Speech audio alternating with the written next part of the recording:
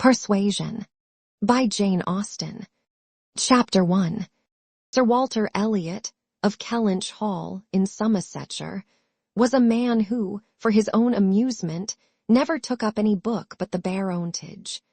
There he found occupation for an idle hour, and consolation in a distressed one. There his faculties were roused into admiration and respect by contemplating the limited remnant of the earliest patents, their any unwelcome sensations, arising from domestic affairs, changed naturally into pity and contempt as he turned over the almost endless creations of the last century. And there, if every other leaf were powerless, he could read his own history with an interest which never failed. This was the page at which the favorite volume always opened. Elliot of Kellynch Hall.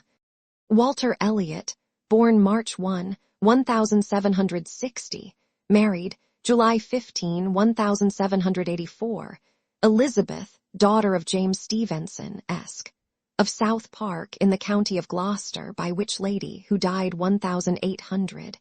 He has issue Elizabeth, born June 1, 1785. Anne, born August 9, 1787. A stillborn son, November 5, 1789.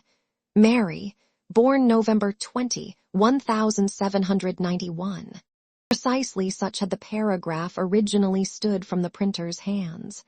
But Sir Walter had improved it by adding, for the information of himself and his family, these words, after the date of Mary's birth. Married, December 16, 1810, Charles, son and heir of Charles Musgrove, Esq., of Uppercross, in the county of Somerset, and by inserting most accurately the day of the month on which he had lost his wife. Then followed the history and rise of the ancient and respectable family, in the usual terms. How it had been first settled in Cheshire. How mentioned in Dugdale, serving the office of High Sheriff, representing a borough in 3 successive parliaments, exertions of loyalty and dignity of baronet, in the first year of Charles Roman II, with all the Marys and Elizabeths they had married, forming altogether 2 handsome duodecimo pages, and concluding with the arms and motto. Principal seat, Kellynch Hall, in the county of Somerset, and Sir Walter's handwriting again in this finale. Heir presumptive, William Walter Elliot, Esq., great-grandson of the second Sir Walter. Vanity was the beginning and the end of Sir Walter Elliot's character, vanity of person and of situation. He had been remarkably handsome in his youth, and at 54 was still a very fine man. Few women could think more of their personal appearance than he did, nor could the valet of any new-made lord be more delighted with the place he held in society.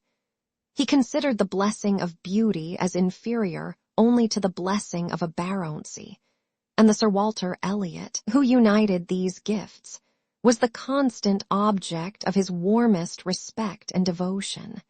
His good looks and his rank had one fair claim on his attachment, since to them he must have owed a wife of very superior character to anything deserved by his own. Lady Elliot had been an excellent woman, sensible and amiable, whose judgment and conduct, if they might be pardoned the youthful infatuation which made her Lady Elliot, had never required indulgence afterwards. She had humored, or softened, or concealed his failings, and promoted his real respectability for 17 years, and though not the very happiest being in the world herself, had found enough in her duties, her friends, and her children to attach her to life, and make it no matter of indifference to her when she was called on to quit them. 3 girls, the 2 eldest 16 and 14, was an awful legacy for a mother to bequeath, an awful charge, rather, to confide to the authority and guidance of a conceited, silly father. She had, however, one very intimate friend, a sensible, deserving woman, who had been brought, by strong attachment to herself, to settle close by her, in the village of Kellynch. And on her kindness and advice, Lady Elliot mainly relied for the best help and maintenance of the good principles and instruction which she had been anxiously giving her daughters. This friend and Sir Walter did not marry, whatever might have been anticipated on that head by their acquaintance. 13 years had passed away since Lady Elliot's death, and they were still near neighbors and intimate friends, and one remained a widower, the other a widow. That Lady Russell, of steady age and character, and extremely well provided for, should have no thought of a second marriage, needs no apology to the public, which is rather apt to be unreasonably discontented when a woman does marry again, than when she does not. But Sir Walter's continuing in singleness requires explanation. Be it known, then, that Sir Walter, like a good father, having met with one or two private disappointments in very unreasonable applications, prided himself on remaining single for his dear daughter's sake. For one daughter, his eldest, he would really have given up anything which he had not been very much tempted to do. Elizabeth had succeeded, at 16, to all that was possible of her mother's rights and consequence, and being very handsome and very like himself, her influence had always been great, and they had gone on together most happily. His two other children were of very inferior value. Mary had acquired a little artificial importance by becoming Mrs. Charles Musgrove, but Anne, with an elegance of mind and sweetness of character, which must have placed her high with any people of real understanding, was nobody with either father or sister. Her word had no weight. Her convenience was always to give way. She was only Anne. To Lady Russell, indeed, she was a most dear and highly valued goddaughter, favorite, and friend. Lady Russell loved them all, but it was only in Anne that she could fancy the mother to revive again. A few years before, Anne Elliot had been a very pretty girl, but her bloom had vanished early. And as even in its height, her father had found little to admire in her. So totally different were her delicate features and mild dark eyes from his own. There could be nothing in them, now that she was faded and thin, to excite his esteem. He had never indulged much hope. He had now none of ever reading her name in any other page of his favorite work. All equality of alliance must rest with Elizabeth, for Mary had merely connected herself with an old country family of respectability and large fortune, and had therefore given all the honor and received none. Elizabeth would, one day or other, marry suitably. It sometimes happens that a woman is handsomer at 29 than she was 10 years before, and, generally speaking, if there has been neither ill health nor anxiety, it is a time of life at which scarcely any charm is lost. It was so with Elizabeth, still the same handsome Miss Elliot that she had begun to be 13 years ago, and Sir Walter might be excused, therefore, in forgetting her age, or, at least, be deemed only half a fool, for thinking himself and Elizabeth as blooming as ever, amidst the wreck of the good looks of everybody else. For he could plainly see how old all the rest of his family and acquaintance were growing.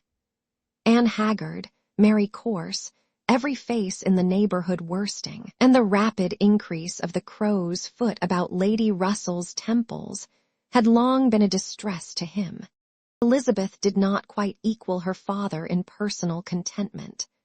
13 years had seen her mistress of Kellynch Hall, presiding and directing with a self-possession and decision which could never have given the idea of her being younger than she was. For 13 years had she been doing the honors, and laying down the domestic law at home, and leading the way to the chaise and four, and walking immediately after Lady Russell out of all the drawing-rooms and dining-rooms in the country. 13 winters revolving frosts had seen her opening every ball of credit which a scanty neighborhood afforded, and 13 springs shewn their blossoms, as she traveled up to London with her father, for a few weeks' annual enjoyment of the great world. She had the remembrance of all this. She had the consciousness of being 29 to give her some regrets and some apprehensions. She was fully satisfied of being still quite as handsome as ever, but she felt her approach to the years of danger, and would have rejoiced to be certain of being properly solicited by baronet blood within the next 12 or 2. Then might she again take up the book of books with as much enjoyment as in her early youth, but now she liked it not. Always to be presented with the date of her own birth, and see no marriage follow but that of a youngest sister, made the book an evil. And more than once, when her father had left it open on the table near her, had she closed it with averted eyes and pushed it away. She had had a disappointment, moreover, which that book, and especially the history of her own family, must ever present the remembrance of. The heir presumptive, the very William Walter Elliot-esque, whose rights had been so generously supported by her father, had disappointed her. She had, while a very young girl, as soon as she had known him to be, in the event of her having no brother, the future baronet, meant to marry him, and her father had always meant that she should. He had not been known to them as a boy, but soon after Lady Elliot's death, Sir Walter had sought the acquaintance, and though his overtures had not been met with any warmth, he had persevered in seeking it, making allowance for the modest drawing back of youth. And, in one of their spring excursions to London, when Elizabeth was in her first bloom, Mr. Elliot had been forced into the introduction. He was at that time a very young man, just engaged in the study of the law, and Elizabeth found him extremely agreeable, and every plan in his favor was confirmed. He was invited to Kellynch Hall. He was talked of and expected all the rest of the year, but he never came. The following spring he was seen again in town, found equally agreeable, again encouraged, invited, and expected, and again he did not come, and the next tidings were that he was married. Instead of pushing his fortune in the line marked out for the heir of the house of Elliot, he had purchased independence by uniting himself to a rich woman of inferior birth. Sir Walter had resented it. As the head of the house, he felt that he ought to have been consulted, especially after taking the young man so publicly by the hand. For they must have been seen together, he observed, once at Tattersall's and twice in the lobby of the House of Commons. His disapprobation was expressed, but apparently very little regarded. Mr. Elliot had attempted no apology, and shewn himself as unsolicitous of being longer noticed by the family, as Sir Walter considered him unworthy of it. All acquaintance between them had ceased. This very awkward history of Mr. Elliot was still, after an interval of several years, felt with anger by Elizabeth, who had liked the man for himself, and still more for being her father's heir, and whose strong family pride could see only in him a proper match for Sir Walter Elliot's eldest daughter. There was not a baronet from A to Z whom her feelings could have so willingly acknowledged as an equal. Yet so miserably had he conducted himself, that though she was at this present time, the summer of 1814, wearing black ribbons for his wife, she could not admit him to be worth thinking of again. The disgrace of his first marriage might, perhaps, as there was no reason to suppose it perpetuated by offspring, have been got over, had he not done worse. But he had, as by the accustomary intervention of kind friends, they had been informed, spoken most disrespectfully of them all, most slightingly and contemptuously of the very blood he belonged to, and the honors which were hereafter to be his own. This could not be pardoned. Such were Elizabeth Elliot's sentiments and sensations. such the cares to alloy, the agitations to vary, the sameness and the elegance, the prosperity and the nothingness of her scene of life.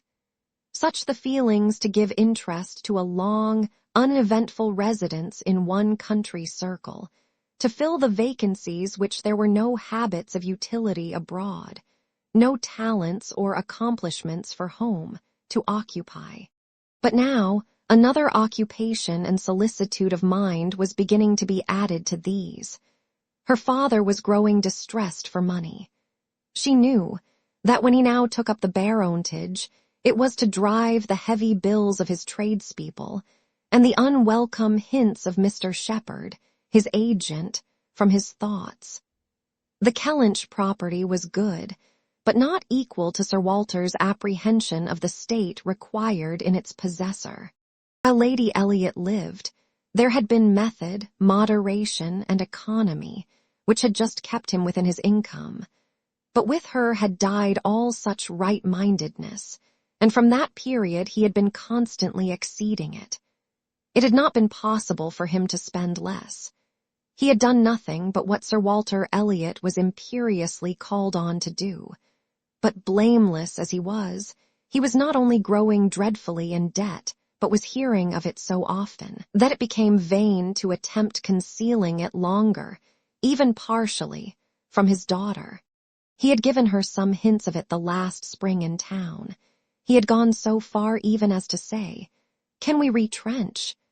Does it occur to you that there is any one article in which we can retrench?" And Elizabeth, to do her justice, had in the first ardor of female alarm set seriously to think what could be done, and had finally proposed these two branches of economy, to cut off some unnecessary charities, and to refrain from new furnishing the drawing-room, to which expedients she afterwards added the happy thought of their taking no present down to Anne, as had been the usual yearly custom.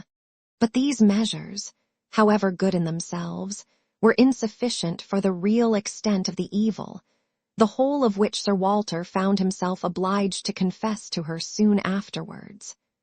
Elizabeth had nothing to propose of deeper efficacy.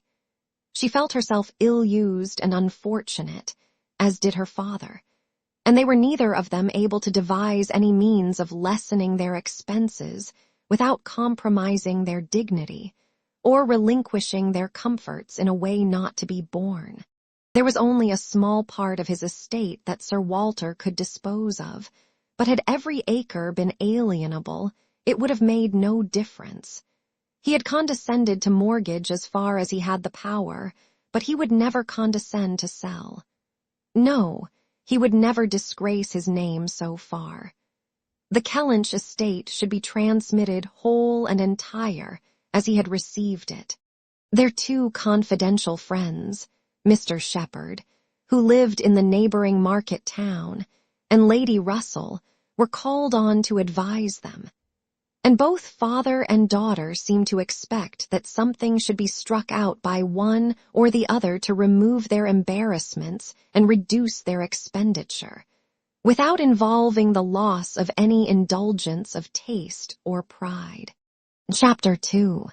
Mr. Shepherd, a civil, cautious lawyer, who, whatever might be his hold or his views on Sir Walter, would rather have the disagreeable prompted by anybody else, excused himself from offering the slightest hint, and only begged leave to recommend an implicit reference to the excellent judgment of Lady Russell, from whose known good sense he fully expected to have just such resolute measures advised, as he meant to see finally adopted.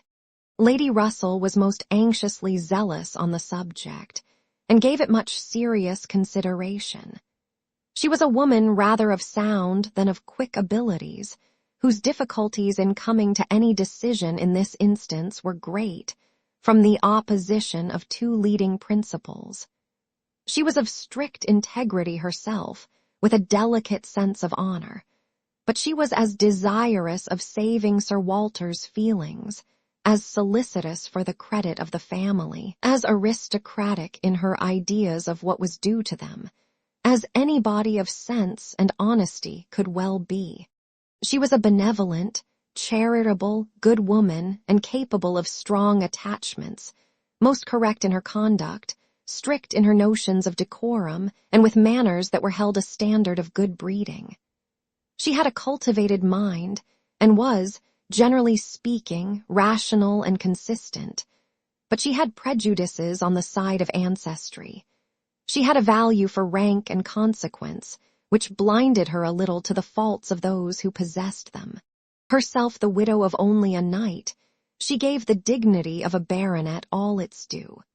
And Sir Walter, independent of his claims as an old acquaintance, an attentive neighbor, an obliging landlord, the husband of her very dear friend, the father of Anne and her sisters, was, as being Sir Walter, in her apprehension, entitled to a great deal of compassion and consideration under his present difficulties. They must retrench, that did not admit of a doubt, but she was very anxious to have it done with the least possible pain to him and Elizabeth. She drew up plans of economy, she made exact calculations, and she did what nobody else thought of doing. She consulted Anne, who never seemed considered by the others as having any interest in the question. She consulted, and in a degree was influenced by her in marking out the scheme of retrenchment which was at last submitted to Sir Walter. Every emendation of Anne's had been on the side of honesty against importance. She wanted more vigorous measures, a more complete reformation, a quicker release from debt, a much higher tone of indifference for everything but justice and equity. "If we can persuade your father to all this," said Lady Russell, looking over her paper, "much may be done. If he will adopt these regulations, in 7 years he will be clear, and I hope we may be able to convince him and Elizabeth that Kellynch Hall has a respectability in itself which cannot be affected by these reductions, and that the true dignity of Sir Walter Elliot will be very far from lessened in the eyes of sensible people, by acting like a man of principle. What will he be doing, in fact, but what very many of our first families have done, or ought to do? There will be nothing singular in his case, and it is singularity which often makes the worst part of our suffering, as it always does of our conduct. I have great hope of prevailing. We must be serious and decided, for after all, the person who has contracted debts must pay them, and though a great deal is due to the feelings of the gentleman, and the head of a house, like your father, there is still more due to the character of an honest man. This was the principle on which Anne wanted her father to be proceeding, his friends to be urging him. She considered it as an act of indispensable duty to clear away the claims of creditors with all the expedition which the most comprehensive retrenchments could secure, and saw no dignity in anything short of it. She wanted it to be prescribed, and felt as a duty. She rated Lady Russell's influence highly, and as to the severe degree of self-denial which her own conscience prompted, she believed there might be little more difficulty in persuading them to a complete than to half a reformation.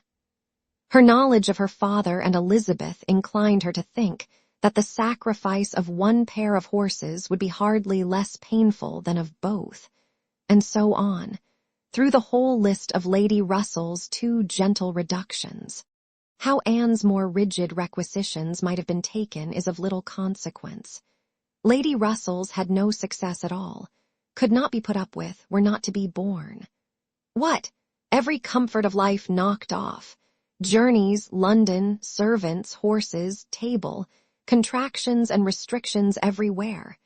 To live no longer with the decencies even of a private gentleman.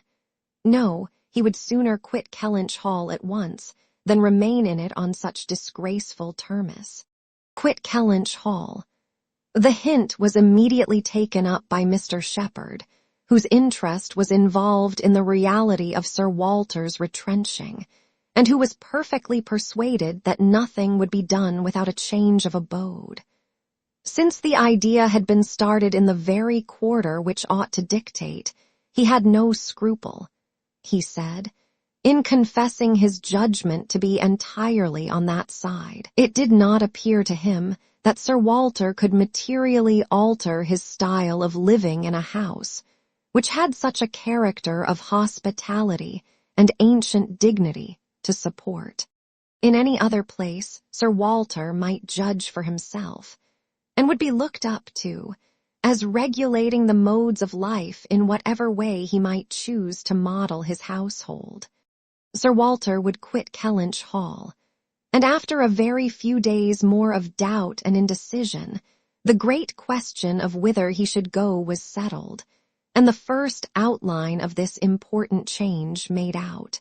There had been 3 alternatives: London, Bath, or another house in the country. All Anne's wishes had been for the latter. A small house in their own neighborhood, where they might still have Lady Russell's society, still be near Mary, and still have the pleasure of sometimes seeing the lawns and groves of Kellynch, was the object of her ambition. But the usual fate of Anne attended her, in having something very opposite from her inclination fixed on. She disliked Bath, and did not think it agreed with her, and Bath was to be her home. Sir Walter had at first thought more of London, but Mr. Shepherd felt that he could not be trusted in London, and had been skillful enough to dissuade him from it, and make Bath preferred. It was a much safer place for a gentleman in his predicament. He might there be important at comparatively little expense. 2 material advantages of Bath over London had of course been given all their weight. Its more convenient distance from Kellynch, only 50 miles, and Lady Russell's spending some part of every winter there. And to the very great satisfaction of Lady Russell, whose first views on the projected change had been for Bath, Sir Walter and Elizabeth were induced to believe that they should lose neither consequence nor enjoyment by settling there. Lady Russell felt obliged to oppose her dear Anne's known wishes. It would be too much to expect Sir Walter to descend into a small house in his own neighborhood. Anne herself would have found the mortifications of it more than she foresaw, and to Sir Walter's feelings they must have been dreadful.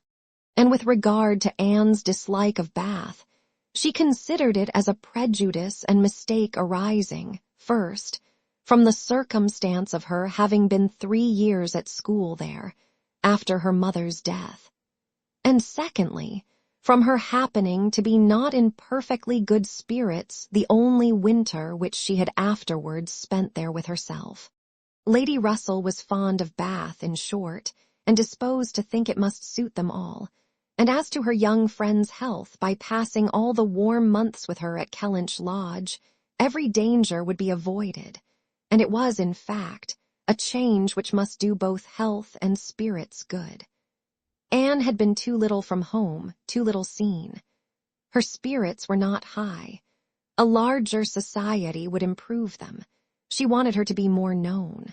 The undesirableness of any other house in the same neighborhood for Sir Walter was certainly much strengthened by one part, and a very material part of the scheme, which had been happily engrafted on the beginning. He was not only to quit his home, but to see it in the hands of others, a trial of fortitude, which stronger heads than Sir Walter's have found too much. Kellynch Hall was to be let. This, however, was a profound secret, not to be breathed beyond their own circle.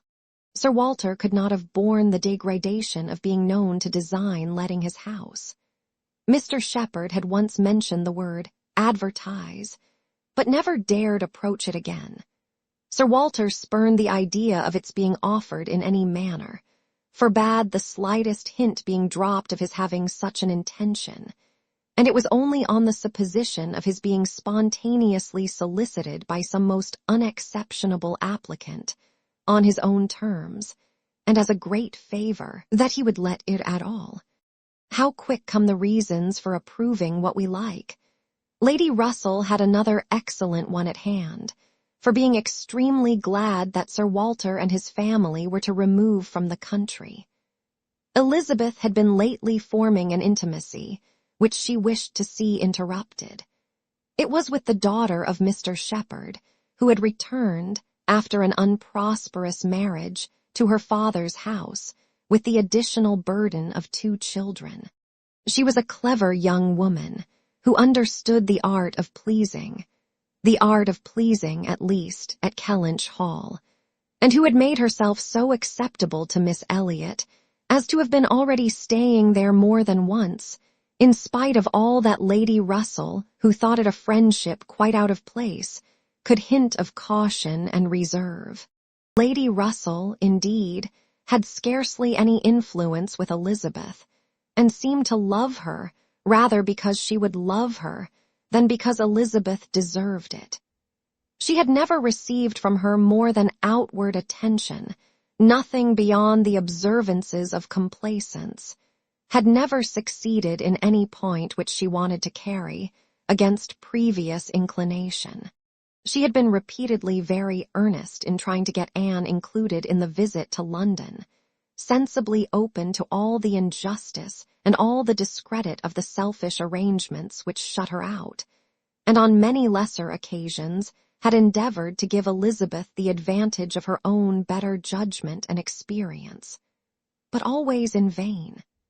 Elizabeth would go her own way, and never had she pursued it in more decided opposition to Lady Russell than in this selection of Mrs. Clay, turning from the society of so deserving a sister, to bestow her affection and confidence on one who ought to have been nothing to her, but the object of distant civility. From situation, Mrs. Clay was, in Lady Russell's estimate, a very unequal, and in her character she believed a very dangerous companion, and a removal that would leave Mrs. Clay behind, and bring a choice of more suitable intimates within Miss Elliot's reach, was therefore an object of first-rate importance. Chapter 3. "I must take leave to observe, Sir Walter," said Mr. Shepherd one morning at Kellynch Hall, as he laid down the newspaper, "that the present juncture is much in our favor. This peace will be turning all our rich naval officers ashore. They will be all wanting a home. Could not be a better time, Sir Walter, for having a choice of tenants, very responsible tenants. Many a noble fortune has been made during the war. If a rich admiral were to come in our way, Sir Walter—" "He would be a very lucky man, Shepherd," replied Sir Walter. "That's all I have to remark. A prize indeed would Kellynch Hall be to him, rather the greatest prize of all, let him have taken ever so many before. Hey, Shepherd?" Mr. Shepherd laughed, as he knew he must at this wit, and then added, "I presume to observe, Sir Walter, that, in the way of business, gentlemen of the Navy are well to deal with. I have had a little knowledge of their methods of doing business, and I am free to confess that they have very liberal notions, and are as likely to make desirable tenants as any set of people one should meet with. Therefore, Sir Walter, what I would take leave to suggest is, that if in consequence of any rumors getting abroad of your intention, which must be contemplated as a possible thing, because we know how difficult it is to keep the actions and designs of one part of the world from the notice and curiosity of the other, consequence has its tax. I, John Shepherd, might conceal any family matters that I chose, for nobody would think it worth their while to observe me. But Sir Walter Elliot has eyes upon him which it may be very difficult to elude, and therefore, thus much I venture upon, that it will not greatly surprise me if, with all our caution, some rumor of the truth should get abroad. In the supposition of which, as I was going to observe, since applications will unquestionably follow, I should think any from our wealthy naval commanders particularly worth attending to, and beg leave to add, that 2 hours will bring me over at any time, to save you the trouble of replying." Sir Walter only nodded, But soon afterwards, rising and pacing the room, he observed sarcastically, "There are few among the gentlemen of the Navy, I imagine, who would not be surprised to find themselves in a house of this description. They would look around them, no doubt, and bless their good fortune," said Mrs. Clay, for Mrs. Clay was present. Her father had driven her over, nothing being of so much use to Mrs. Clay's health as a drive to Kellynch.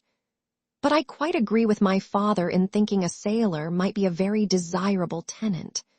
I have known a good deal of the profession, and besides their liberality, they are so neat and careful in all their ways. These valuable pictures of yours, Sir Walter, if you chose to leave them, would be perfectly safe. Everything in and about the house would be taken such excellent care of.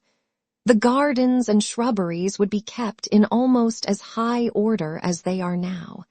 You need not be afraid, Miss Elliot, of your own sweet flower gardens being neglected."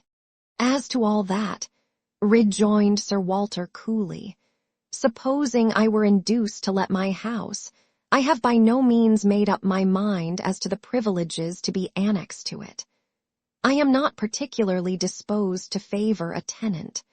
The park would be open to him, of course, and few Navy officers, or men of any other description, can have had such a range. But what restrictions I might impose on the use of the pleasure grounds is another thing. I am not fond of the idea of my shrubberies being always approachable, and I should recommend Miss Elliot to be on her guard with respect to her flower garden. I am very little disposed to grant a tenant of Kellynch Hall any extraordinary favor, I assure you, be he sailor or soldier." After a short pause, Mr. Shepherd presumed to say, "In all these cases, there are established usages which make everything plain and easy between landlord and tenant. Your interest, Sir Walter, is in pretty safe hands. Depend upon me for taking care that no tenant has more than his just rights. I venture to hint that Sir Walter Elliot cannot be half so jealous for his own as John Shepherd will be for him." Here Anne spoke. "The Navy, I think, who have done so much for us, have at least an equal claim with any other set of men, for all the comforts and all the privileges which any home can give. Sailors work hard enough for their comforts, we must all allow." "Very true, very true. What Miss Anne says is very true," was Mr. Shepherd's rejoinder, and oh, certainly was his daughter's. But Sir Walter's remark was, soon afterwards, "The profession has its utility, but I should be sorry to see any friend of mine belonging to it." "Indeed," was the reply, and with a look of surprise. "Yes, it is in 2 points offensive to me. I have 2 strong grounds of objection to it. First, as being the means of bringing persons of obscure birth into undue distinction, and raising men to honors which their fathers and grandfathers never dreamt of. And secondly, as it cuts up a man's youth and vigor most horribly. A sailor grows old sooner than any other man. I have observed it all my life. A man is in greater danger in the Navy of being insulted by the rise of one whose father his father might have disdained to speak to, and of becoming prematurely an object of disgust himself, than in any other line. One day last spring in town, I was in company with 2 men, striking instances of what I am talking of. Lord St. Ives, whose father we all know to have been a country curate without bread to eat. I was to give place to Lord St. Ives, and a certain Admiral Baldwin, the most deplorable-looking personage you can imagine. His face the color of mahogany, rough and rugged to the last degree, all lines and wrinkles, 9 gray hairs of a side, and nothing but a dab of powder at top. In the name of heaven, who is that old fellow? Said I to a friend of mine who was standing near, Sir Basil Morley. Old fellow, cried Sir Basil, "it is Admiral Baldwin. What do you take his age to be?" 60, said I, or perhaps 62. 40, replied Sir Basil, 40 and no more. Picture to yourselves my amazement. I shall not easily forget Admiral Baldwin. I never saw quite so wretched an example of what a seafaring life can do. But to a degree, I know it is the same with them all. They are all knocked about and exposed to every climate and every weather, till they are not fit to be seen. It is a pity they are not knocked on the head at once, before they reach Admiral Baldwin's age. Nay, Sir Walter, cried Mrs. Clay, this is being severe indeed. Have a little mercy on the poor men. We are not all born to be handsome. The sea is no beautifier, certainly. Sailors do grow old betimes. I have observed it. They soon lose the look of youth. But then, is not it the same with many other professions, perhaps most other? Soldiers in active service are not at all better off, and even in the quieter professions there is a toil and a labor of the mind, if not of the body, which seldom leaves a man's, looks to the natural effect of time. The lawyer plods, quite careworn. The physician is up at all hours and traveling in all weather, and even the clergyman. She stopped a moment to consider what might do for the clergyman. And even the clergyman, you know, is obliged to go into infected rooms and expose his health and looks to all the injury of a poisonous atmosphere. In fact, as I have long been convinced, though every profession is necessary and honorable in its turn, it is only the lot of those who are not obliged to follow any, who can live in a regular way in the country, choosing their own hours, following their own pursuits, and living on their own property without the torment of trying for more. It is only their lot, I say, to hold the blessings of health and a good appearance to the utmost. I know no other set of men but what lose something of their personableness when they cease to be quite young. It seemed as if Mr. Shepherd, in this anxiety to bespeak Sir Walter's good will towards a naval officer as tenant, had been gifted with foresight. For the very first application for the house was from an Admiral Croft, with whom he shortly afterwards fell into company in attending the quarter sessions at Taunton. And indeed, he had received a hint of the Admiral from a London correspondent. By the report which he hastened over to Kellynch to make, Admiral Croft was a native of Somersetshire, who, having acquired a very handsome fortune, was wishing to settle in his own country, and had come down to Taunton in order to look at some advertised places in that immediate neighborhood, which, however, had not suited him, that accidentally hearing. It was just as he had foretold, Mr. Shepherd observed. Sir Walter's concerns could not be kept a secret. Accidentally hearing of the possibility of Kellynch Hall being to let, and understanding his, Mr. Shepherd's, connection with the owner, he had introduced himself to him in order to make particular inquiries, and had, in the course of a pretty long conference, expressed as strong an inclination for the place as a man who knew it only by description could feel, and given Mr. Shepherd, in his explicit account of himself, every proof of his being a most responsible, eligible tenant. "And who is Admiral Croft?" was Sir Walter's cold, suspicious inquiry. Mr. Shepherd answered for his being of a gentleman's family, and mentioned a place. And Anne, after the little pause which followed, added, "He is a rear admiral of the White. He was in the Trafalgar action, and has been in the East Indies since. He was stationed there, I believe, several years." "Then I take it for granted," observed Sir Walter, "that his face is about as orange as the cuffs and capes of my livery." Mr. Shepherd hastened to assure him that Admiral Croft was a very hale, hardy, well-looking man, a little weather-beaten, to be sure, but not much, and quite the gentleman in all his notions and behavior, not likely to make the smallest difficulty about terms, only wanted a comfortable home, and to get into it as soon as possible. Knew he must pay for his convenience, knew what rent a ready-furnished house of that consequence might fetch, should not have been surprised if Sir Walter had asked more, had inquired about the manor, would be glad of the deputation, certainly, but made no great point of it. Said he sometimes took out a gun, but never killed. Quite the gentleman. Mr. Shepherd was eloquent on the subject, pointing out all the circumstances of the Admiral's family, which made him peculiarly desirable as a tenant.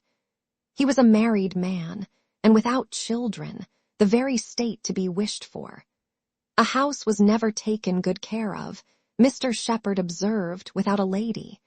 He did not know whether furniture might not be in danger of suffering as much where there was no lady as where there were many children. A lady without a family was the very best preserver of furniture in the world. He had seen Mrs. Croft, too. She was at Taunton with the Admiral, and had been present almost all the time they were talking the matter over. And a very well-spoken, genteel, shrewd lady she seemed to be. Continued he. Asked more questions about the house, and terms and taxes than the Admiral himself, and seemed more conversant with business. And moreover, Sir Walter, I found she was not quite unconnected in this country, any more than her husband. That is to say, she is sister to a gentleman who did live amongst us once. She told me so herself. Sister to the gentleman who lived a few years back at Monkford. Bless me, what was his name? At this moment I cannot recollect his name, though I have heard it so lately. Penelope, my dear, can you help me to the name of the gentleman who lived at Monkford, Mrs. Croft's brother? But Mrs. Clay was talking so eagerly with Miss Elliot that she did not hear the appeal. I have no conception whom you can mean, Shepherd. I remember no gentleman resident at Monkford since the time of old Governor Trent. Bless me, how very odd. I shall forget my own name soon, I suppose. A name that I am so very well acquainted with, knew the gentleman so well by sight, seen him 100 times. Came to consult me once, I remember, about a trespass of one of his neighbors.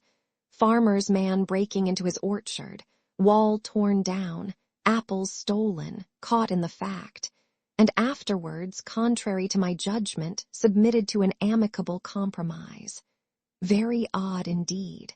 After waiting another moment, "You mean Mr. Wentworth, I suppose," said Anne. Mr. Shepherd was all gratitude. Wentworth was the very name. Mr. Wentworth was the very man. He had the curacy of Monkford, you know, Sir Walter, some time back for 2 or 3 years. Came there about the year 5, I take it. You remember him, I am sure. Wentworth, oh, I, Mr. Wentworth, the curate of Monkford. You misled me by the term gentleman. I thought you were speaking of some man of property. Mr. Wentworth was nobody, I remember, quite unconnected, nothing to do with the Strafford family. One wonders how the names of many of our nobility become so common. As Mr. Shepherd perceived that this connection of the Crofts did them no service with Sir Walter, he mentioned it no more, returning, with all his zeal, to dwell on the circumstances more indisputably in their favor, their age, and number, and fortune, the high idea they had formed of Kellynch Hall, and extreme solicitude for the advantage of renting it, making it appear as if they ranked nothing beyond the happiness of being the tenants of Sir Walter Elliot. An extraordinary taste, certainly, could they have been supposed in the secret of Sir Walter's estimate of the dues of a tenant.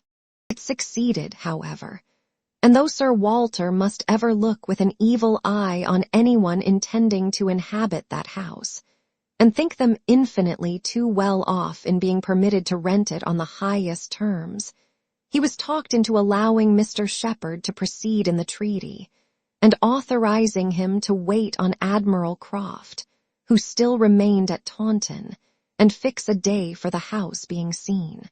Sir Walter was not very wise, but still he had experience enough of the world to feel that a more unobjectionable tenant in all essentials than Admiral Croft bid fair to be could hardly offer. So far went his understanding, and his vanity supplied a little additional soothing in the Admiral's situation in life, which was just high enough and not too high. "I have let my house to Admiral Croft," would sound extremely well, very much better than to any mere Mr. A Mr., save, perhaps, some half-dozen in the nation, always needs a note of explanation.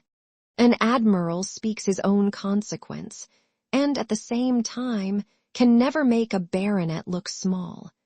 In all their dealings and intercourse, Sir Walter Elliot must ever have the precedence. Nothing could be done without a reference to Elizabeth, but her inclination was growing so strong for a removal that she was happy to have it fixed and expedited by a tenant at hand, and not a word to suspend decision was uttered by her. Mr. Shepherd was completely empowered to act, and no sooner had such an end been reached than Anne, who had been a most attentive listener to the whole, left the room to seek the comfort of cool air for her flushed cheeks, and as she walked along a favorite grove, said with a gentle sigh, "A few months more, and he perhaps may be walking here." Chapter 4. He was not Mr. Wentworth, the former curate of Monkford, however suspicious appearances may be, but a Captain Frederick Wentworth, his brother, who being made commander in consequence of the action off St. Domingo, and not immediately employed, had come into Somersetshire in the summer of 1806, and having no parent living, found a home for half a year at Monkford. He was, at that time, a remarkably fine young man, with a great deal of intelligence, spirit, and brilliancy, and Anne an extremely pretty girl, with gentleness, modesty, taste, and feeling. Half the sum of attraction on either side might have been enough, for he had nothing to do, and she had hardly anybody to love, but the encounter of such lavish recommendations could not fail. They were gradually acquainted, and when acquainted, rapidly and deeply in love. It would be difficult to say which had seen highest perfection in the other, or which had been the happiest. She, in receiving his declarations and proposals, or he in having them accepted. A short period of exquisite felicity followed, and but a short one. Troubles soon arose. Sir Walter, on being applied to without actually withholding his consent, or saying it should never be, gave it all the negative of great astonishment, great coldness, great silence, and a professed resolution of doing nothing for his daughter. He thought it a very degrading alliance, and Lady Russell, though with more tempered and pardonable pride, received it as a most unfortunate one. Anne Elliot, with all her claims of birth, beauty, and mind, to throw herself away at 19. Involve herself at 19 in an engagement with a young man who had nothing but himself to recommend him, and no hopes of attaining affluence, but in the chances of a most uncertain profession, and no connections to secure even his farther rise in the profession, would be, indeed, a throwing away, which she grieved to think of. Anne Elliot, so young, known to so few, to be snatched off by a stranger without alliance or fortune, or rather sunk by him into a state of most wearing, anxious, youth-killing dependence. It must not be, if by any fair interference of friendship, any representations from one who had almost a mother's love, and mother's rights, it would be prevented.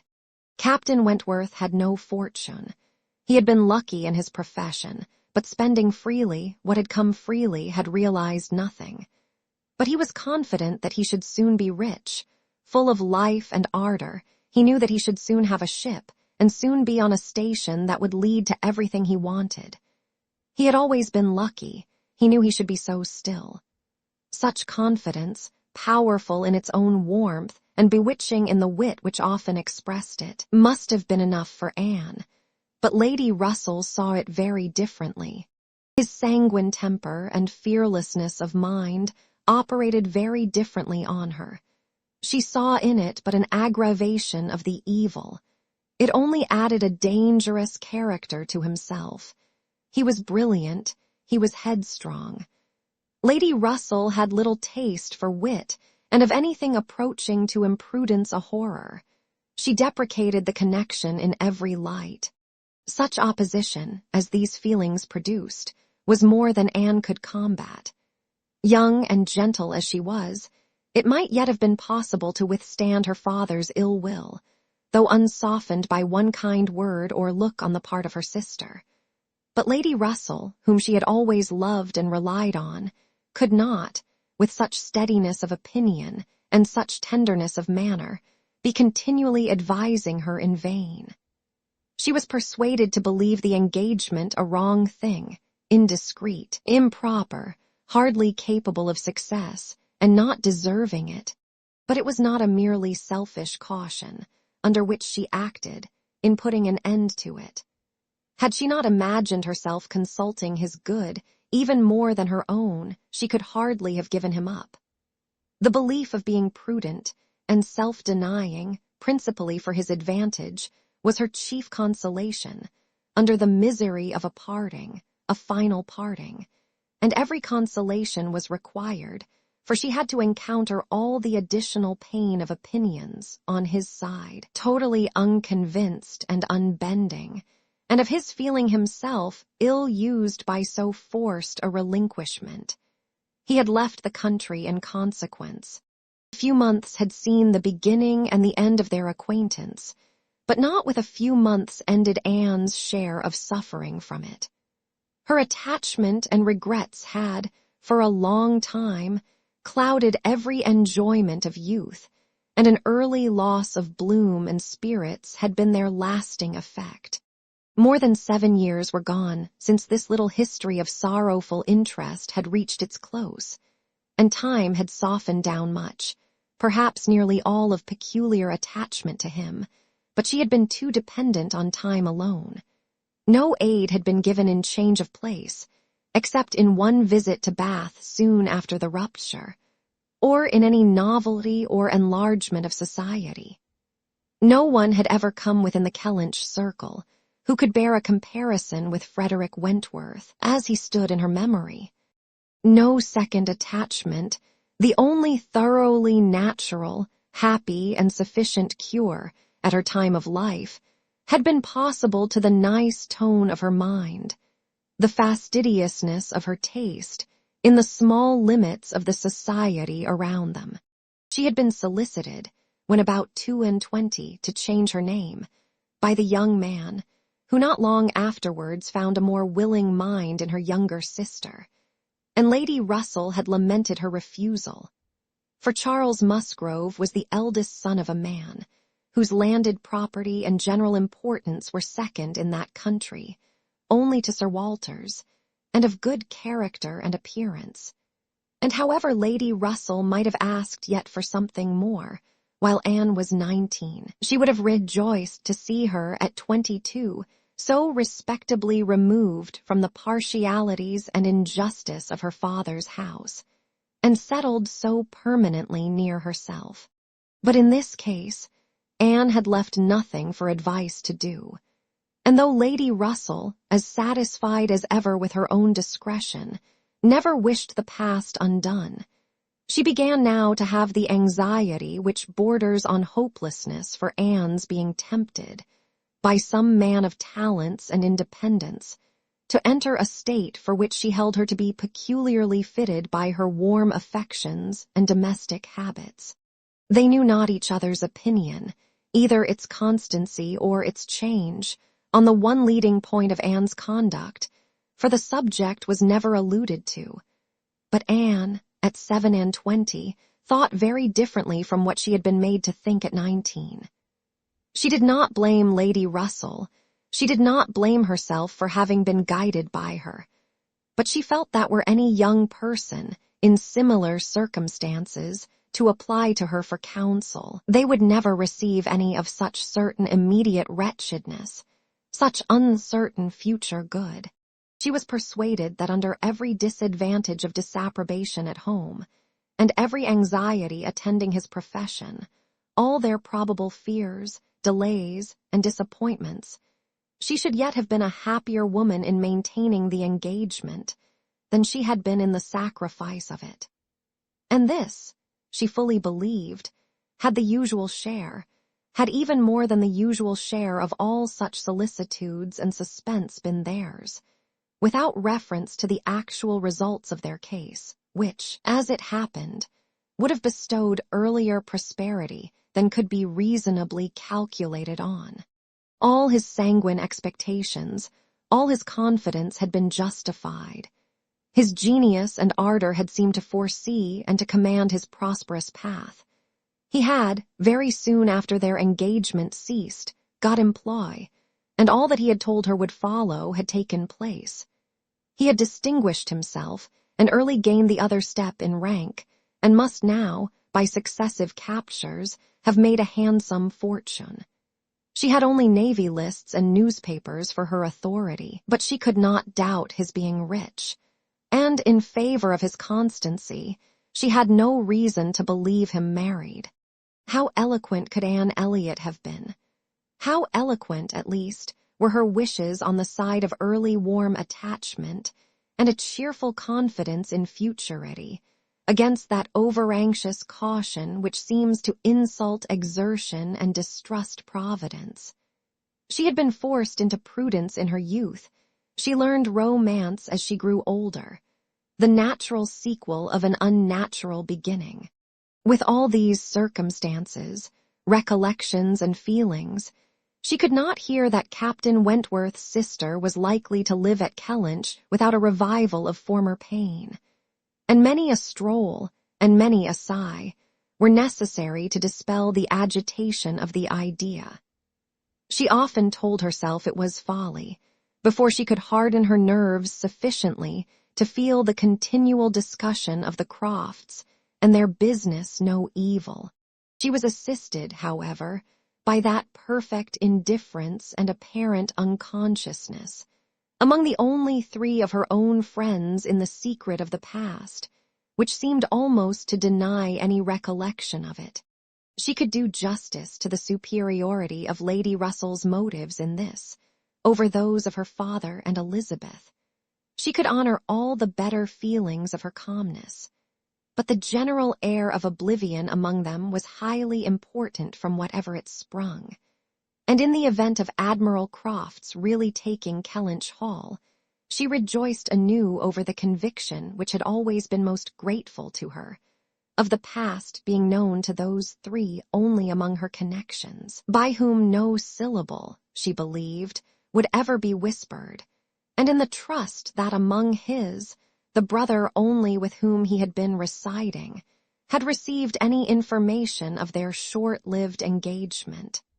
That brother had been long removed from the country and being a sensible man, and, moreover, a single man at the time. She had a fond dependence on no human creatures having heard of it from him. The sister, Mrs. Croft, had then been out of England, accompanying her husband on a foreign station, and her own sister, Mary, had been at school while it all occurred, and never admitted by the pride of some and the delicacy of others to the smallest knowledge of it afterwards. With these supports, she hoped that the acquaintance between herself and the Crofts, which, with Lady Russell, still resident in Kellynch, and Mary fixed only 3 miles off, must be anticipated, need not involve any particular awkwardness. Chapter 5. On the morning appointed for Admiral and Mrs. Croft's seeing Kellynch Hall, Anne found it most natural to take her almost daily walk to Lady Russell's, and keep out of the way till all was over, when she found it most natural to be sorry that she had missed the opportunity of seeing them. This meeting of the two parties proved highly satisfactory, and decided the whole business at once. Each lady was previously well disposed for an agreement, and saw nothing, therefore, but good manners in the other. And with regard to the gentleman, there was such an hearty good humor, such an open, trusting liberality on the Admiral's side, as could not but influence Sir Walter, who had besides been flattered into his very best and most polished behavior by Mr. Shepherd's assurances of his being known, by report, to the Admiral as a model of good breeding. The house and grounds and furniture were approved, the Crofts were approved, terms, time, everything and everybody was right. And Mr. Shepherd's clerks were set to work, without there having been a single preliminary difference to modify of all that this indenture showeth. Sir Walter, without hesitation, declared the Admiral to be the best-looking sailor he had ever met with, and went so far as to say that if his own man might have had the arranging of his hair, he should not be ashamed of being seen with him anywhere. And the Admiral, with sympathetic cordiality, observed to his wife as they drove back through the park, "I thought we should soon come to a deal, my dear, in spite of what they told us at Taunton. The baronet will never set the Thames on fire, but there seems to be no harm in him." Reciprocal compliments, which would have been esteemed about equal. The Crofts were to have possession at Michaelmas, and as Sir Walter proposed removing to Bath in the course of the preceding month, there was no time to be lost in making every dependent arrangement.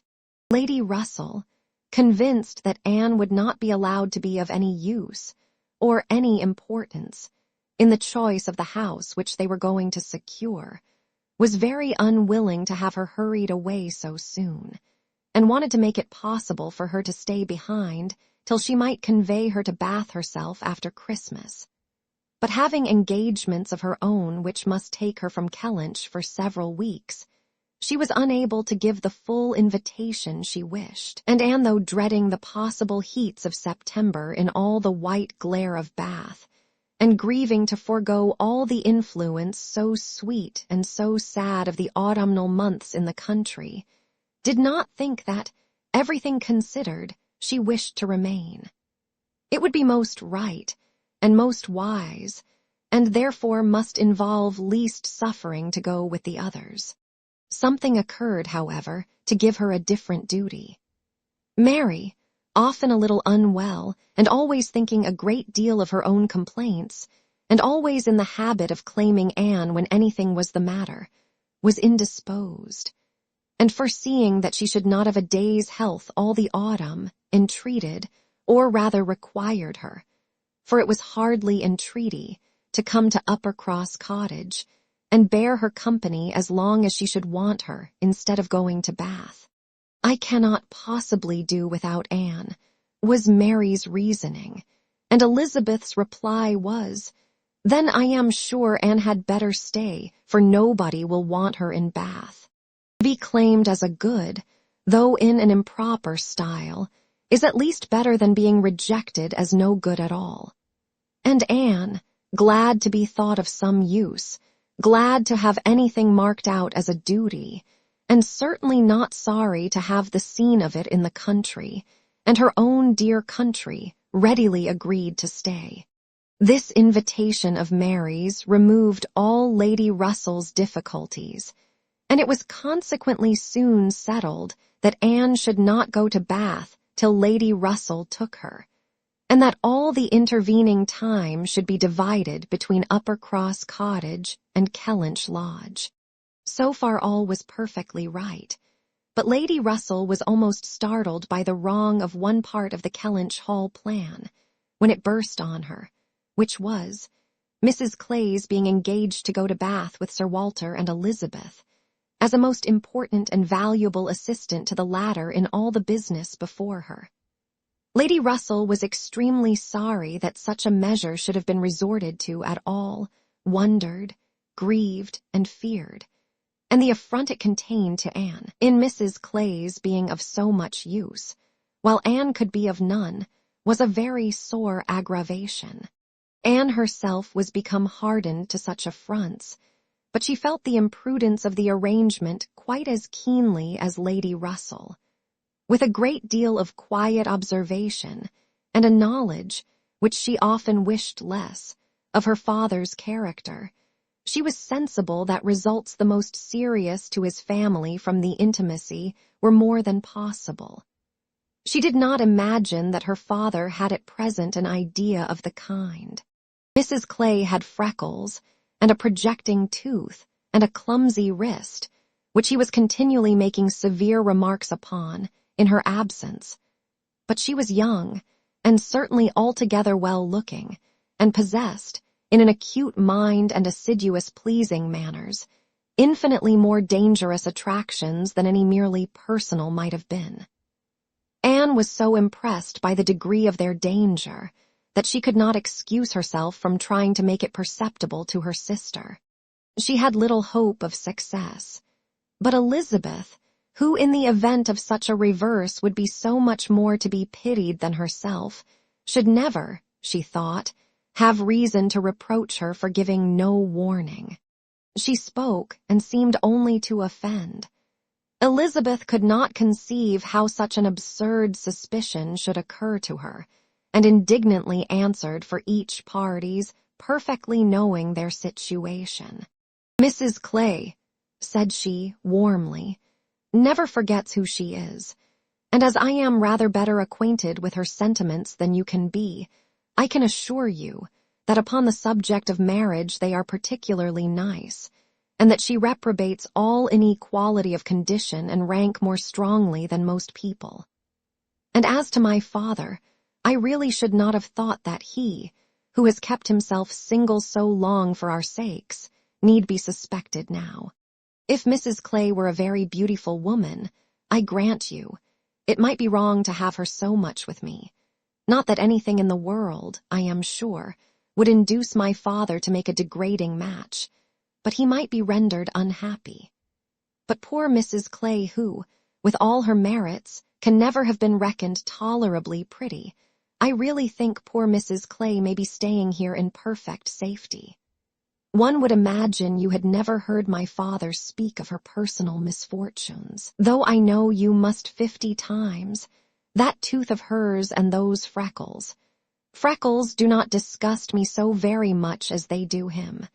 I have known a face not materially disfigured by a few, but he abominates them. You must have heard him notice Mrs. Clay's freckles." "There is hardly any personal defect," replied Anne, "which an agreeable manner might not gradually reconcile one to." "I think very differently," answered Elizabeth shortly. "An agreeable manner may set off handsome features, but can never alter plain ones. However, at any rate, as I have a great deal more at stake on this point than anybody else can have, I think it rather unnecessary in you to be advising me." Anne had done, glad that it was over, and not absolutely hopeless of doing good. Elizabeth, though resenting the suspicion, might yet be made observant by it. The last office of the 4 carriage horses was to draw Sir Walter, Miss Elliot, and Mrs. Clay to Bath. The party drove off in very good spirits. Sir Walter prepared with condescending bows for all the afflicted tenantry and cottagers who might have had a hint to show themselves, and Anne walked up at the same time, in a sort of desolate tranquillity, to the lodge, where she was to spend the first week. Her friend was not in better spirits than herself. Lady Russell felt this break-up of the family exceedingly. Their respectability was as dear to her as her own, and a daily intercourse had become precious by habit. It was painful to look upon their deserted grounds, and still worse to anticipate the new hands they were to fall into, and to escape the solitariness and the melancholy of so altered a village, and be out of the way when Admiral and Mrs. Croft first arrived. She had determined to make her own absence from home begin when she must give up Anne. Accordingly, their removal was made together, and Anne was set down at Uppercross Cottage, in the first stage of Lady Russell's journey. Uppercross was a moderate-sized village, which a few years back had been completely in the Old English style, containing only 2 houses superior in appearance to those of the yeomen and laborers. The mansion of the squire, with its high walls, great gates, and old trees, substantial and unmodernized, and the compact, tight parsonage, enclosed in its own neat garden, with a vine and a pear tree trained round its casements. But upon the marriage of the young squire, it had received the improvement of a farmhouse elevated into a cottage. For his residence and Uppercross Cottage, with its veranda, French windows, and other prettiness, was quite as likely to catch the traveller's eye as the more consistent and considerable aspect and premises of the great house, about 1/4 of a mile farther on. Here Anne had often been staying. She knew the ways of Uppercross as well as those of Kellynch. The 2 families were so continually meeting, so much in the habit of running in and out of each other's house at all hours, that it was rather a surprise to her to find Mary alone. But being alone, her being unwell and out of spirits, was almost a matter of course. Though better endowed than the elder sister, Mary had not Anne's understanding nor temper. While well and happy and properly attended to, she had great good humor and excellent spirits, but any indisposition sunk her completely. She had no resources for solitude, and inheriting a considerable share of the Elliot self-importance, was very prone to add to every other distress that of fancying herself neglected and ill-used. In person, she was inferior to both sisters, and had, even in her bloom, only reached the dignity of being a fine girl.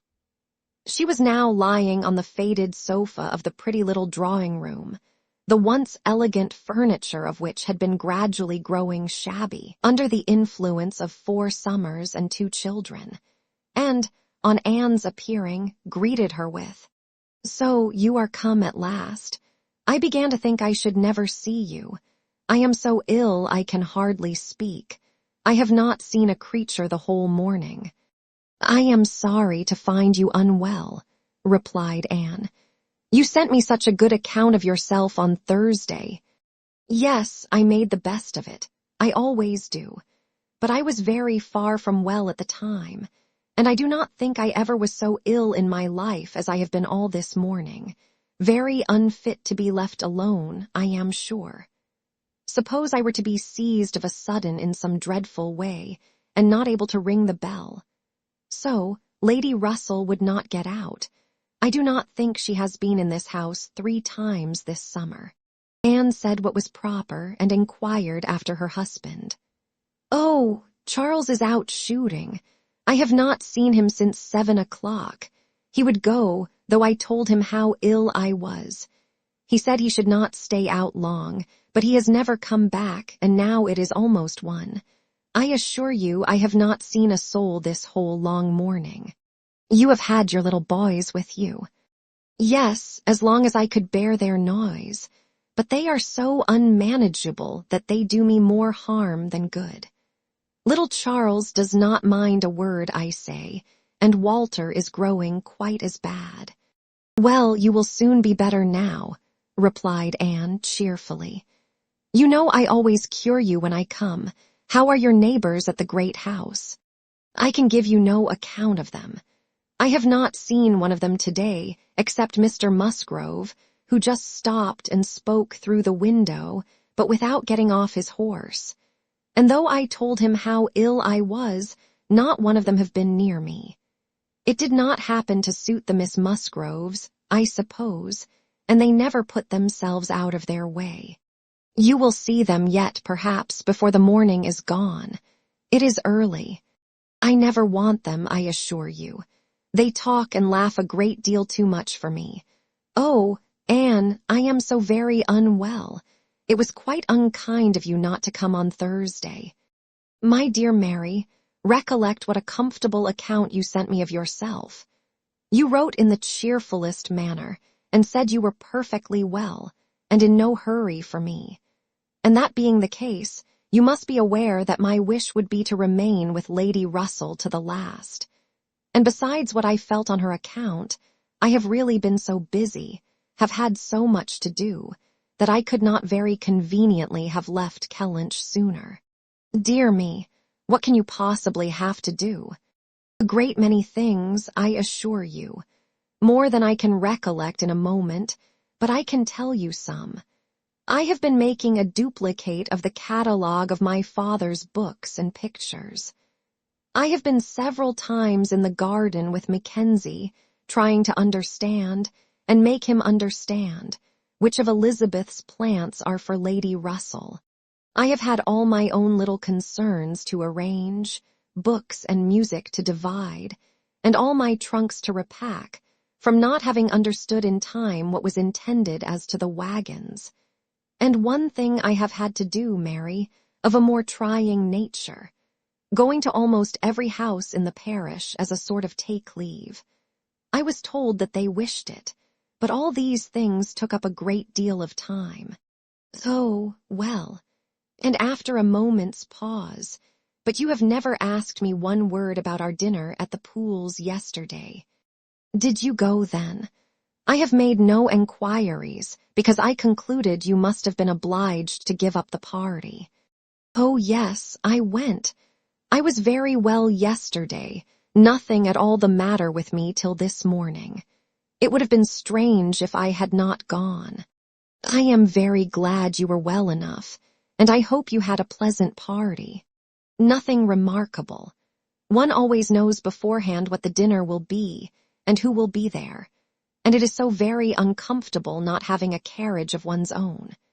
Mr. and Mrs. Musgrove took me, and we were so crowded. They are both so very large, and take up so much room, and Mr. Musgrove always sits forward.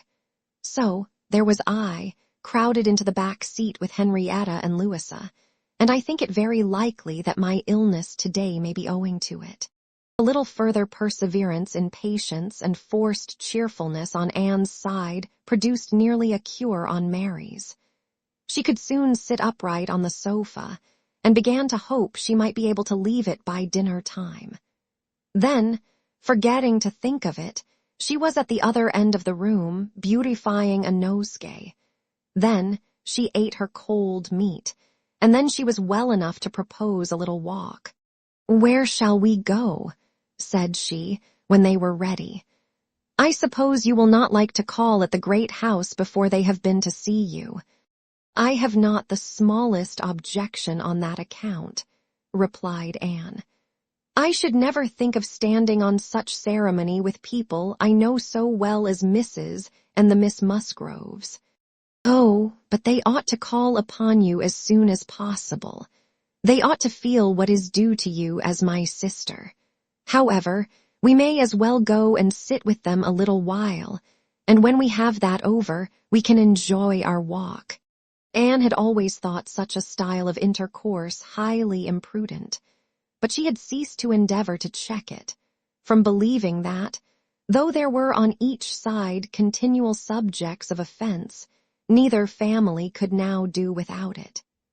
To the great house accordingly they went, to sit the full half-hour in the old-fashioned square parlor, with a small carpet and shining floor, to which the present daughters of the house were gradually giving the proper air of confusion by a grand pianoforte and a harp, flower stands and little tables placed in every direction. Oh, could the originals of the portraits against the wainscot, could the gentlemen in brown velvet and the ladies in blue satin have seen what was going on, have been conscious of such an overthrow of all order and neatness. The portraits themselves seemed to be staring in astonishment. The Musgroves, like their houses, were in a state of alteration, perhaps of improvement. The father and mother were in the old English style, and the young people in the new. Mr. and Mrs. Musgrove were a very good sort of people, friendly and hospitable, not much educated, and not at all elegant. Their children had more modern minds and manners. There was a numerous family. but the only two grown up, excepting Charles, were Henrietta and Louisa, young ladies of 19 and 20, who had brought from school at Exeter all the usual stock of accomplishments, and were now like thousands of other young ladies, living to be fashionable, happy, and merry. Their dress had every advantage. Their faces were rather pretty, their spirits extremely good, their manner unembarrassed and pleasant. They were of consequence at home, and favorites abroad. Anne always contemplated them as some of the happiest creatures of her acquaintance. But still, saved as we all are, by some comfortable feeling of superiority from wishing for the possibility of exchange, she would not have given up her own more elegant and cultivated mind for all their enjoyments, and envied them nothing but that seemingly perfect good understanding and agreement together, that good-humored mutual affection, of which she had known so little herself with either of her sisters. They were received with great cordiality. Nothing seemed amiss on the side of the great house family, which was generally, as Anne very well knew, the least to blame. The half-hour was chatted away pleasantly enough, and she was not at all surprised at the end of it to have their walking party joined by both the Miss Musgroves at Mary's particular invitation. Chapter 6. Anne had not wanted this visit to Uppercross, to learn that a removal from one set of people to another, though at a distance of only 3 miles, will often include a total change of conversation, opinion, and idea. She had never been staying there before, without being struck by it, or without wishing that other Elliots could have her advantage in seeing how unknown, or unconsidered there, were the affairs which at Kellynch Hall were treated as of such general publicity and pervading interest. Yet, with all this experience, she believed she must now submit to feel that another lesson, in the art of knowing our own nothingness beyond our own circle, was become necessary for her. For certainly, coming as she did, with a heart full of the subject which had been completely occupying both houses in Kellynch for many weeks, she had expected rather more curiosity and sympathy than she found in the separate but very similar remark of Mr. and Mrs. Musgrove. "So, Miss Anne, Sir Walter and your sister are gone, and what part of Bath do you think they will settle in?" And this, without much waiting for an answer, or in the young lady's addition of, "I hope we shall be in Bath in the winter. But remember, Papa, if we do go, we must be in a good situation. None of your Queen squares for us." Or in the anxious supplement from Mary of, "Upon my word, I shall be pretty well off when you are all gone away to be happy at Bath." She could only resolve to avoid such self-delusion in future, and think with heightened gratitude of the extraordinary blessing of having one such truly sympathizing friend as Lady Russell. The Mr. Musgroves had their own game to guard and to destroy, their own horses, dogs, and newspapers to engage them, and the females were fully occupied in all the other common subjects of housekeeping, neighbors, dress, dancing, and music. She acknowledged it to be very fitting that every little social commonwealth should dictate its own matters of discourse, and hoped, ere long, to become a not unworthy member of the one she was now transplanted into. With the prospect of spending at least 2 months at Uppercross, it was highly incumbent on her to clothe her imagination, her memory, and all her ideas in as much of Uppercross as possible. She had no dread of these 2 months. Mary was not so repulsive and unsisterly as Elizabeth, nor so inaccessible to all influence of hers. Neither was there anything among the other component parts of the cottage inimical to comfort. She was always on friendly terms with her brother-in-law, and in the children, who loved her nearly as well, and respected her a great deal more than their mother, she had an object of interest, amusement, and wholesome exertion. Charles Musgrove was civil and agreeable. In sense and temper, he was undoubtedly superior to his wife, but not of powers or conversation or grace to make the past, as they were connected together, at all a dangerous contemplation. Though, at the same time, Anne could believe with Lady Russell that a more equal match might have greatly improved him, and that a woman of real understanding might have given more consequence to his character, and more usefulness, rationality, and elegance to his habits and pursuits. As it was, he did nothing with much zeal but sport, and his time was otherwise trifled away, without benefit from books or anything else. He had very good spirits, which never seemed much affected by his wife's occasional lowness, bore with her unreasonableness sometimes to Anne's admiration, and upon the whole, though there was very often a little disagreement, in which she had sometimes more share than she wished, being appealed to by both parties, they might pass for a happy couple. They were always perfectly agreed in the want of more money, and a strong inclination for a handsome present from his father. But here, as on most topics, he had the superiority, for while Mary thought it a great shame that such a present was not made, he always contended for his father's having many other uses for his money, and a right to spend it as he liked. As to the management of their children, his theory was much better than his wife's, and his practice not so bad. "I could manage them very well if it were not for Mary's interference," was what Anne often heard him say, and had a good deal of faith in. But when listening in turn to Mary's reproach of Charles spoils the children so that I cannot get them into any order, she never had the smallest temptation to say, "Very true."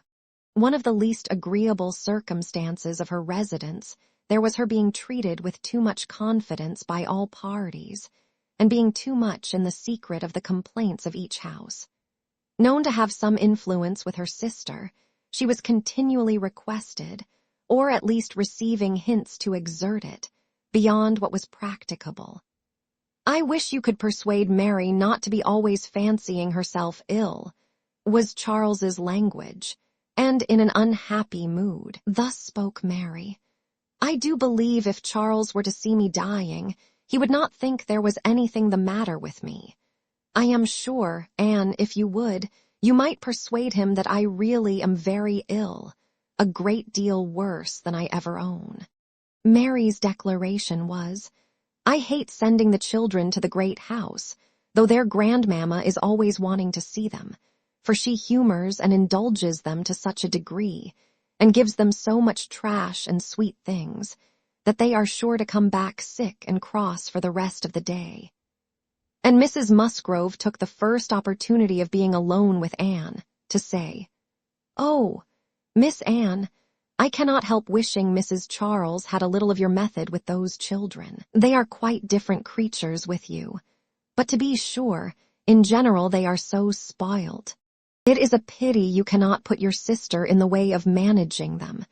They are as fine, healthy children as ever were seen, poor little dears, without partiality, but Mrs. Charles knows no more how they should be treated. Bless me, how troublesome they are sometimes. I assure you, Miss Anne, it prevents my wishing to see them at our house so often as I otherwise should. I believe Mrs. Charles is not quite pleased with my not inviting them oftener. But you know it is very bad to have children with one, that one is obligated to be checking every moment. Don't do this, and don't do that, or that one can only keep in tolerable order by more cake than is good for them." She had this communication, moreover, from Mary. "Mrs. Musgrove thinks all her servants so steady that it would be high treason to call it in question, but I am sure, without exaggeration, that her upper housemaid and laundry maid, instead of being in their business, are gadding about the village all day long. I meet them wherever I go, and I declare I never go twice into my nursery without seeing something of them. If Jemima were not the trustiest, steadiest creature in the world, it would be enough to spoil her, for she tells me they are always tempting her to take a walk with them. And on Mrs. Musgrove's side, it was, I make a rule of never interfering in any of my daughter-in-law's concerns, for I know it would not do. But I shall tell you, Miss Anne, because you may be able to set things to rights, that I have no very good opinion of Mrs. Charles's nursery maid. I hear strange stories of her. She is always upon the gad, and from my own knowledge I can declare she is such a fine-dressing lady that she is enough to ruin any servants she comes near.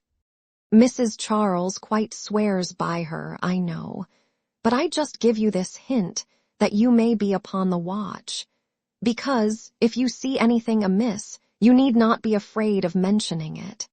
Again, it was Mary's complaint that Mrs. Musgrove was very apt not to give her the precedence that was her due, when they dined at the great house with other families, and she did not see any reason why she was to be considered so much at home as to lose her place. And one day when Anne was walking with only the Musgroves, one of them, after talking of rank, people of rank, and jealousy of rank, said, I have no scruple of observing to you how nonsensical some persons are about their place, because all the world knows how easy and indifferent you are about it.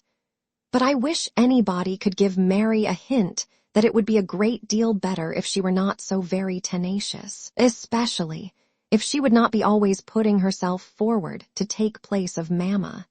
Nobody doubts her right to have precedence of Mamma, but it would be more becoming in her not to be always insisting on it.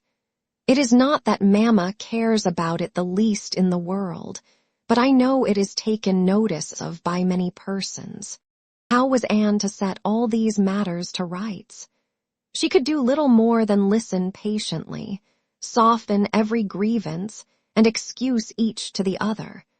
Give them all hints of the forbearance necessary between such near neighbors, and make those hints broadest which were meant for her sister's benefit. In all other respects, her visit began and proceeded very well. Her own spirits improved by change of place and subject, by being removed 3 miles from Kellynch.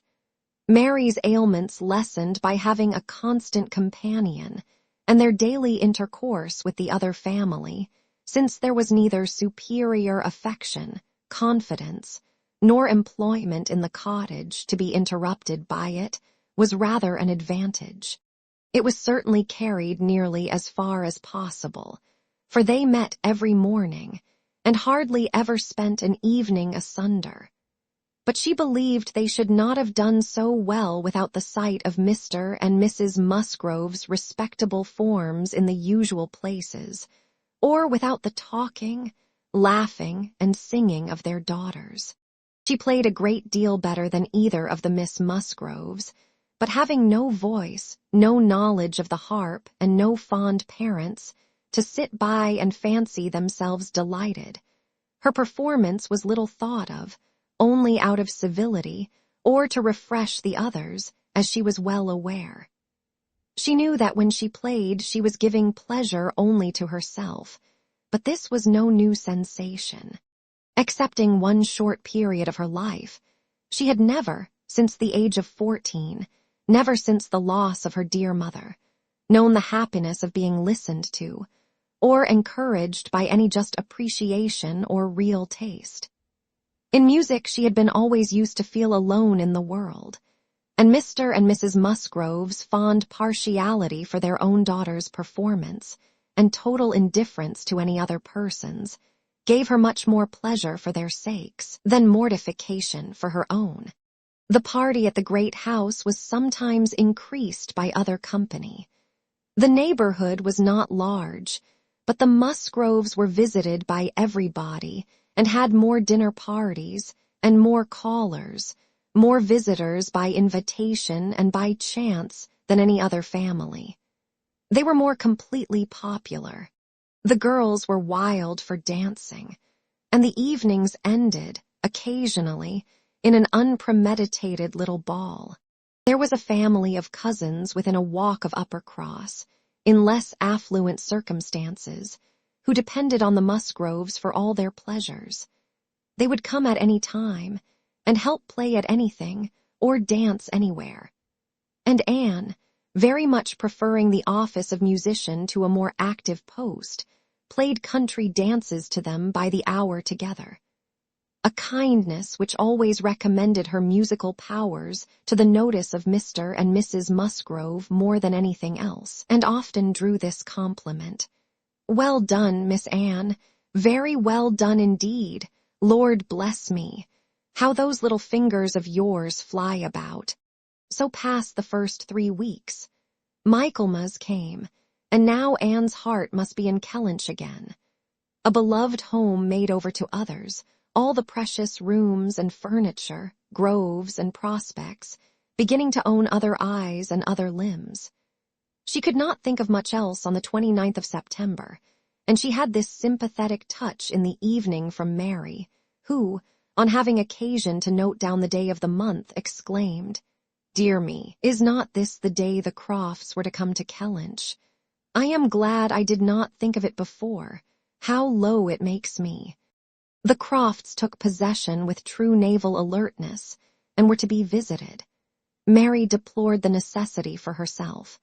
Nobody knew how much she should suffer. She should put it off as long as she could, but was not easy till she had talked Charles into driving her over on an early day, and was in a very animated, comfortable state of imaginary agitation when she came back. Anne had very sincerely rejoiced in there being no means of her going. She wished, however, to see the Crofts, and was glad to be within when the visit was returned. They came. The master of the house was not at home, but the 2 sisters were together.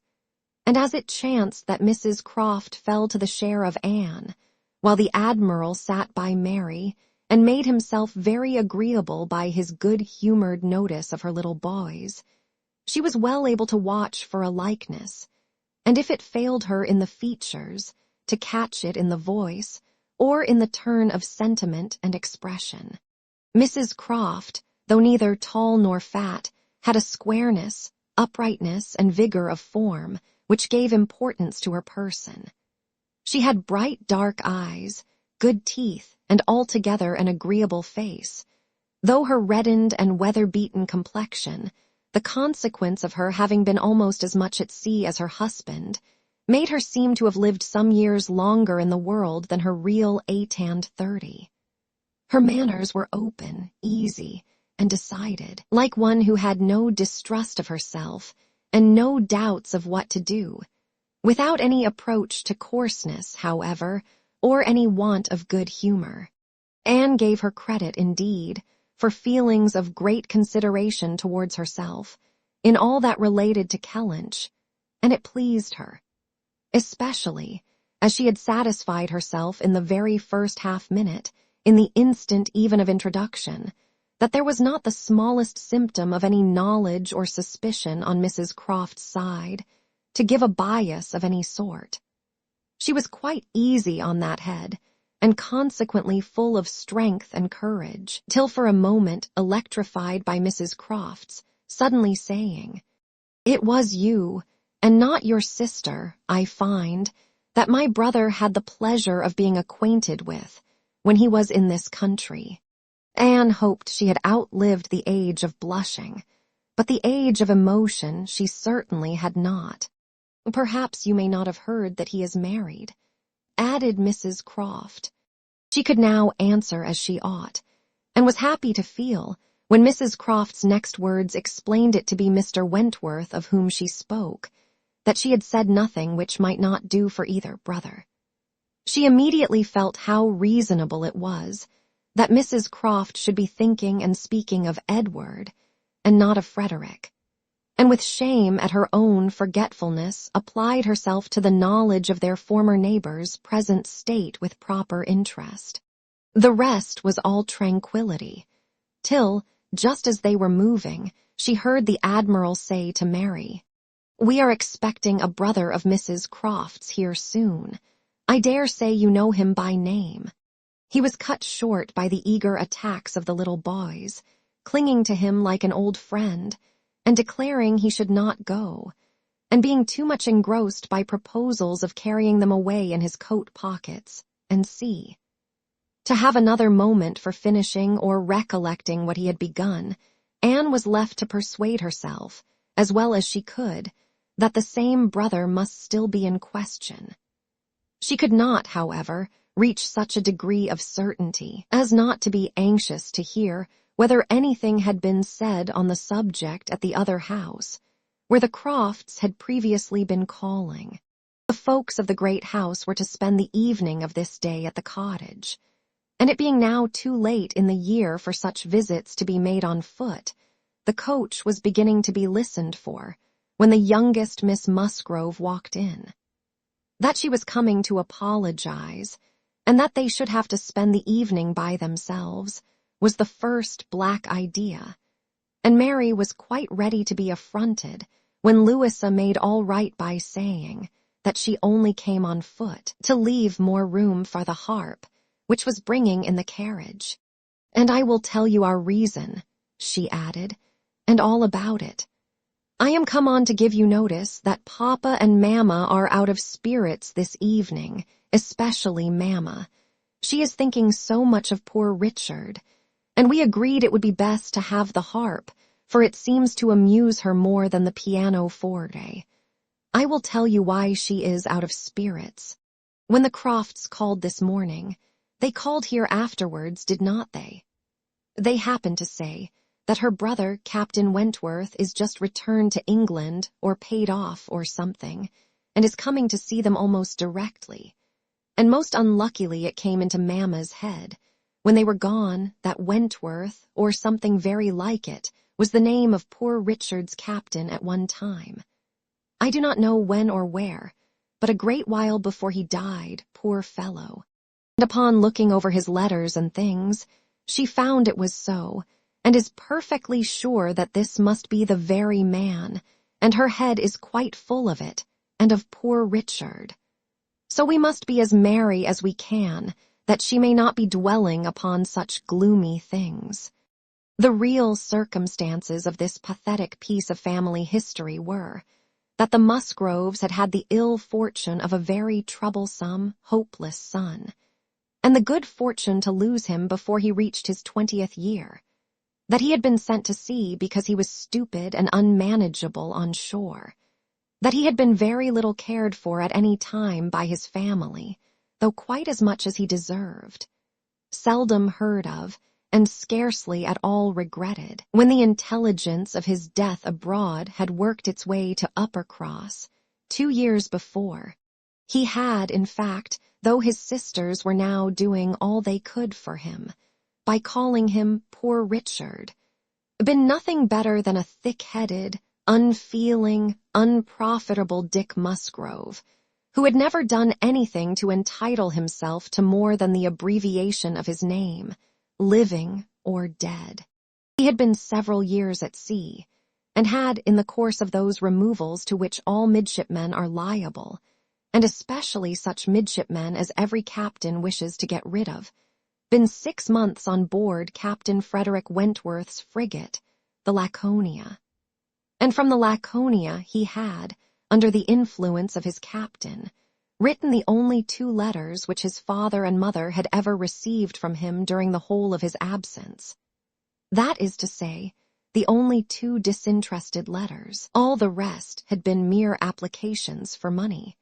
In each letter he had spoken well of his captain, but yet so little were they in the habit of attending to such matters, so unobservant and incurious were they as to the names of men or ships, that it had made scarcely any impression at the time, and that Mrs. Musgrove should have been suddenly struck, this very day, with a recollection of the name of Wentworth as connected with her son, seemed one of those extraordinary bursts of mind which do sometimes occur.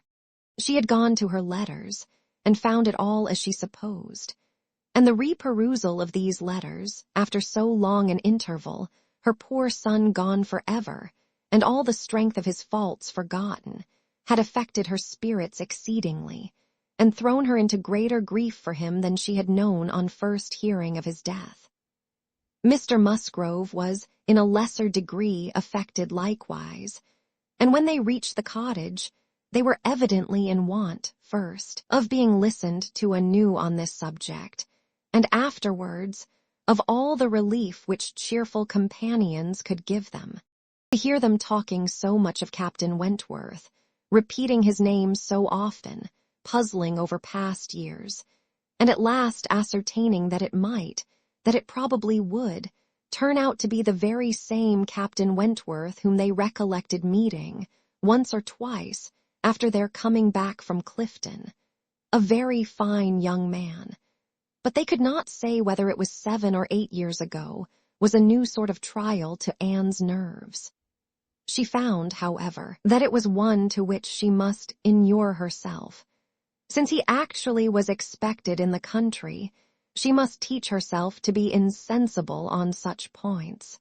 And not only did it appear that he was expected, and speedily, but the Musgroves, in their warm gratitude for the kindness he had shewn poor Dick, and very high respect for his character, stamped as it was by poor Dick's having been 6 months under his care, and mentioning him in strong, though not perfectly well-spelt praise, as a fine dashing fellow, only too particular about the schoolmaster, were bent on introducing themselves, and seeking his acquaintance as soon as they could hear of his arrival.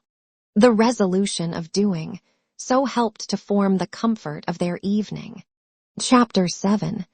Very few days more, and Captain Wentworth was known to be at Kellynch, and Mr. Musgrove had called on him, and come back warm in his praise, and he was engaged with the Crofts to dine at Uppercross by the end of another week.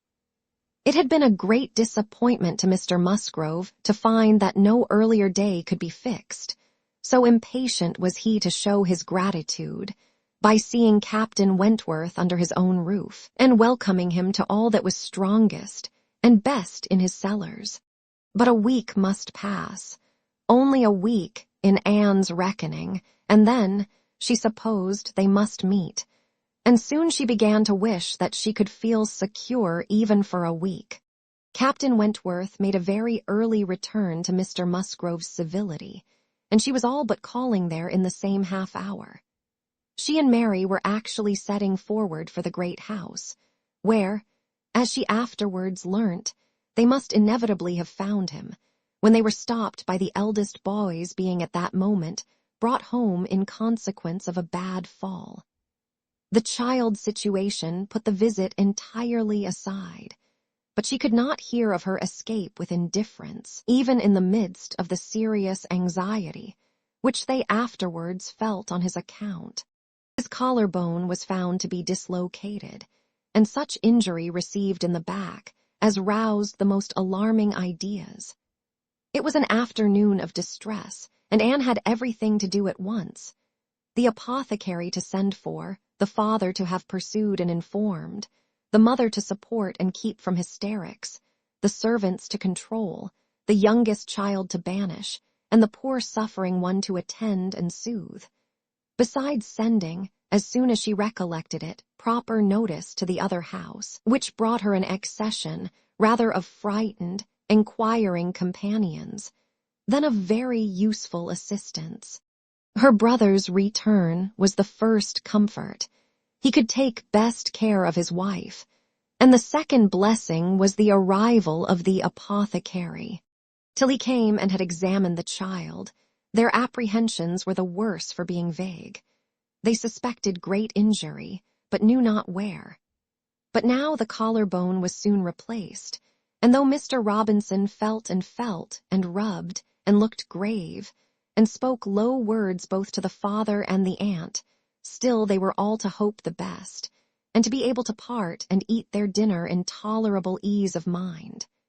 And then it was, just before they parted, that the 2 young aunts were able so far to digress from their nephew's state, as to give the information of Captain Wentworth's visit, staying 5 minutes behind their father and mother, to endeavor to express how perfectly delighted they were with him, how much handsomer, how infinitely more agreeable they thought him than any individual among their male acquaintance, who had been at all a favorite before. How glad they had been to hear Papa invite him to stay dinner, how sorry when he said it was quite out of his power, and how glad again when he had promised in reply to Papa and Mamma's farther pressing invitations to come and dine with them on the morrow, actually on the morrow. And he had promised it in so pleasant a manner, as if he felt all the motive of their attention just as he ought. And in short, he had looked and said everything with such exquisite grace that they could assure them all, their heads were both turned by him. And off they ran, quite as full of glee as of love, and apparently more full of Captain Wentworth than of little Charles. The same story and the same raptures were repeated, when the two girls came with their father, through the gloom of the evening, to make enquiries. And Mr. Musgrove, no longer under the first uneasiness about his heir, could add his confirmation and praise, and hope there would be now no occasion for putting Captain Wentworth off, and only be sorry to think that the cottage party, probably, would not like to leave the little boy to give him the meeting. Oh no, as to leaving the little boy, both father and mother were in much too strong and recent alarm to bear the thought, and Anne, in the joy of the escape, could not help adding her warm protestations to theirs. Charles Musgrove, indeed, afterwards, showed more of inclination. The child was going on so well, and he wished so much to be introduced to Captain Wentworth, that perhaps he might join them in the evening. He would not dine from home, but he might walk in for half an hour. But in this he was eagerly opposed by his wife, with, "Oh, no, indeed, Charles, I cannot bear to have you go away. Only think if anything should happen." The child had a good night, and was going on well the next day. It must be a work of time to ascertain that no injury had been done to the spine, but Mr. Robinson found nothing to increase alarm, and Charles Musgrove began, consequently, to feel no necessity for longer confinement. The child was to be kept in bed and amused as quietly as possible, but what was there for a father to do? This was quite a female case, and it would be highly absurd in him, who could be of no use at home, to shut himself up. His father very much wished him to meet Captain Wentworth, and there being no sufficient reason against it, he ought to go. And it ended in his making a bold, public declaration, when he came in from shooting, of his meaning to dress directly and dine at the other house. "Nothing can be going on better than the child," said he. "So I told my father just now that I would come, and he thought me quite right. Your sister being with you, my love, I have no scruple at all. You would not like to leave him yourself, but you see I can be of no use. Anne will send for me if anything is the matter. Husbands and wives generally understand when opposition will be vain." Mary knew, from Charles's manner of speaking, that he was quite determined on going, and that it would be of no use to tease him. She said nothing, therefore, till he was out of the room, but as soon as there was only Anne to hear. "So you and I are to be left to shift by ourselves, with this poor sick child, and not a creature coming near us all the evening. I knew how it would be. This is always my luck. If there is anything disagreeable going on, men are always sure to get out of it, and Charles is as bad as any of them. Very unfeeling. I must say it is very unfeeling of him to be running away from his poor little boy. Talks of his being going on so well. How does he know that he is going on well, or that there may not be a sudden change half an hour hence?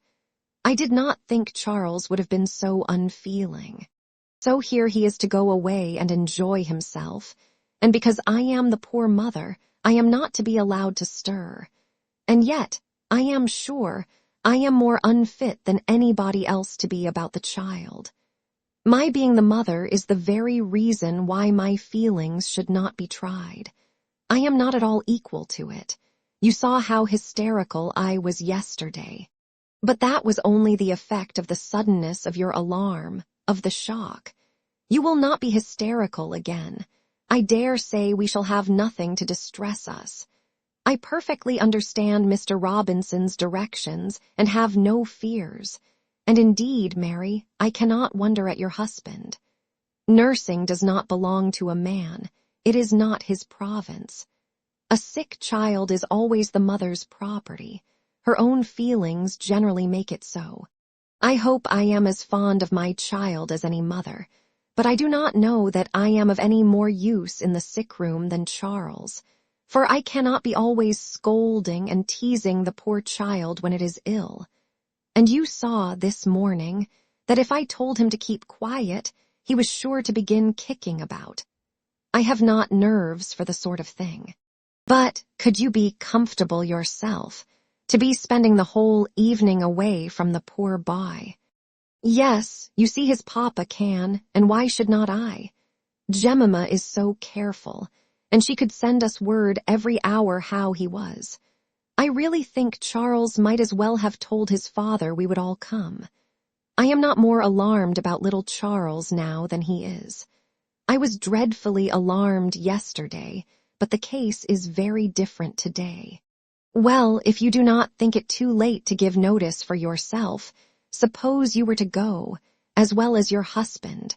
Leave little Charles to my care. Mr. and Mrs. Musgrove cannot think it wrong while I remain with him. Are you serious? Cried Mary, her eyes brightening. Dear me, that's a very good thought, very good indeed. To be sure, I may just as well go as not, for I am of no use at home, am I? And it only harasses me. You, who have not a mother's feelings, are a great deal the properest person. You can make little Charles do anything. He always minds you at a word. It will be a great deal better than leaving him only with Jemima. Oh, I shall certainly go. I am sure I ought if I can, quite as much as Charles, for they want me excessively to be acquainted with Captain Wentworth, and I know you do not mind being left alone. An excellent thought of yours, indeed, Anne. I will go and tell Charles and get ready directly. You can send for us, you know, at a moment's notice if anything is the matter, but I dare say there will be nothing to alarm you. I should not go, you may be sure, if I did not feel quite at ease about my dear child. The next moment she was tapping at her husband's dressing-room door, and as Anne followed her upstairs, she was in time for the whole conversation, which began with Mary's saying, in a tone of great exultation, I mean to go with you, Charles, for I am of no more use at home than you are. If I were to shut myself up forever with the child, I should not be able to persuade him to do anything he did not like. Anne will stay. Anne undertakes to stay at home and take care of him. It is Anne's own proposal, and so I shall go with you, which will be a great deal better, for I have not dined at the other house since Tuesday. This is very kind of Anne, was her husband's answer, and I should be very glad to have you go, but it seems rather hard that she should be left at home by herself to nurse our sick child. Anne was now at hand to take up her own cause, and the sincerity of her manner being soon sufficient to convince him, where conviction was at least very agreeable. He had no farther scruples as to her being left to dine alone, though he still wanted her to join them in the evening, when the child might be at rest for the night, and kindly urged her to let him come and fetch her, but she was quite unpersuadable. And this being the case, she had ere long the pleasure of seeing them set off together in high spirits. They were gone, she hoped, to be happy, however oddly constructed such happiness might seem. As for herself, she was left with as many sensations of comfort as were, perhaps, ever likely to be hers. She knew herself to be of the first utility to the child, and what was it to her if Frederick Wentworth were only half a mile distant, making himself agreeable to others? She would have liked to know how he felt as to a meeting. Perhaps indifferent, if indifference could exist under such circumstances. He must be either indifferent or unwilling. Had he wished ever to see her again, he need not have waited till this time. He would have done what she could not but believe that in his place she should have done long ago, when events had been early giving him the independence which alone had been wanting. Her brother and sister came back delighted with their new acquaintance, and their visit in general. There had been music, singing, talking, laughing, all that was most agreeable, charming manners in Captain Wentworth, no shyness or reserve. They seemed all to know each other perfectly, and he was coming the very next morning to shoot with Charles. He was to come to breakfast, but not at the cottage, though that had been proposed at first. But then he had been pressed to come to the great house instead, and he seemed afraid of being in Mrs. Charles Musgrove's way, on account of the child, and therefore, somehow, they hardly knew how, it ended in Charles's being to meet him to breakfast at his father's. Anne understood it. He wished to avoid seeing her. He had inquired after her. She found, slightly, as might suit a former slight acquaintance, seeming to acknowledge such as she had acknowledged, actuated, perhaps, by the same view of escaping introduction when they were to meet. The morning hours of the cottage were always later than those of the other house, and on the morrow the difference was so great that Mary and Anne were not more than beginning breakfast, when Charles came in to say that they were just setting off, that he was come for his dogs, that his sisters were following with Captain Wentworth. His sisters meaning to visit Mary and the child, and Captain Wentworth proposing also to wait on her for a few minutes if not inconvenient. And though Charles had answered for the child's being in no such state as could make it inconvenient, Captain Wentworth would not be satisfied without his running on to give notice. Mary, very much gratified by this attention, was delighted to receive him, while 1,000 feelings rushed on Anne, of which this was the most consoling, that it would soon be over. And it was soon over. In 2 minutes after Charles's preparation, the others appeared. They were in the drawing-room. Her eye half met Captain Wentworth's, a bow, a curtsy passed. She heard his voice. He talked to Mary, said all that was right, said something to the Miss Musgroves, enough to mark an easy footing. The room seemed full of persons and voices, but a few minutes ended it. Charles showed himself at the window. All was ready. Their visitor had bowed and was gone. The Miss Musgroves were gone too, suddenly resolving to walk to the end of the village with the sportsmen. The room was cleared, and Anne might finish her breakfast as she could. "It is over, it is over," she repeated to herself again and again in nervous gratitude. "The worst is over." Mary talked, but she could not attend. She had seen him. They had met. They had been once more in the same room. Soon, however, she began to reason with herself and try to be feeling less. 8 years, almost 8 years had passed since all had been given up. How absurd to be resuming the agitation which such an interval had banished into distance and indistinctness. What might not 8 years do? Events of every description, changes, alienations, removals, all must be comprised in it, and oblivion of the past. How natural, how certain, too. It included nearly a third part of her own life. Alas, with all her reasoning, she found that to retentive feelings 8 years may be little more than nothing. Now, how were his sentiments to be read? Was this like wishing to avoid her? And the next moment she was hating herself for the folly which asked the question. On one other question which perhaps her utmost wisdom might not have prevented, she was soon spared all suspense. For, after the Miss Musgroves had returned and finished their visit at the cottage, she had this spontaneous information from Mary. "Captain Wentworth is not very gallant by you, and though he was so attentive to me. Henrietta asked him what he thought of you when they went away, and he said, "You were so altered he should not have known you again." Mary had no feelings to make her respect her sisters in a common way, but she was perfectly unsuspicious of being inflicting any peculiar wound, altered beyond his knowledge.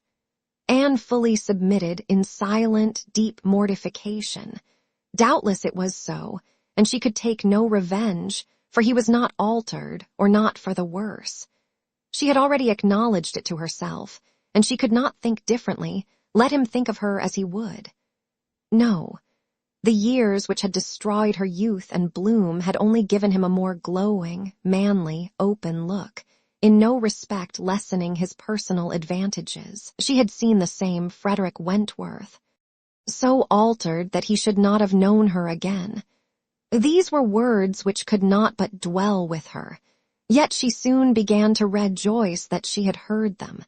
They were of sobering tendency, they allayed agitation, they composed and consequently must make her happier. Frederick Wentworth had used such words, or something like them, but without an idea that they would be carried round to her. He had thought her wretchedly altered, and in the first moment of appeal had spoken as he felt. He had not forgiven Anne Elliot.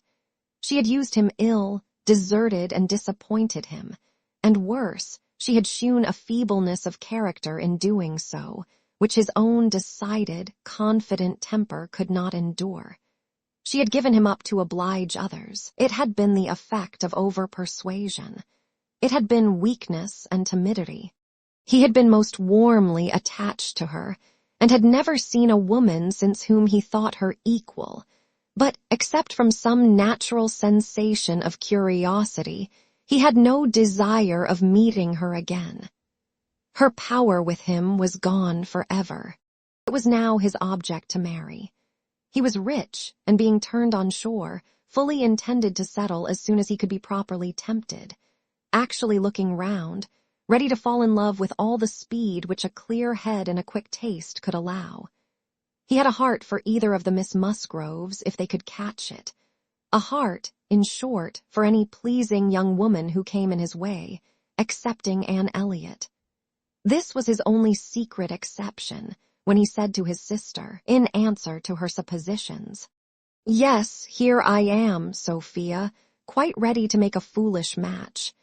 Anybody between 15 and 30 may have me for asking. A little beauty, and a few smiles, and a few compliments to the navy, and I am a lost man.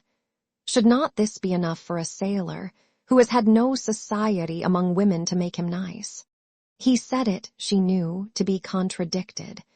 His bright, proud eye spoke the conviction that he was nice, and Anne Elliot was not out of his thoughts when he more seriously described the woman he should wish to meet with. A strong mind, with sweetness of manner, made the first and the last of the description. "That is the woman I want," said he. "Something a little inferior I shall of course put up with, but it must not be much. If I am a fool, I shall be a fool indeed, for I have thought on the subject more than most men." Chapter 8. From this time, Captain Wentworth and Anne Elliot were repeatedly in the same circle. They were soon dining in company together at Mr. Musgrove's, for the little boy's state could no longer supply his aunt with a pretence for absenting herself, and this was but the beginning of other dinings and other meetings. Whether former feelings were to be renewed must be brought to the proof. Former times must undoubtedly be brought to the recollection of each. They could not but be reverted to. The year of their engagement could not but be named by him, in the little narratives or descriptions which conversation called forth. His profession qualified him, his disposition lead him, to talk, and that was in the year 6. That happened before I went to sea in the year 6, occurred in the course of the first evening they spent together, and though his voice did not falter, and though she had no reason to suppose his eye wandering towards her while he spoke, Anne felt the utter impossibility, from her knowledge of his mind, that he could be unvisited by remembrance any more than herself. There must be the same immediate association of thought, though she was very far from conceiving it to be of equal pain. They had no conversation together, no intercourse but what the commonest civility required. Once so much to each other, now nothing. There had been a time when of all the large party now filling the drawing-room at Uppercross, they would have found it most difficult to cease to speak to one another. With the exception, perhaps, of Admiral and Mrs. Croft, who seemed particularly attached and happy, Anne could allow no other exceptions even among the married couples. There could have been no two hearts so open, no tastes so similar, no feelings so in unison, no countenances so beloved. Now they were as strangers, nay, worse than strangers, for they could never become acquainted. It was a perpetual estrangement. When he talked, she heard the same voice and discerned the same mind. There was a very general ignorance of all naval matters throughout the party, and he was very much questioned, and especially by the two Miss Musgroves, who seemed hardly to have any eyes but for him, as to the manner of living on board, daily regulations, food, hours, and sea. And their surprise at his accounts, at learning the degree of accommodation and arrangement which was practicable, drew from him some pleasant ridicule, which reminded Anne of the early days when she too had been ignorant, and she too had been accused of supposing sailors to be living on board without anything to eat, or any cook to dress it if there were, or any servant to wait, or any knife and fork to use.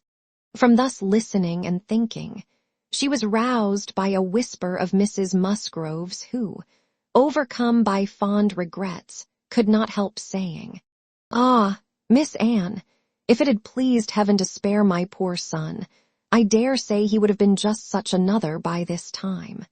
Anne suppressed a smile and listened kindly, while Mrs. Musgrove relieved her heart a little more, and for a few minutes, therefore, could not keep pace with the conversation of the others.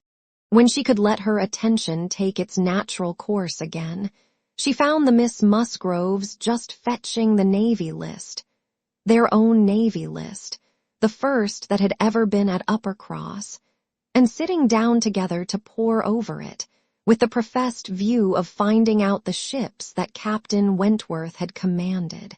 "Your first was the Asp, I remember. We will look for the Asp. You will not find her there, quite worn out and broken up. I was the last man who commanded her, hardly fit for service then, reported fit for home service for a year or two, and so I was sent off to the West Indies." The girls looked all amazement. "The Admiralty," he continued, "entertain themselves now and then with sending a few hundred men to sea in a ship not fit to be employed. But they have a great many to provide for, and among the thousands that may just as well go to the bottom as not, it is impossible for them to distinguish the very set who may be least missed." "Phoo, phoo," cried the Admiral. "What stuff these young fellows talk! Never was a better sloop than the Asp in her day. For an old-built sloop you would not see her equal. Lucky fellow to get her. He knows there must have been 20 better men than himself applying for her at the same time. Lucky fellow to get anything so soon, with no more interest than his." "I felt my luck, Admiral, I assure you," replied Captain Wentworth seriously. "I was as well satisfied with my appointment as you can desire. It was a great object with me at that time to be at sea. A very great object. I wanted to be doing something." "To be sure you did. What should a young fellow like you do ashore for half a year together? If a man had not a wife, he soon wants to be afloat again." "But Captain Wentworth," cried Louisa, "how vexed you must have been when you came to the Asp to see what an old thing they had given you." "I knew pretty well what she was before that day," said he, smiling. I had no more discoveries to make than you would have as to the fashion and strength of any old pelisse, which you had seen lent about among half your acquaintance ever since you could remember, and which at last, on some very wet day, is lent to yourself. Ah, she was a dear old asp to me. She did all that I wanted. I knew she would. I knew that we should either go to the bottom together, or that she would be the making of me. And I never had 2 days of foul weather all the time I was at sea in her. And after taking privateers enough to be very entertaining, I had the good luck in my passage home the next autumn to fall in with the very French frigate I wanted. I brought her into Plymouth, and here another instance of luck. We had not been 6 hours in the Sound, when a gale came on, which lasted 4 days and nights, and which would have done for poor old Asp in half the time, our touch with the great nation not having much improved our condition. 24 hours later, and I should only have been a gallant Captain Wentworth, in a small paragraph at one corner of the newspapers, and being lost in only a sloop, nobody would have thought about me. Anne's shudderings were to herself alone, but the Miss Musgroves could be as open as they were sincere, in their exclamations of pity and horror. "And so then, I suppose," said Mrs. Musgrove in a low voice as if thinking aloud, "so then he went away to the Laconia, and there he met with our poor boy. Charles, my dear," beckoning him to her, "do ask Captain Wentworth where it was he first met with your poor brother. I always forgot." "It was at Gibraltar, mother, I know." Dick had been left ill at Gibraltar, with a recommendation from his former captain to Captain Wentworth. "Oh, but Charles, tell Captain Wentworth. He need not be afraid of mentioning poor Dick before me, for it would be rather a pleasure to hear him talked of by such a good friend." Charles, being somewhat more mindful of the probabilities of the case, only nodded in reply and walked away. The girls were now hunting for the Laconia, and Captain Wentworth could not deny himself the pleasure of taking the precious volume into his own hands to save them the trouble, and once more read aloud the little statement of her name and rate, and present non-commissioned class, observing over it that she too had been one of the best friends man ever had. Ah, those were pleasant days when I had the Laconia. How fast I made money in her. A friend of mine and I had such a lovely cruise together off the Western Islands. Poor Harville, sister, you know how much he wanted money worse than myself. He had a wife, excellent fellow. I shall never forget his happiness. He felt it all, so much for her sake. I wished for him again the next summer, when I had still the same luck in the Mediterranean. "And I am sure, sir," said Mrs. Musgrove, "it was a lucky day for us when you were put captain into that ship. We shall never forget what you did." Her feelings made her speak low, and Captain Wentworth, hearing only in part, and probably not having Dick Musgrove at all near his thoughts, looked rather in suspense, and as if waiting for more. "My brother," whispered one of the girls, "Mamma is thinking of poor Richard." "Poor dear fellow," continued Mrs. Musgrove. "He was grown so steady and such an excellent correspondent while he was under your care. Ah, it would have been a happy thing if he had never left you. I assure you, Captain Wentworth, we are very sorry he ever left you." There was a momentary expression in Captain Wentworth's face at this speech, a certain glance of his bright eye, and curl of his handsome mouth, which convinced Anne that instead of sharing in Mrs. Musgrove's kind wishes, as to her son, he had probably been at some pains to get rid of him. But it was too transient an indulgence of self-amusement to be detected by any who understood him less than herself. In another moment he was perfectly collected and serious, and almost instantly afterwards coming up to the sofa, on which she and Mrs. Musgrove were sitting, took a place by the latter, and entered into conversation with her, in a low voice, about her son, doing it with so much sympathy and natural grace, as showed the kindest consideration for all that was real and unabsurd in the parents' feelings. They were actually on the same sofa, for Mrs. Musgrove had most readily made room for him. They were divided only by Mrs. Musgrove. It was no insignificant barrier, indeed. Mrs. Musgrove was of a comfortable, substantial size, infinitely more fitted by nature to express good cheer and good humor than tenderness and sentiment. And while the agitations of Anne's slender form and pensive face may be considered as very completely screened, Captain Wentworth should be allowed some credit for the self-command with which he attended to her large fat sighings over the destiny of a son, whom alive nobody had cared for. Personal sighs and mental sorrow have certainly no necessary proportions. A large, bulky figure has as good a right to be in deep affliction as the most graceful set of limbs in the world. But, fair or not fair, there are unbecoming conjunctions which reason will patronize in vain, which taste cannot tolerate, which ridicule will seize. The Admiral, after taking 2 or 3 refreshing turns about the room with his hands behind him, being called to order by his wife, now came up to Captain Wentworth, and without any observation of what he might be interrupting, thinking only of his own thoughts, began with, "If you had been a week later at Lisbon, last spring, Frederick, you would have been asked to give a passage to Lady Mary Grierson and her daughters." "Should I? I am glad I was not a week later then." The Admiral abused him for his want of gallantry. He defended himself, though professing that he would never willingly admit any ladies on board a ship of his, excepting for a ball or a visit, which a few hours might comprehend. "But if I know myself," said he, "this is from no want of gallantry towards them. It is rather from feeling how impossible it is, with all one's efforts and all one's sacrifices, to make the accommodations on board such as women ought to have.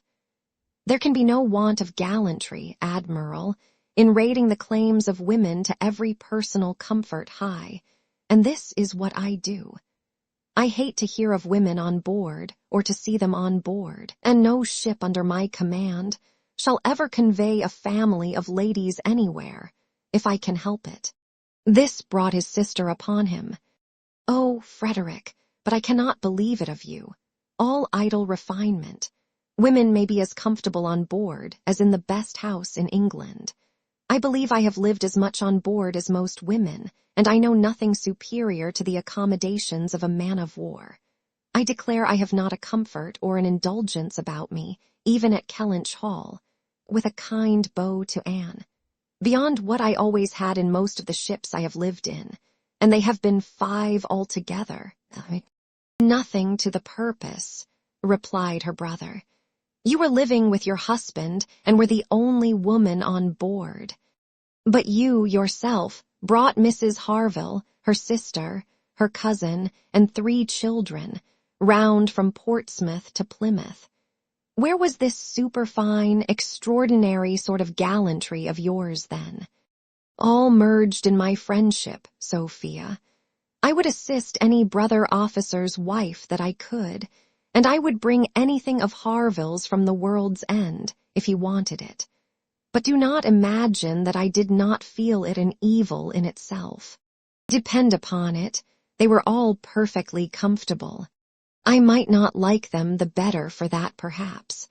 Such a number of women and children have no right to be comfortable on board. My dear Frederick, you are talking quite idly. Pray, what would become of us poor sailors' wives, who often want to be conveyed to one port or another, after our husbands, if everybody had your feelings? My feelings, you see, did not prevent my taking Mrs. Harville and all her family to Plymouth. But I hate to hear you talking so like a fine gentleman, and as if women were all fine ladies, instead of rational creatures. We none of us expect to be in smooth water all our days. "Ah, my dear," said the Admiral, "when he has got a wife, he will sing a different tune. When he is married, if we have the good luck to live to another war, we shall see him do as you and I, and a great many others, have done. We shall have him very thankful to anybody that will bring him his wife." "Aye, that we shall." "Now I have done," cried Captain Wentworth. "When once married people begin to attack me with, 'Oh, you will think very differently when you are married,' I can only say, 'No, I shall not,' and then they say again, 'Yes, you will,' and there is an end of it." He got up and moved away. "What a great traveler you must have been, ma'am," said Mrs. Musgrove to Mrs. Croft. "Pretty well, ma'am, in the 15 years of my marriage, though many women have done more.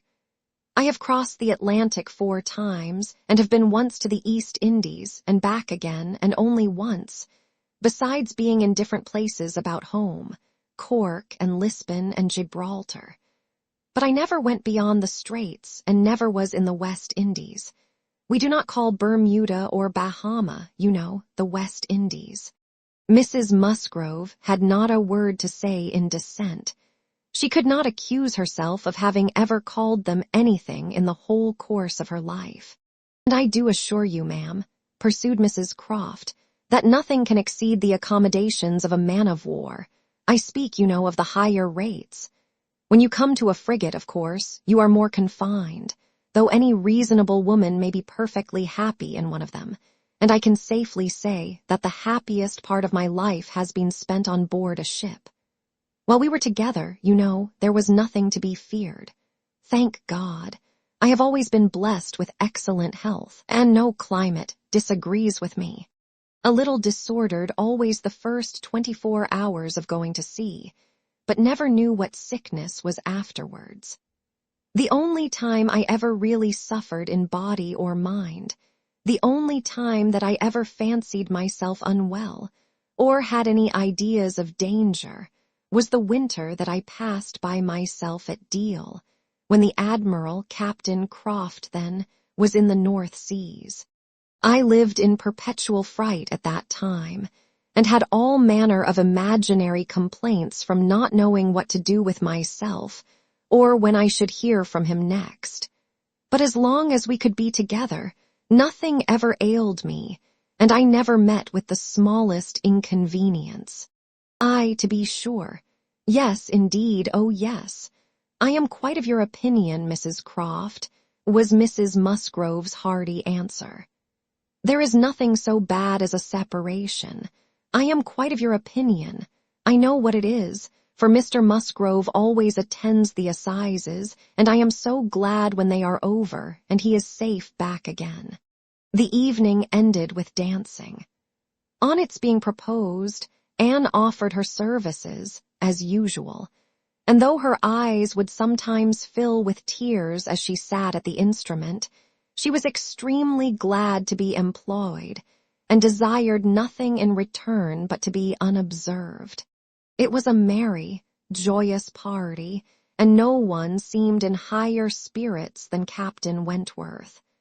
She felt that he had everything to elevate him which general attention and deference, and especially the attention of all the young women, could do. The Miss Hayters, the females of the family of cousins already mentioned, were apparently admitted to the honor of being in love with him. And as for Henrietta and Louisa, they both seemed so entirely occupied by him, that nothing but the continued appearance of the most perfect goodwill between themselves could have made it credible that they were not decided rivals. If he were a little spoilt by such universal, such eager admiration, who could wonder? These were some of the thoughts which occupied Anne, while her fingers were mechanically at work, proceeding for half an hour together, equally without error and without consciousness. Once she felt that he was looking at herself, observing her altered features, perhaps, trying to trace in them the ruins of the face which had once charmed him, and once she knew that he must have spoken of her. She was hardly aware of it till she heard the answer, but then she was sure of his, having asked his partner whether Miss Elliot never danced.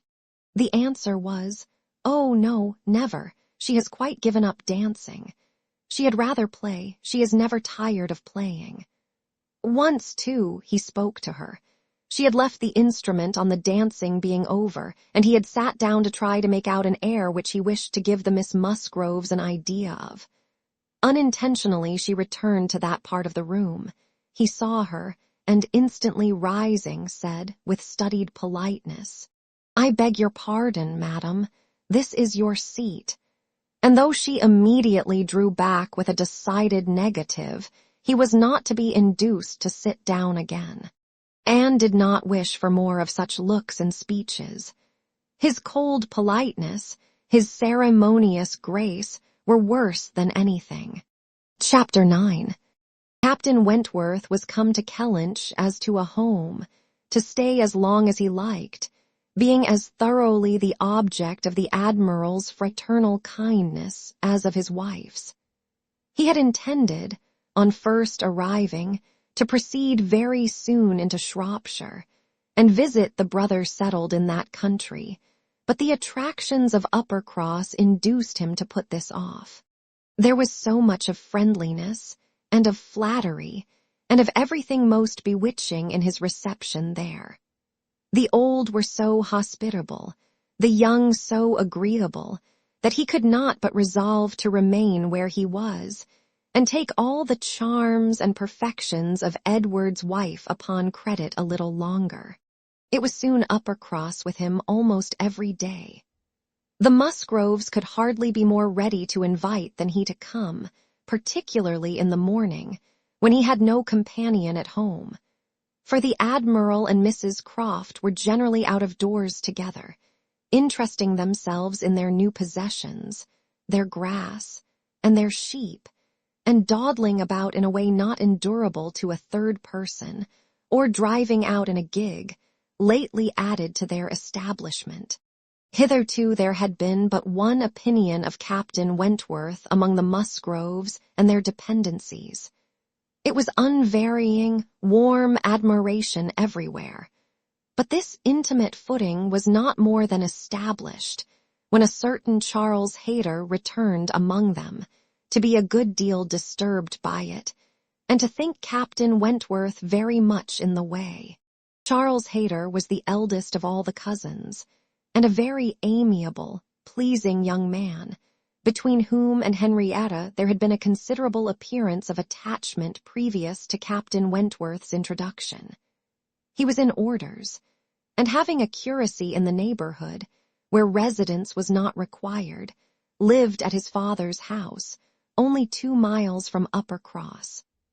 A short absence from home had left his fair one unguarded by his attentions at this critical period, and when he came back, he had the pain of finding very altered manners, and of seeing Captain Wentworth.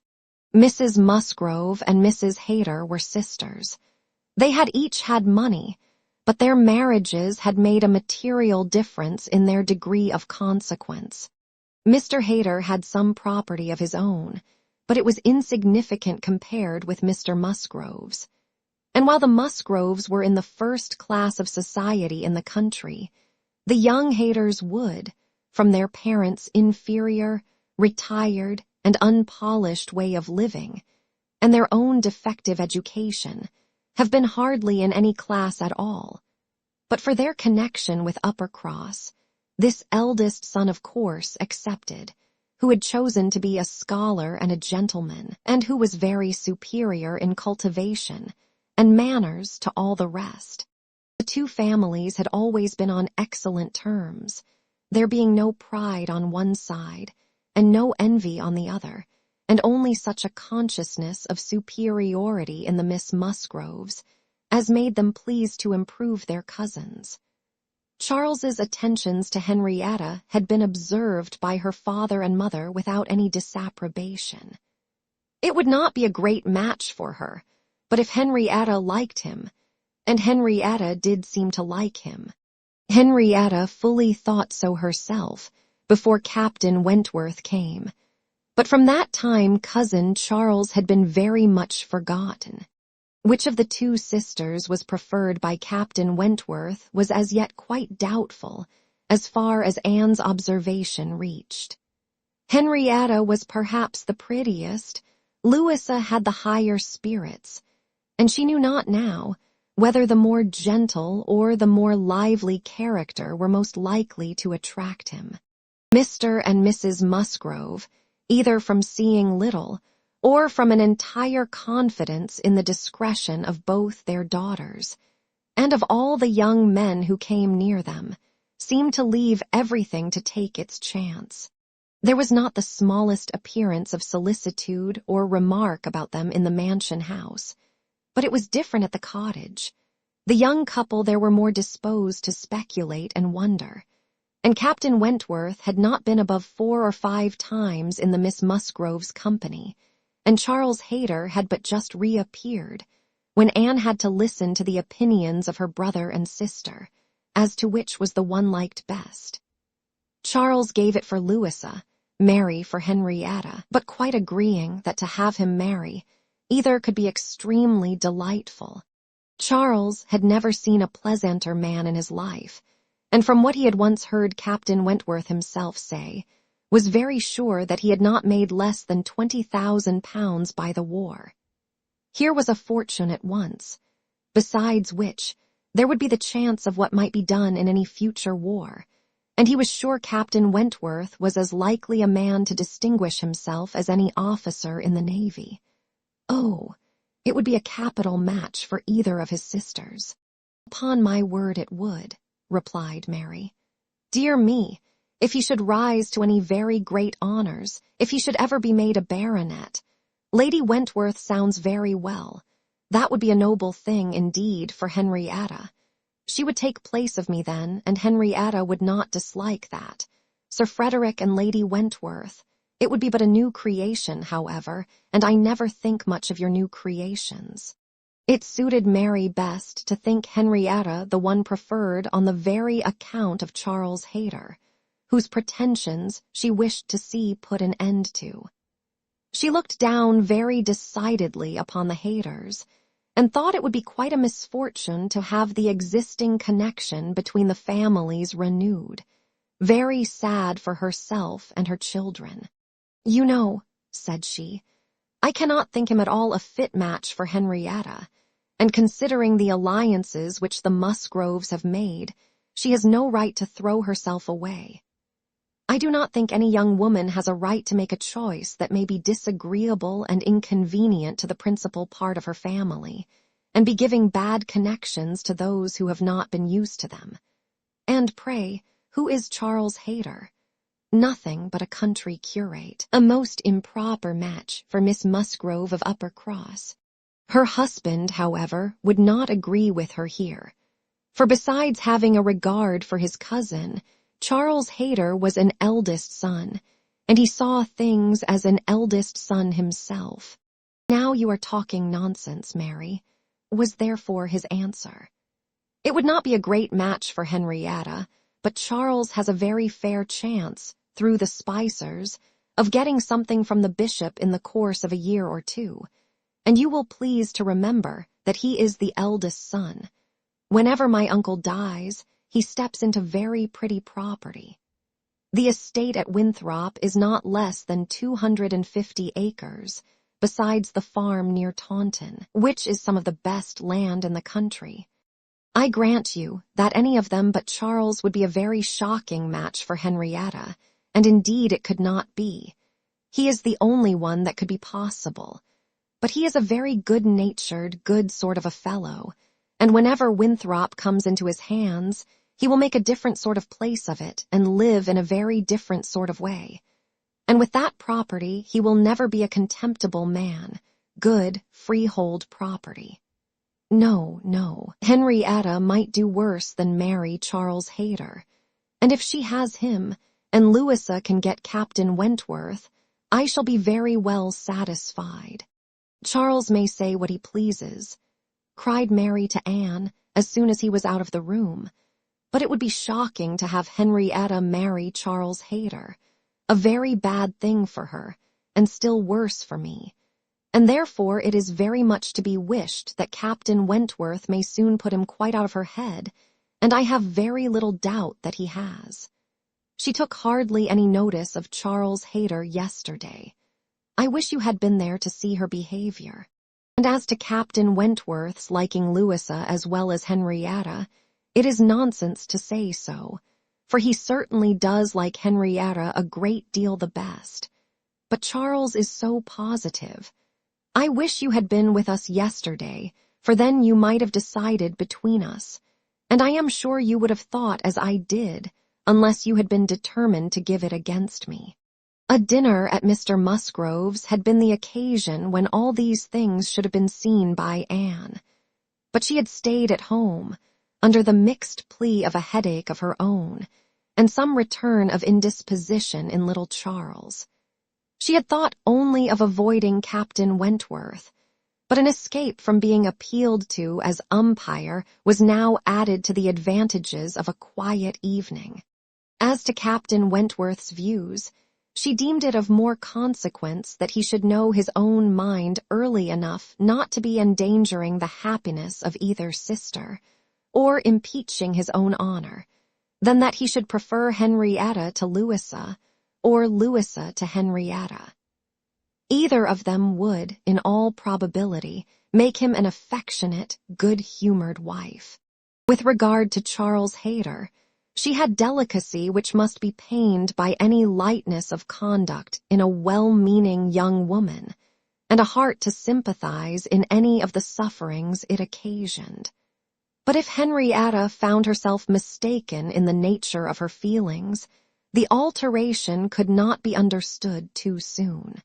Charles Hayter had met with much to disquiet and mortify him in his cousin's behavior. She had too old a regard for him to be so wholly estranged as might in 2 meetings extinguish every past hope, and leave him nothing to do but to keep away from Uppercross. But there was such a change as became very alarming, when such a man as Captain Wentworth was to be regarded as the probable cause. He had been absent only 2 Sundays, and when they parted, had left her interested, even to the height of his wishes, in his prospect of soon quitting his present curacy, and obtaining that of Uppercross instead. It had then seemed the object nearest her heart, that Dr. Shirley, the rector, who for more than 40 years had been zealously discharging all the duties of his office, but was now growing too infirm for many of them, should be quite fixed on engaging a curate, should make his curacy quite as good as he could afford, and should give Charles Hayter the promise of it. The advantage of his having to come only to Uppercross, instead of going 6 miles another way, of his having, in every respect, a better curacy, of his belonging to their dear Dr. Shirley, and of dear, good Dr. Shirley's being relieved from the duty which he could no longer get through without most injurious fatigue, had been a great deal, even to Louisa, but had been almost everything to Henrietta. When he came back, alas, the zeal of the business was gone by. Louisa could not listen at all to his account of a conversation which he had just held with Dr. Shirley. She was at a window, looking out for Captain Wentworth, and even Henrietta had at best only a divided attention to give, and seemed to have forgotten all the former doubt and solicitude of the negotiation. "Well, I am very glad indeed, but I always thought you would have it. I always thought you sure. It did not appear to me that, in short, you know, Dr. Shirley must have a curate, and you had secured his promise. Is he coming, Louisa?" One morning, very soon after the dinner at the Musgroves, at which Anne had not been present, Captain Wentworth walked into the drawing-room at the cottage, where were only herself and the little invalid Charles, who was lying on the sofa. The surprise of finding himself almost alone with Anne Elliot deprived his manners of their usual composure. He started, and could only say, "I thought the Miss Musgroves had been here. Mrs. Musgrove told me I should find them here. before he walked to the window to recollect himself and feel how he ought to behave. "They are upstairs with my sister.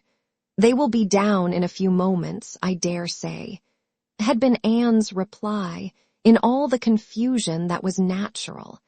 And if the child had not called her to come and do something for him, she would have been out of the room the next moment and released Captain Wentworth as well as herself.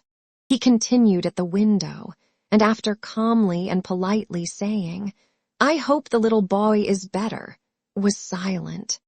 She was obliged to kneel down by the sofa and remain there to satisfy her patient.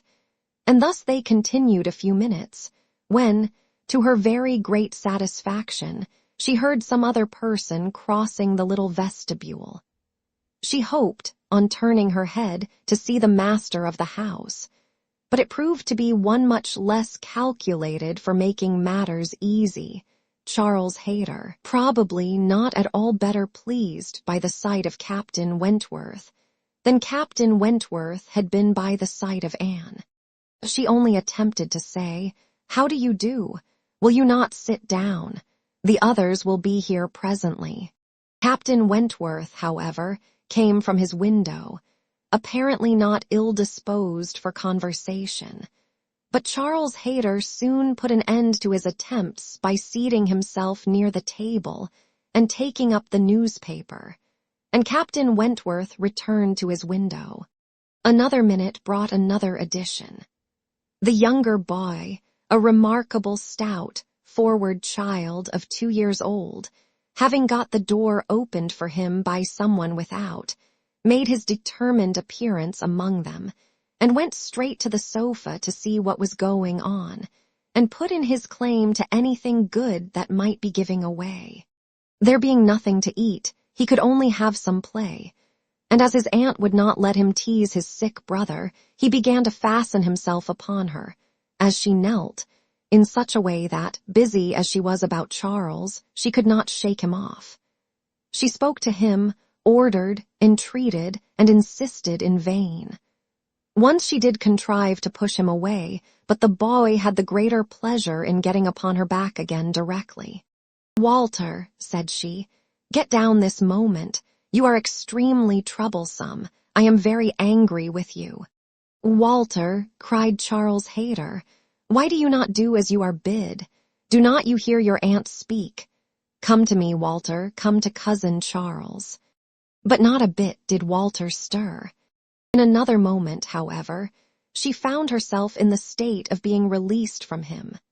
Someone was taking him from her, though he had bent down her head so much that his little sturdy hands were unfastened from around her neck, and he was resolutely borne away before she knew that Captain Wentworth had done it.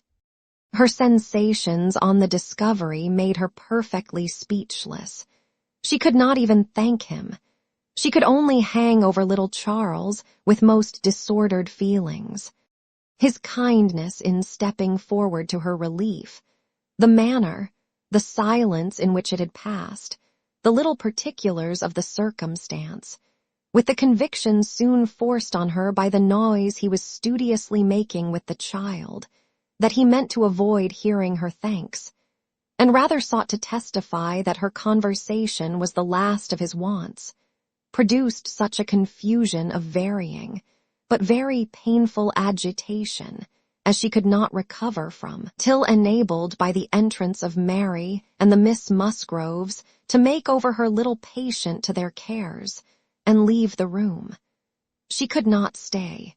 It might have been an opportunity of watching the loves and jealousies of the four. They were now all together, but she could stay for none of it. It was evident that Charles Hayter was not well inclined towards Captain Wentworth. She had a strong impression of his having said, in a vexed tone of voice, after Captain Wentworth's interference, "You ought to have minded me, Walter. I told you not to tease your aunt," and could comprehend his regretting that Captain Wentworth should do what he ought to have done himself. But neither Charles Hayter's feelings, nor anybody's feelings, could interest her, till she had a little better arranged her own. She was ashamed of herself, quite ashamed of being so nervous, so overcome by such a trifle. But so it was, and it required a long application of solitude and reflection to recover her. Chapter 10. Other opportunities of making her observations could not fail to occur. Anne had soon been in company with all the four together often enough to have an opinion, though too wise to acknowledge as much at home, where she knew it would have satisfied neither husband nor wife. For while she considered Louisa to be rather the favorite, she could not but think, as far as she might dare to judge from memory and experience, that Captain Wentworth was not in love with either. They were more in love with him, yet there it was not love. It was a little fever of admiration, but it might, probably must, end in love with some. Charles Hayter seemed aware of being slighted, and yet Henrietta had sometimes the air of being divided between them. Anne longed for the power of representing to them all what they were about, and of pointing out some of the evils they were exposing themselves to. She did not attribute guile to any. It was the highest satisfaction to her to believe Captain Wentworth not in the least aware of the pain he was occasioning. There was no triumph, no pitiful triumph in his manner. He had, probably, never heard, and never thought of any claims of Charles Hayter. He was only wrong in accepting the attentions, for accepting must be the word of two young women at once. After a short struggle, however, Charles Hayter seemed to quit the field. 3 days had passed without his coming once to Uppercross, a most decided change. He had even refused one regular invitation to dinner, and having been found on the occasion by Mr. Musgrove with some large books before him, Mr. and Mrs. Musgrove were sure all could not be right, and talked, with grave faces, of his studying himself to death. It was Mary's hope and belief that he had received a positive dismissal from Henrietta, and her husband lived under the constant dependence of seeing him tomorrow. Anne could only feel that Charles Hayter was wise. One morning, about this time, Charles Musgrove and Captain Wentworth being gone shooting together, as the sisters in the cottage were sitting quietly at work, they were visited at the window by the sisters from the mansion house. It was a very fine November day, and the Miss Musgroves came through the little grounds and stopped for no other purpose than to say that they were going to take a long walk, and therefore concluded Mary could not like to go with them. And when Mary immediately replied, with some jealousy at not being supposed a good walker, "Oh, yes, I should like to join you very much. I am very fond of a long walk," Anne felt persuaded by the looks of the two girls that it was precisely what they did not wish, and admired again the sort of necessity which the family habits seemed to produce, of everything being to be communicated, and everything being to be done together, however undesired and inconvenient. She tried to dissuade Mary from going, but in vain, and that being the case, thought it best to accept the Miss Musgrove's much more cordial invitation to herself to go likewise, as she might be useful in turning back with her sister, and lessening the interference in any plan of their own. "I cannot imagine why they should suppose I should not like a long walk," said Mary, as she went upstairs. "Everybody is always supposing that I am not a good walker, and yet they would not have been pleased if we had refused to join them. When people come in this manner on purpose to ask us, how can one say no?" Just as they were setting off, the gentlemen returned. They had taken out a young dog who had spoilt their sport and sent them back early. Their time and strength and spirits were therefore exactly ready for this walk, and they entered into it with pleasure.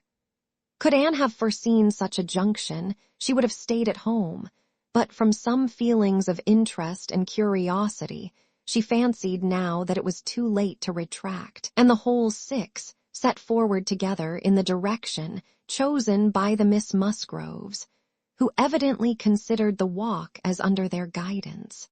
Anne's object was not to be in the way of anybody, and where the narrow paths across the fields made many separations necessary, to keep with her brother and sister. Her pleasure in the walk must arise from the exercise and the day, from the view of the last smiles of the year upon the tawny leaves and withered hedges, and from repeating to herself some few of the 1,000 poetical descriptions extant of autumn, that season of peculiar and inexhaustible influence on the mind of taste and tenderness, that season which had drawn from every poet, worthy of being read, some attempt at description, or some lines of feeling. She occupied her mind as much as possible in such like musings and quotations, but it was not possible that when within reach of Captain Wentworth's conversation with either of the Miss Musgroves, she should not try to hear it, yet she caught little very remarkable. It was mere lively chat, such as any young persons, on an intimate footing, might fall into. He was more engaged with Louisa than with Henrietta. Louisa certainly put more forward for his notice than her sister. This distinction appeared to increase, and there was one speech of Louisa's which struck her. After one of the many praises of the day, which were continually bursting forth, Captain Wentworth added, "What glorious weather for the Admiral and my sister! They meant to take a long drive this morning. Perhaps we may hail them from some of these hills. They talked of coming into this side of the country. I wonder whereabouts they will upset today. Oh, it does happen very often, I assure you, but my sister makes nothing of it. She would as lieve be tossed out as not." "Ah, you make the most of it, I know," cried Louisa. "But if it were really so, I should do just the same in her place. If I loved a man as she loves the Admiral, I would always be with him. Nothing should ever separate us, and I would rather be overturned by him than driven safely by anybody else." It was spoken with enthusiasm. "Had you?" cried he, catching the same tone. "I honor you." And there was silence between them for a little while. Anne could not immediately fall into a quotation again. The sweet scenes of autumn were for a while put by, unless some tender sonnet, fraught with the apt analogy of the declining year, with declining happiness, and the images of youth and hope and spring, all gone together, blessed her memory. She roused herself to say, as they struck by order into another path, "Is not this one of the ways to Winthrop?" But nobody heard, or at least nobody answered her. Winthrop, however, or its environs, for young men are sometimes to be met with, strolling about near home, was their destination. And after another half-mile of gradual ascent through large enclosures, where the ploughs at work and the fresh-made path spoke the farmer counteracting the sweets of poetical despondence, and meaning to have spring again, they gained the summit of the most considerable hill, which parted Uppercross and Winthrop, and soon commanded a full view of the latter at the foot of the hill on the other side. Winthrop, without beauty and without dignity, was stretched before them, an indifferent house, standing low and hemmed in by the barns and buildings of a farmyard. Mary exclaimed, "Bless me! Here is Winthrop. I declare I had no idea. Well, now, I think we had better turn back. I am excessively tired." Henrietta, conscious and ashamed, and seeing no cousin Charles walking along any path, or leaning against any gate, was ready to do as Mary wished.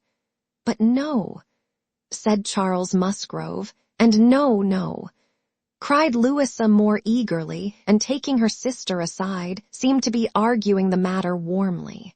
Charles, in the meanwhile, was very decidedly declaring his resolution of calling on his aunt, now that he was so near, and very evidently, though more fearfully, trying to induce his wife to go too. But this was one of the points on which the lady showed her strength, and when he recommended the advantage of resting herself a quarter of an hour at Winthrop, as she felt so tired, she resolutely answered, "Oh, no, indeed. Walking up that hill again would do her more harm than any sitting down could do her good." And, in short, her look and manner declared that go she would not. After a little succession of these sort of debates and consultations, it was settled between Charles and his two sisters that he and Henrietta should just run down for a few minutes to see their aunt and cousins, while the rest of the party waited for them at the top of the hill. Louisa seemed the principal arranger of the plan, and as she went a little way with them down the hill, still talking to Henrietta, Mary took the opportunity of looking scornfully around her and saying to Captain Wentworth, "It is very unpleasant having such connections, but I assure you I have never been in the house above twice in my life." She received no other answer than an artificial, assenting smile, followed by a contemptuous glance as he turned away, which Anne perfectly knew the meaning of. The brow of the hill, where they remained, was a cheerful spot. Louisa returned, and Mary, finding a comfortable seat for herself on the step of a stile, was very well satisfied so long as the others all stood about her. But when Louisa drew Captain Wentworth away to try for a gleaning of nuts in an adjoining hedgerow, and they were gone by degrees quite out of sight and sound, Mary was happy no longer. She quarreled with her own seat, was sure Louisa had got a much better somewhere, and nothing could prevent her from going to look for a better also. She turned through the same gate, but could not see them. Anne found a nice seat for her on a dry, sunny bank under the hedgerow, in which she had no doubt of their still being in some spot or other. Mary sat down for a moment, but it would not do. She was sure Louisa had found a better seat somewhere else, and she would go on till she overtook her. Anne, really tired herself, was glad to sit down, and she very soon heard Captain Wentworth and Louisa in the hedgerow behind her, as if making their way back along the rough, wild sort of channel down the center. They were speaking as they drew near. Louisa's voice was the first distinguished. She seemed to be in the middle of some eager speech. What Anne first heard was, "And so I made her go. I could not bear that she should be frightened from the visit by such nonsense. What? Would I be turned back from doing a thing that I had determined to do, and that I knew to be right, by the airs and interference of such a person, or of any person I may say? No, I have no idea of being so easily persuaded. When I have made up my mind, I have made it, and Henrietta seemed entirely to have made up hers to call at Winthrop today, and yet she was as near giving it up, out of nonsensical complacence. She would have turned back then, but for you. She would indeed. I am almost ashamed to say it. Happy for her to have such a mind as yours at hand. After the hints you gave just now, which did but confirm my own observations, the last time I was in company with him, I need not affect to have no comprehension of what is going on. I see that more than a mere dutiful morning visit to your aunt was in question, and woe betide him, and her too, when it comes to things of consequence, when they are placed in circumstances requiring fortitude and strength of mind. If she have not resolution enough to resist idle interference in such a trifle as this.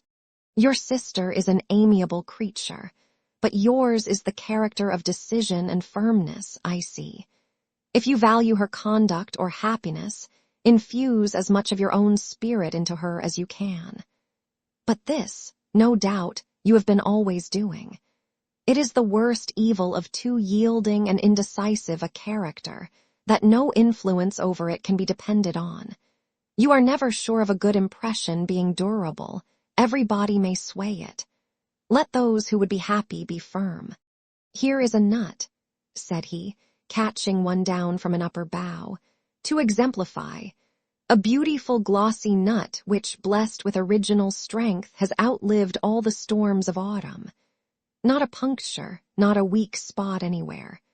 This nut," he continued with playful solemnity, "while so many of his brethren have fallen and been trodden under foot, is still in possession of all the happiness that a hazel nut can be supposed capable of." Then returning to his former earnest tone, "My first wish for all whom I am interested in is that they should be firm. If Louisa Musgrove would be beautiful and happy in her November of life, she will cherish all her present powers of mind." He had done and was unanswered. It would have surprised Anne if Louisa could have readily answered such a speech, words of such interest, spoken with such serious warmth. She could imagine what Louisa was feeling. For herself, she feared to move, lest she should be seen. While she remained, a bush of low, rambling holly protected her, and they were moving on. Before they were beyond her hearing, however, Louisa spoke again. "Mary is good-natured enough in many respects," said she, "but she does sometimes provoke me excessively by her nonsense and pride, the Elliot pride. She has a great deal too much of the Elliot pride. We do so wish that Charles had married Anne instead. I suppose you know he wanted to marry Anne." After a moment's pause, Captain Wentworth said, "Do you mean that she refused him?" "Oh, yes, certainly." "When did that happen?" "I do not exactly know, for Henrietta and I were at school at the time, but I believe about a year before he married Mary. I wish she had accepted him. We should all have liked her a great deal better, and Papa and Mamma always think it was her great friend Lady Russell's doing, that she did not. They think Charles might not be learned and bookish enough to please Lady Russell, and that therefore she persuaded Anne to refuse him." The sounds were retreating, and Anne distinguished no more. Her own emotions still kept her fixed. She had much to recover from before she could move. The listener's proverbial fate was not absolutely hers. She had heard no evil of herself, but she had heard a great deal of very painful import. She saw how her own character was considered by Captain Wentworth, and there had been just that degree of feeling and curiosity about her in his manner, which must give her extreme agitation. As soon as she could, she went after Mary, and having found, and walked back with her to their former station, by the stile, felt some comfort in their whole party being immediately afterwards collected, and once more in motion together. Her spirits wanted the solitude and silence which only numbers could give. Charles and Henrietta returned, bringing, as may be conjectured, Charles Hayter with them. The minutiae of the business Anne could not attempt to understand. Even Captain Wentworth did not seem admitted to perfect confidence here, but that there had been a withdrawing on the gentleman's side, and a relenting on the ladies', and that they were now very glad to be together again, did not admit a doubt.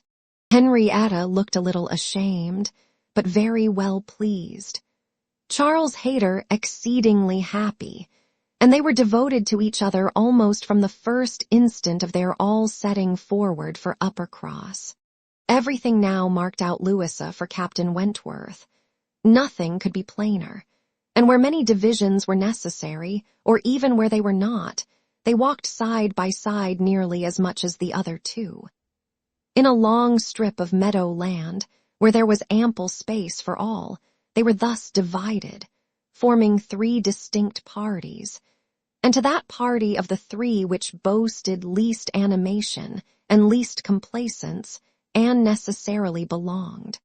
She joined Charles and Mary, and was tired enough to be very glad of Charles's other arm. But Charles, though in very good humor with her, was out of temper with his wife.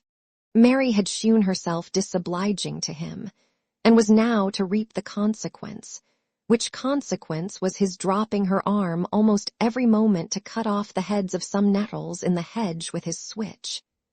And when Mary began to complain of it, and lament her being ill-used, according to custom, in being on the hedge side, while Anne was never incommoded on the other, he dropped the arms of both to hunt after a weasel which he had a momentary glance of, and they could hardly get him along at all.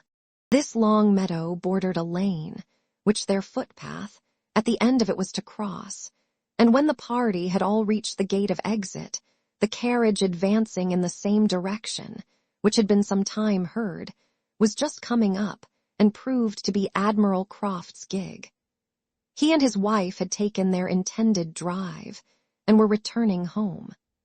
Upon hearing how long a walk the young people had engaged in, they kindly offered a seat to any lady who might be particularly tired. It would save her a full mile, and they were going through Upper Cross. The invitation was general, and generally declined. The Miss Musgroves were not at all tired, and Mary was either offended by not being asked before any of the others, or what Louisa called the Elliot pride could not endure to make a third in a one-horse chaise. The walking party had crossed the lane, and were surmounting an opposite stile, and the Admiral was putting his horse in motion again, when Captain Wentworth cleared the hedge in a moment to say something to his sister. The something might be guessed by its effects. "Miss Elliot, I am sure you are tired," cried Mrs. Croft. "Do let us have the pleasure of taking you home. Here is excellent room for 3, I assure you. If we were all like you, I believe we might sit 4. You must, indeed, you must." Anne was still in the lane, and though instinctively beginning to decline, she was not allowed to proceed. The Admiral's kind urgency came in support of his wife's. They would not be refused. They compressed themselves into the smallest possible space to leave her a corner, and Captain Wentworth, without saying a word, turned to her, and quietly obliged her to be assisted into the carriage. Yes, he had done it. She was in the carriage, and felt that he had placed her there, that his will and his hands had done it, that she owed it to his perception of her fatigue, and his resolution to give her rest. She was very much affected by the view of his disposition towards her, which all these things made apparent. This little circumstance seemed the completion of all that had gone before. She understood him. He could not forgive her, but he could not be unfeeling. Though condemning her for the past, and considering it with high and unjust resentment, though perfectly careless of her, and though becoming attached to another, still he could not see her suffer, without the desire of giving her relief. It was a remainder of former sentiment. It was an impulse of pure, though unacknowledged friendship. It was a proof of his own warm and amiable heart, which she could not contemplate without emotions so compounded of pleasure and pain, that she knew not which prevailed. Her answers to the kindness and the remarks of her companions were at first unconsciously given. They had traveled half their way along the rough lane before she was quite awake to what they said. She then found them talking of Frederick. "He certainly means to have one or other of those 2 girls, Sophy," said the Admiral, "but there is no saying which. He has been running after them too long enough, one would think, to make up his mind. Aye, this comes of the peace. If it were war now, he would have settled it long ago. We sailors, Miss Elliot, cannot afford to make long courtships in time of war. How many days was it, my dear, between the first time of my seeing you and our sitting down together in our lodgings at North Yarmouth?" "We had better not talk about it, my dear," replied Mrs. Croft, pleasantly, "for if Miss Elliot were to hear how soon we came to an understanding, she would never be persuaded that we could be happy together. I had known you by character, however, long before. Well, and I had heard of you as a very pretty girl, and what were we to wait for besides? I do not like having such things so long in hand. I wish Frederick would spread a little more canvas and bring us home one of these young ladies to Kellynch. Then there would always be company for them. And very nice young ladies they both are. I hardly know one from the other. Very good-humored, unaffected girls indeed, said Mrs. Croft, in a tone of calmer praise, such as made Anne suspect that her keener powers might not consider either of them as quite worthy of her brother. And a very respectable family. One could not be connected with better people. My dear Admiral, that post. We shall certainly take that post. But by coolly giving the reins a better direction herself, they happily passed the danger. And by once afterwards judiciously putting out her hand, they neither fell into a rut, nor ran foul of a dung cart. And Anne, with some amusement at their style of driving, which she imagined no bad representation of the general guidance of their affairs, found herself safely deposited by them at the cottage. Chapter 11. The time now approached for Lady Russell's return. The day was even fixed, and Anne, being engaged to join her as soon as she was resettled, was looking forward to an early removal to Kellynch, and beginning to think how her own comfort was likely to be affected by it. It would place her in the same village with Captain Wentworth, within half a mile of him. They would have to frequent the same church, and there must be intercourse between the two families. This was against her, but on the other hand, he spent so much of his time at Uppercross, that in removing thence she might be considered rather as leaving him behind, than as going towards him. And upon the whole, she believed she must, on this interesting question, be the gainer, almost as certainly as in her change of domestic society, in leaving poor Mary for Lady Russell. She wished it might be possible for her to avoid ever seeing Captain Wentworth at the Hall. Those rooms had witnessed former meetings which would be brought too painfully before her. But she was yet more anxious for the possibility of Lady Russell and Captain Wentworth never meeting anywhere. They did not like each other, and no renewal of acquaintance now could do any good. And were Lady Russell to see them together, she might think that he had too much self-possession, and she too little. These points formed her chief solicitude in anticipating her removal from Uppercross, where she felt she had been stationed quite long enough. Her usefulness to little Charles would always give some sweetness to the memory of her 2 months' visit there, but he was gaining strength apace, and she had nothing else to stay for. The conclusion of her visit, however, was diversified in a way which she had not at all imagined. Captain Wentworth, after being unseen and unheard of at Uppercross for 2 whole days, appeared again among them to justify himself by a relation of what had kept him away. A letter from his friend, Captain Harville, having found him out at last, had brought intelligence of Captain Harville's being settled with his family at Lyme for the winter, of their being therefore, quite unknowingly, within 20 miles of each other. Captain Harville had never been in good health since a severe wound which he received 2 years before, and Captain Wentworth's anxiety to see him had determined him to go immediately to Lyme. He had been there for 24 hours. His acquittal was complete, his friendship warmly honored, a lively interest excited for his friend, and his description of the fine country about Lyme so feelingly attended to by the party, that an earnest desire to see Lyme themselves, and a project for going thither was the consequence. The young people were all wild to see Lyme. Captain Wentworth talked of going there again himself. It was only 17 miles from Uppercross. Though November, the weather was by no means bad, and in short, Louisa, who was the most eager of the eager, having formed the resolution to go, and besides the pleasure of doing as she liked, being now armed with the idea of merit in maintaining her own way, bore down all the wishes of her father and mother for putting it off till summer, and to Lyme they were to go, Charles, Mary, Anne, Henrietta, Louisa, and Captain Wentworth. The first heedless scheme had been to go in the morning and return at night.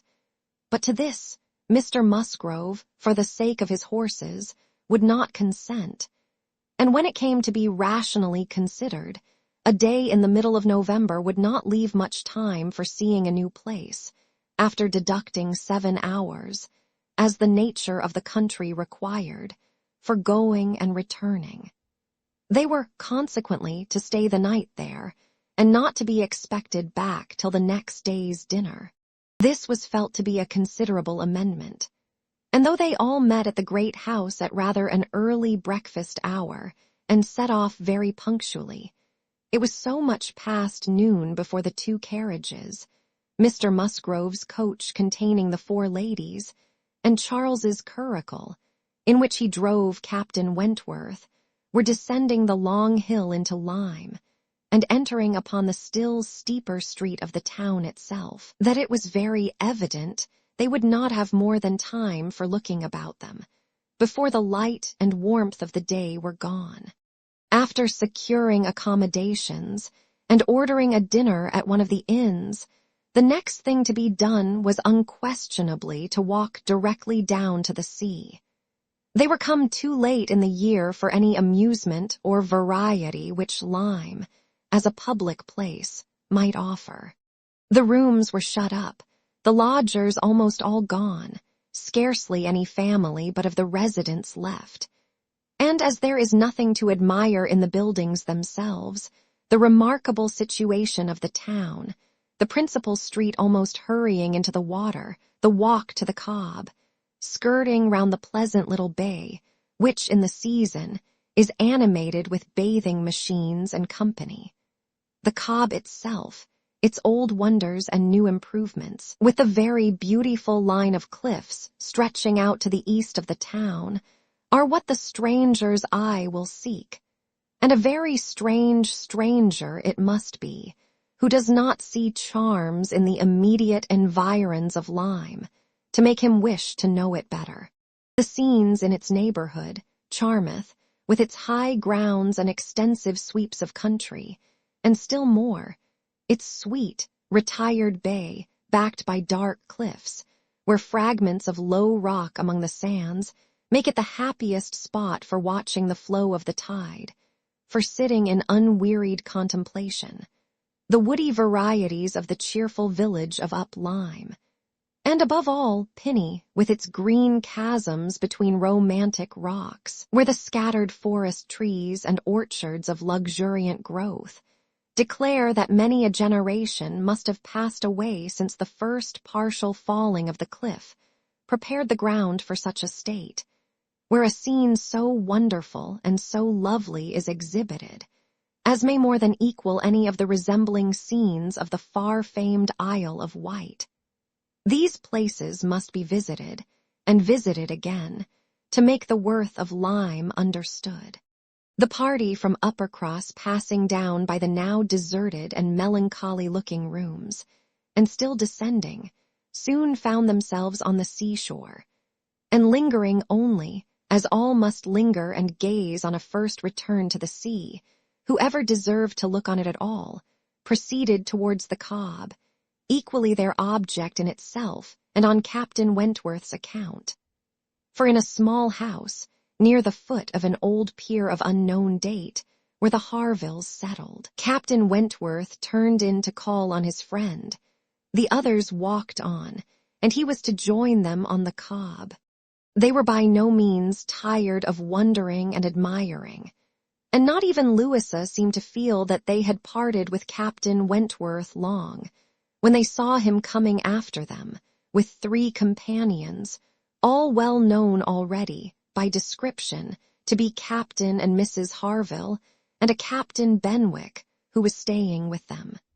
Captain Benwick had some time ago been first lieutenant of the Laconia, and the account which Captain Wentworth had given of him, on his return from Lyme before, his warm praise of him as an excellent young man and an officer, whom he had always valued highly, which must have stamped him well in the esteem of every listener, had been followed by a little history of his private life, which rendered him perfectly interesting in the eyes of all the ladies. He had been engaged to Captain Harville's sister, and was now mourning her loss. They had been a year or two waiting for fortune and promotion. Fortune came, his prize money as lieutenant being great. Promotion, too, came at last, but Fanny Harville did not live to know it. She had died the preceding summer while he was at sea. Captain Wentworth believed it impossible for man to be more attached to woman than poor Benwick had been to Fanny Harville, or to be more deeply afflicted under the dreadful change. He considered his disposition as of the sort which must suffer heavily, uniting very strong feelings with quiet, serious, and retiring manners, and a decided taste for reading and sedentary pursuits. To finish the interest of the story, the friendship between him and the Harvilles seemed, if possible, augmented by the event which closed all their views of alliance, and Captain Benwick was now living with them entirely. Captain Harville had taken his present house for half a year, his taste, and his health, and his fortune, all directing him to a residence inexpensive, and by the sea, and the grandeur of the country, and the retirement of Lyme in the winter, appeared exactly adapted to Captain Benwick's state of mind. The sympathy and goodwill excited towards Captain Benwick was very great. And yet, said Anne to herself, as they now moved forward to meet the party, he has not, perhaps, a more sorrowing heart than I have. I cannot believe his prospects so blighted forever. He is younger than I am, younger in feeling, if not in fact, younger as a man. He will rally again and be happy with another. They all met and were introduced. Captain Harville was a tall, dark man with a sensible, benevolent countenance, a little lame, and from strong features and want of health, looking much older than Captain Wentworth. Captain Benwick looked and was the youngest of the three, and compared with either of them a little man. He had a pleasing face and a melancholy air, just as he ought to have, and drew back from conversation. Captain Harville, though not equaling Captain Wentworth in manners, was a perfect gentleman, unaffected, warm, and obliging. Mrs. Harville, a degree less polished than her husband, seemed, however, to have the same good feelings, and nothing could be more pleasant than their desire of considering the whole party as friends of their own, because the friends of Captain Wentworth, or more kindly hospitable than their entreaties for their all promising to dine with them. The dinner, already ordered at the inn, was at last, though unwillingly, accepted as an excuse, but they seemed almost hurt that Captain Wentworth should have brought any such party to Lyme, without considering it as a thing of course that they should dine with them. There was so much attachment to Captain Wentworth in all this, and such a bewitching charm in a degree of hospitality so uncommon, so unlike the usual style of give-and-take invitations, and dinners of formality and display, that Anne felt her spirits not likely to be benefited by an increasing acquaintance among his brother officers. These would have been all my friends, was her thought, and she had to struggle against a great tendency to lowness.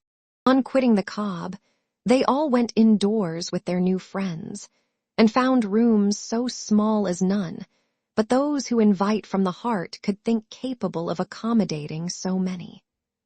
Anne had a moment's astonishment on the subject herself, but it was soon lost in the pleasanter feelings which sprang from the sight of all the ingenious contrivances and nice arrangements of Captain Harville, to turn the actual space to the best account, to supply the deficiencies of lodging-house furniture, and defend the windows and doors against the winter storms to be expected. The varieties in the fitting up of the rooms, where the common necessaries provided by the owner, in the common indifferent plight, were contrasted with some few articles of a rare species of wood, excellently worked up, and with something curious and valuable from all the distant countries Captain Harville had visited, were more than amusing to Anne. Connected as it all was with his profession, the fruit of its labors, the effect of its influence on his habits, the picture of repose and domestic happiness it presented, made it to her a something more, or less, than gratification. Captain Harville was no reader, but he had contrived excellent accommodations and fashioned very pretty shelves for a tolerable collection of well-bound volumes, the property of Captain Benwick. His lameness prevented him from taking much exercise, but a mind of usefulness and ingenuity seemed to furnish him with constant employment within. He drew, he varnished, he carpentered, he glued. He made toys for the children. He fashioned new netting needles and pins with improvements, and if everything else was done, sat down to his large fishing net at one corner of the room. Anne thought she left great happiness behind her when they quitted the house, and Louisa, by whom she found herself walking, burst forth into raptures of admiration and delight on the character of the navy, their friendliness, their brotherliness, their openness, their uprightness, protesting that she was convinced of sailors having more worth and warmth than any other set of men in England, that they only knew how to live, and they only deserved to be respected and loved. They went back to dress and dine, and so well had the scheme answered already, that nothing was found amiss, though its being so entirely out of season, and the no thoroughfare of lime, and the no expectation of company, had brought many apologies from the heads of the inn. Anne found herself by this time growing so much more hardened to being in Captain Wentworth's company than she had at first imagined could ever be, that the sitting down to the same table with him now, and the interchange of the common civilities attending on it, they never got beyond, was become a mere nothing. The nights were too dark for the ladies to meet again till the morrow, but Captain Harville had promised them a visit in the evening, and he came, bringing his friend also, which was more than had been expected, it having been agreed that Captain Benwick had all the appearance of being oppressed by the presence of so many strangers. He ventured among them again, however, though his spirits certainly did not seem fit for the mirth of the party in general, while Captains Wentworth and Harville led the talk on one side of the room, and by recurring to former days, supplied anecdotes in abundance to occupy and entertain the others. It fell to Anne's lot to be placed rather apart with Captain Benwick, and a very good impulse of her nature obliged her to begin an acquaintance with him. He was shy, and disposed to abstraction, but the engaging mildness of her countenance and gentleness of her manners soon had their effect, and Anne was well repaid the first trouble of exertion. He was evidently a young man of considerable taste in reading, though principally in poetry, and besides the persuasion of having given him at least an evening's indulgence in the discussion of subjects, which his usual companions had probably no concern in, she had the hope of being of real use to him in some suggestions as to the duty and benefit of struggling against affliction, which had naturally grown out of their conversation. For though shy, he did not seem reserved. It had rather the appearance of feelings glad to burst their usual restraints, and having talked of poetry, the richness of the present age, and gone through a brief comparison of opinion as to the first-rate poets, trying to ascertain whether Marmion or the Lady of the Lake were to be preferred, and how ranked the Gyre and the Bride of Abydos, and moreover, how the Gyre was to be pronounced. He showed himself so intimately acquainted with all the tenderest songs of the one poet, and all the impassioned descriptions of hopeless agony of the other.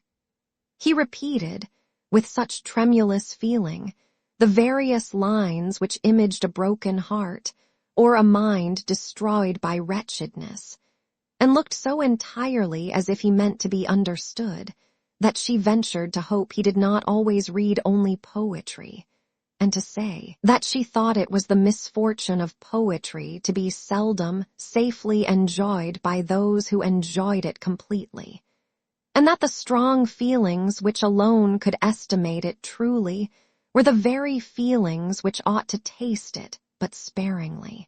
His looks showing him not pained, but pleased with this allusion to his situation, she was emboldened to go on, and feeling in herself the right of seniority of mind, she ventured to recommend a larger allowance of prose in his daily study, and on being requested to particularize, mentioned such works of our best moralists, such collections of the finest letters, such memoirs of characters of worth and suffering, as occurred to her at the moment as calculated to rouse and fortify the mind by the highest precepts, and the strongest examples of moral and religious endurances.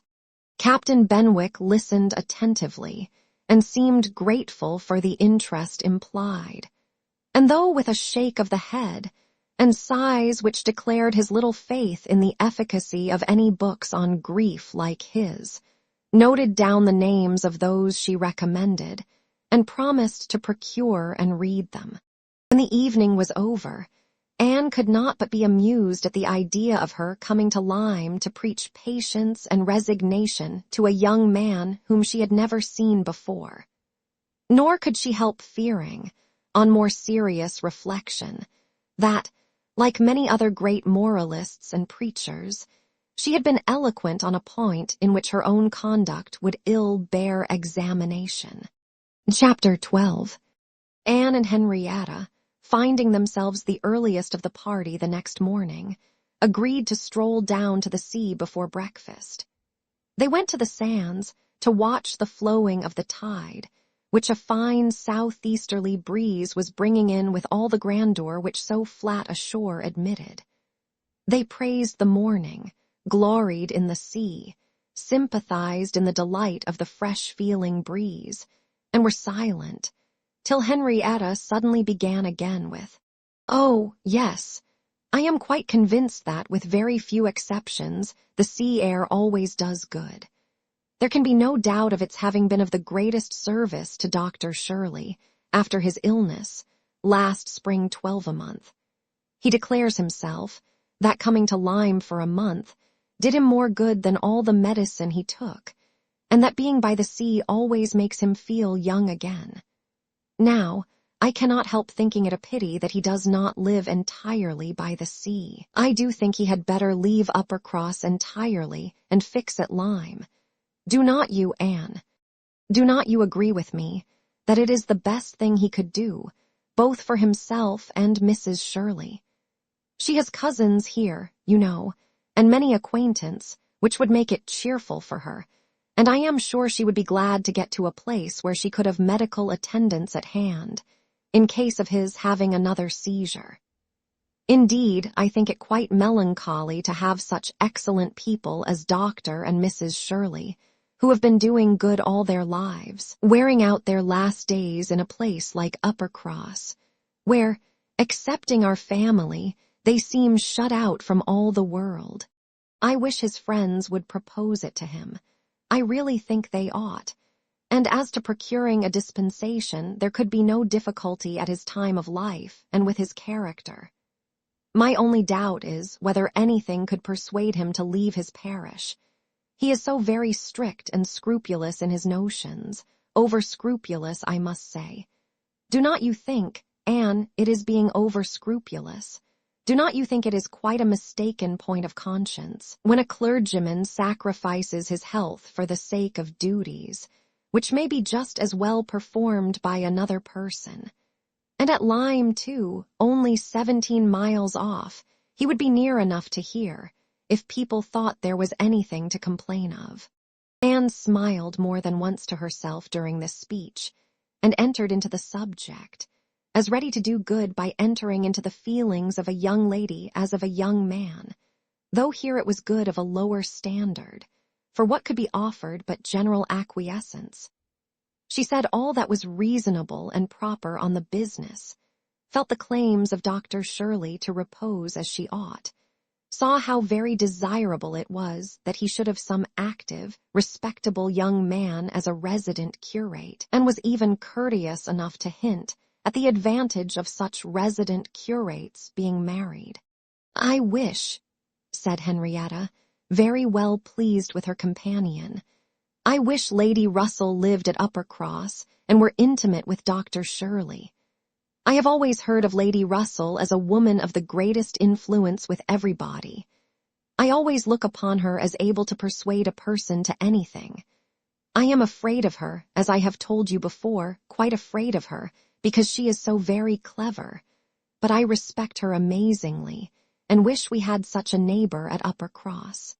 Anne was amused by Henrietta's manner of being grateful, and amused also that the course of events and the new interests of Henrietta's views should have placed her friend at all in favor with any of the Musgrove family. She had only time, however, for a general answer, and a wish that such another woman were at Uppercross before all subjects suddenly ceased, on seeing Louisa and Captain Wentworth coming towards them. They came also for a stroll till breakfast was likely to be ready, but Louisa, recollecting immediately afterwards that she had something to procure at a shop, invited them all to go back with her into the town. They were all at her disposal. When they came to the steps, leading upwards from the beach, a gentleman at the same moment preparing to come down, politely drew back and stopped to give them way. They ascended and passed him, and as they passed, Anne's face caught his eye, and he looked at her with a degree of earnest admiration, which she could not be insensible of. She was looking remarkably well, her very regular, very pretty features, having the bloom and freshness of youth restored by the fine wind which had been blowing on her complexion, and by the animation of eye which it had also produced. It was evident that the gentleman, completely a gentleman in manner, admired her exceedingly. Captain Wentworth looked round at her instantly in a way which showed his noticing of it. He gave her a momentary glance, a glance of brightness, which seemed to say, "That man is struck with you, and even I, at this moment, see something like Anne Elliot again."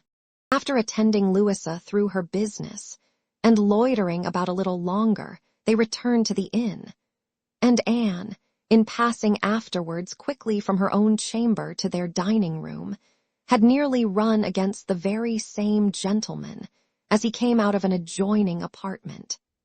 She had before conjectured him to be a stranger like themselves, and determined that a well-looking groom, who was strolling about near the two inns as they came back, should be his servant. Both master and man being in mourning, assisted the idea.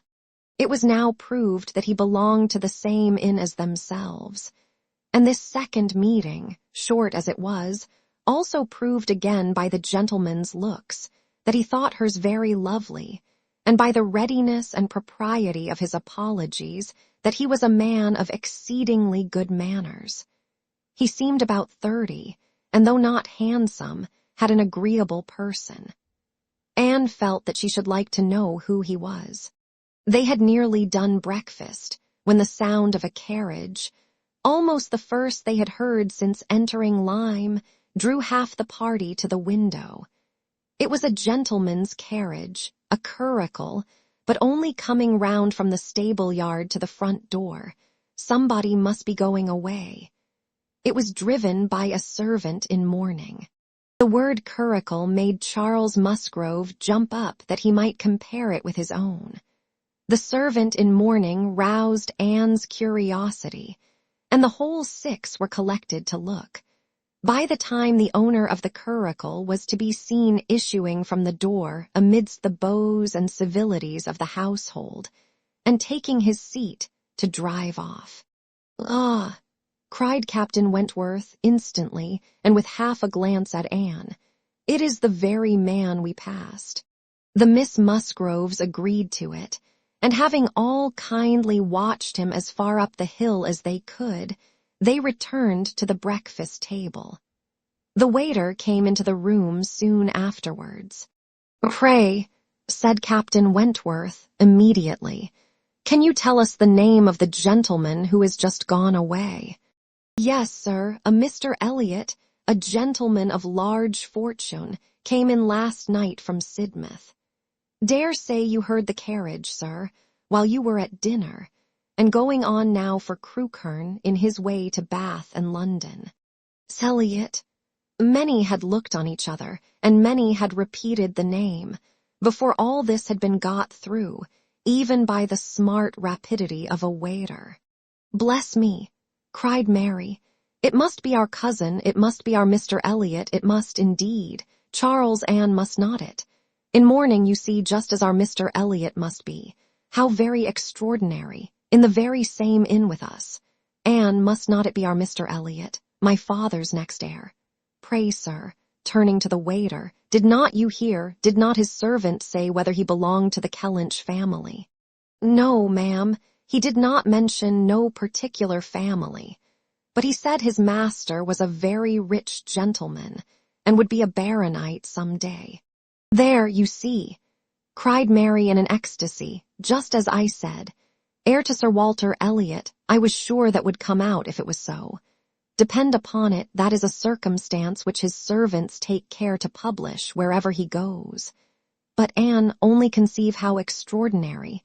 I wish I had looked at him more. I wish we had been aware in time who it was, that he might have been introduced to us. What a pity that we should not have been introduced to each other. Do you think he had the Elliot countenance?" "I hardly looked at him. I was looking at the horses. But I think he had something of the Elliot countenance. I wonder the arms did not strike me."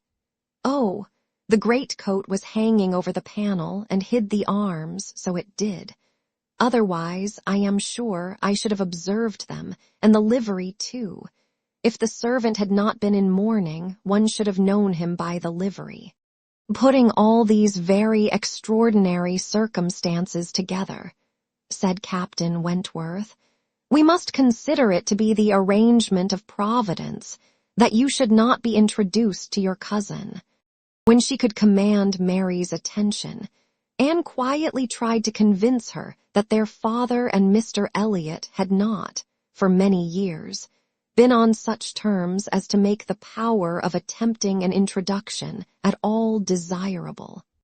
At the same time, however, it was a secret gratification to herself to have seen her cousin, and to know that the future owner of Kellynch was undoubtedly a gentleman, and had an air of good sense.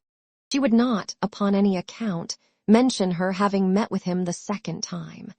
Luckily, Mary did not much attend to their having passed close by him in their earlier walk, but she would have felt quite ill-used by Anne's having actually run against him in the passage, and received his very polite excuses, while she had never been near him at all.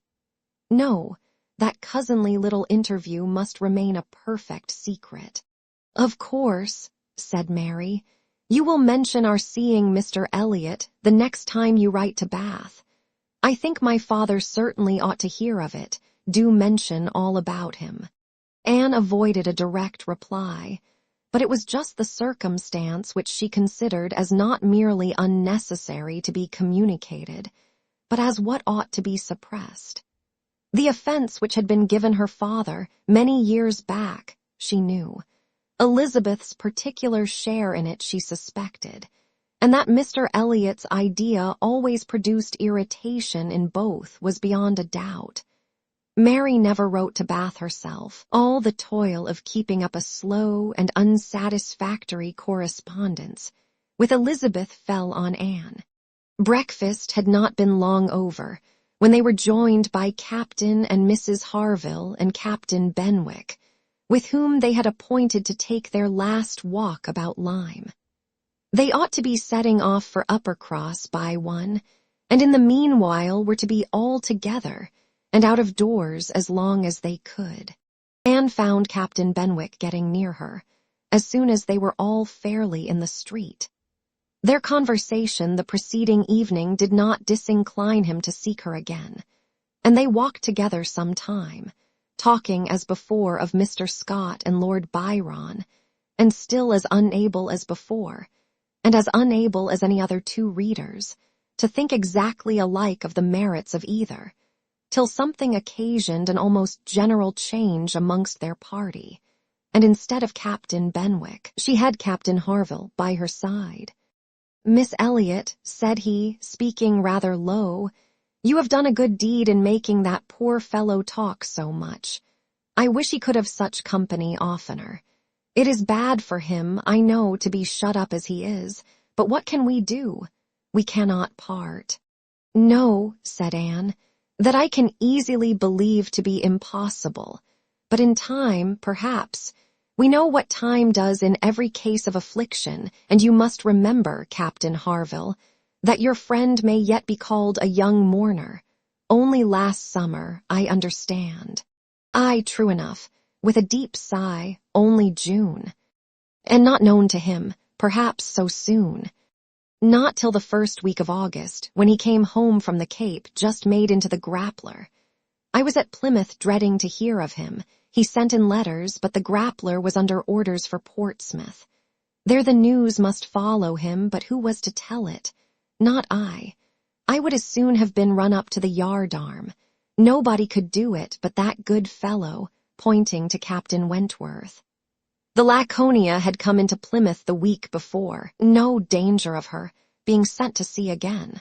He stood his chance for the rest, wrote up for leave of absence, but without waiting the return, travelled night and day till he got to Portsmouth, rowed off to the Grappler that instant, and never left the poor fellow for a week. That's what he did, and nobody else could have saved poor James. You may think, Miss Elliot, whether he is dear to us." Anne did think on the question with perfect decision, and said as much in reply as her own feeling could accomplish, or as his seemed able to bear, for he was too much affected to renew the subject, and when he spoke again, it was of something totally different. Mrs. Harville's giving it as her opinion that her husband would have quite walking enough by the time he reached home, determined the direction of all the party in what was to be their last walk. They would accompany them to their door, and then return and set off themselves. By all their calculations there was just time for this. But as they drew near the Cobb, there was such a general wish to walk along it once more. All were so inclined, and Louisa soon grew so determined, that the difference of a quarter of an hour, it was found, would be no difference at all. So with all the kind leave-taking, and all the kind interchange of invitations and promises which may be imagined, they parted from Captain and Mrs. Harville at their own door, and still accompanied by Captain Benwick, who seemed to cling to them to the last, proceeded to make the proper adieus to the Cobb. Anne found Captain Benwick again drawing near her. Lord Byron's dark blue seas could not fail of being brought forward by their present view, and she gladly gave him all her attention as long as attention was possible. It was soon drawn, perforce another way. There was too much wind to make the high part of the new Cobb pleasant for the ladies, and they agreed to get down the steps to the lower, and all were contented to pass quietly and carefully down the steep flight, excepting Louisa. She must be jumped down them by Captain Wentworth. In all their walks, he had had to jump her from the stiles.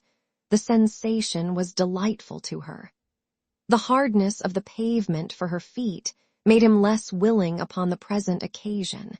He did it, however. She was safely down, and instantly, to show her enjoyment, ran up the steps to be jumped down again.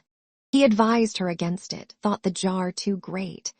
But no, he reasoned and talked in vain. She smiled and said, "I am determined I will." He put out his hands. She was too precipitate by half a second. She fell on the pavement on the lower Cobb and was taken up lifeless.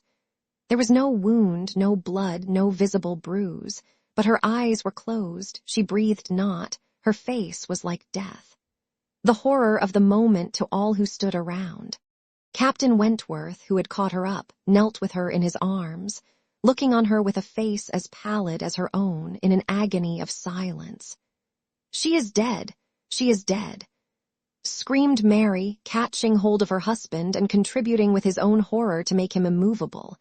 And in another moment, Henrietta, sinking under the conviction, lost her senses too, and would have fallen on the steps, but for Captain Benwick and Anne, who caught and supported her between them.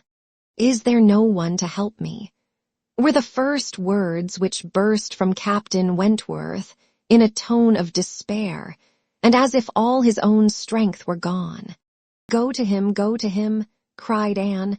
"For heaven's sake, go to him. I can support her myself. Leave me and go to him. Rub her hands, rub her temples. Here are salts, take them, take them."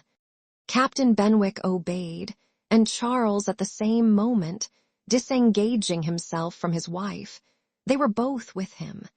And Louisa was raised up and supported more firmly between them, and everything was done that Anne had prompted, but in vain. While Captain Wentworth, staggering against the wall for his support, exclaimed in the bitterest agony, "So God, her father and mother." "A surgeon," said Anne. He caught the word. It seemed to rouse him at once, and saying only, "True, true, a surgeon this instant," was darting away, when Anne eagerly suggested, "Captain Benwick, would not it be better for Captain Benwick? He knows where a surgeon is to be found." Everyone capable of thinking felt the advantage of the idea, and in a moment, it was all done in rapid moments. Captain Benwick had resigned the poor corpse-like figure entirely to the brothers' care, and was off for the town with the utmost rapidity. As to the wretched party left behind, it could scarcely be said which of the three, who were completely rational, was suffering most. Captain Wentworth, Anne, or Charles, who, really a very affectionate brother, hung over Louisa with sobs of grief, and could only turn his eyes from one sister, to see the other in a state as insensible, or to witness the hysterical agitations of his wife, calling on him for help which he could not give. Anne, attending with all the strength and zeal and thought which instinct supplied to Henrietta, still tried, at intervals, to suggest comfort to the others, tried to quiet Mary, to animate Charles, to assuage the feelings of Captain Wentworth. Both seemed to look to her for directions. "Anne, Anne," cried Charles, "what is to be done next? What in heaven's name is to be done next?" Captain Wentworth's eyes were also turned towards her. "Had not she better be carried to the inn?" "Yes, I am sure. Carry her gently to the inn." "Yes, yes, to the inn," repeated Captain Wentworth, comparatively collected and eager to be doing something. "I will carry her myself. Musgrove take care of the others." By this time, the report of the accident had spread among the workmen and boatmen about the Cobb, and many were collected near them, to be useful if wanted, at any rate, to enjoy the sight of a dead young lady, nay, 2 dead young ladies, for it proved twice as fine as the first report. To some of the best-looking of these good people Henrietta was consigned, for though partially revived, she was quite helpless. And in this manner, Anne walking by her side and Charles attending to his wife, they set forward, treading back with feelings unutterable, the ground, which so lately, so very lately, and so light of heart, they had passed along. They were not off the Cobb before the Harvilles met them.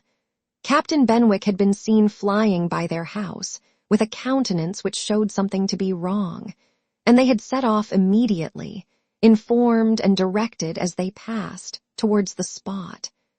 Shocked as Captain Harville was, he brought senses and nerves that could be instantly useful, and a look between him and his wife decided what was to be done. She must be taken to their house, all must go to their house, and await the surgeon's arrival there. They would not listen to scruples. He was obeyed. They were all beneath his roof. And while Louisa, under Mrs. Harville's direction, was conveyed upstairs and given possession of her own bed, assistance, cordials, restoratives were supplied by her husband to all who needed them. Louisa had once opened her eyes, but soon closed them again, without apparent consciousness. This had been a proof of life, however, of service to her sister, and Henrietta, though perfectly incapable of being in the same room with Louisa, was kept, by the agitation of hope and fear, from a return of her own insensibility. Mary, too, was growing calmer. The surgeon was with them almost before it had seemed possible. They were sick with horror while he examined, but he was not hopeless. The head had received a severe contusion, but he had seen greater injuries recovered from. He was by no means hopeless. He spoke cheerfully. That he did not regard it as a desperate case, that he did not say a few hours must end it, was at first felt beyond the hope of most. And the ecstasy of such a reprieve, the rejoicing, deep and silent, after a few fervent ejaculations of gratitude to heaven had been offered, may be conceived. The tone, the look, with which, thank God, was uttered by Captain Wentworth, Anne was sure could never be forgotten by her, nor the sight of him afterwards, as he sat near a table, leaning over it with folded arms and face concealed, as if overpowered by the various feelings of his soul, and trying by prayer and reflection to calm them. Louisa's limbs had escaped. There was no injury but to the head. It now became necessary for the party to consider what was best to be done, as to their general situation. They were now able to speak to each other and consult. That Louisa must remain where she was, however distressing to her friends to be involving the Harvilles in such trouble, did not admit a doubt. Her removal was impossible. The Harvilles silenced all scruples, and as much as they could, all gratitude. They had looked forward, and arranged everything before the others began to reflect. Captain Benwick must give up his room to them, and get another bed elsewhere, and the whole was settled. They were only concerned that the house could accommodate no more, and yet perhaps, by putting the children away in the maid's room, or swinging a cot somewhere, they could hardly bear to think of not finding room for 2 or 3 besides, supposing they might wish to stay, though, with regard to any attendance on Miss Musgrove, there need not be the least uneasiness in leaving her to Mrs. Harville's care entirely. Mrs. Harville was a very experienced nurse, and her nursery maid, who had lived with her long and gone about with her everywhere, was just such another. Between these two, she could want no possible attendance by day or night, and all this was said with a truth and sincerity of feeling irresistible. Charles, Henrietta, and Captain Wentworth were the 3 in consultation, and for a little while it was only an interchange of perplexity and terror. Uppercross, the necessity of someone's going to Uppercross, the news to be conveyed, how it could be broken to Mr. and Mrs. Musgrove, the lateness of the morning, an hour already gone since they ought to have been off, the impossibility of being in tolerable time. At first, they were capable of nothing more to the purpose than such exclamations, but after a while, Captain Wentworth, exerting himself, said, "We must be decided, and without the loss of another minute. Every minute is valuable. Someone must resolve on being off for Uppercross instantly. Musgrove, either you or I must go." Charles agreed, but declared his resolution of not going away. He would be as little encumbrance as possible to Captain and Mrs. Harville, But as to leaving his sister in such a state, he neither ought nor would. So far it was decided, and Henrietta at first declared the same. She, however, was soon persuaded to think differently. The usefulness of her staying, she who had not been able to remain in Louis's room or to look at her, without sufferings, which made her worse than helpless. She was forced to acknowledge that she could do no good, yet was still unwilling to be away, till, touched by the thought of her father and mother, she gave it up. She consented. She was anxious to be at home. The plan had reached this point, when Anne, coming quietly down from Louis's room, could not but hear what followed, for the parlor door was open. "Then it is settled, Musgrove," cried Captain Wentworth, "that you stay and that I take care of your sister home. But as to the rest, as to the others, if one stays to assist Mrs. Harville, I think it need be only one. Mrs. Charles Musgrove will, of course, wish to get back to her children, but if Anne will stay, no one so proper, so capable as Anne." She paused a moment to recover from the emotion of hearing herself so spoken of. The other two warmly agreed with what he said, and she then appeared. "You will stay, I am sure, you will stay and nurse her," cried he, turning to her and speaking with a glow, and yet a gentleness which seemed almost restoring the past. She colored deeply, and he recollected himself and moved away. She expressed herself most willing, ready, happy to remain. It was what she had been thinking of and wishing to be allowed to do. A bed on the floor in Louis's room would be sufficient for her, if Mrs. Harville would but think so. One thing more, and all seemed arranged.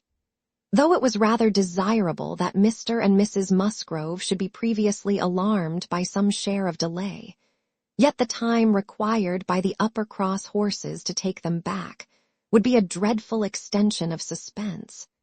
And Captain Wentworth proposed, and Charles Musgrove agreed, that it would be much better for him to take a chaise from the inn, and leave Mr. Musgrove's carriage and horses to be sent home the next morning early, when there would be the farther advantage of sending an account of Louis's night. Captain Wentworth now hurried off to get everything ready on his part, and to be soon followed by the two ladies. When the plan was made known to Mary, however, there was an end of all peace in it. She was so wretched and so vehement, complained so much of injustice in being expected to go away instead of Anne. Anne, who was nothing to Louisa, while she was her sister, and had the best right to stay in Henrietta's stead. Why was not she to be as useful as Anne, and to go home without Charles, too, without her husband? No, it was too unkind. And in short, she said more than her husband could long withstand, and as none of the others could oppose when he gave way, there was no help for it. The change of Mary for Anne was inevitable. Anne had never submitted more reluctantly to the jealous and ill-judging claims of Mary. But so it must be, and they set off for the town, Charles taking care of his sister, and Captain Benwick attending to her. She gave a moment's recollection, as they hurried along, to the little circumstances which the same spots had witnessed earlier in the morning. There she had listened to Henrietta's schemes for Dr. Shirley's leaving Uppercross. Farther on, she had first seen Mr. Elliot. A moment seemed all that could now be given to anyone but Louisa, or those who were wrapped up in her welfare. Captain Benwick was most considerately attentive to her, and, united as they all seemed by the distress of the day, she felt an increasing degree of goodwill towards him, and a pleasure even in thinking that it might, perhaps, be the occasion of continuing their acquaintance. Captain Wentworth was on the watch for them, and a chaise and four in waiting, stationed for their convenience in the lowest part of the street. But his evident surprise and vexation at the substitution of one sister for the other, the change in his countenance, the astonishment, the expressions begun and suppressed, with which Charles was listened to, made but a mortifying reception of Anne, or must at least convince her that she was valued only as she could be useful to Louisa. She endeavored to be composed and to be just. Without emulating the feelings of an Emma towards her Henry, she would have attended on Louisa with a zeal above the common claims of regard for his sake, and she hoped he would not long be so unjust as to suppose she would shrink unnecessarily from the office of a friend. In the meanwhile, she was in the carriage. He had handed them both in and placed himself between them, and in this manner, under these circumstances, full of astonishment and emotion to Anne, she quitted Lyme. How the long stage would pass, how it was to affect their manners, what was to be their sort of intercourse, she could not foresee. It was all quite natural, however. He was devoted to Henrietta, always turning towards her, and when he spoke at all, always with the view of supporting her hopes and raising her spirits. In general, his voice and manner were studiously calm. To spare Henrietta from agitation seemed the governing principle. Once only, when she had been grieving over the last ill-judged, ill-fated walk to the Cobb, bitterly lamenting that it ever had been thought of, he burst forth, as if wholly overcome. "Don't talk of it, don't talk of it," he cried.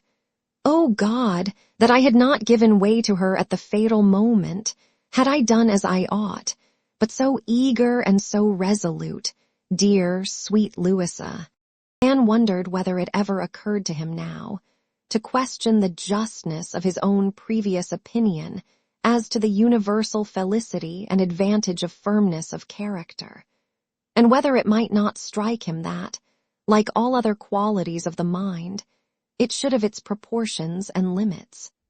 She thought it could scarcely escape him to feel that a persuadable temper might sometimes be as much in favor of happiness as a very resolute character. They got on fast. Anne was astonished to recognize the same hills and the same objects so soon. Their actual speed, heightened by some dread of the conclusion, made the road appear but half as long as on the day before. It was growing quite dusk, however, before they were in the neighborhood of Uppercross, and there had been total silence among them for some time, Henrietta leaning back in the corner, with a shawl over her face, giving the hope of her having cried herself to sleep, when, as they were going up their last hill, Anne found herself all at once addressed by Captain Wentworth. In a low, cautious voice, he said, "I have been considering what we had best do. She must not appear at first. She could not stand it.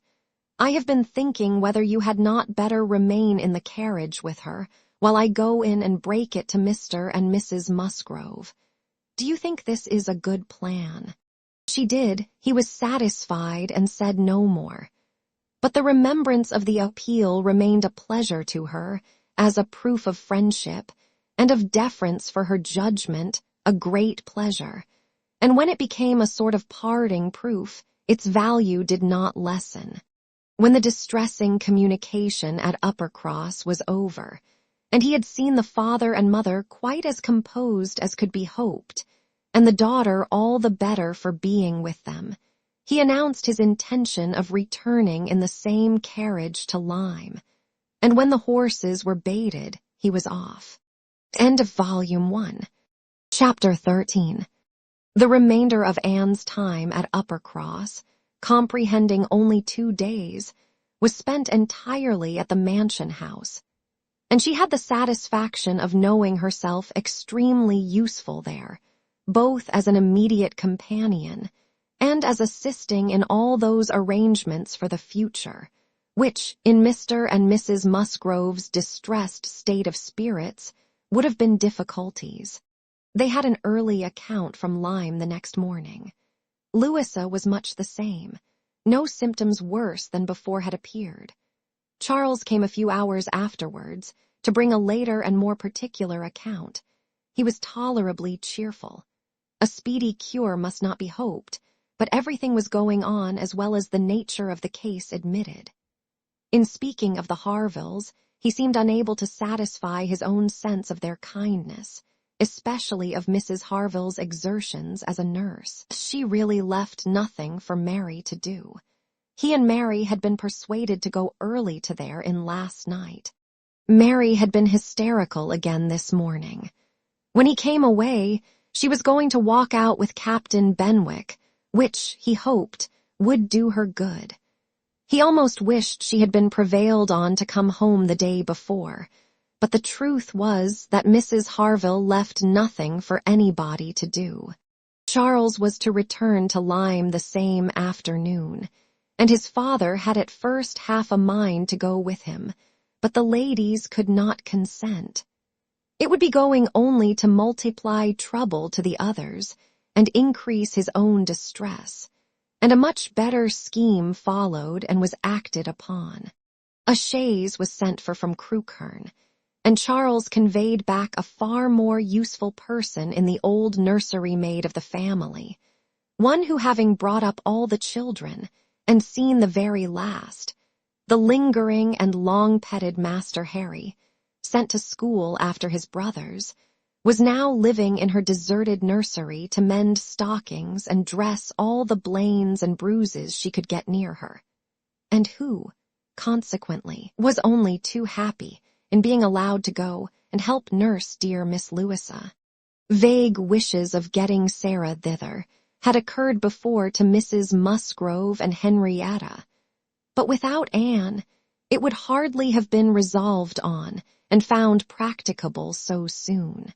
They were indebted, the next day, to Charles Hayter for all the minute knowledge of Louisa, which it was so essential to obtain every 24 hours. He made it his business to go to Lyme, and his account was still encouraging. The intervals of sense and consciousness were believed to be stronger. Every report agreed in Captain Wentworth's appearing fixed in Lyme. Anne was to leave them on the morrow, an event which they all dreaded. What should they do without her? They were wretched comforters for one another. And so much was said in this way that Anne thought she could not do better than impart among them the general inclination to which she was privy, and persuaded them all to go to Lyme at once. She had little difficulty. It was soon determined that they would go tomorrow, fix themselves at the inn, or get into lodgings as it suited, and there remain till dear Louisa could be moved. They must be taking off some trouble from the good people she was with. They might at least relieve Mrs. Harville from the care of her own children. And in short, they were so happy in the decision that Anne was delighted with what she had done, and felt that she could not spend her last morning at Uppercross better than in assisting their preparations, and sending them off at an early hour, though her being left to the solitary range of the house was the consequence. She was the last, excepting the little boys at the cottage. She was the very last, the only remaining one of all that had filled and animated both houses, of all that had given Uppercross its cheerful character. A few days had made a change indeed. If Louisa recovered, it would all be well again. More than former happiness would be restored. There could not be a doubt, to her mind there was none, of what would follow her recovery. A few months hence, and the room now so deserted, occupied but by her silent, pensive self, might be filled again with all that was happy and gay, all that was glowing and bright in prosperous love, all that was most unlike Anne Elliot. An hour's complete leisure for such reflections as these, on a dark November day, a small thick rain almost blotting out the very few objects ever to be discerned from the windows, was enough to make the sound of Lady Russell's carriage exceedingly welcome.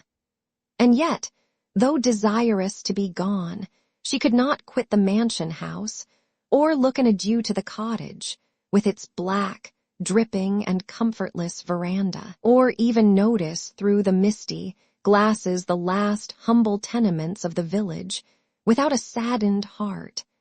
Scenes had passed in Uppercross which made it precious. It stood the record of many sensations of pain, once severe, but now softened, and of some instances of relenting feeling, some breathings of friendship and reconciliation, which could never be looked for again, and which could never cease to be dear. She left it all behind her, all but the recollection that such things had been.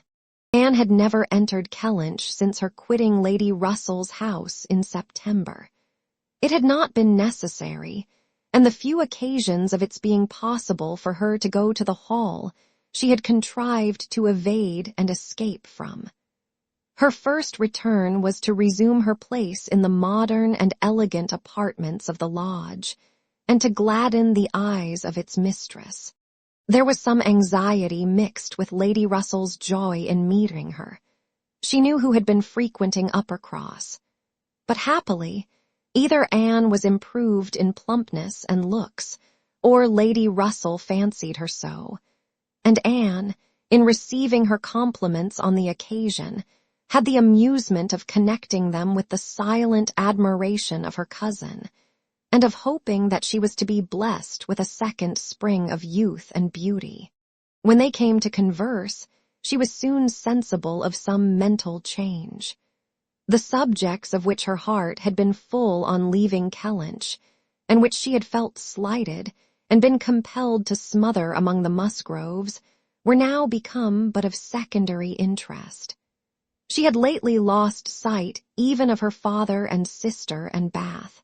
Their concerns had been sunk under those of Uppercross, and when Lady Russell reverted to their former hopes and fears, and spoke her satisfaction in the house in Camden Place, which had been taken, and her regret that Mrs. Clay should still be with them, Anne would have been ashamed to have it known how much more she was thinking of Lyme and Louisa Musgrove, and all her acquaintance there.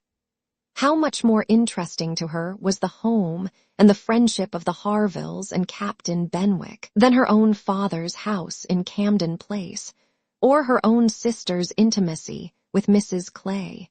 She was actually forced to exert herself to meet Lady Russell with anything like the appearance of equal solicitude, on topics which had by nature the first claim on her. There was a little awkwardness at first in their discourse on another subject. They must speak of the accident at Lyme. Lady Russell had not been arrived 5 minutes the day before, when a full account of the whole had burst on her. But still it must be talked of, she must make inquiries, she must regret the imprudence, lament the result, and Captain Wentworth's name must be mentioned by both. Anne was conscious of not doing it so well as Lady Russell. She could not speak the name, and look straight forward to Lady Russell's eye, till she had adopted the expedient of telling her briefly what she thought of the attachment between him and Louisa. When this was told, his name distressed her no longer. Lady Russell had only to listen composedly, and wish them happy, but internally her heart revelled in angry pleasure, in pleased contempt, that the man who at 23 had seemed to understand somewhat of the value of an Anne Elliot should, 8 years afterwards, be charmed by a Louisa Musgrove. The first 3 or 4 days passed most quietly, with no circumstance to mark them excepting the receipt of a note or two from Lyme, which found their way to Anne, she could not tell how, and brought a rather improving account of Louisa.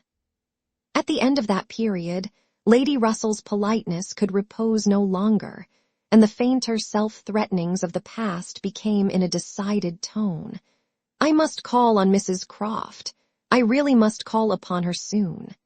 Anne, have you courage to go with me and pay a visit in that house? It will be some trial to us both." Anne did not shrink from it. On the contrary, she truly felt, as she said, in observing, "I think you are very likely to suffer the most of the two. Your feelings are less reconciled to the change than mine.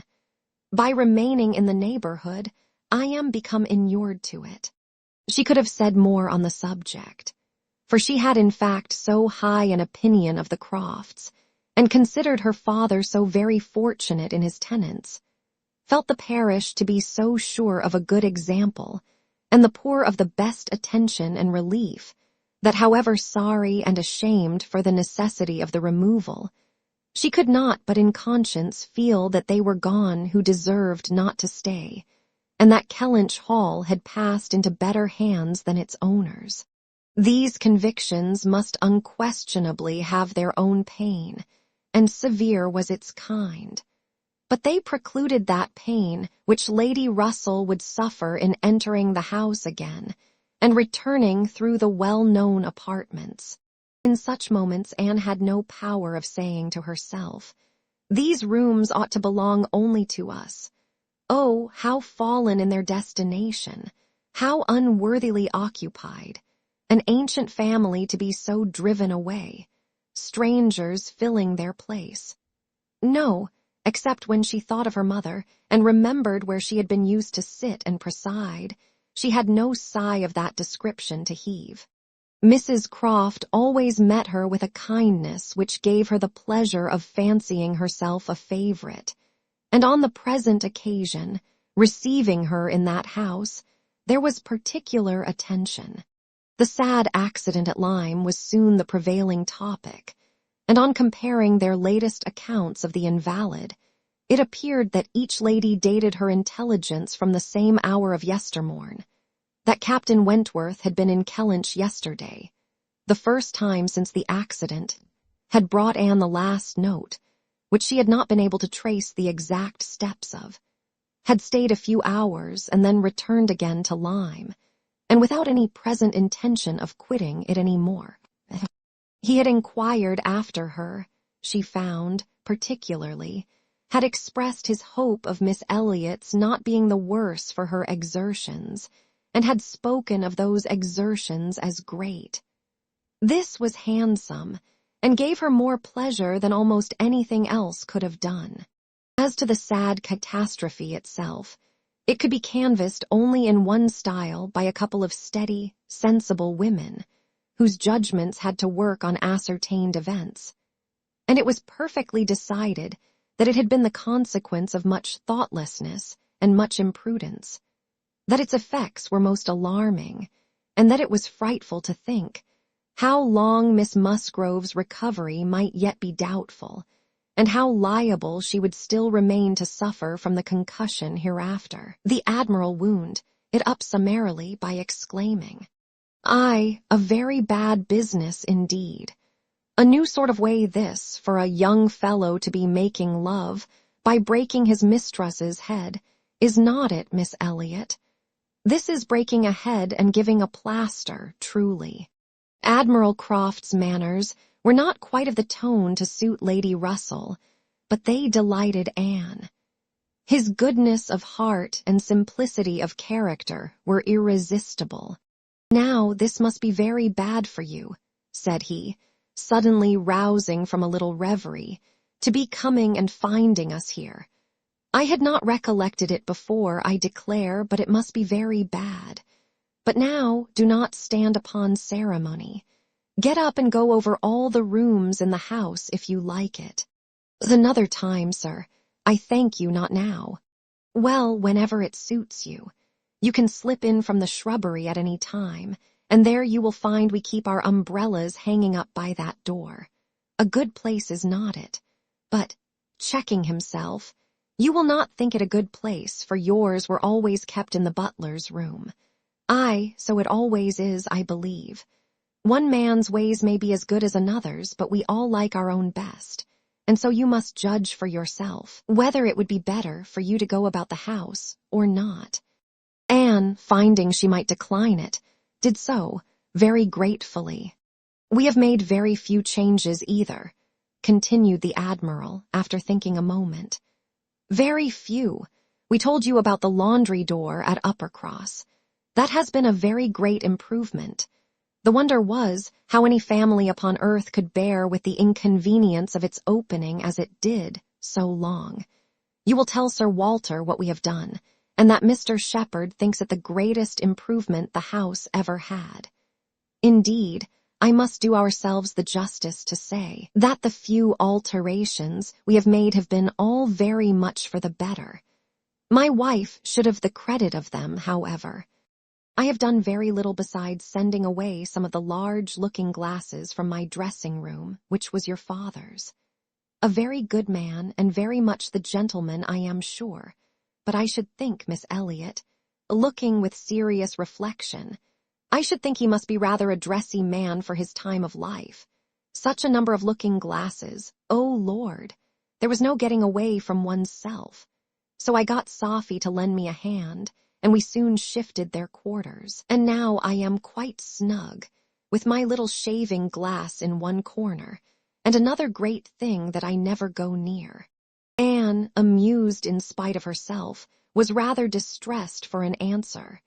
And the Admiral, fearing he might not have been civil enough, took up the subject again to say, "The next time you write to your good father, Miss Elliot, pray give him my compliments and Mrs. Croft's, and say that we are settled here quite to our liking, and have no fault at all to find with the place.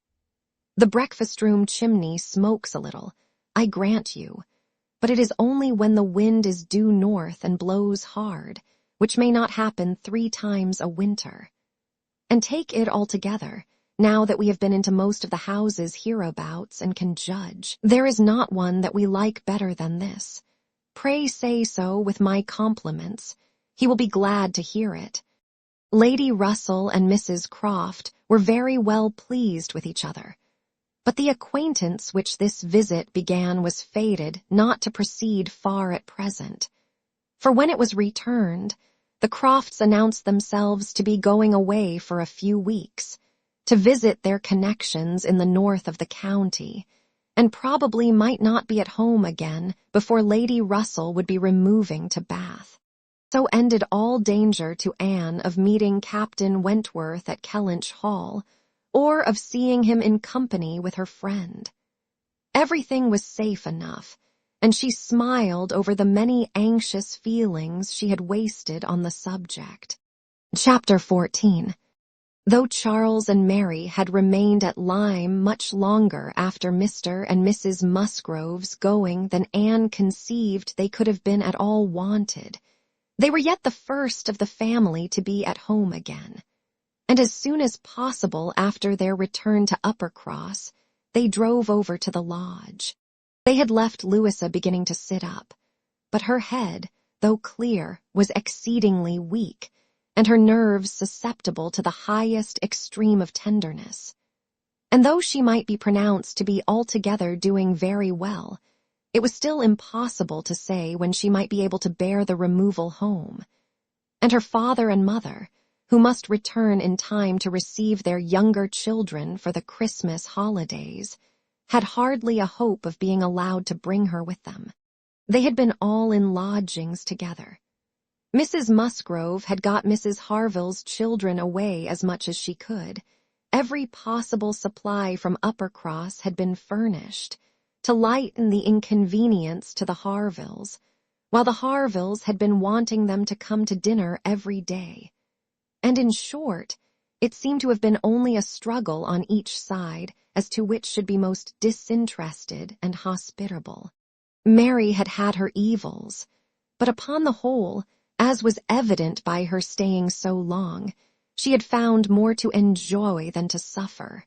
Charles Hayter had been at Lyme oftener than suited her, and when they dined with the Harvilles there had been only a maid-servant to wait, and at first Mrs. Harville had always given Mrs. Musgrove precedence. But then she had received so very handsome an apology from her on finding out whose daughter she was, and there had been so much going on every day, there had been so many walks between their lodgings and the Harvilles, and she had got books from the library and changed them so often, that the balance had certainly been much in favor of Lyme.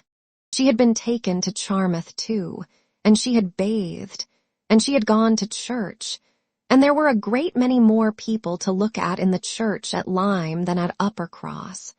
And all this, joined to the sense of being so very useful, had made really an agreeable fortnight. Anne inquired after Captain Benwick. Mary's face was clouded directly. Charles laughed. "Oh, Captain Benwick is very well, I believe, but he is a very odd young man. I do not know what he would be at. We asked him to come home with us for a day or two. Charles undertook to give him some shooting, and he seemed quite delighted, and for my part I thought it was all settled. When behold, on Tuesday night, he made a very awkward sort of excuse. He never shot, and he had been quite misunderstood, and he had promised this, and he had promised that, and the end of it was, I found, that he did not mean to come. I suppose he was afraid of finding it dull. But upon my word, I should have thought we were lively enough at the cottage for such a heart-broken man as Captain Benwick.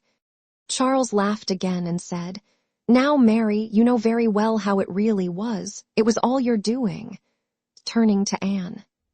"He fancied that if he went with us he should find you close by.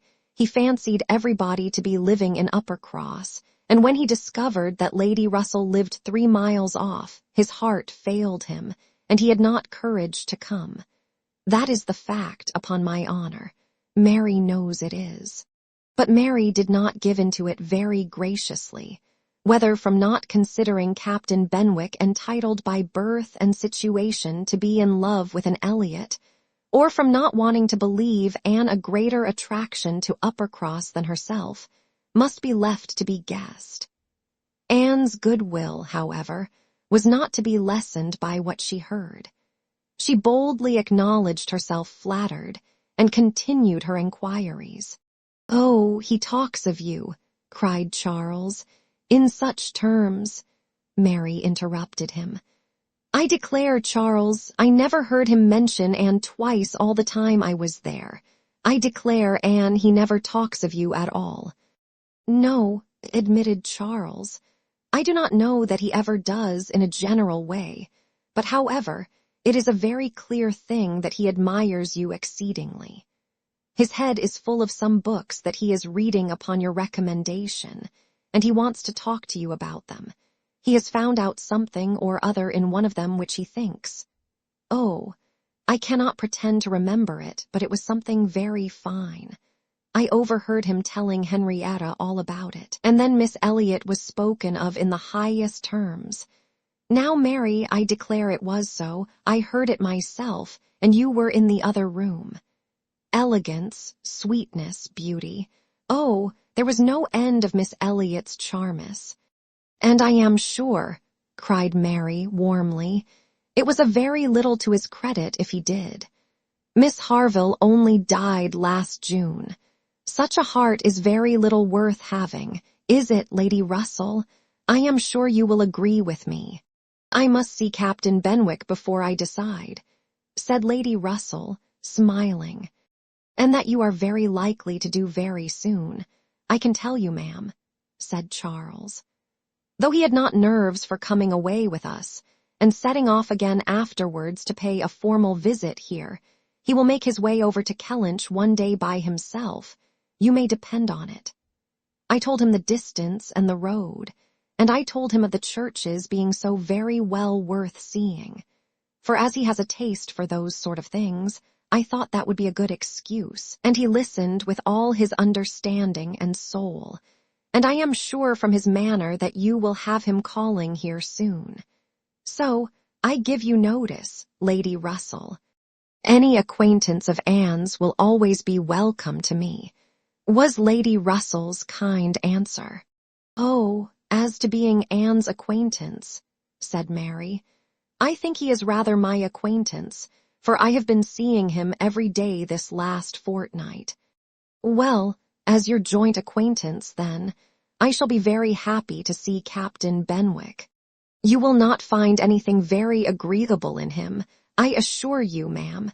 He is one of the dullest young men that ever lived. He has walked with me sometimes from one end of the sands to the other, without saying a word. He is not at all a well-bred young man. I am sure you will not like him." "There we differ, Mary," said Anne. "I think Lady Russell would like him. I think she would be so much pleased with his mind that she would very soon see no deficiency in his manner." "So do I, Anne," said Charles.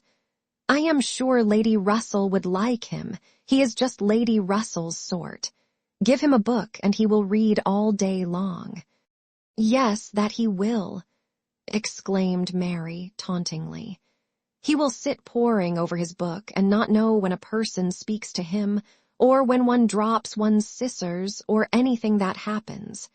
Do you think Lady Russell would like that?" Lady Russell could not help laughing. "Upon my word," said she, "I should not have supposed that my opinion of anyone could have admitted of such difference of conjecture, steady and matter of fact as I may call myself. I have really a curiosity to see the person who can give occasion to such directly opposite notions. I wish he may be induced to call here. And when he does, Mary, you may depend upon hearing my opinion, but I am determined not to judge him beforehand. You will not like him, I will answer for it." Lady Russell began talking of something else. Mary spoke with animation of their meeting with, or rather missing, Mr. Elliot so extraordinarily. "He is a man," said Lady Russell, "whom I have no wish to see. His declining to be on cordial terms with the head of his family has left a very strong impression in his disfavor with me." This decision checked Mary's eagerness, and stopped her short in the midst of the Elliot countenance. With regard to Captain Wentworth, though Anne hazarded no inquiries, there was voluntary communication sufficient. His spirits had been greatly recovering lately, as might be expected. As Louisa improved, he had improved, and he was now quite a different creature from what he had been the first week. He had not seen Louisa, and was so extremely fearful of any ill consequence to her from an interview that he did not press for it at all, and on the contrary seemed to have a plan of going away for a week or 10 days, till her head was stronger. He had talked of going down to Plymouth for a week, and wanted to persuade Captain Benwick to go with him. But, as Charles maintained to the last, Captain Benwick seemed much more disposed to ride over to Kellynch. There can be no doubt that Lady Russell and Anne were both occasionally thinking of Captain Benwick from this time. Lady Russell could not hear the doorbell without feeling that it might be his herald, nor could Anne return from any stroll of solitary indulgence in her father's grounds, or any visit of charity in the village, without wondering whether she might see him or hear of him. Captain Benwick came not, however. He was either less disposed for it than Charles had imagined, or he was too shy. And after giving him a week's indulgence, Lady Russell determined him to be unworthy of the interest which he had been beginning to excite. The Musgroves came back to receive their happy boys and girls from school, bringing with them Mrs. Harville's little children, to improve the noise of Uppercross and lessen that of Lyme. Henrietta remained with Louisa, but all the rest of the family were again in their usual quarters. Lady Russell and Anne paid their compliments to them once, when Anne could not but feel that Uppercross was already quite alive again. Though neither Henrietta, nor Louisa, nor Charles Hayter, nor Captain Wentworth were there, the room presented as strong a contrast as could be wished to the last state she had seen it in. Immediately surrounding Mrs. Musgrove were the little Harvilles, whom she was sedulously guarding from the tyranny of the 2 children from the cottage, expressly arrived to amuse them. On one side was a table occupied by some chattering girls, cutting up silk and gold paper, and on the other were trestles and trays, bending under the weight of brawn and cold pies, where riotous boys were holding high revel, the whole completed by a roaring Christmas fire, which seemed determined to be heard, in spite of all the noise of the others. Charles and Mary also came in, of course, during their visit, and Mr. Musgrove made a point of paying his respects to Lady Russell, and sat down close to her for 10 minutes, talking with a very raised voice, but from the clamor of the children on his knees, generally in vain. It was a fine family piece. Anne, judging from her own temperament, would have deemed such a domestic hurricane a bad restorative of the nerves, which Louis's illness must have so greatly shaken. But Mrs. Musgrove, who got Anne near her on purpose to thank her most cordially, again and again, for all her attentions to them, concluded a short recapitulation of what she had suffered herself by observing, with a happy glance round the room, that after all she had gone through, nothing was so likely to do her good as a little quiet cheerfulness at home. Louisa was now recovering apace. Her mother could even think of her being able to join their party at home before her brothers and sisters went to school again. The Harvilles had promised to come with her and stay at Uppercross whenever she returned. Captain Wentworth was gone, for the present, to see his brother in Shropshire. "I hope I shall remember in future," said Lady Russell as soon as they were reseated in the carriage, "not to call at Uppercross in the Christmas holidays. Everybody has their taste in noises as well as in other matters, and sounds are quite innoxious, or most distressing, by their sort rather than their quantity." When Lady Russell, not long afterwards, was entering Bath on a wet afternoon, and driving through the long course of streets from the Old Bridge to Camden Place, amidst the dash of other carriages, the heavy rumble of carts and drays, the bawling of newspaper men, muffin men and milkmen, and the ceaseless clink of pattens, she made no complaint.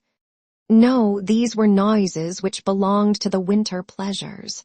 Her spirits rose under their influence, and like Mrs. Musgrove, she was feeling, though not saying, that after being long in the country, nothing could be so good for her as a little quiet cheerfulness. Anne did not share these feelings. She persisted in a very determined, though very silent disinclination for Bath, caught the first dim view of the extensive buildings, smoking in rain, without any wish of seeing them better, felt their progress through the streets to be, however disagreeable, yet too rapid, for who would be glad to see her when she arrived, and looked back with fond regret to the bustles of Uppercross and the seclusion of Kellynch. Elizabeth's last letter had communicated a piece of news of some interest. Mr. Elliot was in Bath. He had called in Camden Place, had called a second time, a third, had been pointedly attentive. If Elizabeth and her father did not deceive themselves, had been taking much pains to seek the acquaintance and proclaim the value of the connection, as he had formerly taken pains to show neglect. This was very wonderful if it were true, and Lady Russell was in a state of very agreeable curiosity and perplexity about Mr. Elliot, already recanting the sentiment she had so lately expressed to Mary, of his being a man whom she had no wish to see. She had a great wish to see him.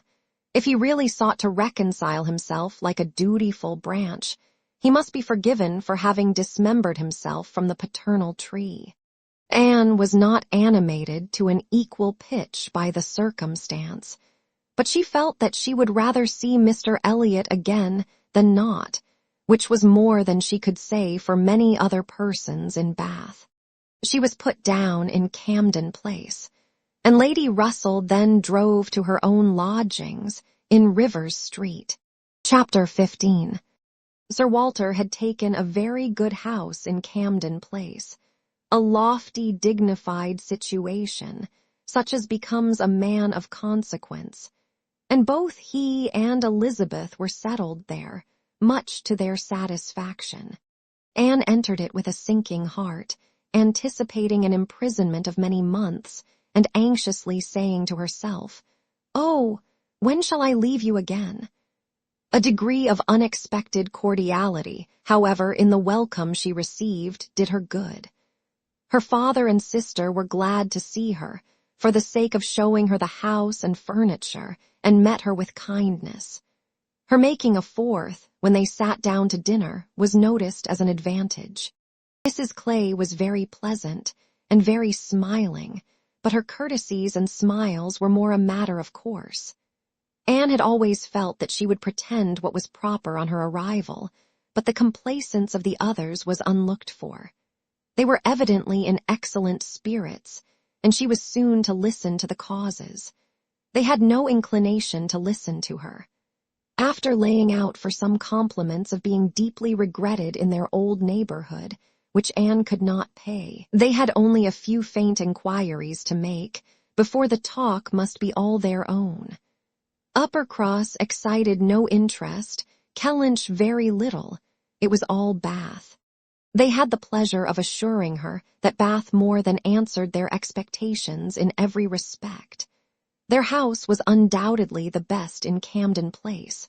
Their drawing-rooms had many decided advantages over all the others which they had either seen or heard of, and the superiority was not less in the style of the fitting up or the taste of the furniture. Their acquaintance was exceedingly sought after. Everybody was wanting to visit them. They had drawn back from many introductions, and still were perpetually having cards left by people of whom they knew nothing. Here were funds of enjoyment. Could Anne wonder that her father and sister were happy? She might not wonder, but she must sigh that her father should feel no degradation in his change, should see nothing to regret in the duties and dignity of the resident landholder, should find so much to be vain of in the littlenesses of a town. And she must sigh and smile, and wonder too, as Elizabeth threw open the folding doors and walked with exultation from one drawing-room to the other, boasting of their space, at the possibility of that woman who had been mistress of Kellynch Hall, finding extent to be proud of between two walls, perhaps 30 feet asunder. But this was not all which they had to make them happy. They had Mr. Elliot, too. Anne had a great deal to hear of Mr. Elliot. He was not only pardoned, they were delighted with him. He had been in Bath about a fortnight. He had passed through Bath in November, in his way to London, when the intelligence of Sir Walter's being settled there had of course reached him, though only 24 hours in the place. But he had not been able to avail himself of it. But he had now been a fortnight in Bath, and his first object on arriving had been to leave his card in Camden Place, following it up by such assiduous endeavors to meet, and when they did meet, by such great openness of conduct, such readiness to apologize for the past, such solicitude to be received as a relation again, that their former good understanding was completely re-established. They had not a fault to find in him.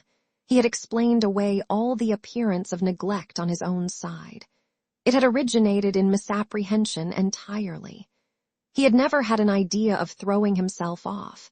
He had feared that he was thrown off, but knew not why, and delicacy had kept him silent. Upon the hint of having spoken disrespectfully or carelessly of the family and the family honors, he was quite indignant. He, who had ever boasted of being an Elliot, and whose feelings, as to connection, were only too strict to suit the unfeudal tone of the present day. He was astonished indeed, but his character and general conduct must refute it.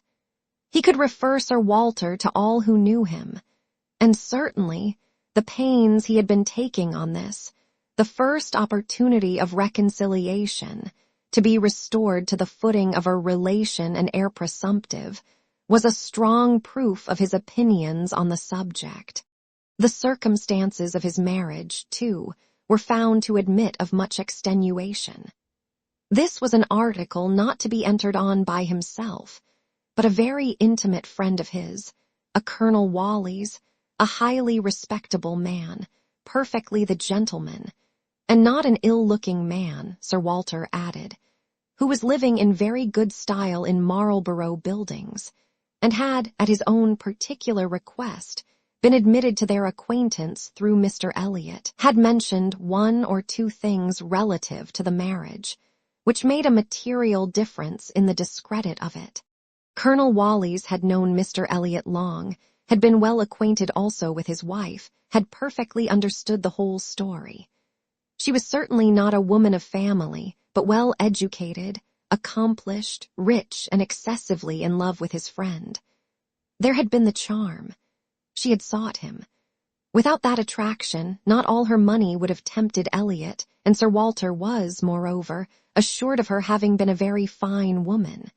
Here was a great deal to soften the business. A very fine woman with a large fortune, in love with him. Sir Walter seemed to admit it as complete apology. And though Elizabeth could not see the circumstance in quite so favorable a light, she allowed it be a great extenuation. Mr. Eliot had called repeatedly, had dined with them once, evidently delighted by the distinction of being asked, for they gave no dinners in general. Delighted, in short, by every proof of cousinly notice, and placing his whole happiness in being on intimate terms in Camden Place. Anne listened, but without quite understanding it. Allowances, large allowances, she knew, must be made for the ideas of those who spoke. She heard it all under embellishment. All that sounded extravagant or irrational in the progress of the reconciliation might have no origin but in the language of the relators. Still, however, she had the sensation of there being something more than immediately appeared, in Mr. Eliot's wishing, after an interval of so many years, to be well received by them. In a worldly view, he had nothing to gain by being on terms with Sir Walter, nothing to risk by a state of variance. In all probability he was already the richer of the two, and the Kellynch estate would as surely be his hereafter as the title. A sensible man, and he had looked like a very sensible man, why should it be an object to him? She could only offer one solution. It was, perhaps, for Elizabeth's sake. There might really have been a liking formerly, though convenience and accident had drawn him a different way. And now that he could afford to please himself, he might mean to pay his addresses to her. Elizabeth was certainly very handsome, with well-bred, elegant manners, and her character might never have been penetrated by Mr. Eliot, knowing her but in public, and when very young himself. How her temper and understanding might bear the investigation of his present keener time of life was another concern, and rather a fearful one. Most earnestly did she wish that he might not be too nice, or too observant if Elizabeth were his object, and that Elizabeth was disposed to believe herself so, and that her friend Mrs. Clay was encouraging the idea, seemed apparent by a glance or two between them, while Mr. Eliot's frequent visits were talked of. Anne mentioned the glimpses she had had of him at Lyme, but without being much attended to. Oh, yes, perhaps it had been Mr. Eliot. They did not know. It might be him, perhaps. They could not listen to her description of him. They were describing him themselves, Sir Walter especially. He did justice to his very gentlemanlike appearance, his air of elegance and fashion, his good-shaped face, his sensible eye. But at the same time, must lament his being very much underhung, a defect which time seemed to have increased. Nor could he pretend to say that 10 years had not altered almost every feature for the worse. Mr. Eliot appeared to think that he, Sir Walter, was looking exactly as he had done when they last parted, but Sir Walter had not been able to return the compliment entirely, which had embarrassed him. He did not mean to complain, however. Mr. Eliot was better to look at than most men, and he had no objection to being seen with him anywhere. Mr. Eliot and his friends in Marlborough Buildings were talked of the whole evening. Colonel Wallis had been so impatient to be introduced to them, and Mr. Eliot so anxious that he should. And there was a Mrs. Wallis, at present known only to them by description, as she was in daily expectation of her confinement. But Mr. Eliot spoke of her as a most charming woman, quite worthy of being known in Camden Place, and as soon as she recovered they were to be acquainted. Sir Walter thought much of Mrs. Wallis. She was said to be an excessively pretty woman, beautiful. He longed to see her. He hoped she might make some amends for the many very plain faces he was continually passing in the streets. The worst of Bath was the number of its plain women. He did not mean to say that there were no pretty women, but the number of the plain was out of all proportion. He had frequently observed, as he walked, that one handsome face would be followed by 30 or 35 frights, and once, as he had stood in a shop on Bond Street, he had counted 87 women go by, one after another, without there being a tolerable face among them. It had been a frosty morning, to be sure, a sharp frost, which hardly one woman in 1,000 could stand the test of. But still, there certainly were a dreadful multitude of ugly women in Bath, and as for the men, they were infinitely worse. Such scarecrows as the streets were full of, it was evident how little the women were used to the sight of anything tolerable by the effect which a man of decent appearance produced. He had never walked anywhere arm in arm with Colonel Wallis, who was a fine military figure, though sandy-haired, without observing that every woman's eye was upon him. Every woman's eye was sure to be upon Colonel Wallis. Modest Sir Walter! He was not allowed to escape, however.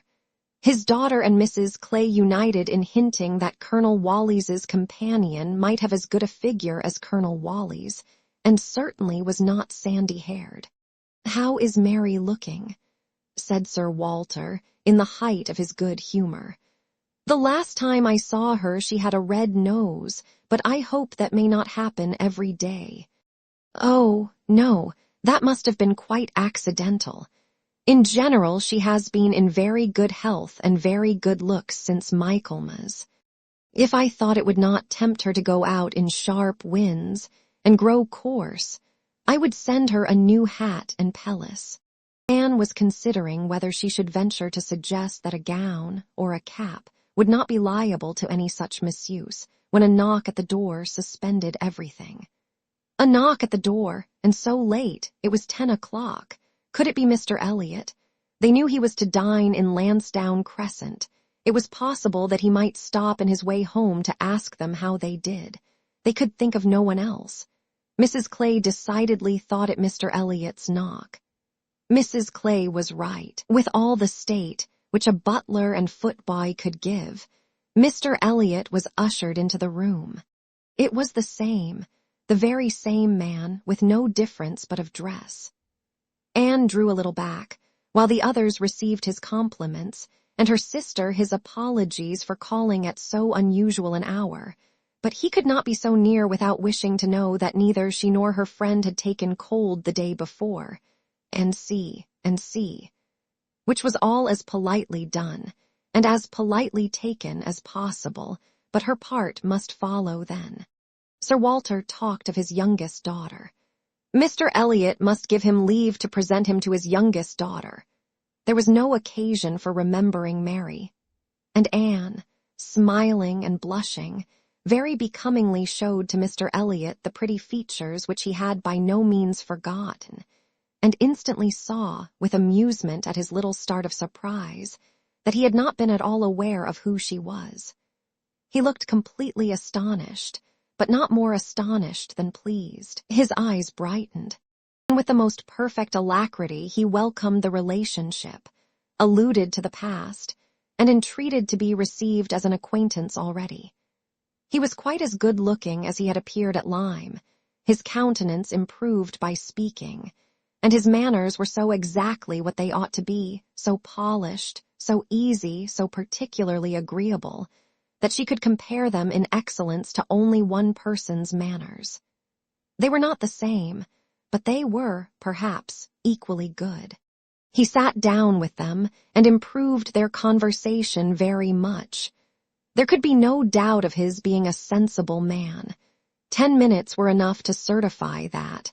His tone, his expressions, his choice of subject, his knowing where to stop, It was all the operation of a sensible, discerning mind. As soon as he could, he began to talk to her of Lyme, wanting to compare opinions respecting the place, but especially wanting to speak of the circumstance of their happening to be guests in the same inn at the same time, to give his own route, understand something of hers, and regret that he should have lost such an opportunity of paying his respects to her. She gave him a short account of her party and business at Lyme. His regret increased as he listened. He had spent his whole solitary evening in the room adjoining theirs, had heard voices, mirth continually, thought they must be a most delightful set of people, longed to be with them, but certainly without the smallest suspicion of his possessing the shadow of a right to introduce himself. If he had but asked who the party were, the name of Musgrove would have told him enough. Well, it would serve to cure him of an absurd practice of never asking a question at an inn, which he had adopted when quite a young man, on the principle of its being very ungenteel to be curious. "The notions of a young man of 21 or 22, said he, as to what is necessary in manners to make him quite the thing, are more absurd, I believe, than those of any other set of beings in the world. The folly of the means they often employ is only to be equaled by the folly of what they have in view. But he must not be addressing his reflections to Anne alone. He knew it. He was soon diffused again among the others, and it was only at intervals that he could return to Lyme. His enquiries, however, produced at length an account of the scene she had been engaged in there, soon after his leaving the place. Having alluded to an accident, he must hear the whole. When he questioned, Sir Walter and Elizabeth began to question also, but the difference in their manner of doing it could not be unfelt. She could only compare Mr. Elliot to Lady Russell, in the wish of really comprehending what had passed, and in the degree of concern for what she must have suffered in witnessing it. He stayed an hour with them. The elegant little clock on the mantelpiece had struck 11 with its silver sounds, and the watchman was beginning to be heard at a distance telling the same tale, before Mr. Elliot or any of them seemed to feel that he had been there long. Anne could not have supposed it possible that her first evening in Camden Place could have passed so well. Chapter 16. There was one point which Anne, on returning to her family, would have been more thankful to ascertain even than Mr. Elliot's being in love with Elizabeth, which was her father's not being in love with Mrs. Clay, and she was very far from easy about it when she had been at home a few hours. On going down to breakfast the next morning, she found there had just been a decent pretense on the ladies' side of meaning to leave them. She could imagine Mrs. Clay to have said that now Miss Anne was come, she could not suppose herself at all wanted. For Elizabeth was replying in a sort of whisper, "That must not be any reason indeed. I assure you I feel it none. She is nothing to me compared with you." And she was in full time to hear her father say, "My dear madam, this must not be. As yet you have seen nothing of Bath. You have been here only to be useful. You must not run away from us now. You must stay to be acquainted with Mrs. Wallis, the beautiful Mrs. Wallis. To your fine mind, I well know the sight of beauty is a real gratification." He spoke and looked so much in earnest that Anne was not surprised to see Mrs. Clay stealing a glance at Elizabeth and herself. Her countenance, perhaps, might express some watchfulness, but the praise of the fine mind did not appear to excite a thought in her sister. The lady could not but yield to such joint entreaties and promised to stay. In the course of the same morning, Anne and her father chancing to be alone together, he began to compliment her on her improved looks. He thought her less thin in her person, in her cheeks, her skin, her complexion, greatly improved, clearer, fresher. Had she been using anything in particular? No, nothing. Merely Gowland, he supposed. No, nothing at all. Ha! He was surprised at that. and added, "Certainly you cannot do better than to continue as you are. You cannot be better than well. Or I should recommend Gowland, the constant use of Gowland during the spring months. Mrs. Clay has been using it at my recommendation, and you see what it has done for her. You see how it has carried away her freckles." If Elizabeth could but have heard this, such personal praise might have struck her, especially as it did not appear to Anne that the freckles were at all lessened. But everything must take its chance. The evil of a marriage would be much diminished if Elizabeth were also to marry. As for herself, she might always command a home with Lady Russell. Lady Russell's composed mind and polite manners were put to some trial on this point, in her intercourse in Camden Place. The sight of Mrs. Clay in such favor, and of Anne so overlooked, was a perpetual provocation to her there, and vexed her as much when she was away as a person in Bath who drinks the water, gets all the new publications, and has a very large acquaintance, has time to be vexed. As Mr. Elliot became known to her, she grew more charitable or more indifferent towards the others. His manners were an immediate recommendation, and on conversing with him she found the solid so fully supporting the superficial that she was at first, as she told Anne, almost ready to exclaim, "Can this be Mr. Elliot?" and could not seriously picture to herself a more agreeable or estimable man. Everything united in him: good understanding, correct opinions, knowledge of the world, and a warm heart. He had strong feelings of family attachment and family honor, without pride or weakness. He lived with the liberality of a man of fortune, without display. He judged for himself in everything essential, without defying public opinion in any point of worldly decorum. He was steady, observant, moderate, candid, never run away with by spirits or by selfishness, which fancied itself strong feeling, and yet with a sensibility to what was amiable and lovely, and a value for all the felicities of domestic life, which characters of fancied enthusiasm and violent agitation seldom really possess. She was sure that he had not been happy in marriage. Colonel Wallis said it, and Lady Russell saw it, but it had been no unhappiness to sour his mind, nor, she began pretty soon to suspect, to prevent his thinking of a second choice. Her satisfaction in Mr. Elliot outweighed all the plague of Mrs. Clay. It was now some years since Anne had begun to learn that she and her excellent friend could sometimes think differently, and it did not surprise her, therefore, that Lady Russell should see nothing suspicious or inconsistent, nothing to require more motives than appeared, in Mr. Elliot's great desire of a reconciliation. In Lady Russell's view, it was perfectly natural that Mr. Elliot, at a mature time of life, should feel it a most desirable object, and what would very generally recommend him among all sensible people, to be on good terms with the head of his family, the simplest process in the world of time upon a head naturally clear, and only erring in the heyday of youth. Anne presumed, however, still to smile about it, and at last to mention Elizabeth. Lady Russell listened and looked, and made only this cautious reply, "Elizabeth, very well, time will explain." It was a reference to the future, which Anne, after a little observation, felt she must submit to. She could determine nothing at present.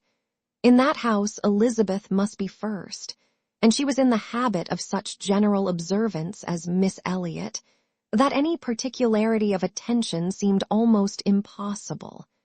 Mr. Elliot, too, it must be remembered, had not been a widower 7 months.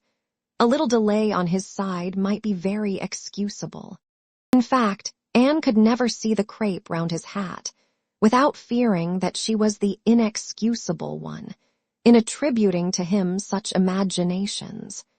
For though his marriage had not been very happy, Still, it had existed so many years that she could not comprehend a very rapid recovery from the awful impression of its being dissolved. However it might end, he was without any question their pleasantest acquaintance in Bath.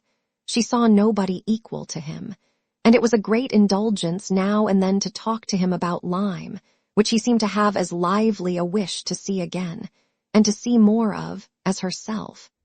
They went through the particulars of their first meeting a great many times. He gave her to understand that he had looked at her with some earnestness. She knew it well, and she remembered another person's look also. They did not always think alike. His value for rank and connection, she perceived, was greater than hers.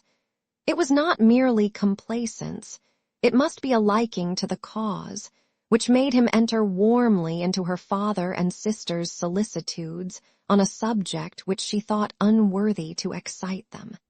The Bath paper one morning announced the arrival of the Dowager Viscountess Dalrymple, and her daughter, the Honorable Miss Carteret, and all the comfort of know. Camden Place was swept away for many days, for the Dalrymples, in Anne's opinion, most unfortunately, were cousins of the Elliots, and the agony was how to introduce themselves properly. Anne had never seen her father and sister before in contact with nobility, and she must acknowledge herself disappointed. She had hoped better things from their high ideas of their own situation in life, and was reduced to form a wish which she had never foreseen, a wish that they had more pride. For our cousins Lady Dalrymple and Miss Carteret. Our cousins, the Dalrymples, sounded in her ears all day long. Sir Walter had once been in company with the late Viscount, but had never seen any of the rest of the family, and the difficulties of the case arose from there having been a suspension of all intercourse by letters of ceremony, ever since the death of that said late Viscount, when, in consequence of a dangerous illness of Sir Walter's at the same time, there had been an unlucky omission at Kellynch. No letter of condolence had been sent to Ireland. The neglect had been visited on the head of the sinner, for when poor Lady Elliot died herself, no letter of condolence was received at Kellynch, and consequently, there was but too much reason to apprehend that the Dalrymples considered the relationship as closed. How to have this anxious business set to rights, and be admitted as cousins again, was the question, and it was a question which, in a more rational manner, neither Lady Russell nor Mr. Elliot thought unimportant. Family connections were always worth preserving, good company always worth seeking. Lady Dalrymple had taken a house for 3 months in Laura Place, and would be living in style. She had been at Bath the year before, and Lady Russell had heard her spoken of as a charming woman. It was very desirable that the connection should be renewed, if it could be done, without any compromise of propriety on the side of the Elliots. Sir Walter, however, would choose his own means, and at last wrote a very fine letter of ample explanation, regret, and entreaty to his right honourable cousin. Neither Lady Russell nor Mr. Elliot could admire the letter, but it did all that was wanted, in bringing 3 lines of scrawl from the Dowager Viscountess. She was very much honoured, and should be happy in their acquaintance. The toils of the business were over, the sweets began. They visited in Laura Place, they had the cards of Dowager Viscountess Dalrymple, and the Honourable Miss Carteret, to be arranged wherever they might be most visible. And our cousins in Laura Place, our cousin, Lady Dalrymple and Miss Carteret, were talked of to everybody. Anne was ashamed. Had Lady Dalrymple and her daughter even been very agreeable, she would still have been ashamed of the agitation they created, but they were nothing. There was no superiority of manner, accomplishment, or understanding. Lady Dalrymple had acquired the name of a charming woman, because she had a smile and a civil answer for everybody. Miss Carteret, with still less to say, was so plain and so awkward that she would never have been tolerated in Camden Place, but for her birth. Lady Russell confessed she had expected something better, but yet it was an acquaintance worth having. And when Anne ventured to speak her opinion of them to Mr. Elliot, he agreed to their being nothing in themselves, but still maintained that, as a family connection, as good company, as those who would collect good company around them, they had their value. Anne smiled and said, "My idea of good company, Mr. Elliot, is the company of clever, well-informed people who have a great deal of conversation. That is what I call good company." "You are mistaken," said he gently. "That is not good company, that is the best.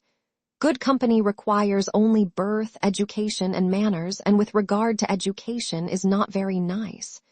Birth and good manners are essential, but a little learning is by no means a dangerous thing in good company. On the contrary, it will do very well." My cousin Anne shakes her head. She is not satisfied. She is fastidious. My dear cousin, sitting down by her, you have a better right to be fastidious than almost any other woman I know. But will it answer? Will it make you happy? Will it not be wiser to accept the society of those good ladies in Laura Place, and enjoy all the advantages of the connection as far as possible? You may depend upon it that they will move in the first set in Bath this winter, and as rank is rank, your being known to be related to them will have its use in fixing your family. Our family, let me say, in that degree of consideration which we must all wish for. Yes, sighed Anne, we shall indeed be known to be related to them. Then recollecting herself and not wishing to be answered, she added, I certainly do think there has been by far too much trouble taken to procure the acquaintance. I suppose, smiling, I have more pride than any of you, but I confess it does vex me that we should be so solicitous to have the relationship acknowledged, which we may be very sure is a matter of perfect indifference to them. Pardon me, dear cousin, you are unjust in your own claimus in London. Perhaps, in your present quiet style of living, it might be as you say. But in Bath, Sir Walter Elliot and his family will always be worth knowing, always acceptable as acquaintance. Well, said Anne, I certainly am proud, too proud to enjoy a welcome which depends so entirely upon place. I love your indignation, said he. It is very natural. But here you are in Bath, and the object is to be established here with all the credit and dignity which ought to belong to Sir Walter Elliot. You talk of being proud. I am called proud, I know, and I shall not wish to believe myself otherwise. For our pride, if investigated, would have the same object, I have no doubt, though the kind may seem a little different. In one point, I am sure, my dear cousin, he continued, speaking lower, though there was no one else in the room. In one point, I am sure, we must feel alike. We must feel that every addition to your father's society, among his equals or superiors, may be of use in diverting his thoughts from those who are beneath him. He looked, as he spoke, to the seat which Mrs. Clay had been lately occupying, a sufficient explanation of what he particularly meant, and though Anne could not believe in their having the same sort of pride, she was pleased with him for not liking Mrs. Clay, and her conscience admitted that his wishing to promote her father's getting great acquaintance was more than excusable in the view of defeating her. Chapter 17. While Sir Walter and Elizabeth were assiduously pushing their good fortune in Laura Place, Anne was renewing an acquaintance of a very different description. She had called on her former governess, and had heard from her of there being an old schoolfellow in Bath, who had the two strong claims on her attention of past kindness and present suffering. Miss Hamilton, now Mrs. Smith, had shewn her kindness in one of those periods of her life when it had been most valuable. Anne had gone unhappy to school, grieving for the loss of a mother whom she had dearly loved, feeling her separation from home, and suffering as a girl of 14, of strong sensibility and not high spirits, must suffer at such a time. And Miss Hamilton, 3 years older than herself, but still from the want of near relations and a settled home, remaining another year at school, had been useful and good to her in a way which had considerably lessened her misery and could never be remembered with indifference. Miss Hamilton had left school, had married not long afterwards, was said to have married a man of fortune, and this was all that Anne had known of her, till now that their governess's account brought her situation forward in a more decided but very different form. She was a widow and poor. Her husband had been extravagant, and at his death, about 2 years before, had left his affairs dreadfully involved. She had had difficulties of every sort to contend with, and in addition to these distresses had been afflicted with a severe rheumatic fever, which, finally settling in her legs, had made her for the present a cripple.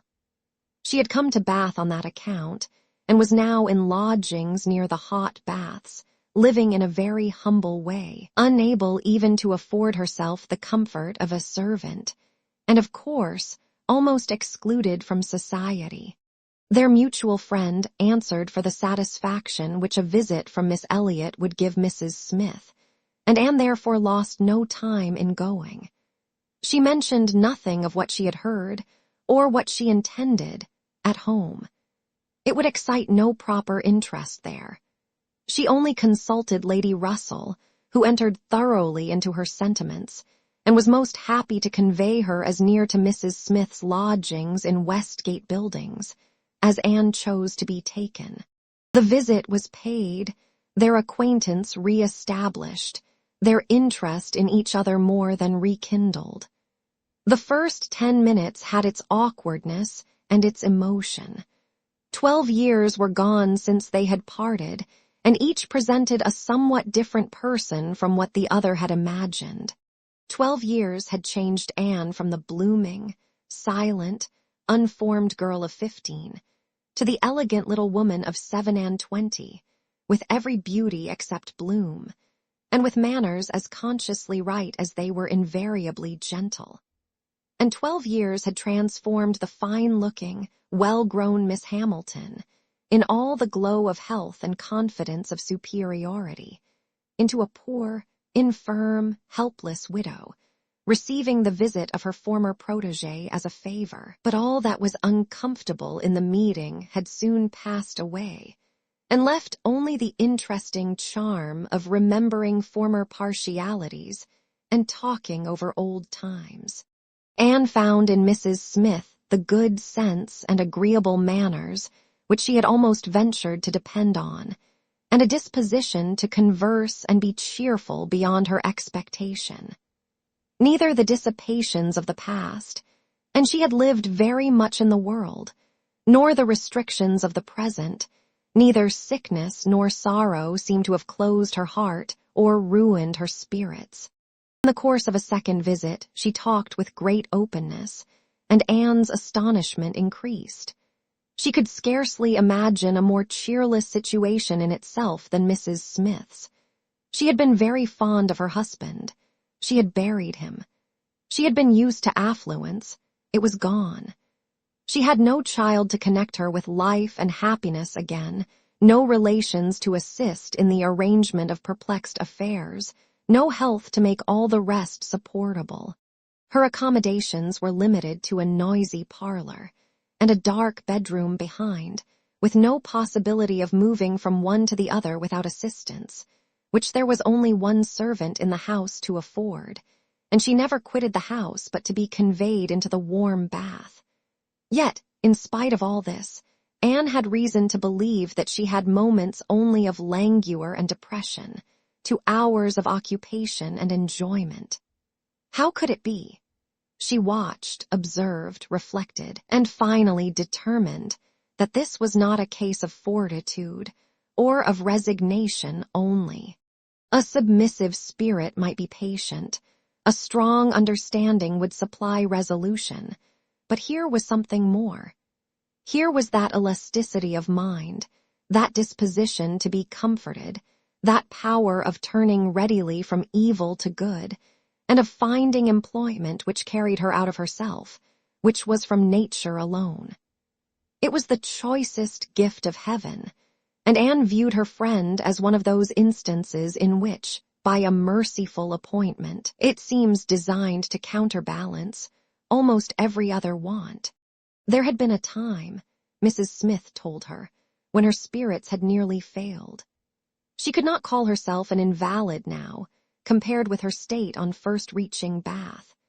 Then she had indeed been a pitiable object, for she had caught cold on the journey and had hardly taken possession of her lodgings before she was again confined to her bed and suffering under severe and constant pain, and all this among strangers, with the absolute necessity of having a regular nurse, and finances at that moment particularly unfit to meet any extraordinary expense. She had weathered it, however, and could truly say that it had done her good. It had increased her comforts by making her feel herself to be in good hands.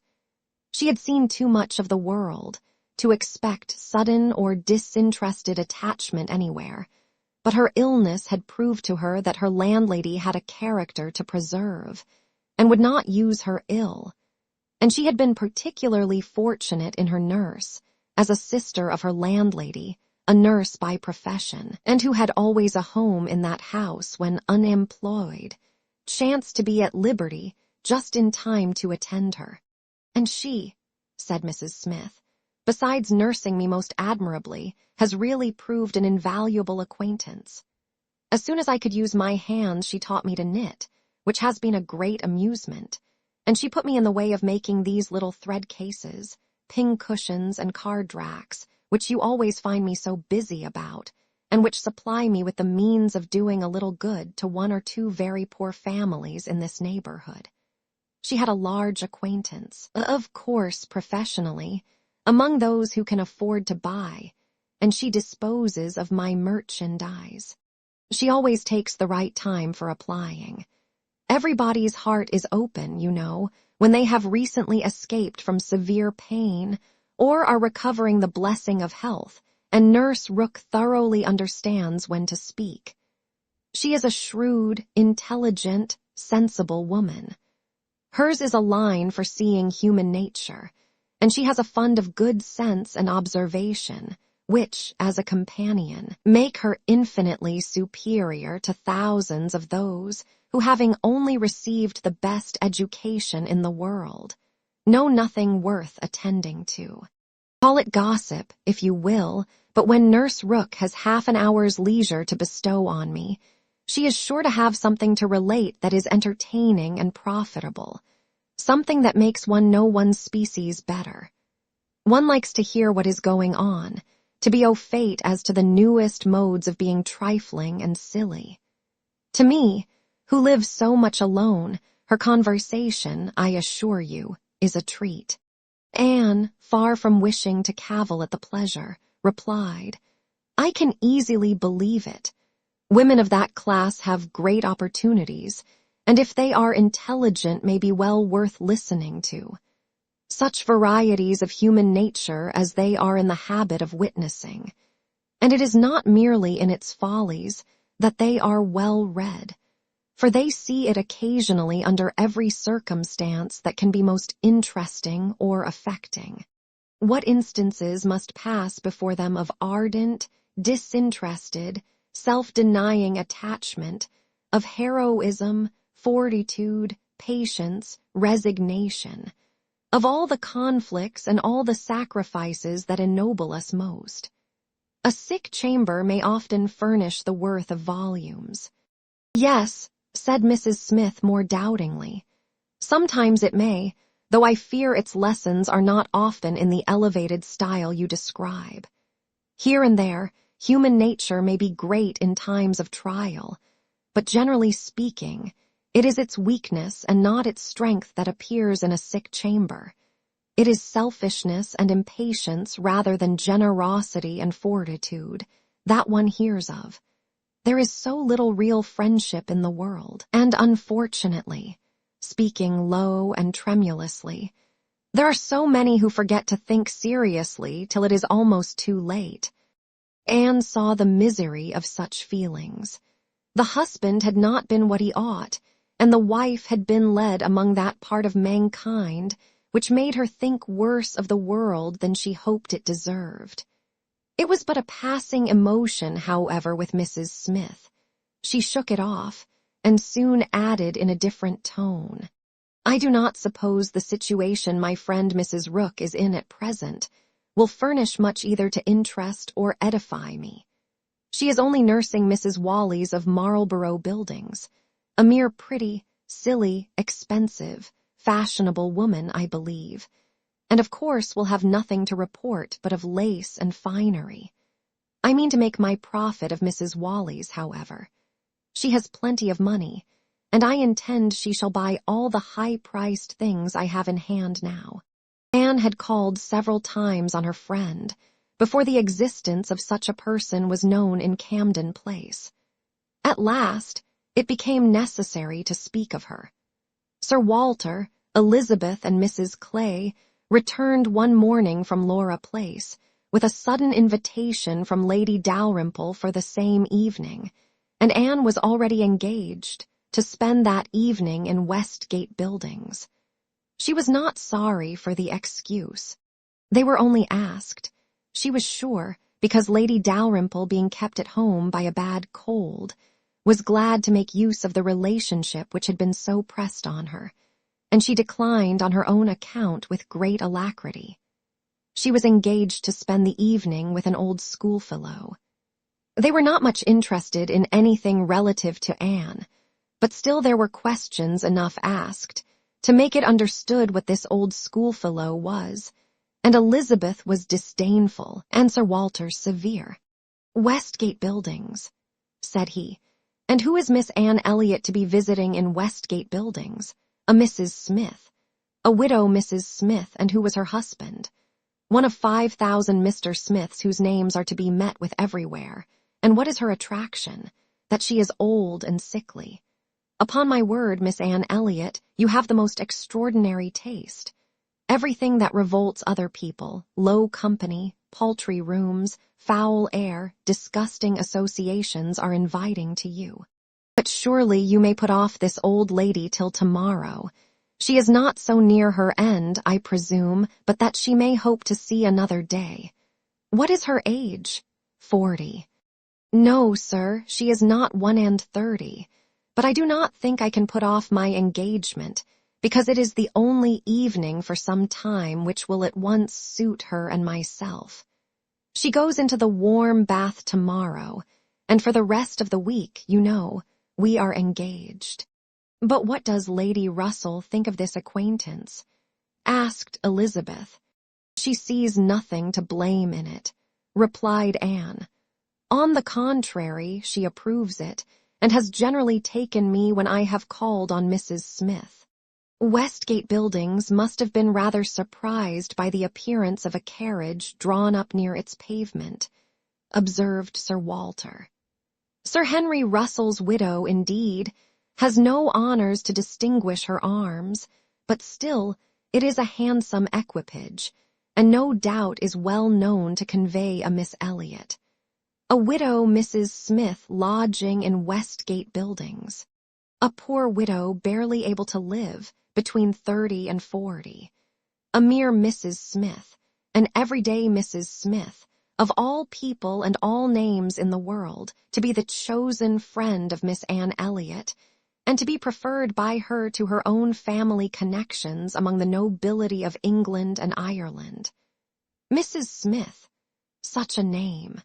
Mrs. Clay, who had been present while all this passed, now thought it advisable to leave the room, and Anne could have said much, and did long to say a little in defense of her friends' not very dissimilar claims to theirs, but her sense of personal respect to her father prevented her.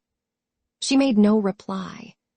She left it to himself to recollect that Mrs. Smith was not the only widow in Bath between 30 and 40, with little to live on and no surname of dignity.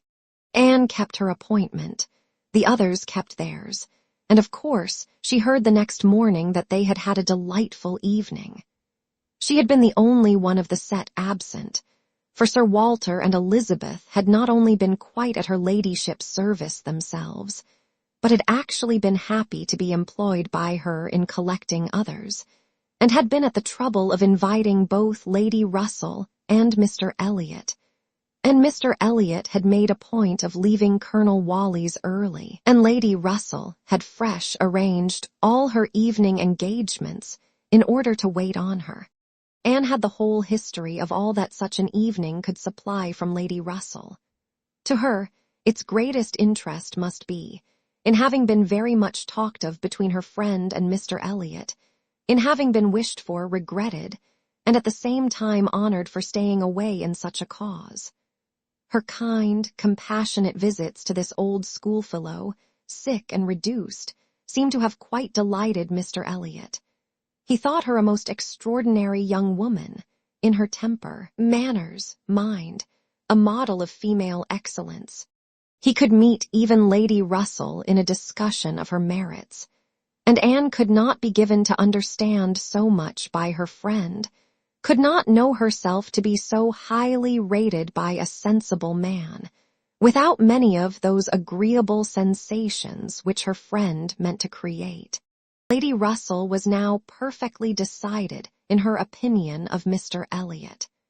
She was as much convinced of his meaning to gain Anne in time as of his deserving her, and was beginning to calculate the number of weeks which would free him from all the remaining restraints of widowhood, and leave him at liberty to exert his most open powers of pleasing. She would not speak to Anne with half the certainty she felt on the subject. She would venture on little more than hints of what might be hereafter, of a possible attachment on his side, of the desirableness of the alliance, supposing such attachment to be real and returned. Anne heard her, and made no violent exclamations. She only smiled, blushed, and gently shook her head. "I am no matchmaker, as you well know," said Lady Russell, being much too well aware of the uncertainty of all human events and calculations. "I only mean that if Mr. Elliot should some time hence pay his addresses to you, and if you should be disposed to accept him, I think there would be every possibility of your being happy together. A most suitable connection, everybody must consider it, but I think it might be a very happy one. Mr. Elliot is an exceedingly agreeable man, and in many respects I think highly of him," said Anne. "But we should not suit." Lady Russell let this pass, and only said in rejoinder, "I own that to be able to regard you as the future mistress of Kellynch, the future Lady Elliot, to look forward and see you occupying your dear mother's place, succeeding to all her rights and all her popularity, as well as to all her virtues, would be the highest possible gratification to me. You are your mother's self in countenance and disposition, and if I might be allowed to fancy you such as she was, in situation and name and home, presiding and blessing in the same spot, and only superior to her in being more highly valued. My dearest Anne, it would give me more delight than is often felt at my time of life." Anne was obliged to turn away, to rise, to walk to a distant table, and leaning there in pretended employment, try to subdue the feelings this picture excited. For a few moments her imagination and her heart were bewitched. The idea of becoming what her mother had been, of having the precious name of Lady Elliot first revived in herself, of being restored to Kellynch, calling it her home again, her home forever, was a charm which she could not immediately resist.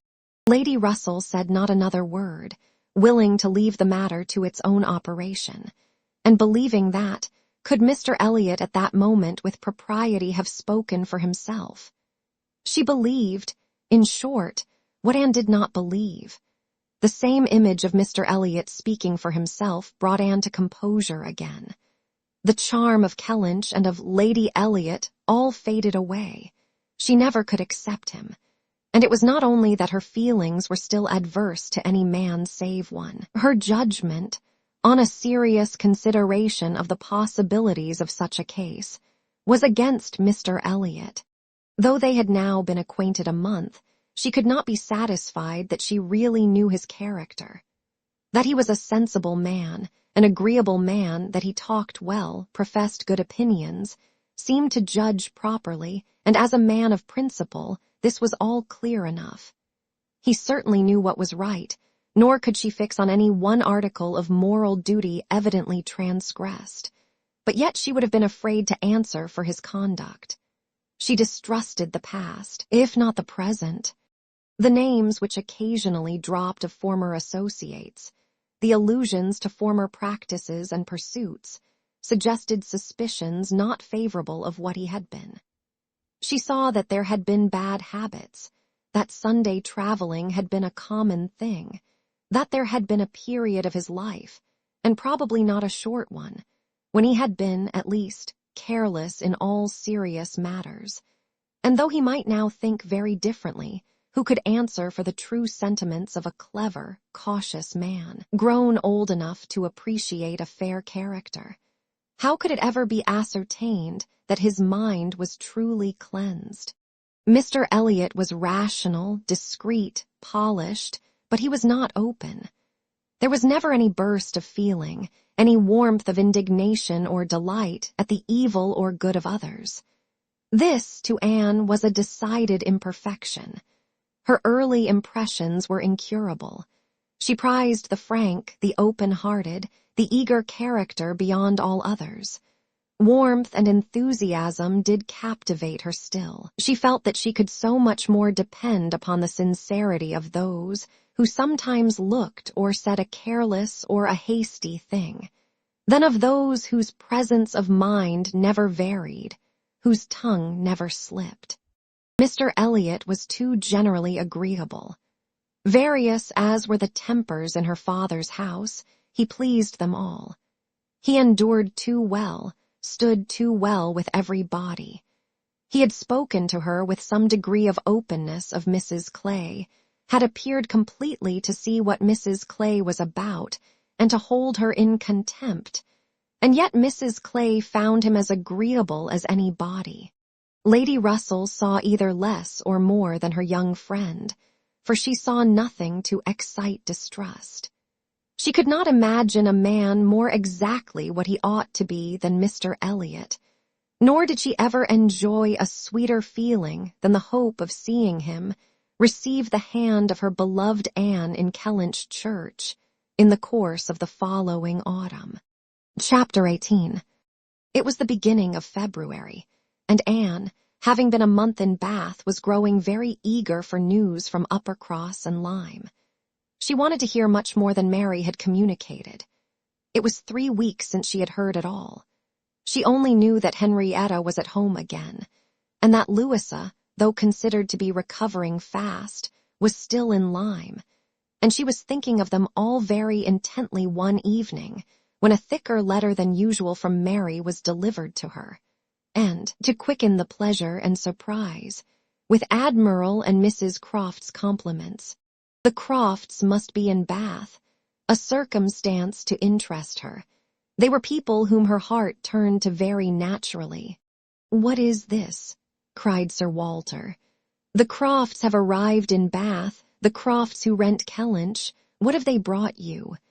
"A letter from Uppercross Cottage, sir." "Oh, those letters are convenient passports. They secure an introduction. I should have visited Admiral Croft, however, at any rate. I know what is due to my tenant." Anne could listen no longer. She could not even have told how the poor Admiral's complexion escaped. Her letter engrossed her. It had been begun several days back. February 1st. My dear Anne, I make no apology for my silence, because I know how little people think of letters in such a place as Bath. You must be a great deal too happy to care for Uppercross, which, as you well know, affords little to write about. We have had a very dull Christmas. Mr. and Mrs. Musgrove have not had one dinner party all the holidays. I do not reckon the haters as anybody. The holidays, however, are over at last. I believe no children ever had such long ones. I am sure I had not. The house was cleared yesterday, except of the little Harvilles, but you will be surprised to hear they have never gone home. Mrs. Harville must be an odd mother to part with them so long. I do not understand it. They are not at all nice children, in my opinion, but Mrs. Musgrove seems to like them quite as well, if not better, than her grandchildren. What dreadful weather we have had! It may not be felt in Bath, with your nice pavements, but in the country, it is of some consequence. I have not had a creature call on me since the 2nd week in January, except Charles Hayter, who had been calling much oftener than was welcome. Between ourselves, I think it a great pity Henrietta did not remain at Lyme as long as Louisa. It would have kept her a little out of his way. The carriage is gone today, to bring Louisa and the Harvilles tomorrow. We are not asked to dine with them, however, till the day after. Mrs. Musgrove is so afraid of her being fatigued by the journey, which is not very likely, considering the care that will be taken of her, and it would be much more convenient to me to dine there tomorrow. I am glad you find Mr. Elliot so agreeable, and wish I could be acquainted with him too, but I have my usual luck. I am always out of the way when anything desirable is going on, always the last of my family to be noticed. What an immense time Mrs. Clay has been staying with Elizabeth. Does she never mean to go away? But perhaps if she were to leave the room vacant, we might not be invited. Let me know what you think of this. I do not expect my children to be asked, you know. I can leave them at the great house very well for a month or 6 weeks. I have this moment heard that the Crofts are going to Bath almost immediately. They think the Admiral gouty. Charles heard it quite by chance. They have not had the civility to give me any notice, or of offering to take anything. I do not think they improve at all as neighbors. We see nothing of them, and this is really an instance of gross inattention. Charles joins me in love and everything proper. Yours affectionately, Mary M. I am sorry to say that I am very far from well, and Jemima has just told me that the butcher says there is a bad sore throat very much about. I dare say I shall catch it, and my sore throats, you know, are always worse than anybody's. So ended the first part, which had been afterwards put into an envelope, containing nearly as much more. I kept my letter open, that I might send you word how Louisa bore her journey, and now I am extremely glad I did, having a great deal to add. In the first place, I had a note from Mrs. Croft yesterday, offering to convey anything to you. A very kind, friendly note indeed, addressed to me, just as it ought. I shall therefore be able to make my letter as long as I like. The Admiral does not seem very ill, and I sincerely hope Bath will do him all the good he wants. I shall be truly glad to have them back again. Our neighborhood cannot spare such a pleasant family. But now for Louisa. I have something to communicate that will astonish you not a little. She and the Harvilles came on Tuesday very safely, and in the evening we went to ask her how she did, when we were rather surprised not to find Captain Benwick of the party, for he had been invited as well as the Harvilles. And what do you think was the reason? Neither more nor less than his being in love with Louisa, and not choosing to venture to Uppercross till he had had an answer from Mr. Musgrove, for it was all settled between him and her before she came away, and he had written to her father by Captain Harville. True, upon my honor. Are not you astonished? I shall be surprised at least if you ever received a hint of it, for I never did. Mrs. Musgrove protests solemnly that she knew nothing of the matter. We are all very well pleased, however, for though it is not equal to her marrying Captain Wentworth, It is infinitely better than Charles Hayter, and Mr. Musgrove has written his consent, and Captain Benwick is expected today. Mrs. Harville says her husband feels a good deal on his poor sister's account. But however, Louisa is a great favorite with both. Indeed, Mrs. Harville and I quite agree that we love her the better for having nursed her. Charles wonders what Captain Wentworth will say, but if you remember, I never thought him attached to Louisa. I never could see anything of it. And this is the end, you see, of Captain Benwick's being supposed to be an admirer of yours. How Charles could take such a thing into his head was always incomprehensible to me. I hope he will be more agreeable now. Certainly not a great match for Louisa Musgrove, but 1,000,000 times better than marrying among the Hayters. Mary need not have feared her sisters being in any degree prepared for the news. She had never in her life been more astonished. Captain Benwick and Louisa Musgrove, it was almost too wonderful for belief, and it was with the greatest effort that she could remain in the room, preserve an air of calmness, and answer the common questions of the moment.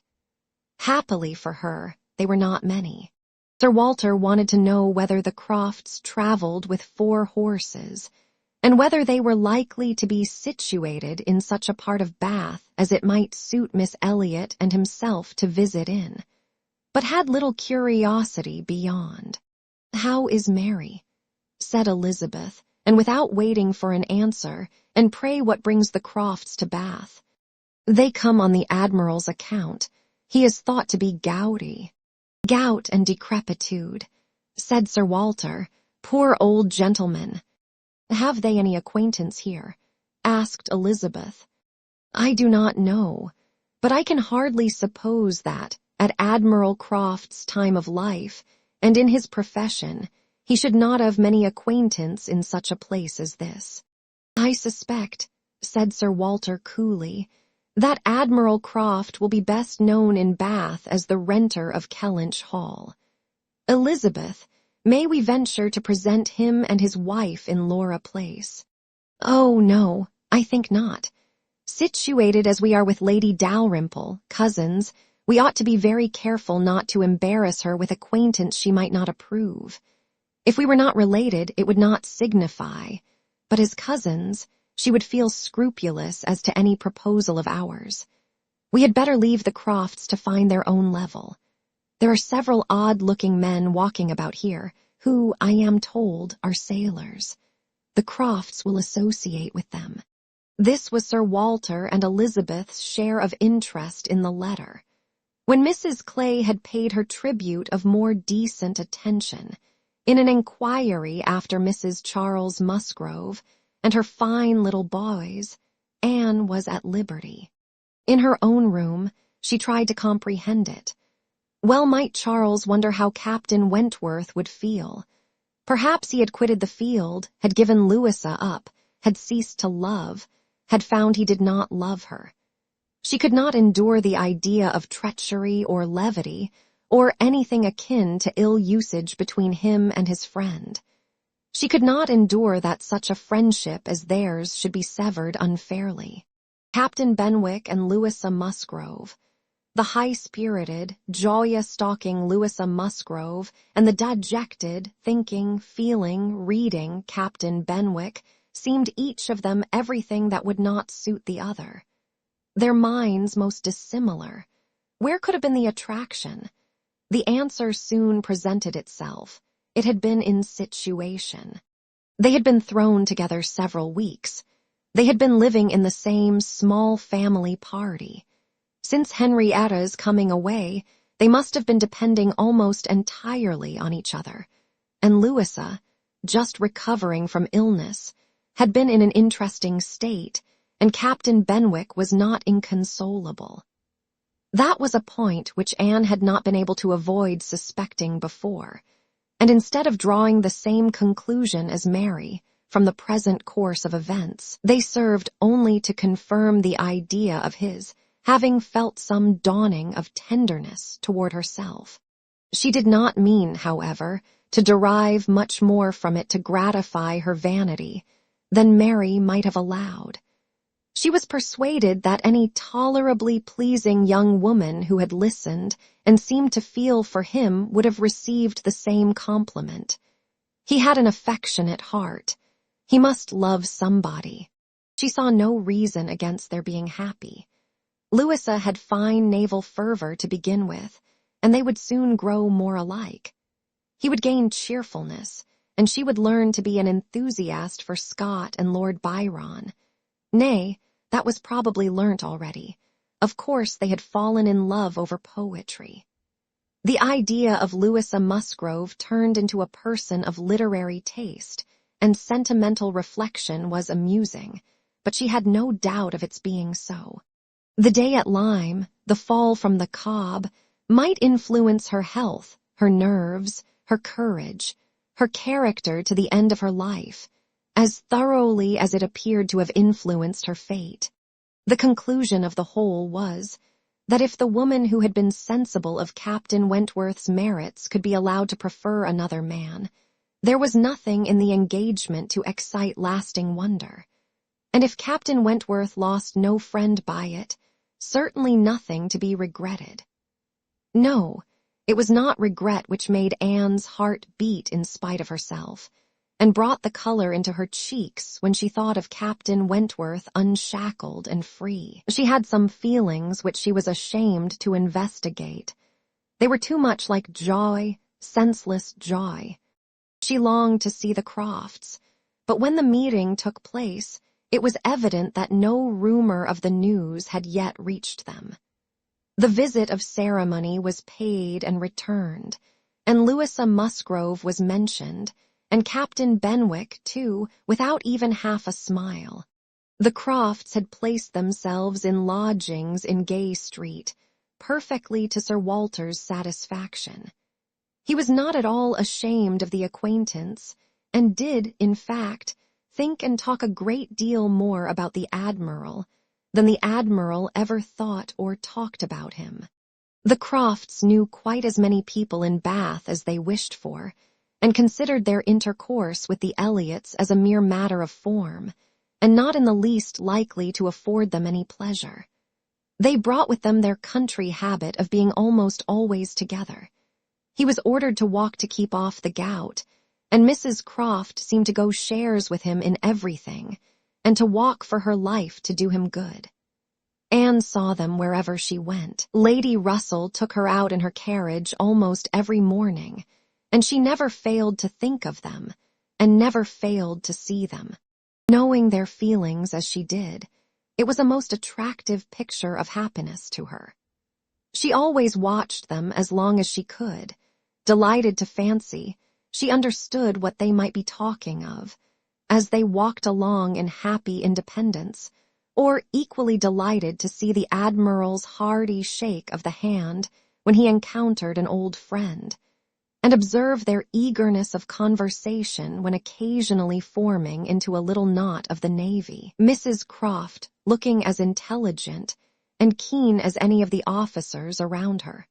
Anne was too much engaged with Lady Russell to be often walking herself, but it so happened that one morning, about a week or 10 days after the Crofts' arrival, it suited her best to leave her friend or her friend's carriage in the lower part of the town, and return alone to Camden Place, and in walking up Milsom Street she had the good fortune to meet with the Admiral.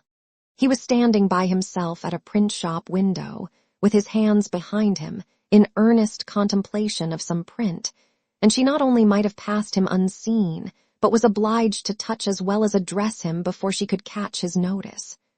When he did perceive and acknowledge her, however, it was done with all his usual frankness and good humor. "Ha, is it you? Thank you, thank you. This is treating me like a friend. Here I am, you see, staring at a picture. I can never get by this shop without stopping. But what a thing here is, by way of a boat. Do look at it. Did you ever see the like? What queer fellows your fine painters must be, to think that anybody would venture their lives in such a shapeless old cockle-shell as that. And yet here are two gentlemen stuck up in it mightily at their ease, and looking about them at the rocks and mountains, as if they were not to be upset the next moment, which they certainly must be. I wonder where that boat was built. Laughing heartily, I would not venture over a horse pond in it. Well, turning away. Now, where are you bound? Can I go anywhere for you or with you? Can I be of any use? None, I thank you. Unless you will give me the pleasure of your company, the little way our road lies together. I am going home. That I will, with all my heart, and farther too. Yes, we will have a snug walk together, and I have something to tell you as we go along. There, take my arm. That's right. I do not feel comfortable if I have not a woman there. Lord, what a boat it is. Taking a last look at the picture as they began to be in motion. Did you say that you had something to tell me, sir? Yes, I have presently. But here comes a friend, Captain Brigden. I shall only say, how d'ye do? As we pass, however, I shall not stop. How d'ye do? Brigden stares to see anybody with me but my wife. She, poor soul, is tied by the leg. She has a blister on one of her heels, as large as a 3-shilling piece. If you look across the street, you will see Admiral Brand coming down and his brother. Shabby fellows, both of them. I am glad they are not on this side of the way. Sophie cannot bear them. They played me a pitiful trick once, got away with some of my best men. I will tell you the whole story another time. There comes old Sir Archibald Drew and his grandson. Look, he sees us. He kisses his hand to you. He takes you for my wife. Ah, the piece has come too soon for that younker. Poor old Sir Archibald. How do you like Bath, Miss Elliot? It suits us very well.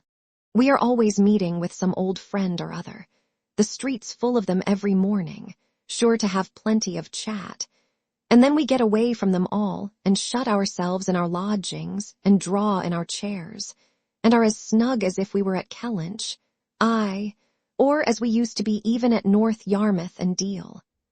We do not like our lodgings here the worse, I can tell you, for putting us in mind of those we first had at North Yarmouth. The wind blows through one of the cupboards just in the same way.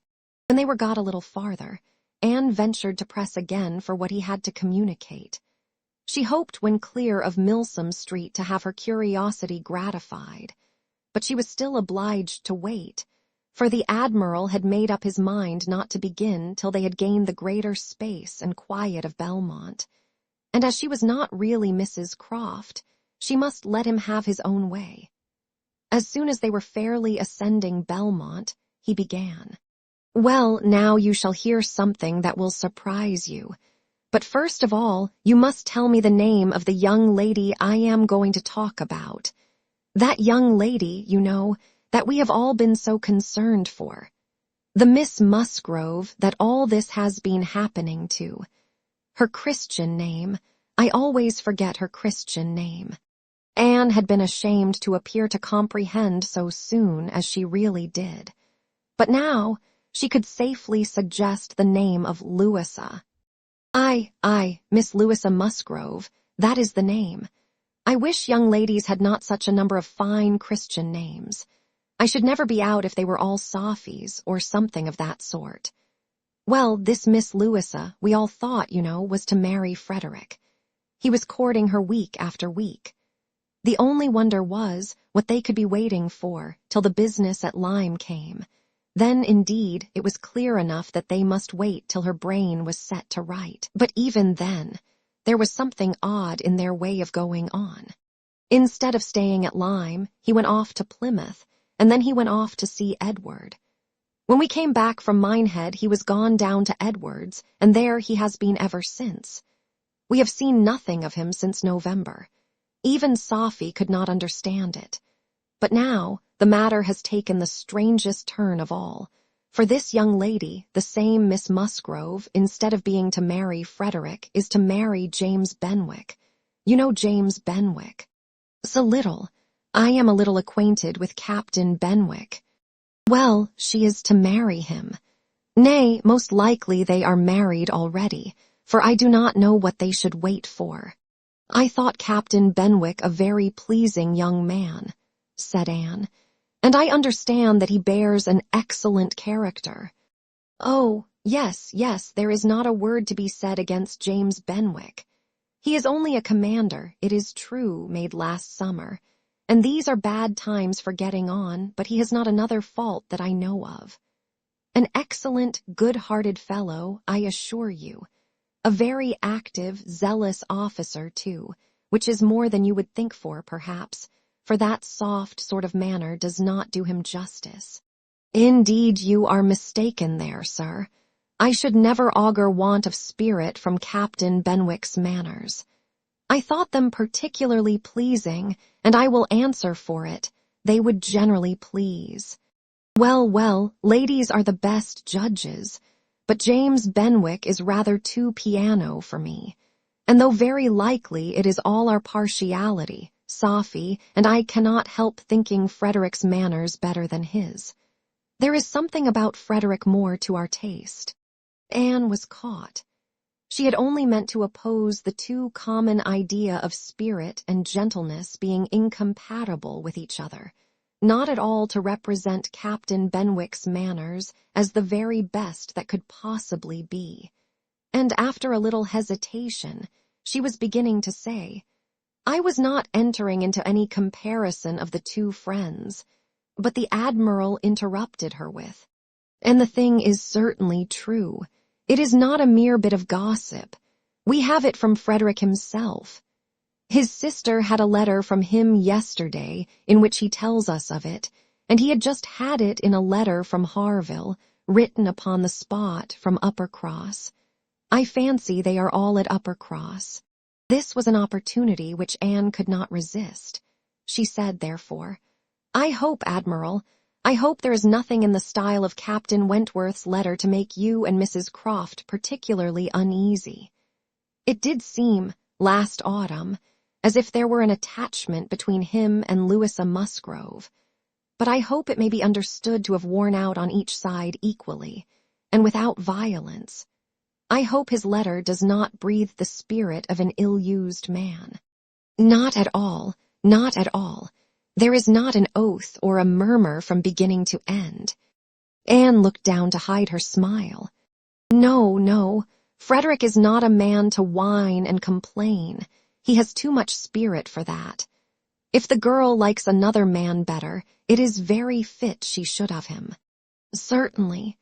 But what I mean is that I hope there is nothing in Captain Wentworth's manner of writing to make you suppose he thinks himself ill-used by his friend, which might appear, you know, without its being absolutely said. I should be very sorry that such a friendship as has subsisted between him and Captain Benwick should be destroyed, or even wounded, by a circumstance of this sort. Yes, I understand you, but there is nothing at all of that nature in the letter. He does not give the least fling at Benwick, does not so much as say, I wonder at it, I have a reason of my own for wondering at it. No, you would not guess from his way of writing that he had ever thought of this Miss, what's-her-name, for himself. He very handsomely hopes they will be happy together, and there is nothing very unforgiving in that, I think. Anne did not receive the perfect conviction which the Admiral meant to convey, but it would have been useless to press the enquiry farther. She therefore satisfied herself with commonplace remarks or quiet attention, and the Admiral had it all his own way. Poor Frederick, said he at last. Now he must begin all over again with somebody else. I think we must get him to Bath. Sophy must write and beg him to come to Bath. Here are pretty girls enough, I am sure. It would be of no use to go to Uppercross again, for that other Miss Musgrove, I find, is bespoke by her cousin, the young parson. Do not you think, Miss Elliot, we had better try to get him to Bath? Chapter 19. While Admiral Croft was taking this walk with Anne, and expressing his wish of getting Captain Wentworth to Bath, Captain Wentworth was already on his way thither. Before Mrs. Croft had written, He was arrived, and the very next time Anne walked out, she saw him. Mr. Elliot was attending his two cousins and Mrs. Clay. They were in Milsom Street. It began to rain, not much, but enough to make shelter desirable for women, and quite enough to make it very desirable for Miss Elliot to have the advantage of being conveyed home in Lady Dalrymple's carriage, which was seen waiting at a little distance. She, Anne, and Mrs. Clay, therefore, turned into Mollins, while Mr. Elliot stepped to Lady Dalrymple to request her assistance. He soon joined them again, successful, of course. Lady Dalrymple would be most happy to take them home, and would call for them in a few minutes. Her ladyship's carriage was a barouche, and did not hold more than 4 with any comfort. Miss Carteret was with her mother. Consequently, it was not reasonable to expect accommodation for all the 3 Camden Place ladies. There could be no doubt as to Miss Elliot.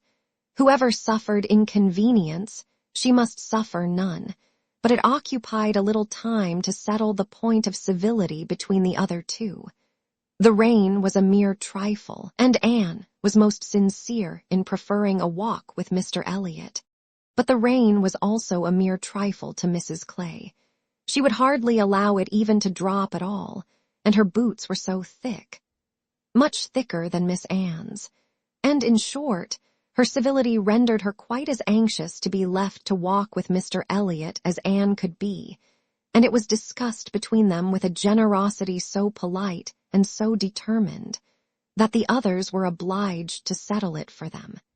Miss Elliot maintaining that Mrs. Clay had a little cold already, and Mr. Elliot deciding on appeal that his cousin Anne's boots were rather the thickest.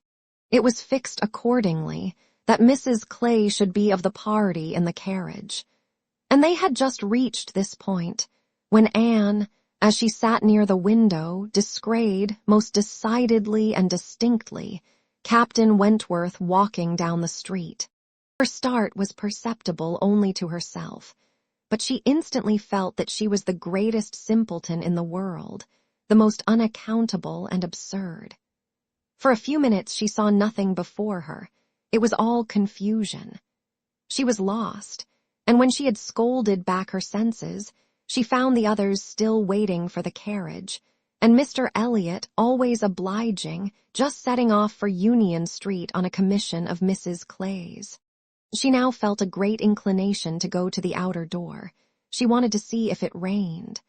Why was she to suspect herself of another motive? Captain Wentworth must be out of sight. She left her seat. She would go. One half of her should not be always so much wiser than the other half, or always suspecting the other of being worse than it was. She would see if it rained. She was sent back, however, in a moment by the entrance of Captain Wentworth himself, among a party of gentlemen and ladies, evidently his acquaintance, and whom he must have joined a little below Milsom Street. He was more obviously struck and confused by the sight of her than she had ever observed before. He looked quite red. For the first time, since their renewed acquaintance, she felt that she was betraying the least sensibility of the 2. She had the advantage of him in the preparation of the last few moments. All the overpowering, blinding, bewildering first effects of strong surprise were over with her. Still, however, she had enough to feel. It was agitation, pain, pleasure, a something between delight and misery. He spoke to her, and then turned away. The character of his manner was embarrassment. She could not have called it either cold or friendly, or anything so certainly as embarrassed.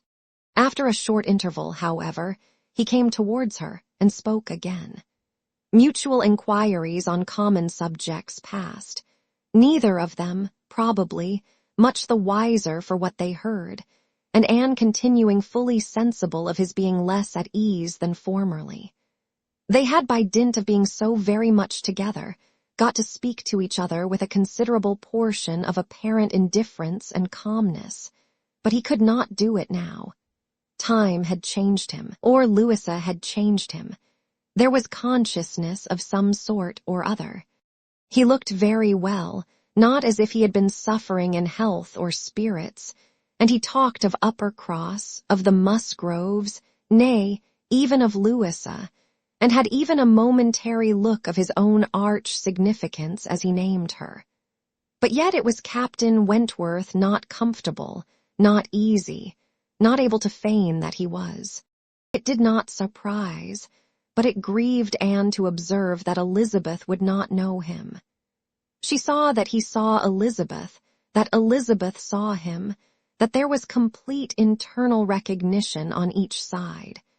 She was convinced that he was ready to be acknowledged as an acquaintance, expecting it, and she had the pain of seeing her sister turn away with unalterable coldness. Lady Dalrymple's carriage, for which Miss Elliot was growing very impatient, now drew up. The servant came in to announce it. It was beginning to rain again, and altogether there was a delay, and a bustle, and a talking, which must make all the little crowd in the shop understand that Lady Dalrymple was calling to convey Miss Elliot. At last Miss Elliot and her friend, unattended but by the servant, for there was no cousin returned, were walking off, and Captain Wentworth, watching them, turned again to Anne, and by manner, rather than words, was offering his services to her. "I am much obliged to you," was her answer, "but I am not going with them. The carriage would not accommodate so many. I walk. I prefer walking. But it rains." "Oh, very little. Nothing that I regard." After a moment's pause he said, "Though I came only yesterday, I have equipped myself properly for Bath already, you see," pointing to a new umbrella. "I wish you would make use of it if you are determined to walk, though I think it would be more prudent to let me get you a chair." She was very much obliged to him, but declined it all, repeating her conviction that the rain would come to nothing at present, and adding, "I am only waiting for Mr. Elliot. He will be here in a moment, I am sure." She had hardly spoken the words when Mr. Elliot walked in. Captain Wentworth recollected him perfectly. There was no difference between him and the man who had stood on the steps at Lyme, admiring Anne as she passed, except in the air and look and manner of the privileged relation and friend. He came in with eagerness, appeared to see and think only of her, apologized for his stay, was grieved to have kept her waiting, and anxious to get her away without further loss of time and before the rain increased. And in another moment they walked off together, her arm under his, a gentle and embarrassed glance, and a "good morning to you," being all that she had time for as she passed away. As soon as they were out of sight, the ladies of Captain Wentworth's party began talking of them. "Mr. Elliot does not dislike his cousin, I fancy." "Oh, no, that is clear enough. One can guess what will happen there. He is always with them, half lives in the family, I believe. What a very good-looking man." "Yes, and Miss Atkinson, who dined with him once at the Wallises, says he is the most agreeable man she ever was in company with. She is pretty, I think. Anne Elliot, very pretty when one comes to look at her. It is not the fashion to say so, but I confess I admire her more than her sister." "Oh, so do I." "And so do I. No comparison. But the men are all wild after Miss Elliot. Anne is too delicate for them." Anne would have been particularly obliged to her cousin if he would have walked by her side all the way to Camden Place, without saying a word. She had never found it so difficult to listen to him, though nothing could exceed his solicitude and care, and though his subjects were principally such as were wont to be always interesting.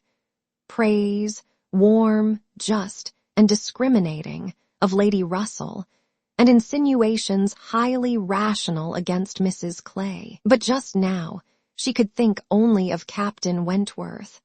She could not understand his present feelings, whether he were really suffering much from disappointment or not. Until that point were settled, She could not be quite herself. She hoped to be wise and reasonable in time, but alas, she must confess to herself that she was not wise yet. Another circumstance very essential for her to know was how long he meant to be in Bath. He had not mentioned it, or she could not recollect it. He might be only passing through, but it was more probable that he should be come to stay. In that case, so liable as everybody was to meet everybody in Bath, Lady Russell would in all likelihood see him somewhere. Would she recollect him? How would it all be? She had already been obliged to tell Lady Russell that Louisa Musgrove was to marry Captain Benwick. It had cost her something to encounter Lady Russell's surprise.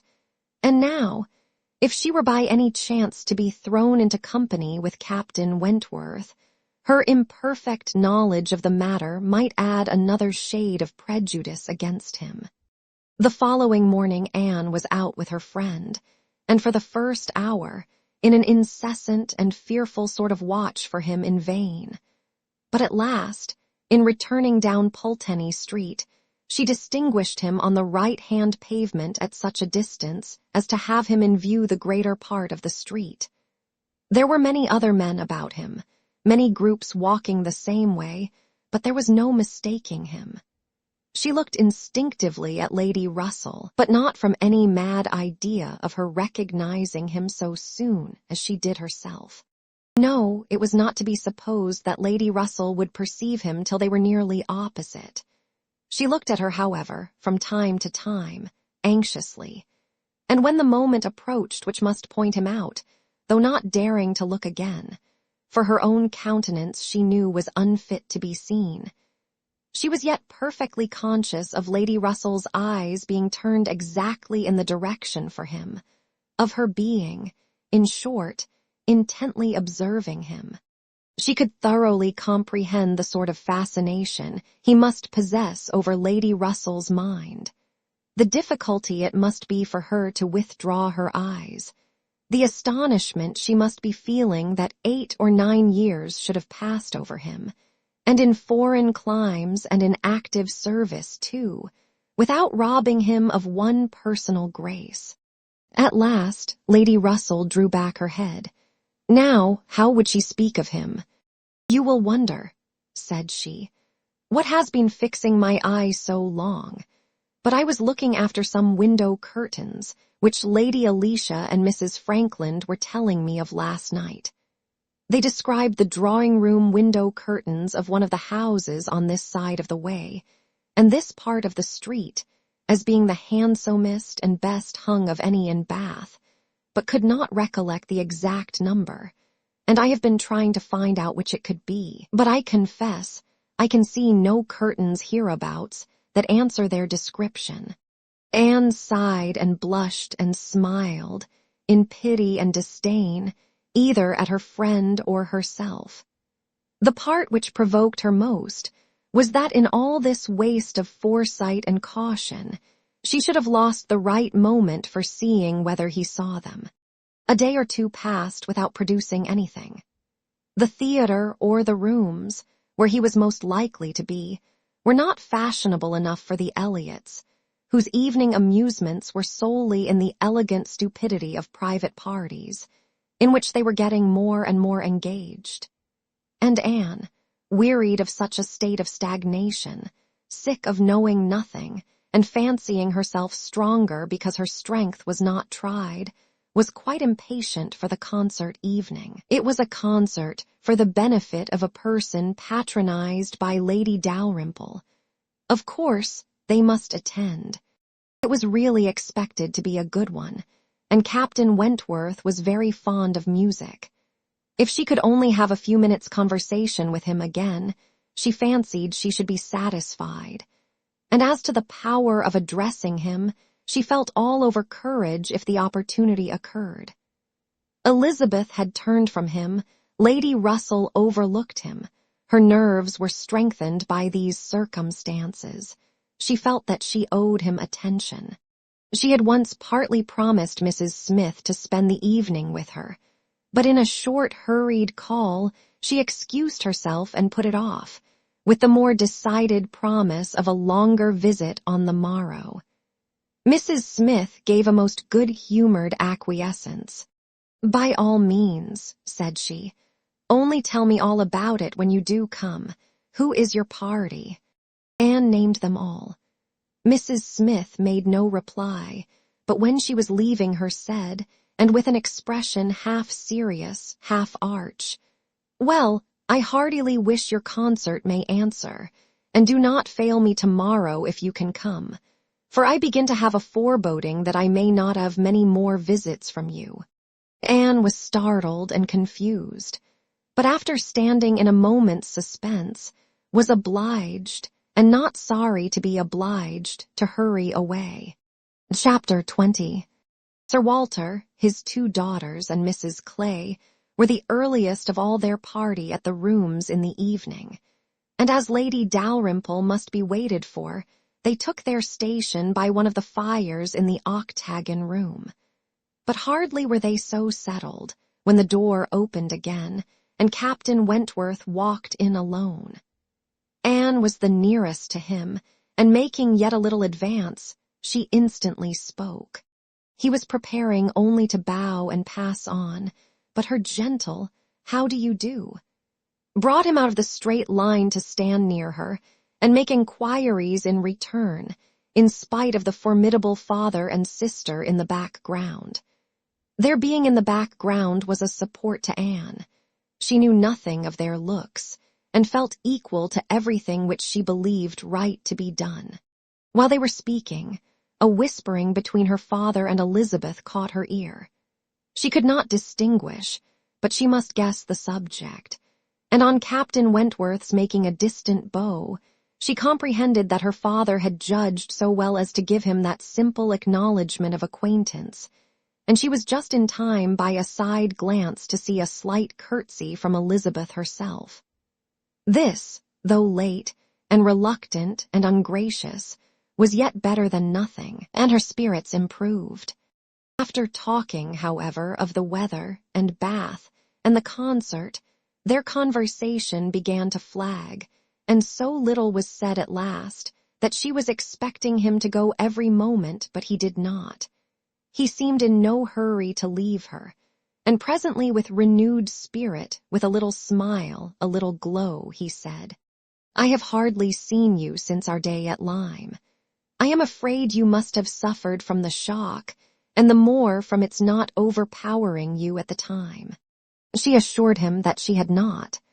"It was a frightful hour," said he, "a frightful day," and he passed his hand across his eyes, as if the remembrance were still too painful, but in a moment, half smiling again, added, "The day has produced some effects, however, has had some consequences which must be considered as the very reverse of frightful.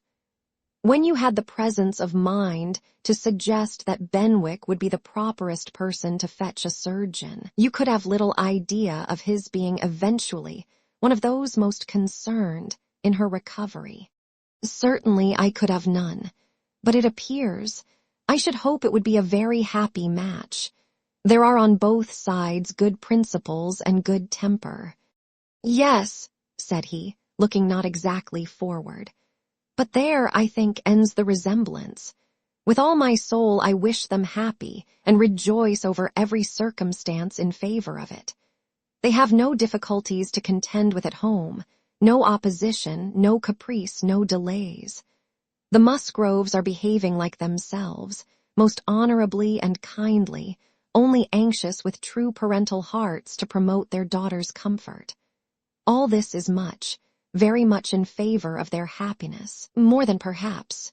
He stopped. A sudden recollection seemed to occur, and to give him some taste of that emotion which was reddening Anne's cheeks and fixing her eyes on the ground.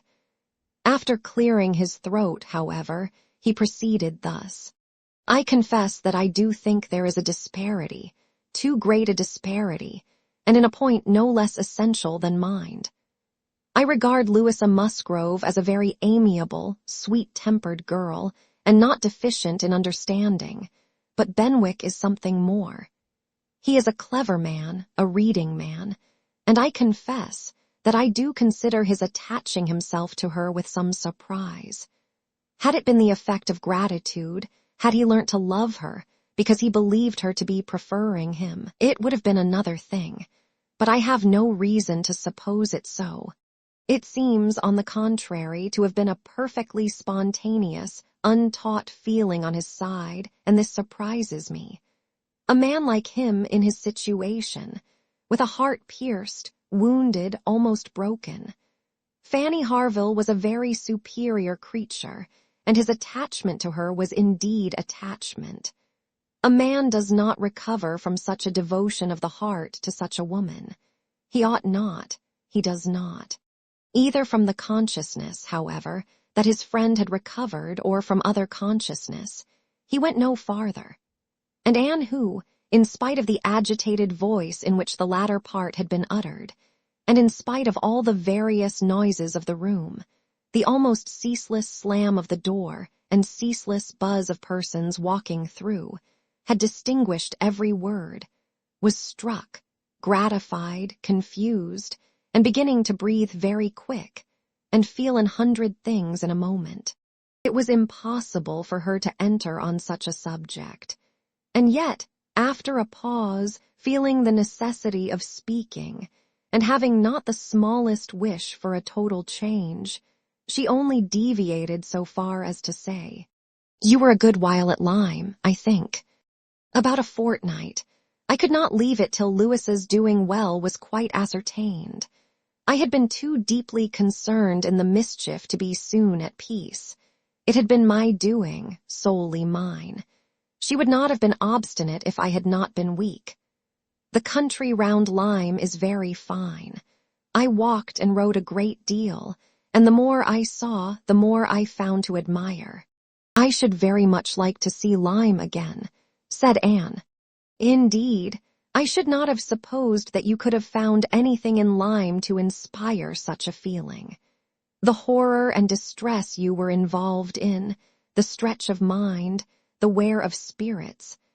I should have thought your last impressions of Lyme must have been strong disgust." "The last hours were certainly very painful," replied Anne. "But when pain is over, the remembrance of it often becomes a pleasure. One does not love a place the less for having suffered in it, unless it has been all suffering, nothing but suffering, which was by no means the case at Lyme.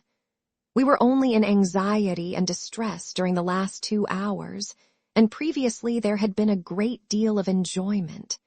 So much novelty and beauty.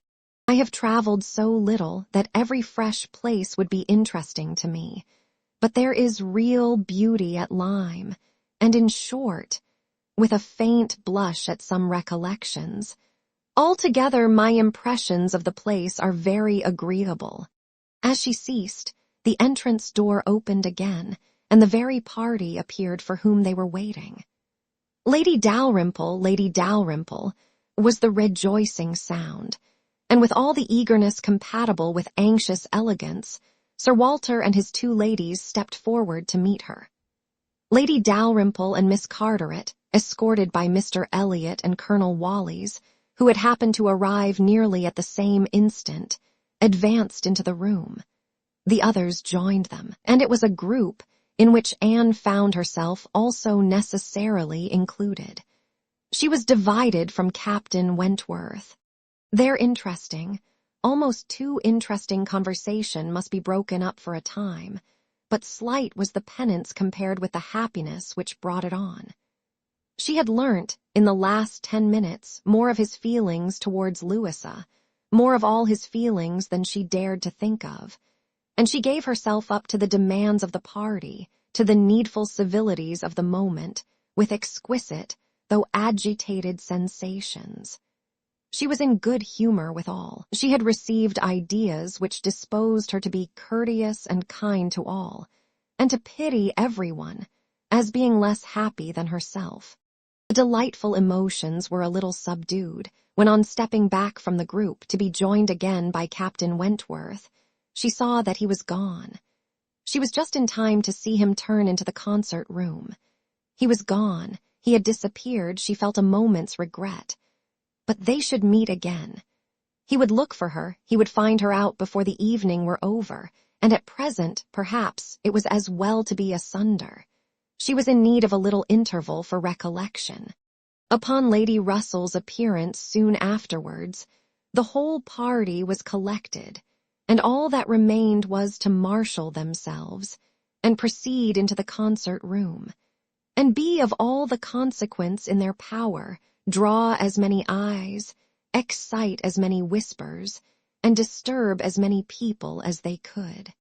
Very, very happy were both Elizabeth and Anne Elliot as they walked in.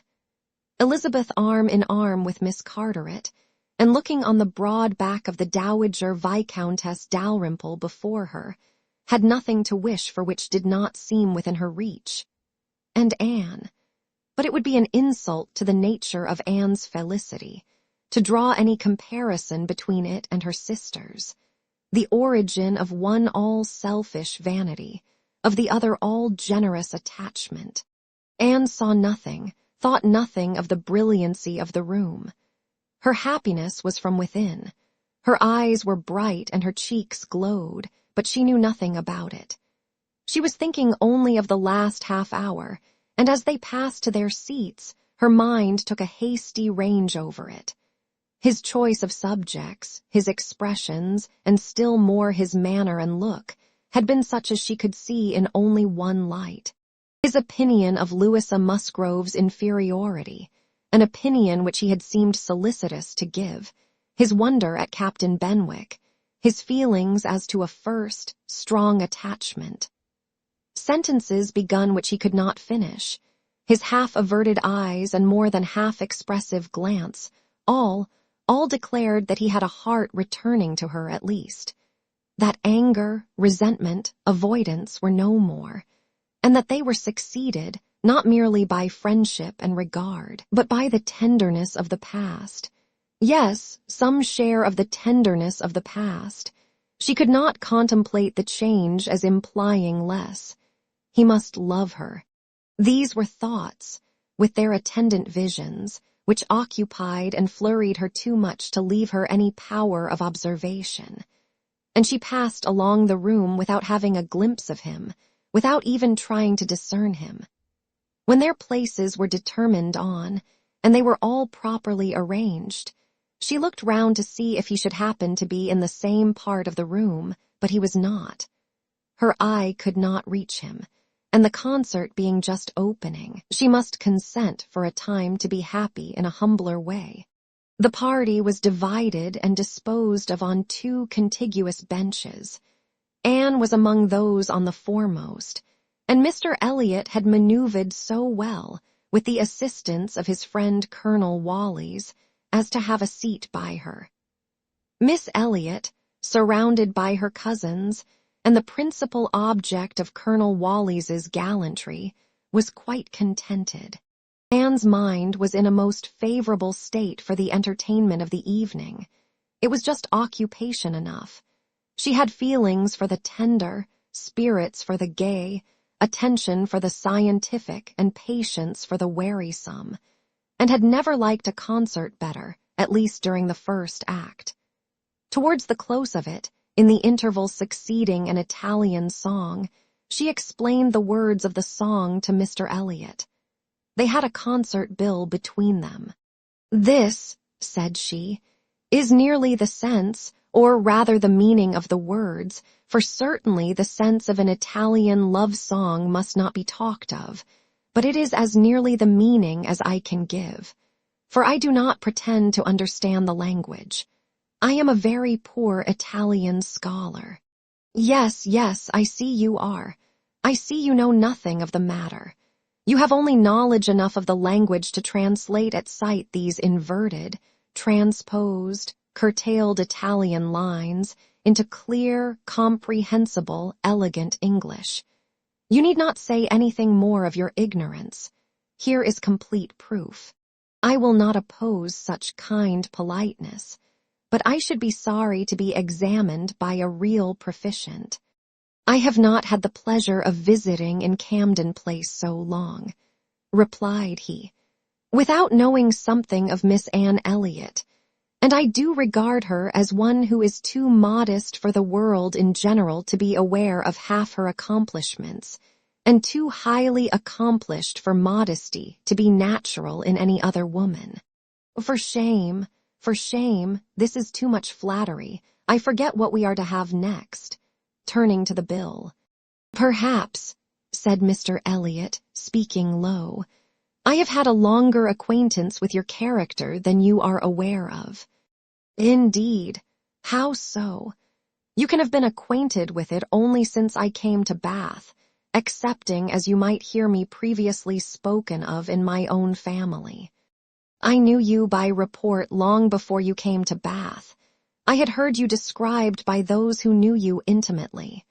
I have been acquainted with you by character many years. Your person, your disposition, accomplishments, manner, they were all present to me." Mr. Elliot was not disappointed in the interest he hoped to raise. No one can withstand the charm of such a mystery.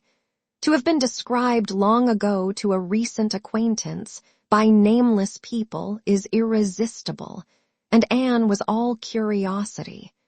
She wondered and questioned him eagerly, but in vain. He delighted in being asked, but he would not tell. No, some time or other perhaps, but not now. He would mention no names now, but such, he could assure her, had been the fact. He had many years ago received such a description of Miss Anne Elliot as had inspired him with the highest idea of her merit, and excited the warmest curiosity to know her.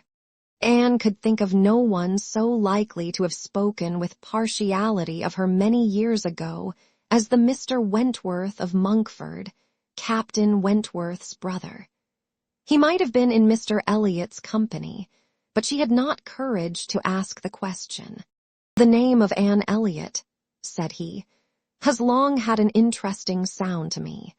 Very long has it possessed a charm over my fancy, and if I dared, I would breathe my wishes that the name might never change." Such, she believed, were his words, but scarcely had she received their sound then her attention was caught by other sounds immediately behind her, which rendered everything else trivial. Her father and Lady Dalrymple were speaking. "A well-looking man," said Sir Walter, "a very well-looking man." "A very fine young man indeed," said Lady Dalrymple. "More air than one often sees in Bath. Irish, I dare say."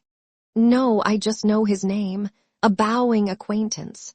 Wentworth, Captain Wentworth of the Navy. His sister married my tenant in Somersetshire, the Croft, who rents Kellynch." Before Sir Walter had reached this point, Anne's eyes had caught the right direction, and distinguished Captain Wentworth standing among a cluster of men at a little distance. As her eyes fell on him, his seemed to be withdrawn from her. It had that appearance. It seemed as if she had been one moment too late, and as long as she dared observe, he did not look again, but the performance was recommencing, and she was forced to seem to restore her attention to the orchestra and look straight forward. When she could give another glance, he had moved away. He could not have come nearer to her if he would. She was so surrounded and shut in, but she would rather have caught his eye. Mr. Elliot's speech, too, distressed her. She had no longer any inclination to talk to him. She wished him not so near her. The first act was over. Now she hoped for some beneficial change, and after a period of nothing saying amongst the party, some of them did decide on going in quest of tea. Anne was one of the few who did not choose to move. She remained in her seat, and so did Lady Russell, but she had the pleasure of getting rid of Mr. Elliot, and she did not mean, whatever she might feel on Lady Russell's account, to shrink from conversation with Captain Wentworth, if he gave her the opportunity. She was persuaded by Lady Russell's countenance that she had seen him. He did not come, however. Anne sometimes fancied she discerned him at a distance, but he never came. The anxious interval wore away unproductively. The others returned, the room filled again, benches were reclaimed and repossessed, and another hour of pleasure or of penance was to be sat out. Another hour of music was to give delight or the gapes, as real or affected taste for it prevailed. To Anne, it chiefly wore the prospect of an hour of agitation. She could not quit that room in peace without seeing Captain Wentworth once more, without the interchange of one friendly look. In resettling themselves, there were now many changes, the result of which was favorable for her. Colonel Wallis declined sitting down again, and Mr. Elliot was invited by Elizabeth and Miss Carteret, in a manner not to be refused, to sit between them, and by some other removals and a little scheming of her own, Anne was enabled to place herself much nearer the end of the bench than she had been before, much more within reach of a passer-by. She could not do so without comparing herself with Miss Larolles, the inimitable Miss Larolles. But still she did it, and not with much happier effect. Though by what seemed prosperity in the shape of an early abdication in her next neighbors, she found herself at the very end of the bench before the concert closed. Such was her situation, with a vacant space at hand, when Captain Wentworth was again in sight. She saw him not far off. He saw her too, yet he looked grave and seemed irresolute, and only by very slow degrees came at last near enough to speak to her. She felt that something must be the matter. The change was indubitable. The difference between his present air and what it had been in the octagon room was strikingly great. Why was it? She thought of her father, of Lady Russell. Could there have been any unpleasant glances? He began by speaking of the concert gravely, more like the Captain Wentworth of Uppercross, owned himself disappointed, had expected singing, and in short, must confess that he should not be sorry when it was over. Anne replied, and spoke in defense of the performance so well, and yet in allowance for his feelings so pleasantly, that his countenance improved, and he replied again with almost a smile. They talked for a few minutes more. The improvement held. He even looked down towards the bench, as if he saw a place on it well worth occupying, when at that moment a touch on her shoulder obliged Anne to turn round. It came from Mr. Elliot. He begged her pardon, but she must be applied to explain Italian again. Miss Carteret was very anxious to have a general idea of what was next to be sung. Anne could not refuse, but never had she sacrificed to politeness with a more suffering spirit. A few minutes, though as few as possible, were inevitably consumed, and when her own mistress again, when able to turn and look as she had done before, she found herself accosted by Captain Wentworth in a reserved yet hurried sort of farewell. He must wish her good night. He was going. He should get home as fast as he could. Is not this song worth staying for? Said Anne, suddenly struck by an idea which made her yet more anxious to be encouraging. No, he replied impressively, there is nothing worth my staying for, and he was gone directly. Jealousy of Mr. Elliot, it was the only intelligible motive. Captain Wentworth jealous of her affection. Could she have believed it a week ago, 3 hours ago? For a moment the gratification was exquisite. But alas, there were very different thoughts to succeed. How was such jealousy to be quieted? How was the truth to reach him? How, in all the peculiar disadvantages of their respective situations, would he ever learn of her real sentiments? It was misery to think of Mr. Elliot's attentions. Their evil was incalculable. Chapter 21. Anne recollected with pleasure the next morning her promise of going to Mrs. Smith, meaning that it should engage her from home at the time when Mr. Elliot would be most likely to call. For to avoid Mr. Elliot was almost a first object. She felt a great deal of goodwill towards him. In spite of the mischief of his attentions, she owed him gratitude and regard, perhaps compassion. She could not help thinking much of the extraordinary circumstances attending their acquaintance, of the right which he seemed to have to interest her, by everything in situation, by his own sentiments, by his early prepossession. It was altogether very extraordinary, flattering but painful. There was much to regret. How she might have felt had there been no Captain Wentworth in the case was not worth enquiry, for there was a Captain Wentworth, and be the conclusion of the present suspense good or bad, her affection would be his forever.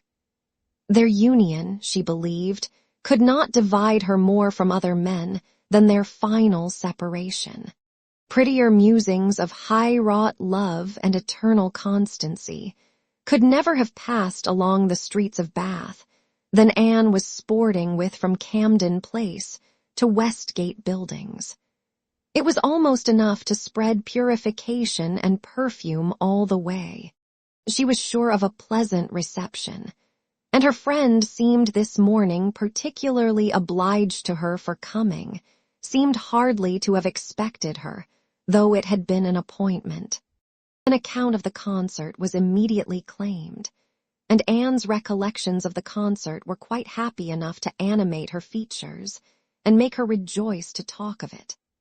All that she could tell she told most gladly, but the all was little for one who had been there, and unsatisfactory for such an inquirer as Mrs. Smith, who had already heard, through the short cut of a laundress and a waiter, rather more of the general success and produce of the evening than Anne could relate, and who now asked in vain for several particulars of the company.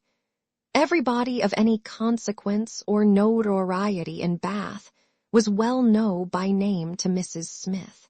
"The little Durans were there, I conclude," said she, "with their mouths open to catch the music, like unfledged sparrows ready to be fed. They never miss a concert." "Yes, I did not see them myself, but I heard Mr. Elliot say they were in the room. The Ibbotsons, were they there? And the two new beauties, with the tall Irish officer, who is talked of for one of them?" "I do not know. I do not think they were." "Old Lady Mary MacLean? I need not ask after her. She never misses, I know, and you must have seen her. She must have been in your own circle, for as you went with Lady Dalrymple, you were in the seats of grandeur, round the orchestra, of course." "No, that was what I dreaded. It would have been very unpleasant to me in every respect. But happily Lady Dalrymple always chooses to be farther off, and we were exceedingly well placed, that is, for hearing. I must not say for seeing, because I appear to have seen very little." "Oh, you saw enough for your own amusement. I can understand. There is a sort of domestic enjoyment to be known even in a crowd, and this you had. You were a large party in yourselves, and you wanted nothing beyond." "But I ought to have looked about me more," said Anne, conscious while she spoke that there had in fact been no want of looking about, that the object only had been deficient. "No, no, you were better employed. You need not tell me that you had a pleasant evening. I see it in your eye. I perfectly see how the hours passed, that you had always something agreeable to listen to. In the intervals of the concert it was conversation." Anne half smiled and said, "Do you see that in my eye?" "Yes, I do. Your countenance perfectly informs me that you were in company last night with the person whom you think the most agreeable in the world, the person who interests you at this present time more than all the rest of the world put together."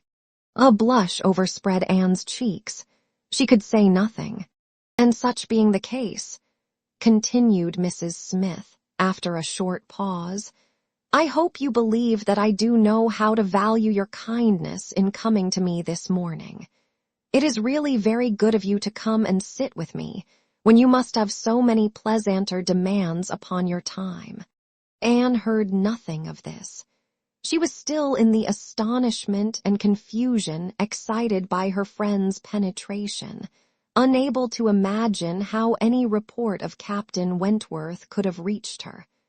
After another short silence, "Pray," said Mrs. Smith, "is Mr. Elliot aware of your acquaintance with me? Does he know that I am in Bath?" "Mr. Elliot?" repeated Anne, looking up surprised. A moment's reflection showed her the mistake she had been under. She caught it instantaneously, and recovering her courage with the feeling of safety, soon added more composedly, "Are you acquainted with Mr. Elliot?" "I have been a good deal acquainted with him," replied Mrs. Smith gravely, "but it seems worn out now. It is a great while since we met." "I was not at all aware of this. You never mentioned it before. Had I known it, I would have had the pleasure of talking to him about you." "To confess the truth," said Mrs. Smith, assuming her usual air of cheerfulness, "that is exactly the pleasure I want you to have. I want you to talk about me to Mr. Elliot. I want your interest with him. He can be of essential service to me, and if you would have the goodness, my dear Miss Elliot, to make it an object to yourself, of course it is done. I should be extremely happy. I hope you cannot doubt my willingness to be of even the slightest use to you," replied Anne. "But I suspect that you are considering me as having a higher claim on Mr. Elliot, a greater right to influence him, than is really the case.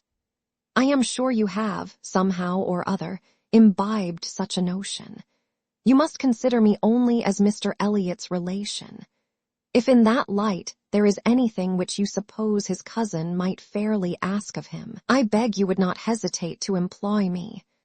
Mrs. Smith gave her a penetrating glance, and then, smiling, said, "I have been a little premature, I perceive.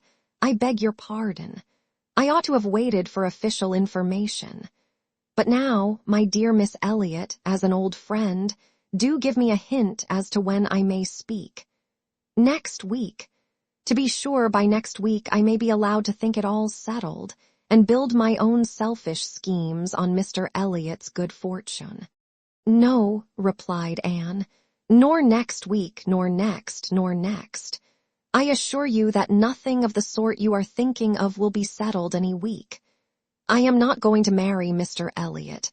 I should like to know why you imagine I am." Mrs. Smith looked at her again, looked earnestly, smiled, shook her head, and exclaimed, "Now how I do wish I understood you. How I do wish I knew what you were at. I have a great idea that you do not design to be cruel when the right moment occurs. Till it does come, you know, we women never mean to have anybody. It is a thing of course among us that every man is refused till he offers. But why should you be cruel? Let me plead for my present friend. I cannot call him, but for my former friend. Where can you look for a more suitable match? Where could you expect a more gentlemanlike, agreeable man? Let me recommend Mr. Elliot. I am sure you hear nothing but good of him from Colonel Wallis, and who can know him better than Colonel Wallis?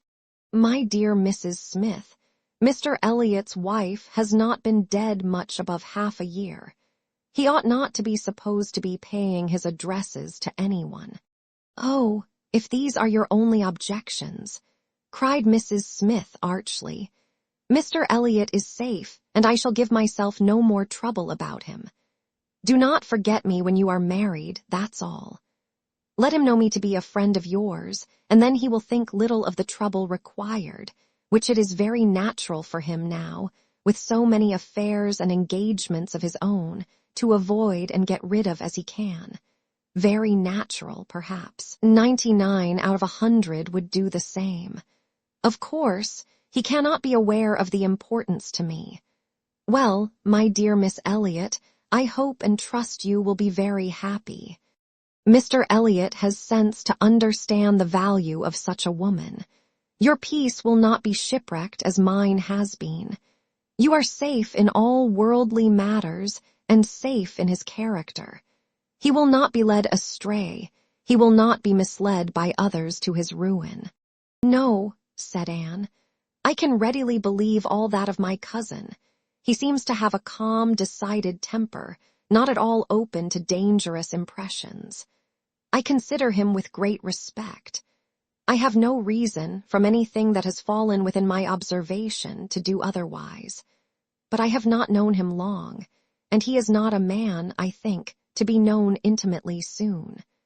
Will not this manner of speaking of him, Mrs. Smith, convince you that he is nothing to me? Surely this must be calm enough.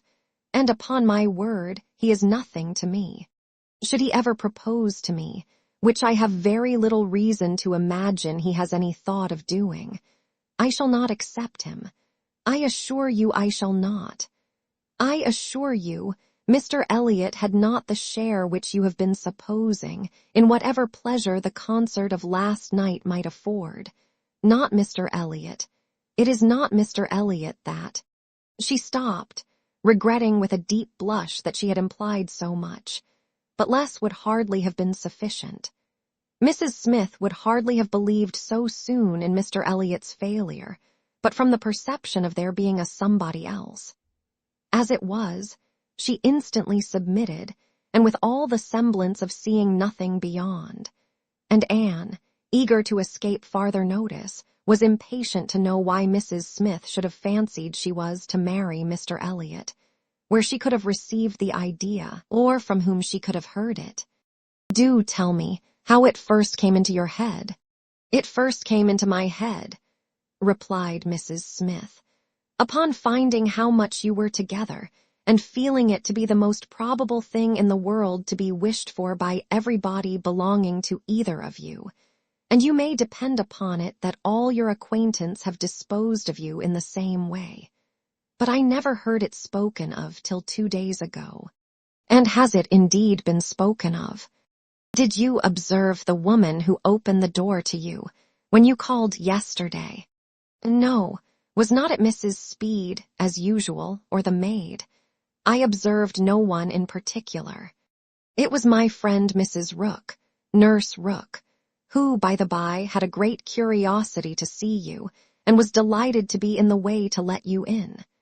She came away from Marlborough Buildings only on Sunday, and she it was who told me you were to marry Mr. Elliot.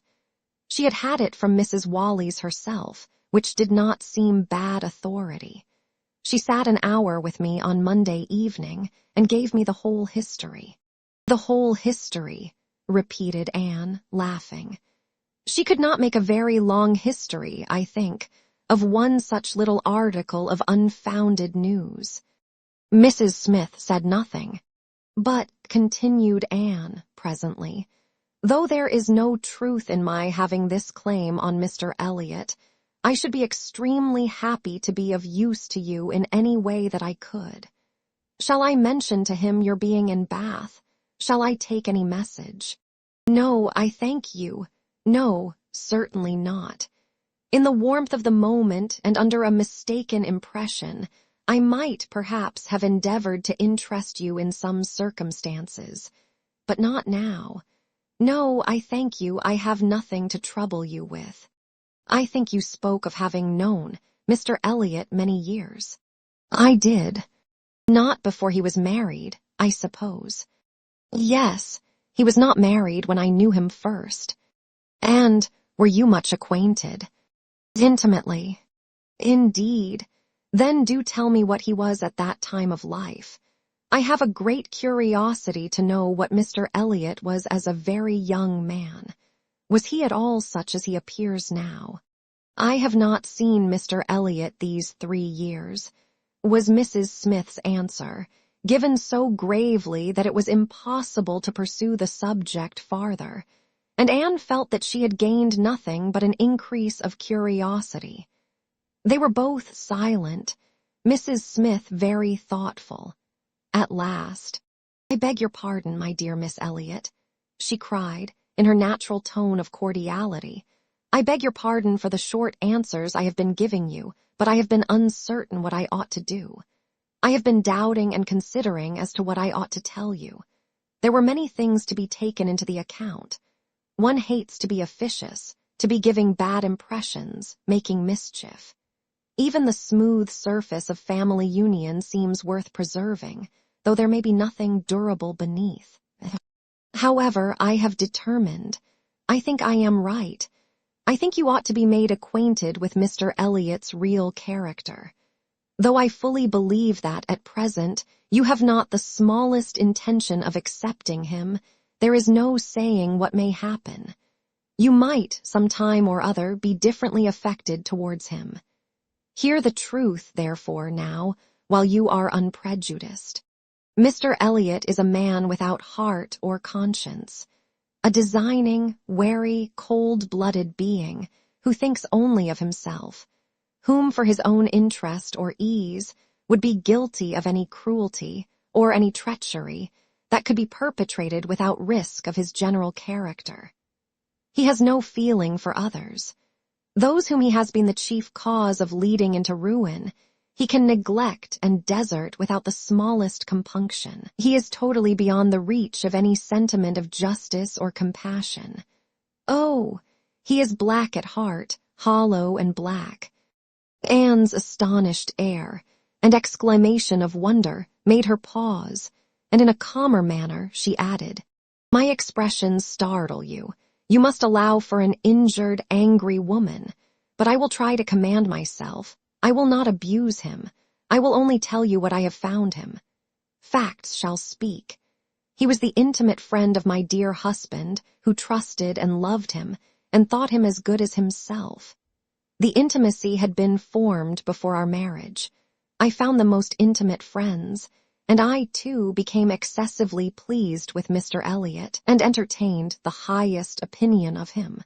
At 19, you know, one does not think very seriously, but Mr. Eliot appeared to me quite as good as others, and much more agreeable than most others, and we were almost always together. We were principally in town, living in very good style. He was then the inferior in circumstances. He was then the poor one. He had chambers in the Temple, and it was as much as he could do to support the appearance of a gentleman. He had always a home with us whenever he chose it. He was always welcome. He was like a brother. My poor Charles, who had the finest, most generous spirit in the world, would have divided his last farthing with him. And I know that his purse was open to him. I know that he often assisted him. This must have been about that very period of Mr. Eliot's life," said Anne, "which has always excited my particular curiosity. It must have been about the same time that he became known to my father and sister. I never knew him myself. I only heard of him. But there was a something in his conduct then, with regard to my father and sister, and afterwards in the circumstances of his marriage, which I never could quite reconcile with present times. It seemed to announce a different sort of man."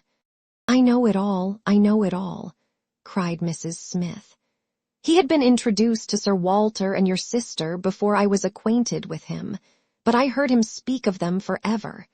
I know he was invited and encouraged, and I know he did not choose to go.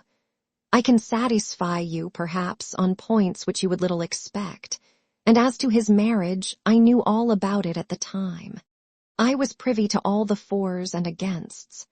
I was the friend to whom he confided his hopes and plans, and though I did not know his wife previously, her inferior situation in society, indeed, rendered that impossible, yet I knew her all her life afterwards, or at least till within the last 2 years of her life, and can answer any question you may wish to put." "Nay," said Anne, "I have no particular enquiry to make about her. I have always understood they were not a happy couple. But I should like to know why, at that time of his life, he should slight my father's acquaintance as he did. My father was certainly disposed to take very kind and proper notice of him. Why did Mr. Eliot draw back?" "Mr. Eliot," replied Mrs. Smith, "at that period of his life had one object in view, to make his fortune, and by a rather quicker process than the law. He was determined to make it by marriage. He was determined, at least, not to mar it by an imprudent marriage, and I know it was his belief, whether justly or not, of course I cannot decide, that your father and sister, in their civilities and invitations, were designing a match between the heir and the young lady, and it was impossible that such a match should have answered his ideas of wealth and independence. That was his motive for drawing back, I can assure you. He told me the whole story. He had no concealments with me.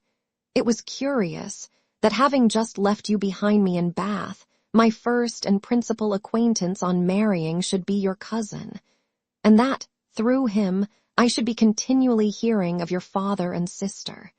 He described one Miss Elliot, and I thought very affectionately of the other.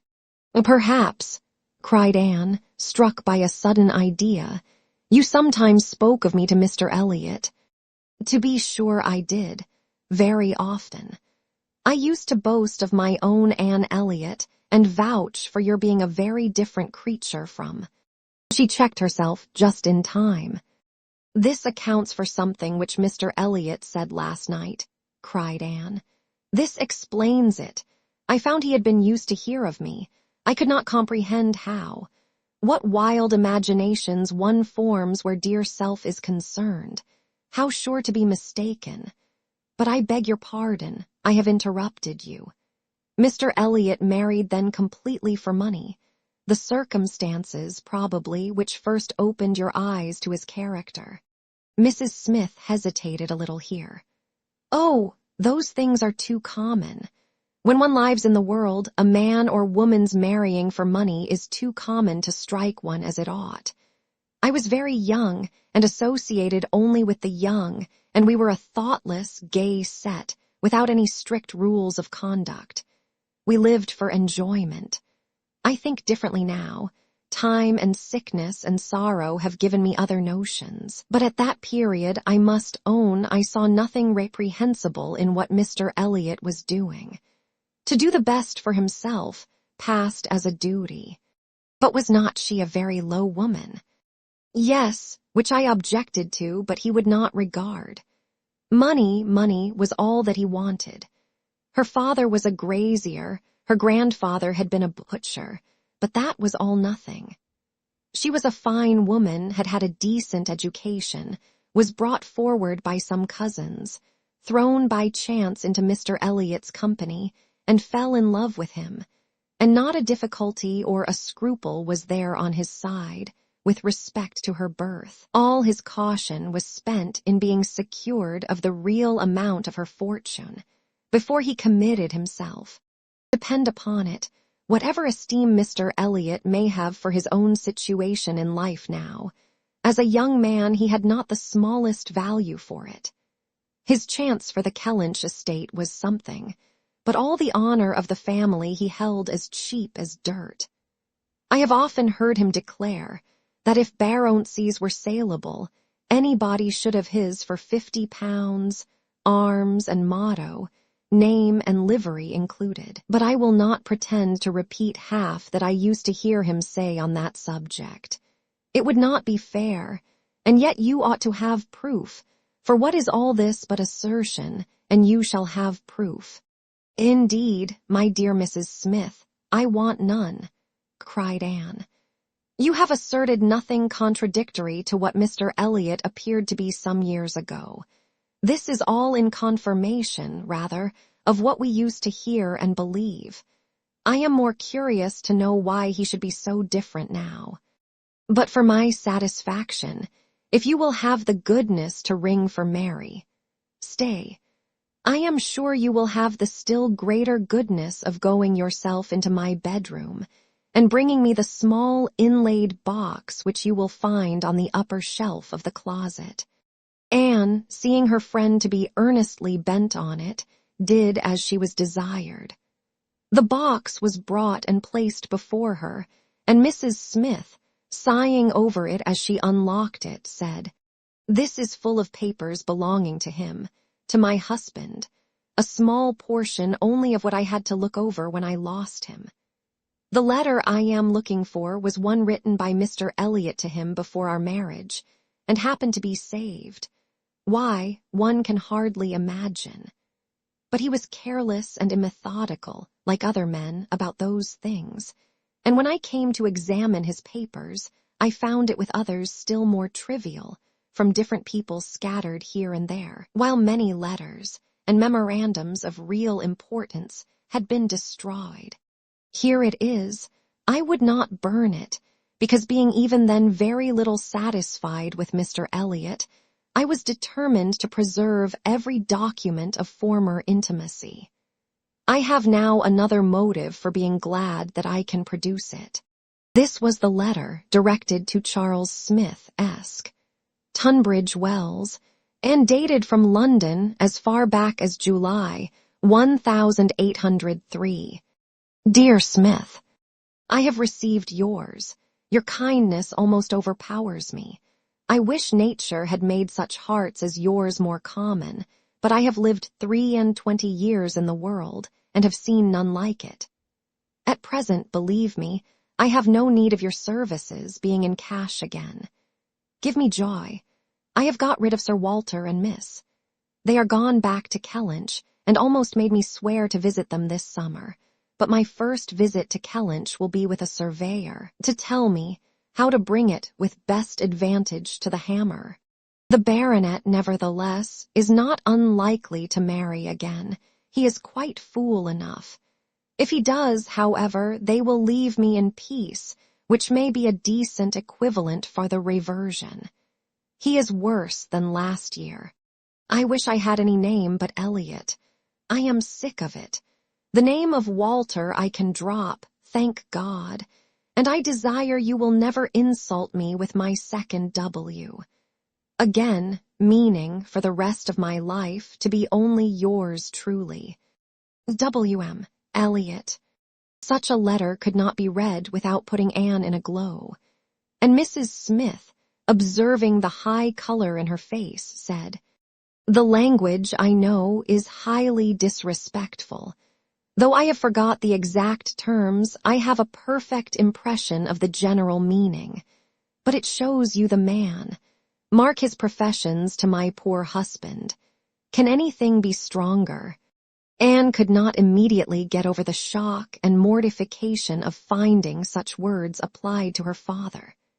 She was obliged to recollect that her seeing the letter was a violation of the laws of honor, that no one ought to be judged or to be known by such testimonies, that no private correspondence could bear the eye of others, before she could recover calmness enough to return the letter which she had been meditating over, and say, "Thank you, this is full proof undoubtedly, proof of everything you were saying.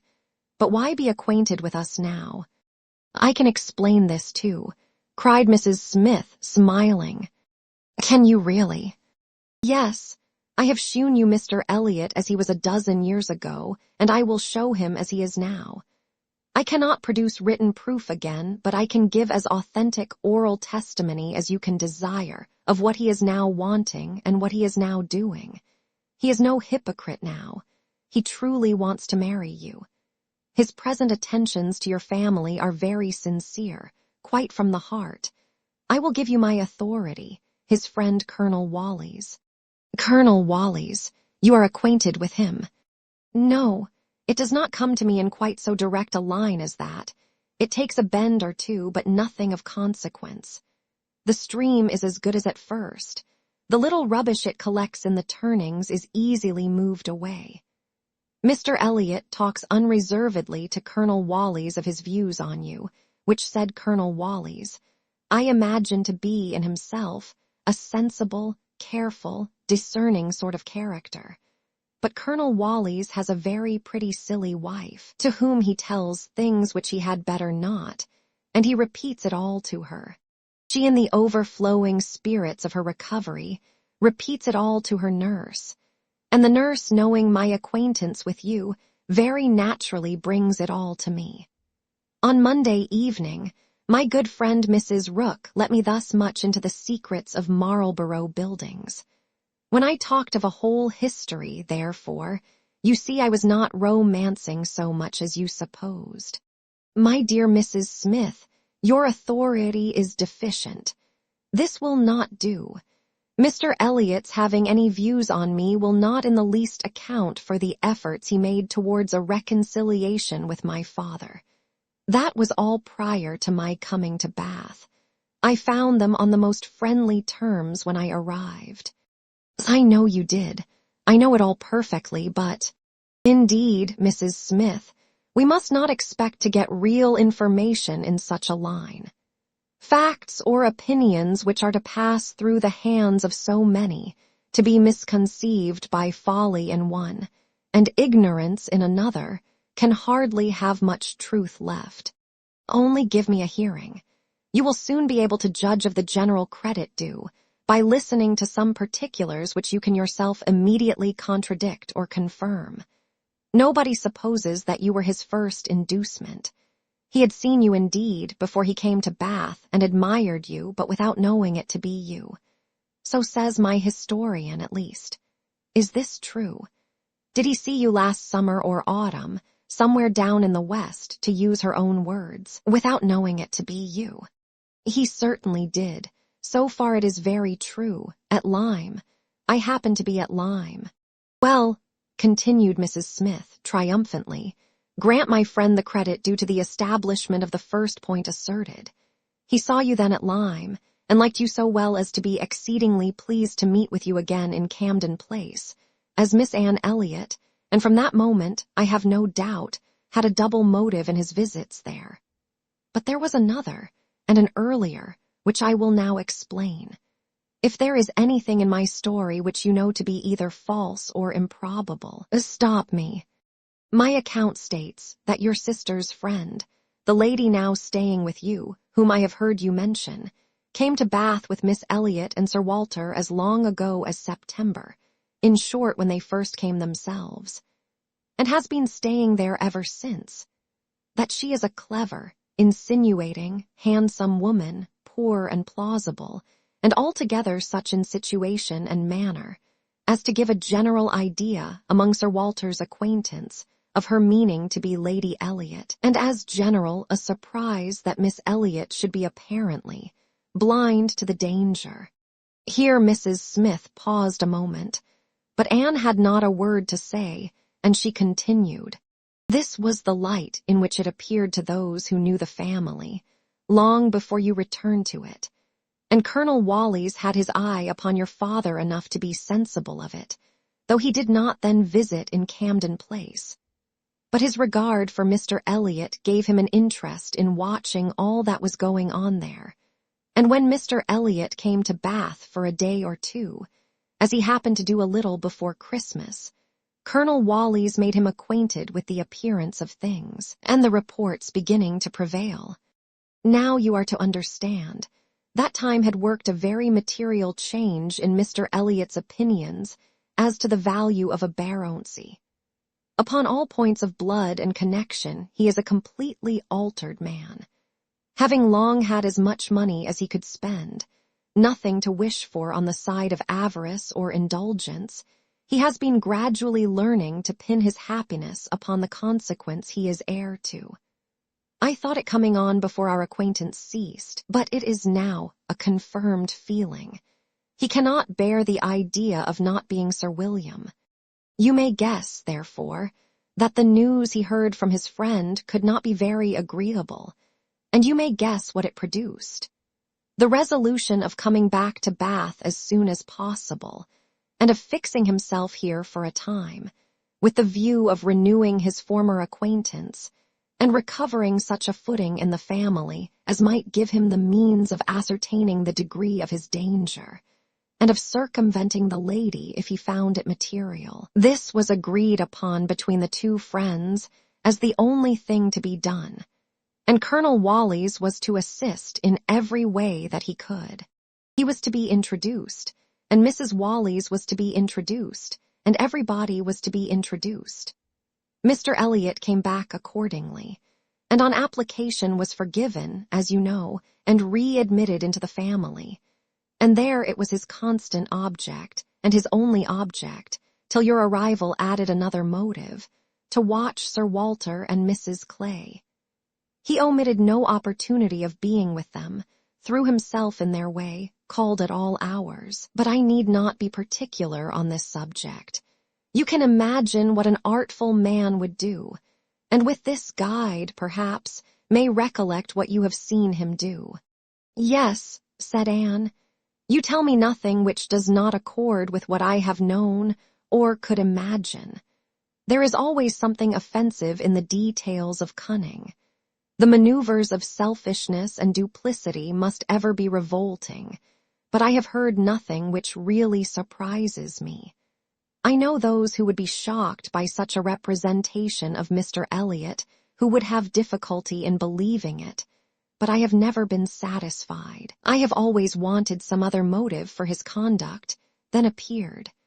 I should like to know his present opinion as to the probability of the event he has been in dread of, whether he considers the danger to be lessening or not."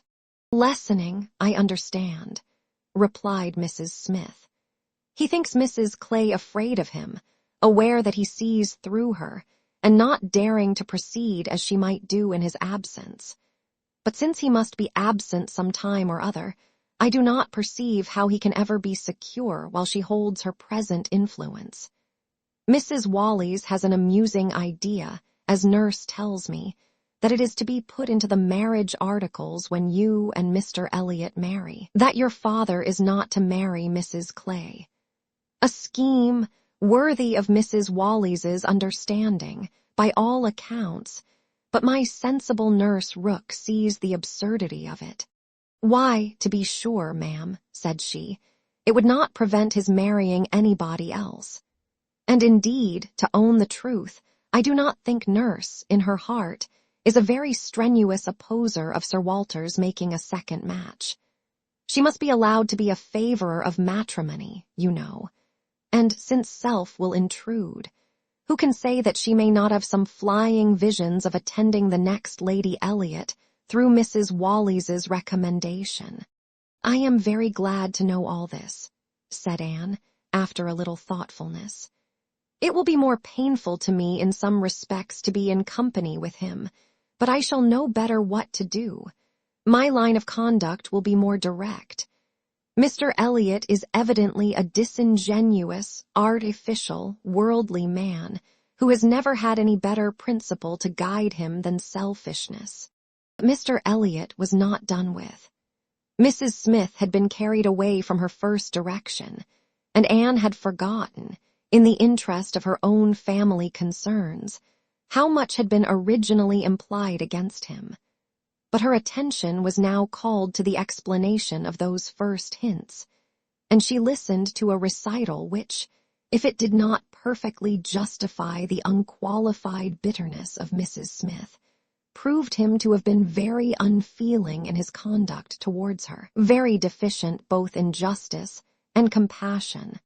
She learned that, the intimacy between them continuing unimpaired by Mr. Elliot's marriage, they had been as before always together, and Mr. Elliot had led his friend into expenses much beyond his fortune. Mrs. Smith did not want to take blame to herself, and was most tender of throwing any on her husband. But Anne could collect that their income had never been equal to their style of living, and that from the first there had been a great deal of general and joint extravagance. From his wife's account of him, she could discern Mr. Smith to have been a man of warm feelings, easy temper, careless habits, and not strong understanding, much more amiable than his friend, and very unlike him, led by him, and probably despised by him. Mr. Elliot, raised by his marriage to great affluence, and disposed to every gratification of pleasure and vanity which could be commanded without involving himself, for with all his self-indulgence he had become a prudent man, and beginning to be rich, just as his friend ought to have found himself to be poor, seemed to have had no concern at all for that friend's probable finances, but, on the contrary, had been prompting and encouraging expenses which could end only in ruin, and the Smiths, accordingly, had been ruined. The husband had died just in time to be spared the full knowledge of it. They had previously known embarrassments enough to try the friendship of their friends, and to prove that Mr. Elliot's had better not be tried. But it was not till his death that the wretched state of his affairs was fully known. With a confidence in Mr. Elliot's regard, more creditable to his feelings than his judgment, Mr. Smith had appointed him the executor of his will. But Mr. Elliot would not act, and the difficulties and distress which this refusal had heaped on her, in addition to the inevitable sufferings of her situation, had been such as could not be related without anguish of spirit, or listened to without corresponding indignation. Anne was shewn some letters of his on the occasion, answers to urgent applications from Mrs. Smith, which all breathed the same stern resolution of not engaging in a fruitless trouble, and under a cold civility, the same hard-hearted indifference to any of the evils it might bring on her.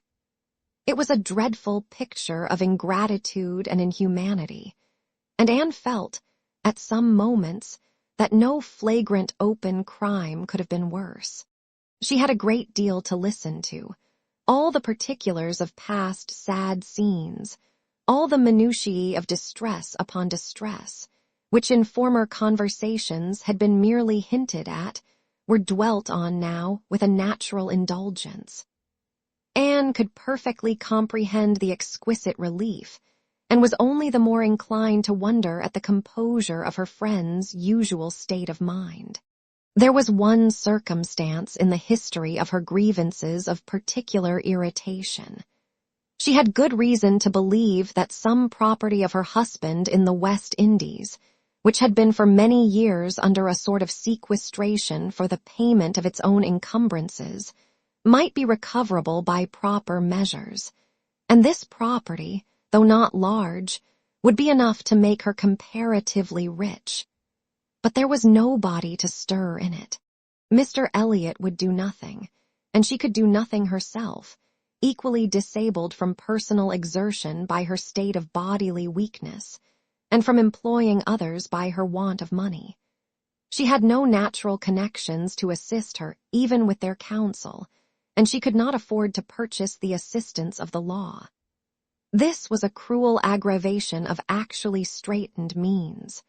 To feel that she ought to be in better circumstances, that a little trouble in the right place might do it, and to fear that delay might be even weakening her claims, was hard to bear.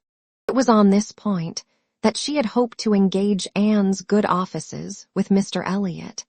She had previously, in the anticipation of their marriage, been very apprehensive of losing her friend by it.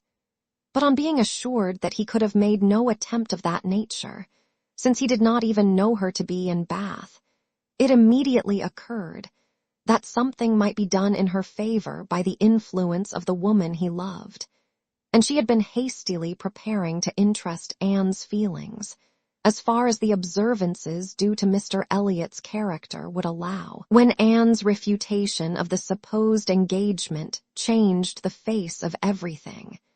And while it took from her the new-formed hope of succeeding in the object of her first anxiety, left her at least the comfort of telling the whole story her own way.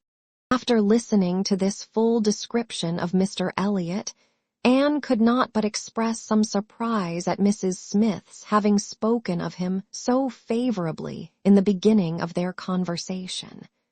She had seemed to recommend and praise him. "My dear," was Mrs. Smith's reply, "there was nothing else to be done. I considered your marrying him as certain, though he might not yet have made the offer, and I could no more speak the truth of him than if he had been your husband. My heart bled for you as I talked of happiness, and yet he is sensible, he is agreeable, and with such a woman as you it was not absolutely hopeless. He was very unkind to his first wife. They were wretched together, but she was too ignorant and giddy for respect, and he had never loved her. I was willing to hope that you must fare better." Anne could just acknowledge within herself such a possibility of having been induced to marry him, as made her shudder at the idea of the misery which must have followed. It was just possible that she might have been persuaded by Lady Russell, and under such a supposition, which would have been most miserable, when time had disclosed all too late, it was very desirable that Lady Russell should be no longer deceived. And one of the concluding arrangements of this important conference, which carried them through the greater part of the morning, was that Anne had full liberty to communicate to her friend everything relative to Mrs. Smith, in which his conduct was involved. Chapter 22. Anne went home to think over all that she had heard. In one point, her feelings were relieved by this knowledge of Mr. Elliot. There was no longer anything of tenderness due to him. He stood as opposed to Captain Wentworth in all his own unwelcome obtrusiveness, and the evil of his attentions last night, the irremediable mischief he might have done, was considered with sensations unqualified, unperplexed. Pity for him was all over, but this was the only point of relief. In every other respect, in looking around her, or penetrating forward, she saw more to distrust and to apprehend. She was concerned for the disappointment and pain Lady Russell would be feeling, for the mortifications which must be hanging over her father and sister, and had all the distress of foreseeing many evils without knowing how to avert any one of them. She was most thankful for her own knowledge of him.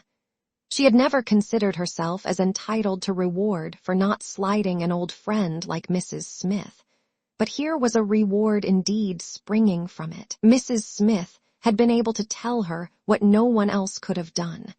Could the knowledge have been extended through her family? But this was a vain idea. She must talk to Lady Russell, tell her, consult with her, and having done her best, wait the event with as much composure as possible. And after all, her greatest want of composure would be in that quarter of the mind which could not be open to Lady Russell, in that flow of anxieties and fears which must be all to herself. She found, on reaching home, that she had, as she intended, escaped seeing Mr. Elliot, that he had called and paid them a long morning visit. But hardly had she congratulated herself and felt safe when she heard that he was coming again in the evening. "I had not the smallest intention of asking him," said Elizabeth with affected carelessness, "but he gave so many hints, so Mrs. Clay says at least. Indeed, I do say it. I never saw anybody in my life spell harder for an invitation. Poor man, I was really in pain for him, for your hard-hearted sister, Miss Anne, seems bent on cruelty." "Oh," cried Elizabeth, "I have been rather too much used to the game to be soon overcome by a gentleman's hints. However, when I found how excessively he was regretting that he should miss my father this morning, I gave way immediately, for I would never really omit an opportunity of bringing him and Sir Walter together. They appear to so much advantage in company with each other, each behaving so pleasantly, Mr. Elliot looking up with so much respect. Quite delightful," cried Mrs. Clay, not daring, however, to turn her eyes towards Anne. "Exactly like father and son. Dear Miss Elliot, may I not say father and son? Oh, I lay no embargo on anybody's words, if you will have such ideas. But, upon my word, I am scarcely sensible of his attentions being beyond those of other men." "My dear Miss Elliot," exclaimed Mrs. Clay, lifting her hands and eyes and sinking all the rest of her astonishment in a convenient silence. "Well, my dear Penelope, you need not be so alarmed about him. I did invite him, you know. I sent him away with smiles.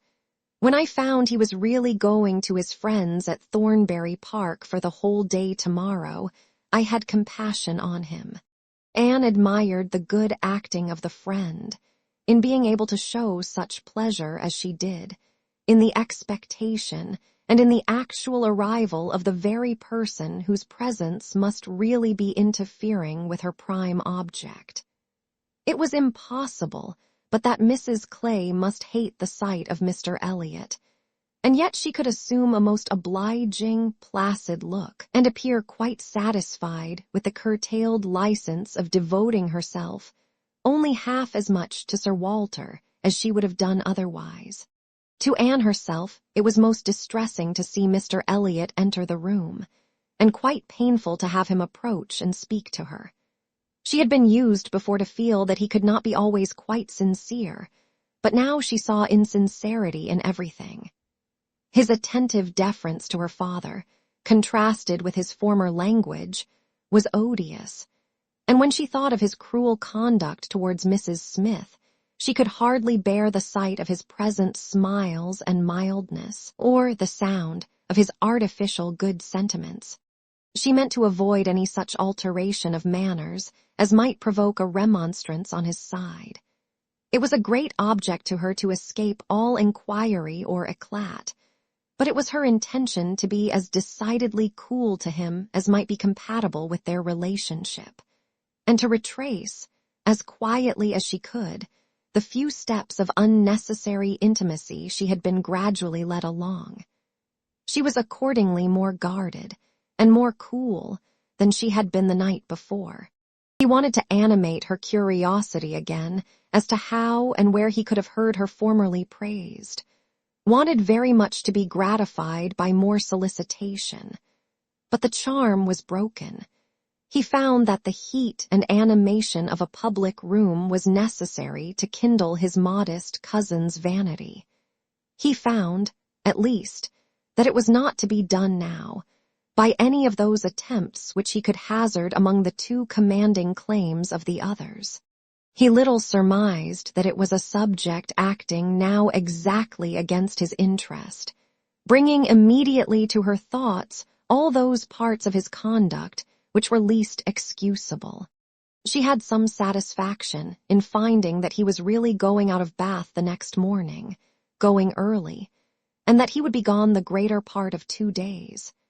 He was invited again to Camden Place the very evening of his return, but from Thursday to Saturday evening his absence was certain.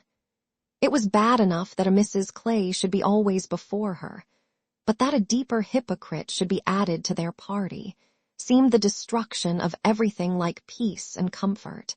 It was so humiliating to reflect on the constant deception practiced on her father and Elizabeth, to consider the various sources of mortification preparing for them. Mrs. Clay's selfishness was not so complicate nor so revolting as his, and Anne would have compounded for the marriage at once, with all its evils, to be clear of Mr. Elliot's subtleties in endeavoring to prevent it. On Friday morning, she meant to go very early to Lady Russell and accomplish the necessary communication, and she would have gone directly after breakfast, but that Mrs. Clay was also going out on some obliging purpose of saving her sister trouble, which determined her to wait till she might be safe from such a companion. She saw Mrs. Clay fairly off, therefore, before she began to talk of spending the morning in Rivers Street. "Very well," said Elizabeth. "I have nothing to send but my love. Oh, you may as well take back that tiresome book she would lend me, and pretend I have read it through. I really cannot be plaguing myself forever with all the new poems and states of the nation that come out. Lady Russell quite bores one with her new publications. You need not tell her so, but I thought her dress hideous the other night. I used to think she had some taste in dress, but I was ashamed of her at the concert. Something so formal and harangue in her air, and she sits so upright. My best love, of course." "And mine," added Sir Walter.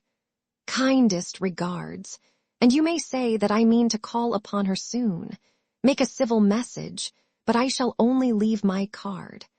Morning visits are never fair by women at her time of life, who make themselves up so little.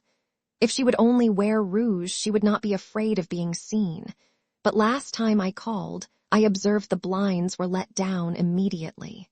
While her father spoke, there was a knock at the door. Who could it be? Anne, remembering the preconcerted visits at all hours of Mr. Elliot, would have expected him, but for his known engagement 7 miles off. After the usual period of suspense, the usual sounds of approach were heard, and Mr. and Mrs. Charles Musgrove were ushered into the room. Surprise was the strongest emotion raised by their appearance, but Anne was really glad to see them, and the others were not so sorry but that they could put on a decent air of welcome. And as soon as it became clear that these, their nearest relations, were not arrived with any views of accommodation in that house, Sir Walter and Elizabeth were able to rise in cordiality and do the honors of it very well. They were come to Bath for a few days with Mrs. Musgrove, and were at the White Hart. So much was pretty soon understood. But till Sir Walter and Elizabeth were walking Mary into the other drawing-room, and regaling themselves with her admiration, Anne could not draw upon Charles's brain for a regular history of their coming, or an explanation of some smiling hints of particular business, which had been ostentatiously dropped by Mary, as well as of some apparent confusion as to whom their party consisted of.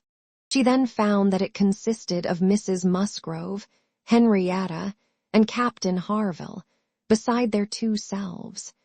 He gave her a very plain, intelligible account of the whole, a narration in which she saw a great deal of most characteristic proceeding. The scheme had received its first impulse by Captain Harville's wanting to come to Bath on business. He had begun to talk of it a week ago, and by way of doing something, as shooting was over, Charles had proposed coming with him, and Mrs. Harville had seemed to like the idea of it very much, as an advantage to her husband. But Mary could not bear to be left, and had made herself so unhappy about it, that for a day or 2 everything seemed to be in suspense, or at an end. But then, it had been taken up by his father and mother. His mother had some old friends in Bath whom she wanted to see. It was thought a good opportunity for Henrietta to come and buy wedding clothes for herself and her sister, and, in short, it ended in being his mother's party, that everything might be comfortable and easy to Captain Harville, and he and Mary were included in it by way of general convenience. They had arrived late the night before. Mrs. Harville, her children, and Captain Benwick remained with Mr. Musgrove and Louisa at Uppercross.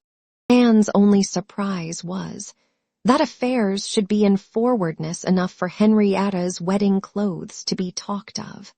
She had imagined such difficulties of fortune to exist there as must prevent the marriage from being near at hand.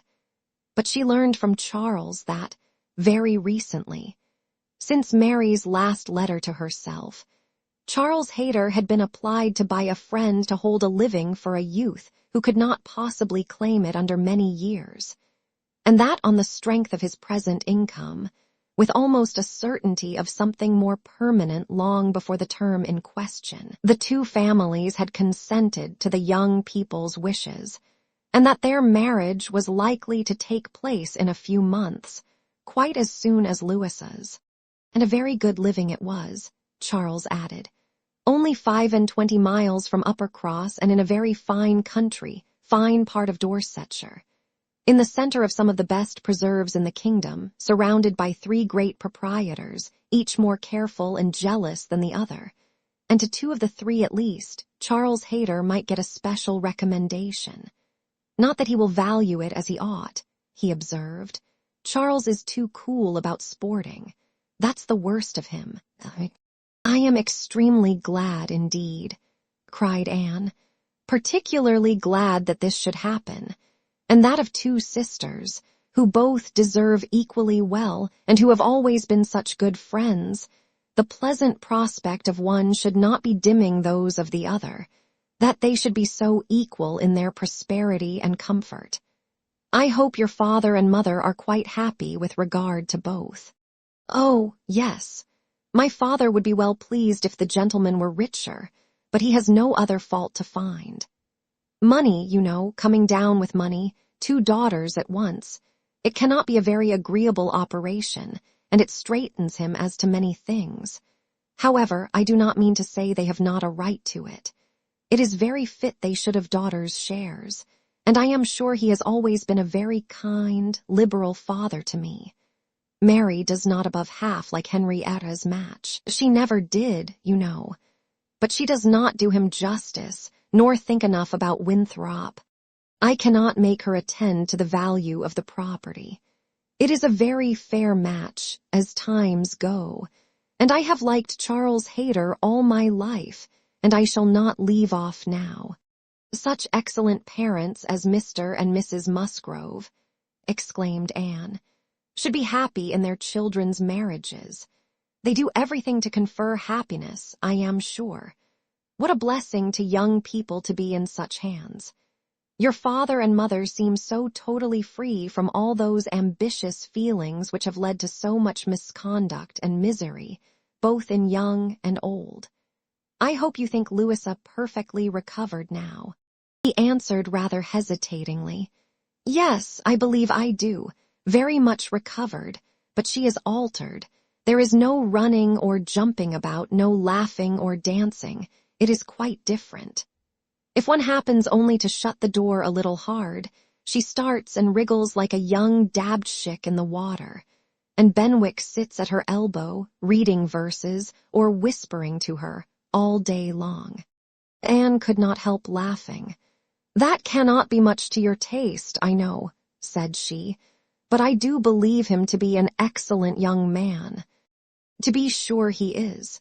Nobody doubts it, and I hope you do not think I am so illiberal as to want every man to have the same objects and pleasures as myself. I have a great value for Benwick, and when one can but get him to talk, he has plenty to say. His reading has done him no harm, for he has fought as well as read. He is a brave fellow.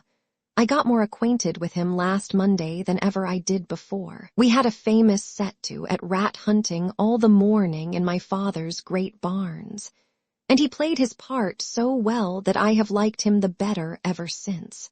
Here they were interrupted by the absolute necessity of Charles's following the others to admire mirrors and china. But Anne had heard enough to understand the present state of Uppercross and rejoice in its happiness. And though she sighed as she rejoiced, her sigh had none of the ill will of envy in it. She would certainly have risen to their blessings if she could, but she did not want to lessen theirs. The visit passed off altogether in high good humor. Mary was in excellent spirits, enjoying the gaiety and the change, and so well satisfied with the journey in her mother-in-law's carriage with 4 horses, and with her own complete independence of Camden Place, that she was exactly in a temper to admire everything as she ought, and enter most readily into all the superiorities of the house, as they were detailed to her. She had no demands on her father or sister, and her consequence was just enough increased by their handsome drawing-roomists. Elizabeth was, for a short time, suffering a good deal. She felt that Mrs. Musgrove and all her party ought to be asked to dine with them, but she could not bear to have the difference of style, the reduction of servants, which a dinner must betray, witnessed by those who had been always so inferior to the Elliots of Kellynch. It was a struggle between propriety and vanity, but vanity got the better, and then Elizabeth was happy again. These were her internal persuasions. Old-fashioned notions, country hospitality, we do not profess to give dinners, few people in Bath do, Lady Alicia never does, did not even ask her own sister's family, though they were here a month, and I dare say it would be very inconvenient to Mrs. Musgrove, put her quite out of her way. I am sure she would rather not come, she cannot feel easy with us. I will ask them all for an evening. That will be much better. That will be a novelty and a treat. They have not seen 2 such drawing-rooms before. They will be delighted to come tomorrow evening. It shall be a regular party, small, but most elegant. And this satisfied Elizabeth, and when the invitation was given to the two present and promised for the absent, Mary was as completely satisfied. She was particularly asked to meet Mr. Elliot and be introduced to Lady Dalrymple and Miss Carteret, who were fortunately already engaged to come, and she could not have received a more gratifying attention. Miss Elliot was to have the honor of calling on Mrs. Musgrove in the course of the morning, and Anne walked off with Charles and Mary to go and see her and Henrietta directly. Her plan of sitting with Lady Russell must give way for the present.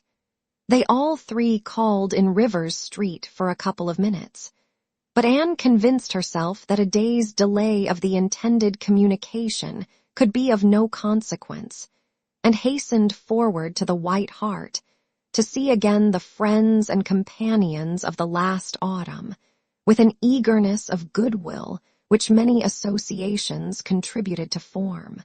They found Mrs. Musgrove and her daughter within, and by themselves, and Anne had the kindest welcome from each. Henrietta was exactly in that state of recently improved views, of fresh-formed happiness, which made her full of regard and interest for everybody she had ever liked before it all, and Mrs. Musgrove's real affection had been won by her usefulness when they were in distress. It was a heartiness and a warmth and a sincerity which Anne delighted in the more, from the sad want of such blessings at home. She was entreated to give them as much of her time as possible, invited for every day and all day long, or rather claimed as part of the family.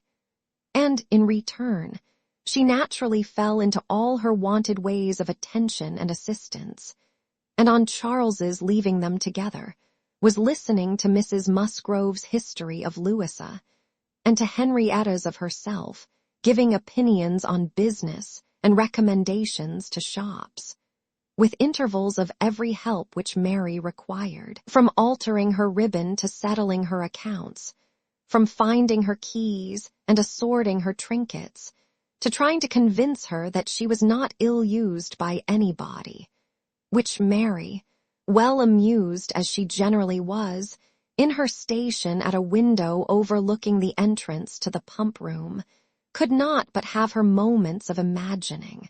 A morning of thorough confusion was to be expected. A large party in an hotel ensured a quick-changing, unsettled scene. 5 minutes brought a note, the next a parcel, and Anne had not been there half an hour when their dining-room, spacious as it was, seemed more than half filled. A party of steady old friends were seated around Mrs. Musgrove, and Charles came back with Captains Harville and Wentworth. The appearance of the latter could not be more than the surprise of the moment.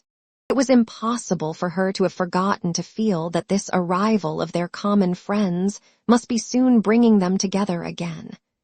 Their last meeting had been most important in opening his feelings. She had derived from it a delightful conviction, but she feared from his looks that the same unfortunate persuasion which had hastened him away from the concert room still governed. He did not seem to want to be near enough for conversation. She tried to be calm and leave things to take their course, and tried to dwell much on this argument of rational dependence. Surely, if there be constant attachment on each side, our hearts must understand each other ere long. We are not boy and girl, to be captiously irritable, misled by every moment's inadvertence, and wantonly playing with our own happiness. And yet, a few minutes afterwards, she felt as if their being in company with each other, under their present circumstances, could only be exposing them to inadvertencies and misconstructions of the most mischievous kind.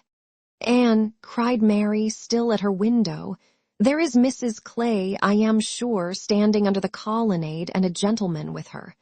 I saw them turn the corner from Bath Street just now. They seemed deep in talk. Who is it? Come and tell me. Good heavens, I recollect. It is Mr. Elliot himself." "No," cried Anne, quickly. "It cannot be Mr. Elliot, I assure you. He was to leave Bath at 9 this morning and does not come back till tomorrow." As she spoke, she felt that Captain Wentworth was looking at her, the consciousness of which vexed and embarrassed her, and made her regret that she had said so much, simple as it was.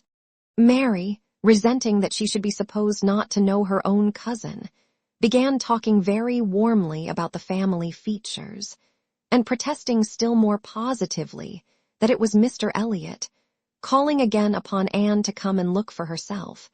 But Anne did not mean to stir, and tried to be cool and unconcerned.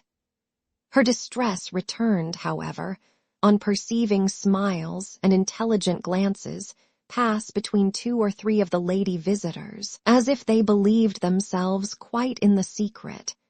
It was evident that the report concerning her had spread, and a short pause succeeded, which seemed to ensure that it would now spread farther. "Do come, Anne," cried Mary. "Come and look yourself. You will be too late if you do not make haste. They are parting, they are shaking hands. He is turning away. Not know Mr. Elliot, indeed. You seem to have forgot all about Lyme." To pacify Mary, and perhaps screen her own embarrassment, Anne did move quietly to the window. She was just in time to ascertain that it really was Mr. Elliot, which she had never believed, before he disappeared on one side, as Mrs. Clay walked quickly off on the other.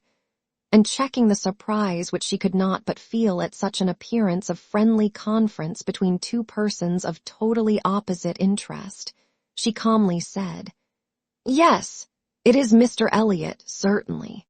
He has changed his hour of going, I suppose. That is all, or I may be mistaken. I might not attend."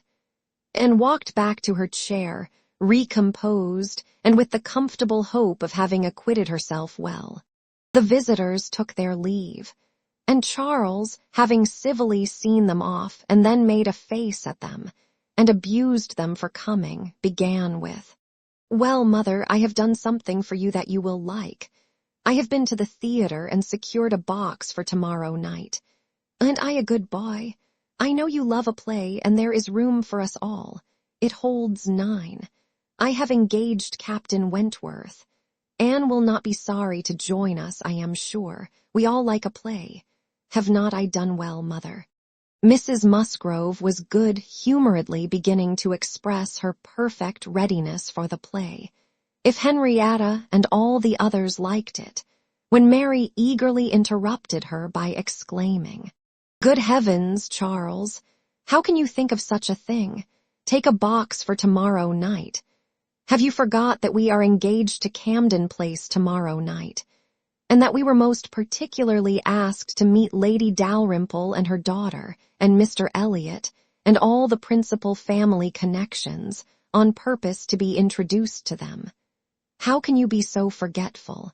"Phoo, phoo," replied Charles. "What's an evening party? Never worth remembering. Your father might have asked us to dinner, I think, if he had wanted to see us. You may do as you like, but I shall go to the play." "Oh, Charles, I declare it will be too abominable if you do, when you promise to go." "No, I did not promise. I only smirked and bowed and said the word happy. There was no promise. But you must go, Charles. It would be unpardonable to fail. We were asked on purpose to be introduced. There was always such a great connection between the Dalrymples and ourselves. Nothing ever happened on either side that was not announced immediately. We are quite near relations, you know, and Mr. Elliot, too, whom you ought so particularly to be acquainted with. Every attention is due to Mr. Elliot. Consider my father's heir, the future representative of the family." "Don't talk to me about heirs and representatives," cried Charles. "I am not one of those who neglect the reigning power to bow to the rising sun. If I would not go for the sake of your father, I should think it scandalous to go for the sake of his heir. What is Mr. Elliot to me?" The careless expression was life to Anne, who saw that Captain Wentworth was all attention, looking and listening with his whole soul, and that the last words brought his inquiring eyes from Charles to herself. Charles and Mary still talked on in the same style. He, half serious and half jesting, maintaining the scheme for the play, and she, invariably serious, most warmly opposing it, and not omitting to make it known that, however determined to go to Camden Place herself, she should not think herself very well used if they went to the play without her. Mrs. Musgrove interposed. "We had better put it off. Charles, you had much better go back and change the box for Tuesday. It would be a pity to be divided, and we should be losing Miss Anne, too, if there is a party at her father's. And I am sure neither Henrietta nor I should care at all for the play, if Miss Anne could not be with us." Anne felt truly obliged to her for such kindness, and quite as much so for the opportunity it gave her of decidedly saying, "If it depended only on my inclination, ma'am, the party at home, excepting on Mary's account, would not be the smallest impediment. I have no pleasure in the sort of meeting, and should be too happy to change it for a play and with you. But it had better not be attempted, perhaps." She had spoken it, but she trembled when it was done, conscious that her words were listened to, and daring not even to try to observe their effect. It was soon generally agreed that Tuesday should be the day, Charles only reserving the advantage of still teasing his wife, by persisting that he would go to the play tomorrow if nobody else would. Captain Wentworth left his seat and walked to the fireplace, probably for the sake of walking away from it soon afterwards, and taking a station, with less barefaced design, by Anne. "You have not been long enough in Bath," said he, "to enjoy the evening parties of the place. So, no, the usual character of them has nothing for me. I am no card player. You were not formerly, I know. You did not use to like cards, but time makes many changes." "I am not yet so much changed," cried Anne, and stopped, fearing she hardly knew what misconstruction. After waiting a few moments, he said, and as if it were the result of immediate feeling, "It is a period indeed. 8 years and a half is a period." Whether he would have proceeded farther was left to Anne's imagination to ponder over in a calmer hour. For while still hearing the sounds he had uttered, she was startled to other subjects by Henrietta, eager to make use of the present leisure for getting out, and calling on her companions to lose no time, lest somebody else should come in. They were obliged to move. Anne talked of being perfectly ready, and tried to look it, but she felt that could Henrietta have known the regret and reluctance of her heart in quitting that chair, in preparing to quit the room, she would have found, in all her own sensations for her cousin, in the very security of his affection, wherewith to pity her.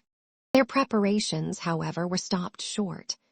Alarming sounds were heard, other visitors approached, and the door was thrown open for Sir Walter and Miss Elliot, whose entrance seemed to give a general chill. Anne felt an instant oppression, and wherever she looked saw symptoms of the same.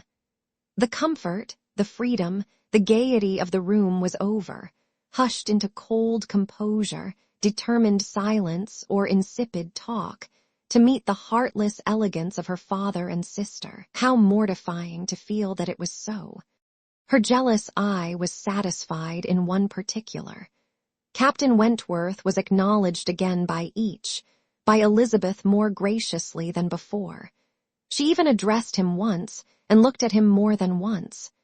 Elizabeth was, in fact, revolving a great measure. The sequel explained it. After the waste of a few minutes in saying the proper nothings, she began to give the invitation which was to comprise all the remaining dues of the Musgroves. Tomorrow evening, to meet a few friends, no formal party. It was all said very gracefully, and the cards with which she had provided herself, the Miss Elliot at home, were laid on the table with a courteous, comprehensive smile to all, and one smile and one card more decidedly for Captain Wentworth. The truth was that Elizabeth had been long enough in Bath to understand the importance of a man of such an air and appearance as his. The past was nothing. The present was that Captain Wentworth would move about well in her drawing-room. The card was pointedly given, and Sir Walter and Elizabeth arose and disappeared. The interruption had been short, though severe, and ease and animation returned to most of those they left as the door shut them out, but not to Anne. She could think only of the invitation she had with such astonishment witnessed, and of the manner in which it had been received, a manner of doubtful meaning, of surprise rather than gratification, of polite acknowledgment rather than acceptance. She knew him. She saw disdain in his eye, and could not venture to believe that he had determined to accept such an offering as an atonement for all the insolence of the past. Her spirits sank. He held the card in his hand after they were gone, as if deeply considering it. "Only think of Elizabeth's including everybody," whispered Mary very audibly. "I do not wonder Captain Wentworth is delighted. You see he cannot put the card out of his hand." Anne caught his eye, saw his cheeks glow, and his mouth form itself into a momentary expression of contempt, and turned away, that she might neither see nor hear more to vex her. The party separated. The gentlemen had their own pursuits, the ladies proceeded on their own business, and they met no more while Anne belonged to them. She was earnestly begged to return and dine, and give them all the rest of the day, but her spirits had been so long exerted that at present she felt unequal to more, and fit only for home, where she might be sure of being as silent as she chose, promising to be with them the whole of the following morning.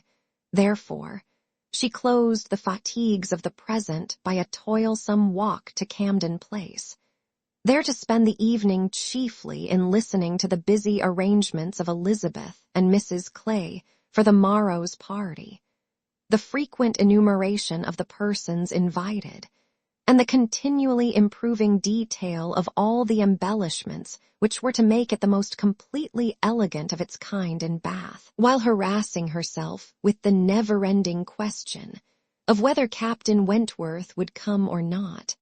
They were reckoning him as certain, but with her it was a gnawing solicitude never appeased for 5 minutes together.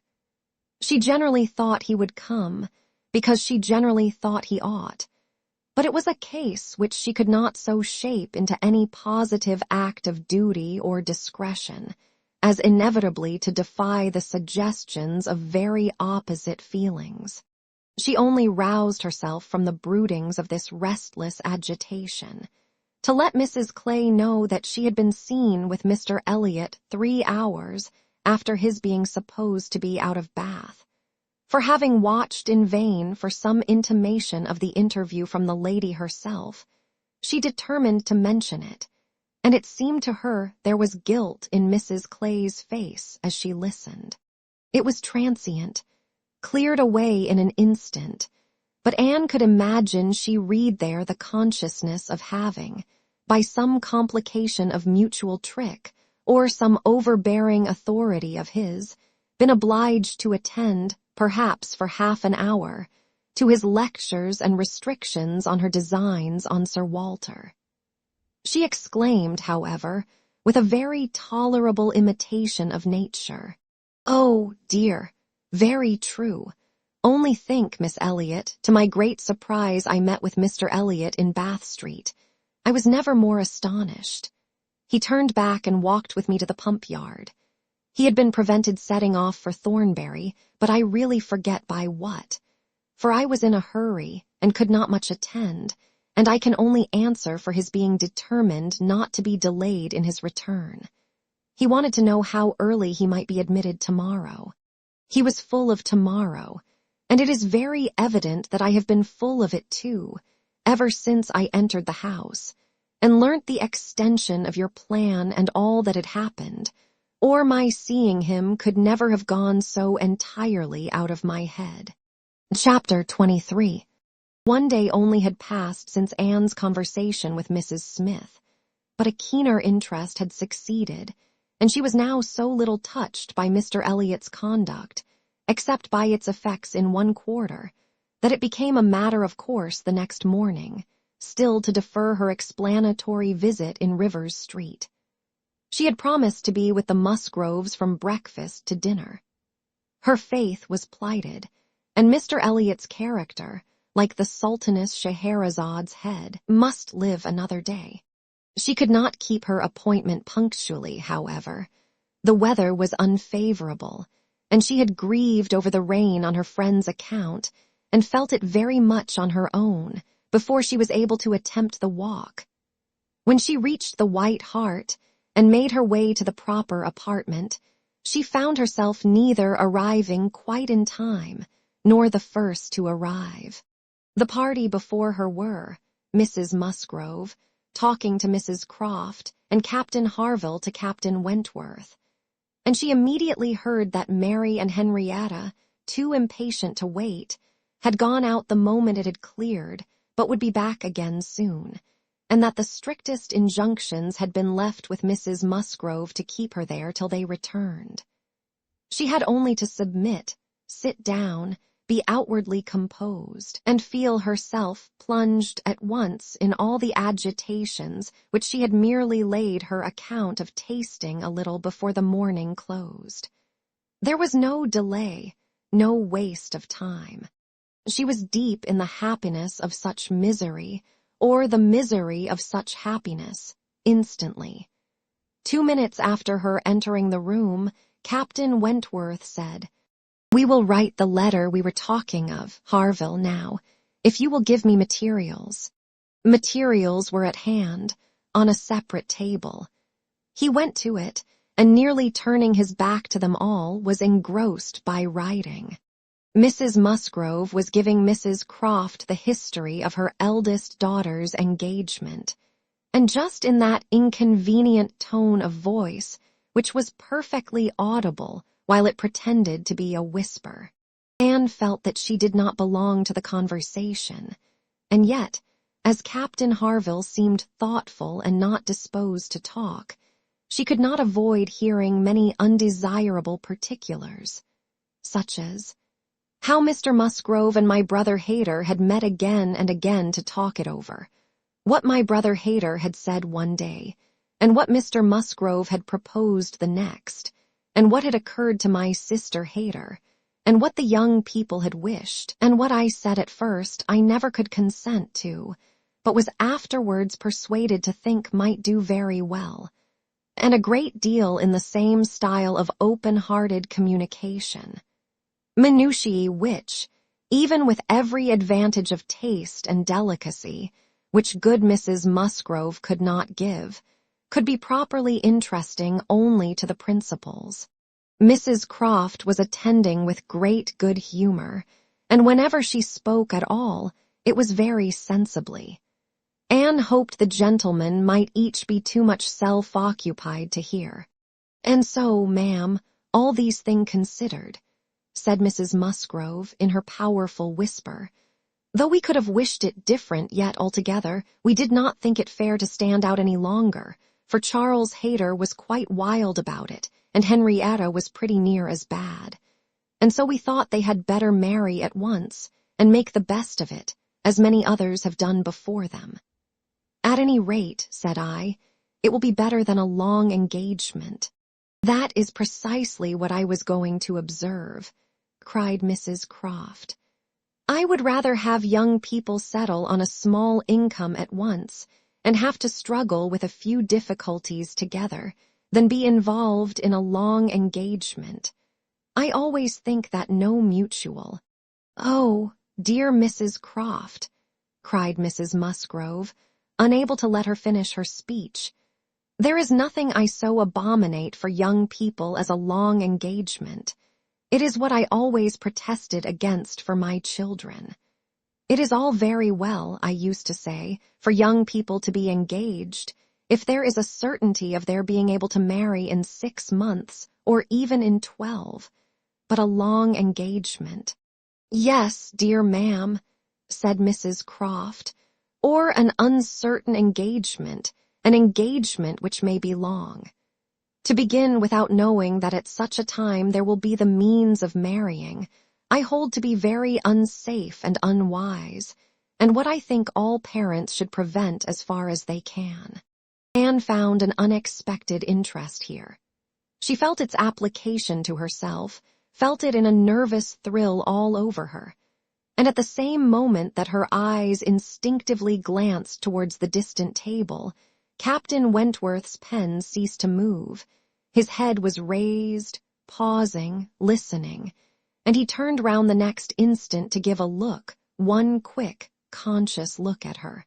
The two ladies continued to talk, to re-urge the same admitted truths, and enforce them with such examples of the ill effect of a contrary practice as had fallen within their observation. But Anne heard nothing distinctly. It was only a buzz of words in her ear. Her mind was in confusion. Captain Harville, who had in truth been hearing none of it, now left his seat and moved to a window, and Anne, seeming to watch him, though it was from thorough absence of mind, became gradually sensible that he was inviting her to join him where he stood. He looked at her with a smile, and a little motion of the head, which expressed, "Come to me, I have something to say," and the unaffected, easy kindness of manner which denoted the feelings of an older acquaintance than he really was, strongly enforced the invitation. She roused herself and went to him. The window at which he stood was at the other end of the room from where the two ladies were sitting, and though nearer to Captain Wentworth's table, not very near. As she joined him, Captain Harville's countenance reassumed the serious, thoughtful expression which seemed its natural character. "Look here," said he, unfolding a parcel in his hand and displaying a small miniature painting. "Do you know who that is?" "Certainly, Captain Benwick." "Yes, and you may guess who it is for, but," in a deep tone, "it was not done for her. Miss Elliot, do you remember our walking together at Lyme and grieving for him? I little thought then, but no matter. This was drawn at the Cape. He met with a clever young German artist at the Cape, and in compliance with a promise to my poor sister, sat to him, and was bringing it home for her, and I have now the charge of getting it properly set for another. It was a commission to me, but who else was there to employ? I hope I can allow for him. I am not sorry, indeed, to make it over to another. He undertakes it, looking towards Captain Wentworth. He is writing about it now." And with a quivering lip he wound up the whole by adding, "Poor Fanny, she would not have forgotten him so soon." "No," replied Anne in a low, feeling voice, "that I can easily believe. It was not in her nature. She doted on him. It would not be the nature of any woman who truly loved." Captain Harville smiled as much as to say, "Do you claim that for your sex?" And she answered the question, smiling also, "Yes, we certainly do not forget you as soon as you forget us. It is, perhaps, our fate rather than our merit. We cannot help ourselves. We live at home, quiet, confined, and our feelings prey upon us. You are forced on exertion. You have always a profession, pursuits, business of some sort or other to take you back into the world immediately, and continual occupation and change soon weaken impressions. Granting your assertion that the world does all this so soon for men, which, however, I do not think I shall grant, it does not apply to Benwick. He has not been forced upon any exertion. The peace turned him on shore at the very moment, and he has been living with us, in our little family circle, ever since." "True," said Anne, "very true, I did not recollect. But what shall we say now, Captain Harville? If the change be not from outward circumstances, it must be from within. It must be nature, man's nature, which has done the business for Captain Benwick. No, no, it is not man's nature. I will not allow it to be more man's nature than woman's to be inconstant and forget those they do love or have loved. I believe the reverse. I believe in a true analogy between our bodily frames and our mental, and that as our bodies are the strongest, so are our feelings, capable of bearing most rough usage and riding out the heaviest weather. Your feelings may be the strongest, replied Anne, but the same spirit of analogy will authorize me to assert that ours are the most tender. Man is more robust than woman, but he has not longer lived, which exactly explains my view of the nature of their attachments. Nay, it would be too hard upon you if it were otherwise. You have difficulties and privations and dangers enough to struggle with. You are always laboring and toiling, exposed to every risk and hardship. Your home, country, friends, all quitted. Neither time, nor health, nor life to be called your own. It would be hard, indeed, with a faltering voice, if woman's feelings were to be added to all this. We shall never agree upon this question. Captain Harville was beginning to say, when a slight noise called their attention to Captain Wentworth's hitherto perfectly quiet division of the room. It was nothing more than that his pen had fallen down, but Anne was startled at finding him nearer than she had supposed, and half inclined to suspect that the pen had only fallen because he had been occupied by them, striving to catch sounds, which yet she did not think he could have caught. "Have you finished your letter?" said Captain Harville. "Not quite, a few lines more. I shall have done in 5 minutes. There is no hurry on my side. I am only ready whenever you are. I am in very good anchorage here, smiling at Anne, well supplied and want for nothing. No hurry for a signal at all. Well, Miss Elliot," lowering his voice, "as I was saying, we shall never agree, I suppose, upon this point. No man and woman would, probably. But let me observe that all histories are against you, all stories, prose, and verse. If I had such a memory as Benwick, I could bring you 50 quotations in a moment on my side the argument, and I do not think I ever opened a book in my life which had not something to say upon woman's inconstancy. Songs and proverbs all talk of woman's fickleness, but perhaps you will say, these were all written by men. Perhaps I shall. Yes, yes, if you please, no reference to examples in books. Men have had every advantage of us in telling their own story. Education has been theirs in so much higher a degree. The pen has been in their hands. I will not allow books to prove anything. But how shall we prove anything? We never shall. We never can expect to prove anything upon such a point. It is a difference of opinion which does not admit of proof. We each begin, probably, with a little bias towards our own sex, and upon that bias build every circumstance in favor of it which has occurred within our own circle, many of which circumstances, perhaps those very cases which strike us the most, may be precisely such as cannot be brought forward without betraying a confidence, or in some respect, saying what should not be said. "Ah," cried Captain Harville, in a tone of strong feeling, "if I could but make you comprehend what a man suffers when he takes a last look at his wife and children, and watches the boat that he has sent them off in, as long as it is in sight, and then turns away and says, 'God knows whether we ever meet again.'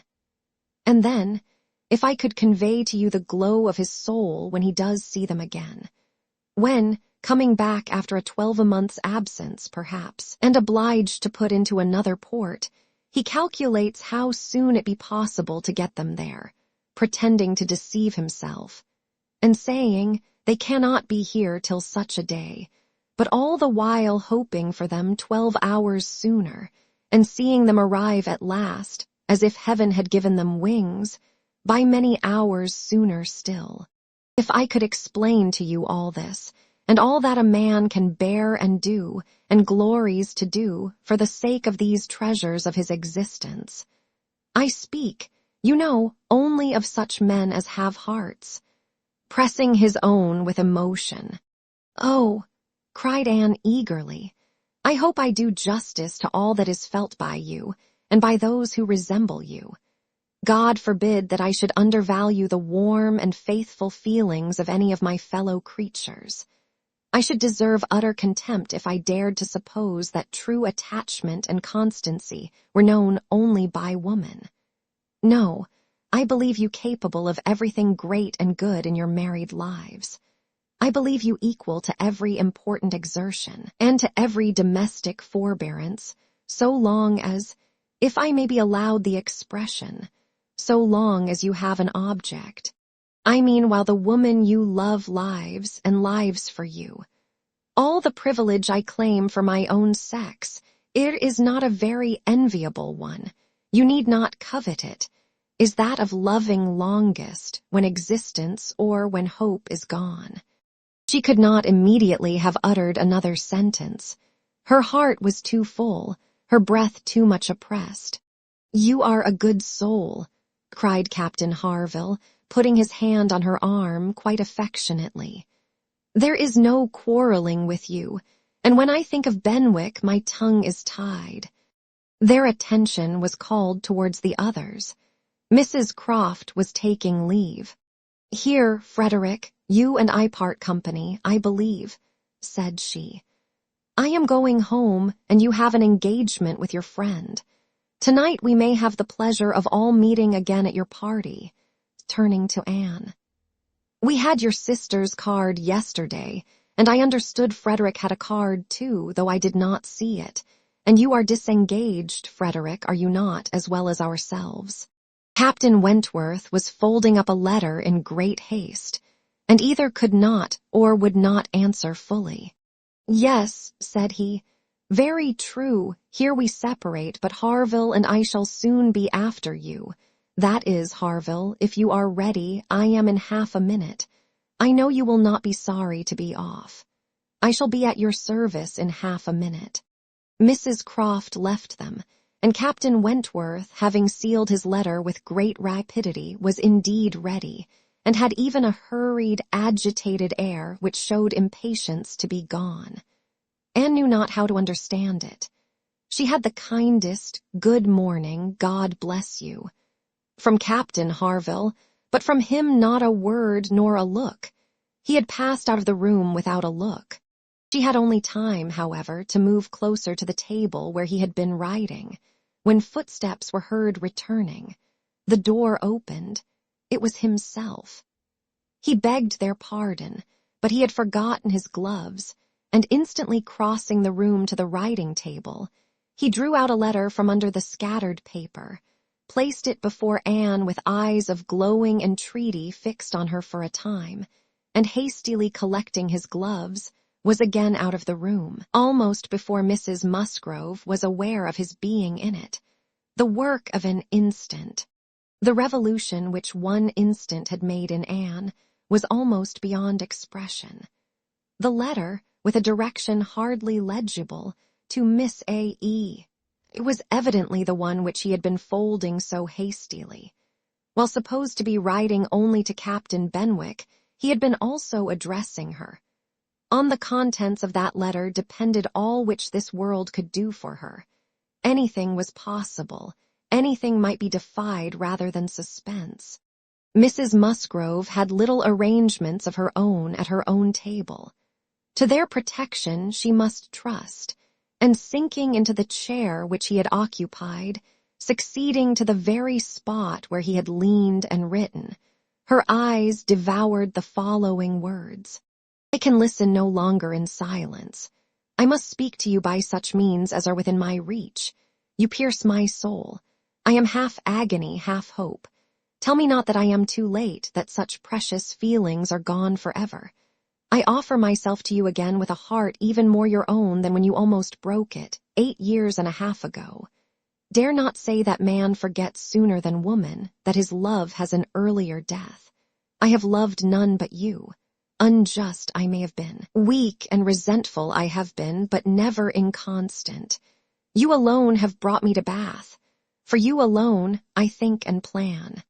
Have you not seen this? Can you fail to have understood my wishes? I had not waited even these 10 days, could I have read your feelings as I think you must have penetrated mine. I can hardly write. I am every instant hearing something which overpowers me. You sink your voice, but I can distinguish the tones of that voice when they would be lost on others. Too good, too excellent creature. You do us justice indeed. You do believe that there is true attachment and constancy among men. Believe it to be most fervent, most undeviating in F.W. I must go, uncertain of my fate, but I shall return hither or follow your party as soon as possible. A word, a look, will be enough to decide whether I enter your father's house this evening or never. Such a letter was not to be soon recovered from. Half an hour's solitude and reflection might have tranquilized her, but the 10 minutes only which now passed before she was interrupted, with all the restraints of her situation, could do nothing towards tranquillity. Every moment rather brought fresh agitation. It was overpowering happiness, and before she was beyond the first stage of full sensation, Charles, Mary, and Henrietta all came in. The absolute necessity of seeming like herself produced then an immediate struggle, but after a while she could do no more. She began not to understand a word they said, and was obliged to plead indisposition and excuse herself. They could then see that she looked very ill, were shocked and concerned, and would not stir without her for the world. This was dreadful. Would they only have gone away and left her in the quiet possession of that room, it would have been her cure. But to have them all standing or waiting around her was distracting, and in desperation, she said she would go home. "By all means, my dear," cried Mrs. Musgrove, "go home directly and take care of yourself that you may be fit for the evening. I wish Sarah was here to doctor you, but I am no doctor myself. Charles, ring and order a chair. She must not walk." But the chair would never do. Worse than all, to lose the possibility of speaking 2 words to Captain Wentworth in the course of her quiet, solitary progress up the town, and she felt almost certain of meeting him, could not be borne. The chair was earnestly protested against, and Mrs. Musgrove, who thought only of one sort of illness, having assured herself with some anxiety that there had been no fall in the case, that Anne had not at any time lately slipped down and got a blow on her head, that she was perfectly convinced of having had no fall, could part with her cheerfully, and depend on finding her better at night. Anxious to omit no possible precaution, Anne struggled and said, "I am afraid, ma'am, that it is not perfectly understood. Pray be so good as to mention to the other gentlemen that we hope to see your whole party this evening. I am afraid there had been some mistake, and I wish you particularly to assure Captain Harville and Captain Wentworth that we hope to see them both." "Oh, my dear, it is quite understood, I give you my word. Captain Harville has no thought but of going." "Do you think so? But I am afraid, and I should be so very sorry. Will you promise me to mention it when you see them again? You will see them both this morning, I dare say. Do promise me." "To be sure I will, if you wish it. Charles, if you see Captain Harville anywhere, remember to give Miss Anne's message. But indeed, my dear, you need not be uneasy. Captain Harville holds himself quite engaged, I'll answer for it, and Captain Wentworth the same, I dare say." Anne could do no more, but her heart prophesied some mischance to damp the perfection of her felicity. It could not be very lasting, however. Even if he did not come to Camden Place himself, it would be in her power to send an intelligible sentence by Captain Harville. Another momentary vexation occurred. Charles, in his real concern and good nature, would go home with her. There was no preventing him. This was almost cruel. But she could not be long ungrateful. He was sacrificing an engagement at a gunsmith's to be of use to her, and she set off with him with no feeling but gratitude apparent. They were on Union Street when a quicker step behind, a something of familiar sound, gave her 2 moments' preparation for the sight of Captain Wentworth. He joined them, but as if irresolute whether to join or to pass on, said nothing, only looked. Anne could command herself enough to receive that look, and not repulsively. The cheeks which had been pale now glowed, and the movements which had hesitated were decided. He walked by her side. Presently, struck by a sudden thought, Charles said, "Captain Wentworth, which way are you going? Only to Gay Street or farther up the town?" "I hardly know," replied Captain Wentworth, surprised. "Are you going as high as Belmont? Are you going near Camden Place? Because, if you are, I shall have no scruple in asking you to take my place, and give Anne your arm to her father's door. She is rather done for this morning, and must not go so far without help, and I ought to be at that fellow's in the market-place. He promised me the sight of a capital gun he is just going to send off.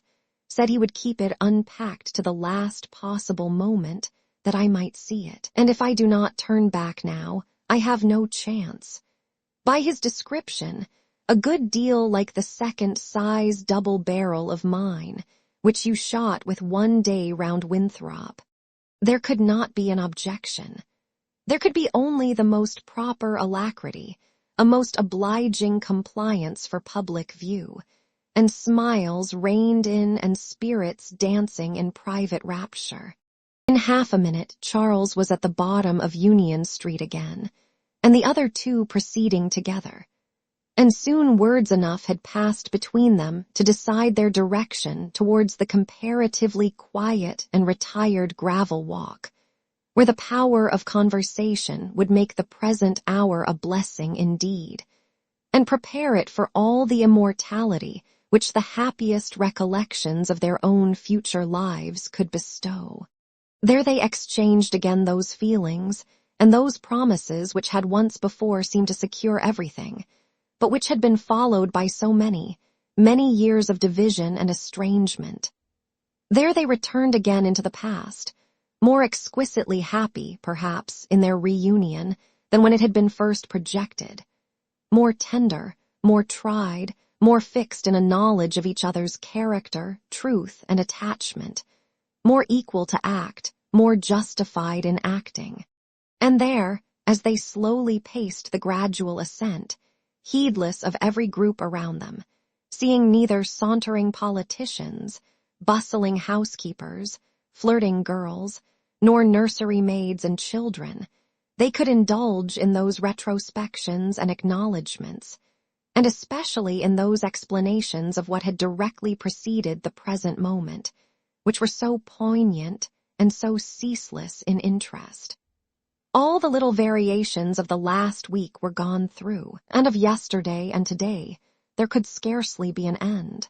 She had not mistaken him. Jealousy of Mr. Elliot had been the retarding weight, the doubt, the torment. That had begun to operate in the very hour of first meeting her in Bath. That had returned, after a short suspension, to ruin the concert.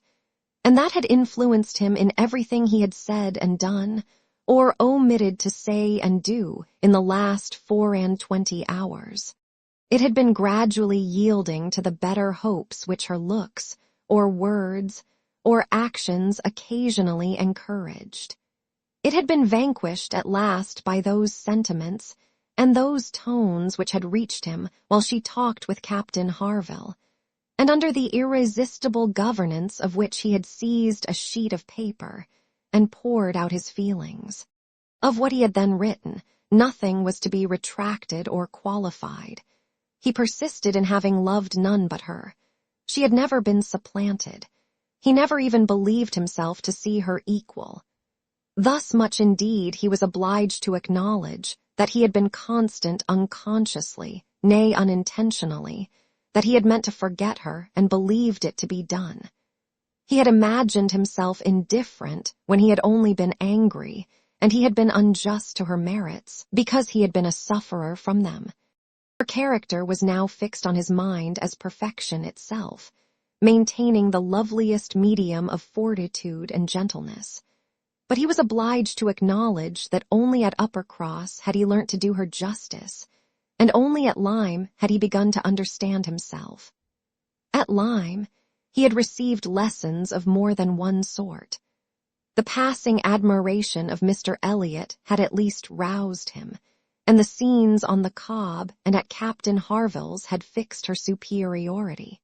In his preceding attempts to attach himself to Louisa Musgrove, the attempts of angry pride, he protested that he had forever felt it to be impossible, that he had not cared, could not care, for Louisa, though till that day, till the leisure for reflection which followed it, he had not understood the perfect excellence of the mind with which Louisa's could so ill bear a comparison, or the perfect, unrivaled hold it possessed over his own.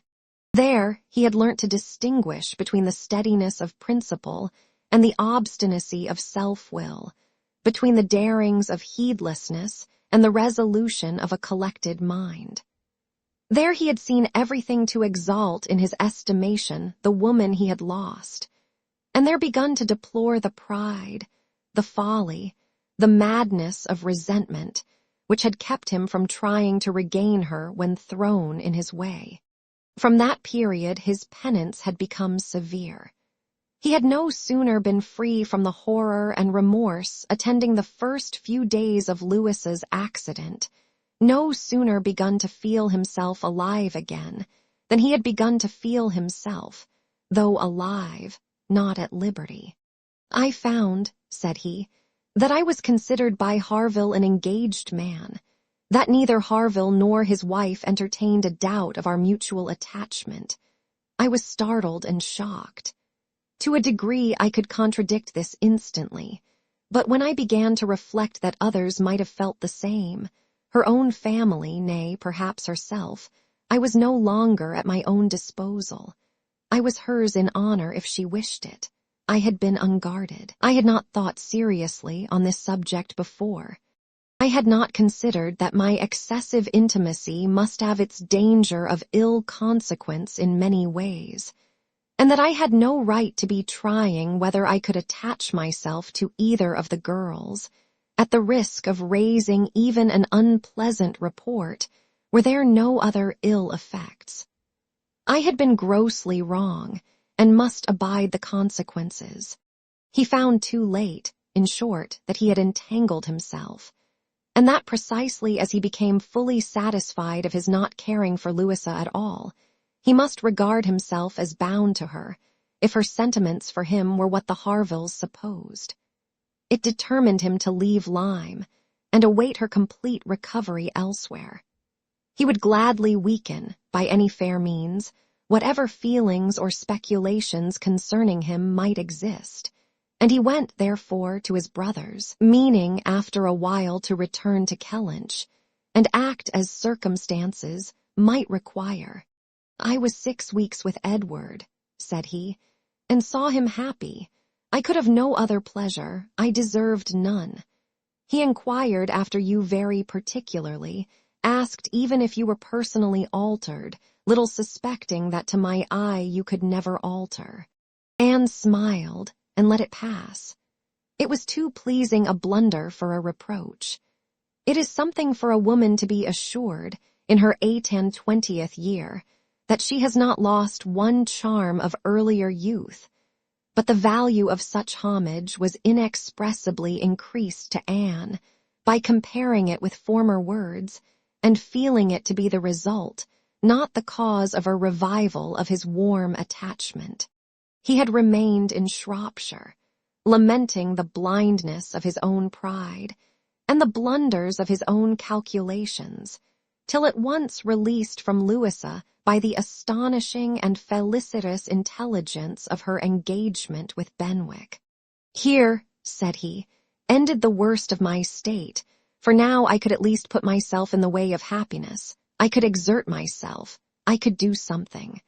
But to be waiting so long in inaction and waiting only for evil had been dreadful. Within the first 5 minutes I said, "I will be at Bath on Wednesday," and I was. Was it unpardonable to think it worth my while to come, and to arrive with some degree of hope? You were single. It was possible that you might retain the feelings of the past, as I did, and one encouragement happened to be mine.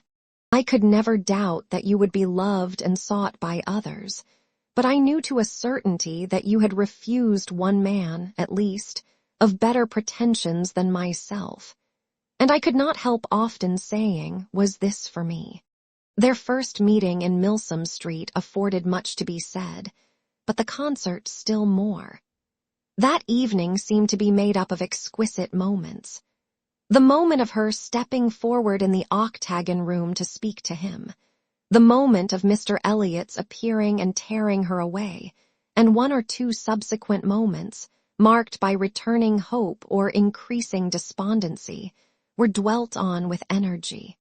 "To see you," cried he, "in the midst of those who could not be my well-wishers, to see your cousin close by you, conversing and smiling, and feel all the horrible eligibilities and proprieties of the match.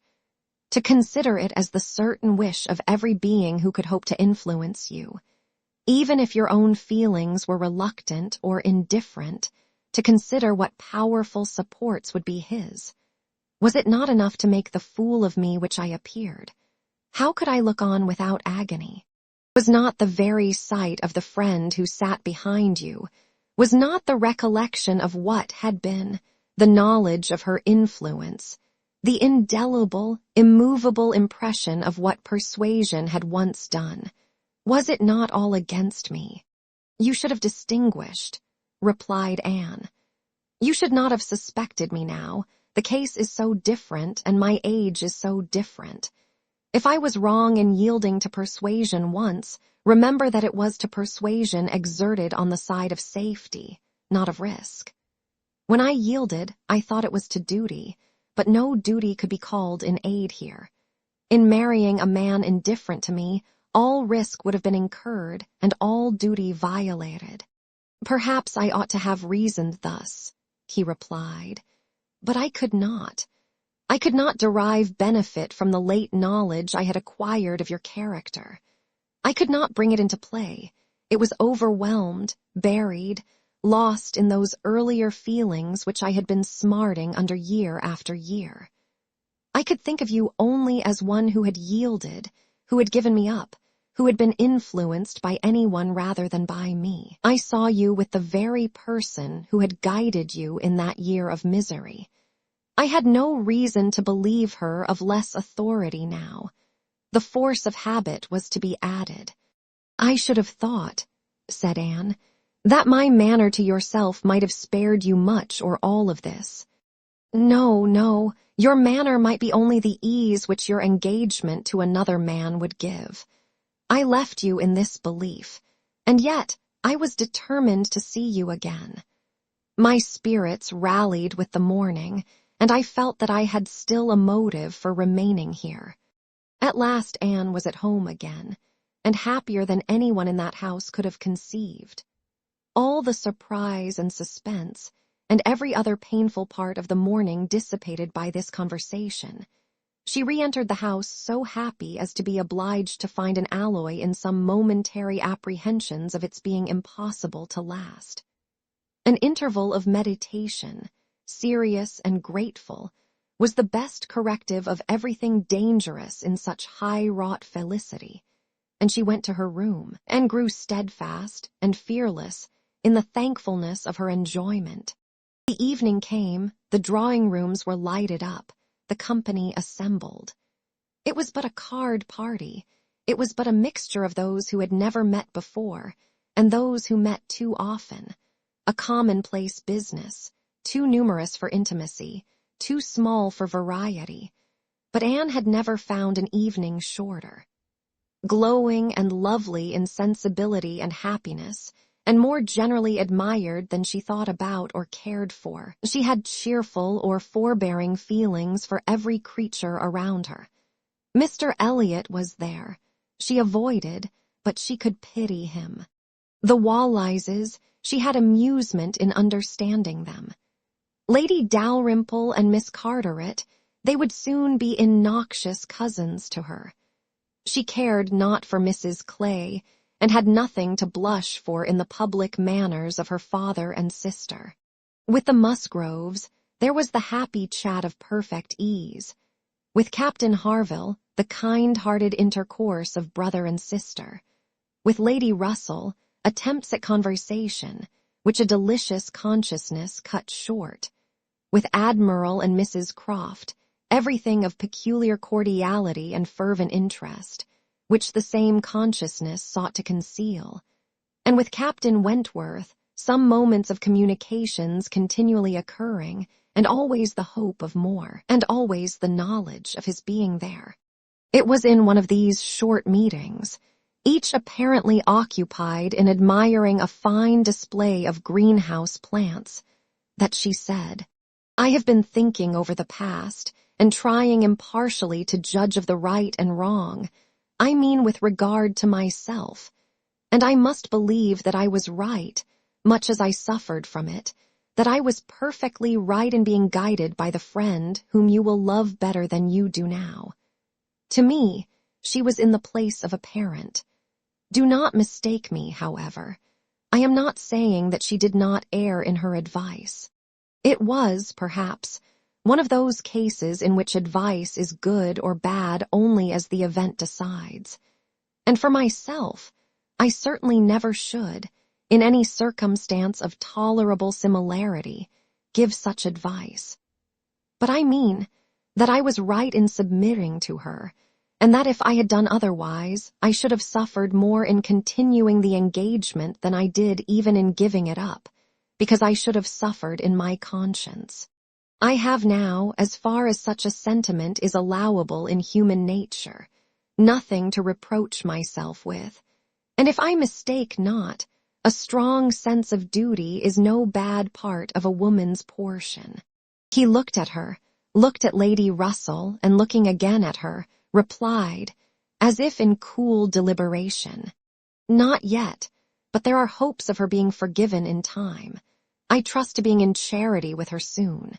But I too have been thinking over the past, and a question has suggested itself, whether there may not have been one person more my enemy even than that lady.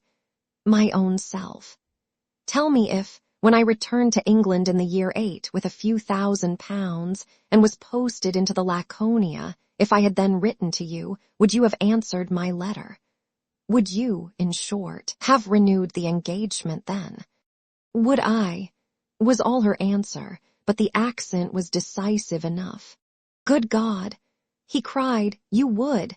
It is not that I did not think of it or desire it as what could alone crown all my other success, but I was proud, too proud to ask again. I did not understand you.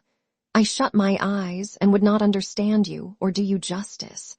This is a recollection which ought to make me forgive everyone sooner than myself. 6 years of separation and suffering might have been spared. It is a sort of pain, too, which is new to me. I have been used to the gratification of believing myself, to earn every blessing that I enjoyed. I have valued myself on honorable toils and just rewards. Like other great men under reverses, he added, with a smile, I must endeavor to subdue my mind to my fortune. I must learn to brook being happier than I deserve. Chapter 24. Who can be in doubt of what followed?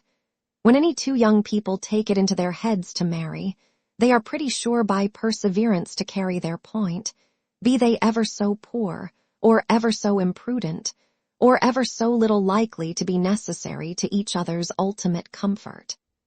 This may be bad morality to conclude with, but I believe it to be truth.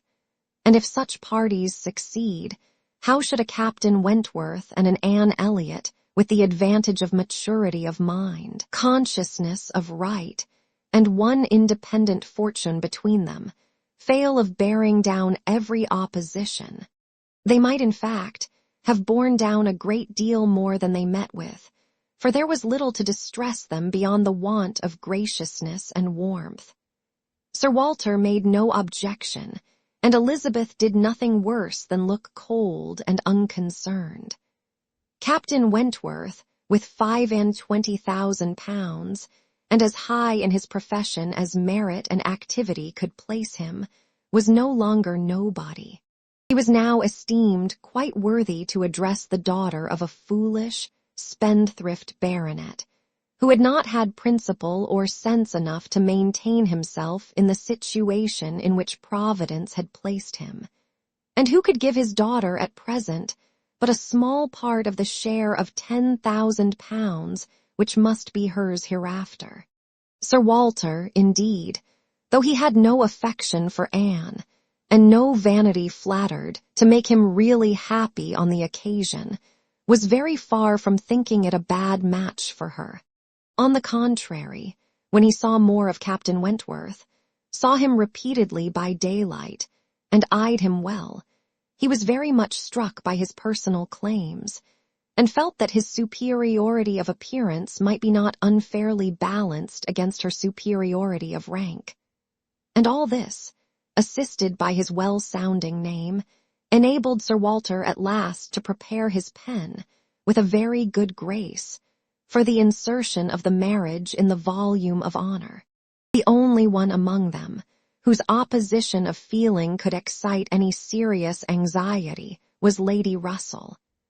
Anne knew that Lady Russell must be suffering some pain in understanding and relinquishing Mr. Elliot, and be making some struggles to become truly acquainted with and do justice to Captain Wentworth. This, however, was what Lady Russell had now to do. She must learn to feel that she had been mistaken with regard to both, that she had been unfairly influenced by appearances in each, that because Captain Wentworth's manners had not suited her own ideas, she had been too quick in suspecting them to indicate a character of dangerous impetuosity, and that because Mr. Elliot's manners had precisely pleased her in their propriety and correctness, their general politeness and suavity, she had been too quick in receiving them as the certain result of the most correct opinions and well-regulated mind. There was nothing less for Lady Russell to do than to admit that she had been pretty completely wrong, and to take up a new set of opinions and of hopes. There is a quickness of perception in some, a nicety in the discernment of character, a natural penetration, in short, which no experience in others can equal, and Lady Russell had been less gifted in this part of understanding than her young friend. But she was a very good woman, and if her second object was to be sensible and well-judging, her first was to see Anne happy. She loved Anne better than she loved her own abilities, and when the awkwardness of the beginning was over, found little hardship in attaching herself as a mother to the man who was securing the happiness of her other child. Of all the family, Mary was probably the one most immediately gratified by the circumstance. It was creditable to have a sister married, and she might flatter herself with having been greatly instrumental to the connection, by keeping Anne with her in the autumn. And as her own sister must be better than her husband's sisters, it was very agreeable that Captain Wentworth should be a richer man than either Captain Benwick or Charles Hayter. She had something to suffer, perhaps, when they came into contact again, in seeing Anne restored to the rights of seniority, and the mistress of a very pretty landaulette. But she had a future to look forward to, of powerful consolation. Anne had no Uppercross Hall before her, no landed estate, no headship of a family, and if they could but keep Captain Wentworth from being made a baronet, she would not change situations with Anne. It would be well for the eldest sister if she were equally satisfied with her situation, for a change is not very probable there. She had soon the mortification of seeing Mr. Elliot withdraw, and no one of proper condition has since presented himself to raise even the unfounded hopes which sunk with him. The news of his cousin Anne's engagement burst on Mr. Elliot most unexpectedly. It deranged his best plan of domestic happiness, his best hope of keeping Sir Walter single by the watchfulness which a son-in-law's rights would have given. But though discomfited and disappointed, he could still do something for his own interest and his own enjoyment. He soon quitted Bath, and on Mrs. Clay's quitting it soon afterwards, and being next heard of as established under his protection in London, it was evident how double a game he had been playing, and how determined he was to save himself from being cut out by one artful woman, at least. Mrs. Clay's affections had overpowered her interest, and she had sacrificed, for the young man's sake, the possibility of scheming longer for Sir Walter. She has abilities, however, as well as affections, and it is now a doubtful point whether his cunning, or hers, may finally carry the day. Whether, after preventing her from being the wife of Sir Walter, he may not be wheedled and caressed at last into making her the wife of Sir William. It cannot be doubted that Sir Walter and Elizabeth were shocked and mortified by the loss of their companion and the discovery of their deception in her. They had their great cousins, to be sure, to resort to for comfort, but they must long feel that to flatter and follow others, without being flattered and followed in turn, is but a state of half-enjoyment. Anne, satisfied at a very early period of Lady Russell's meaning to love Captain Wentworth as she ought, had no other alloy to the happiness of her prospects than what arose from the consciousness of having no relations to bestow on him which a man of sense could value. There she felt her own inferiority very keenly. The disproportion in their fortune was nothing. It did not give her a moment's regret, but to have no family to receive and estimate him properly, nothing of respectability, of harmony, of good will to offer in return for all the worth and all the prompt welcome which met her in his brothers and sisters, was a source of as lively pain as her mind could well be sensible of under circumstances of otherwise strong felicity. She had but two friends in the world to add to his list, Lady Russell and Mrs. Smith. To those, however, he was very well disposed to attach himself. Lady Russell, in spite of all her former transgressions, he could now value from his heart. While he was not obliged to say that he believed her to have been right in originally dividing them, he was ready to say almost everything else in her favor. And as for Mrs. Smith, she had claims of various kinds to recommend her quickly and permanently. Her recent good offices by Anne had been enough in themselves, and their marriage, instead of depriving her of one friend, secured her two.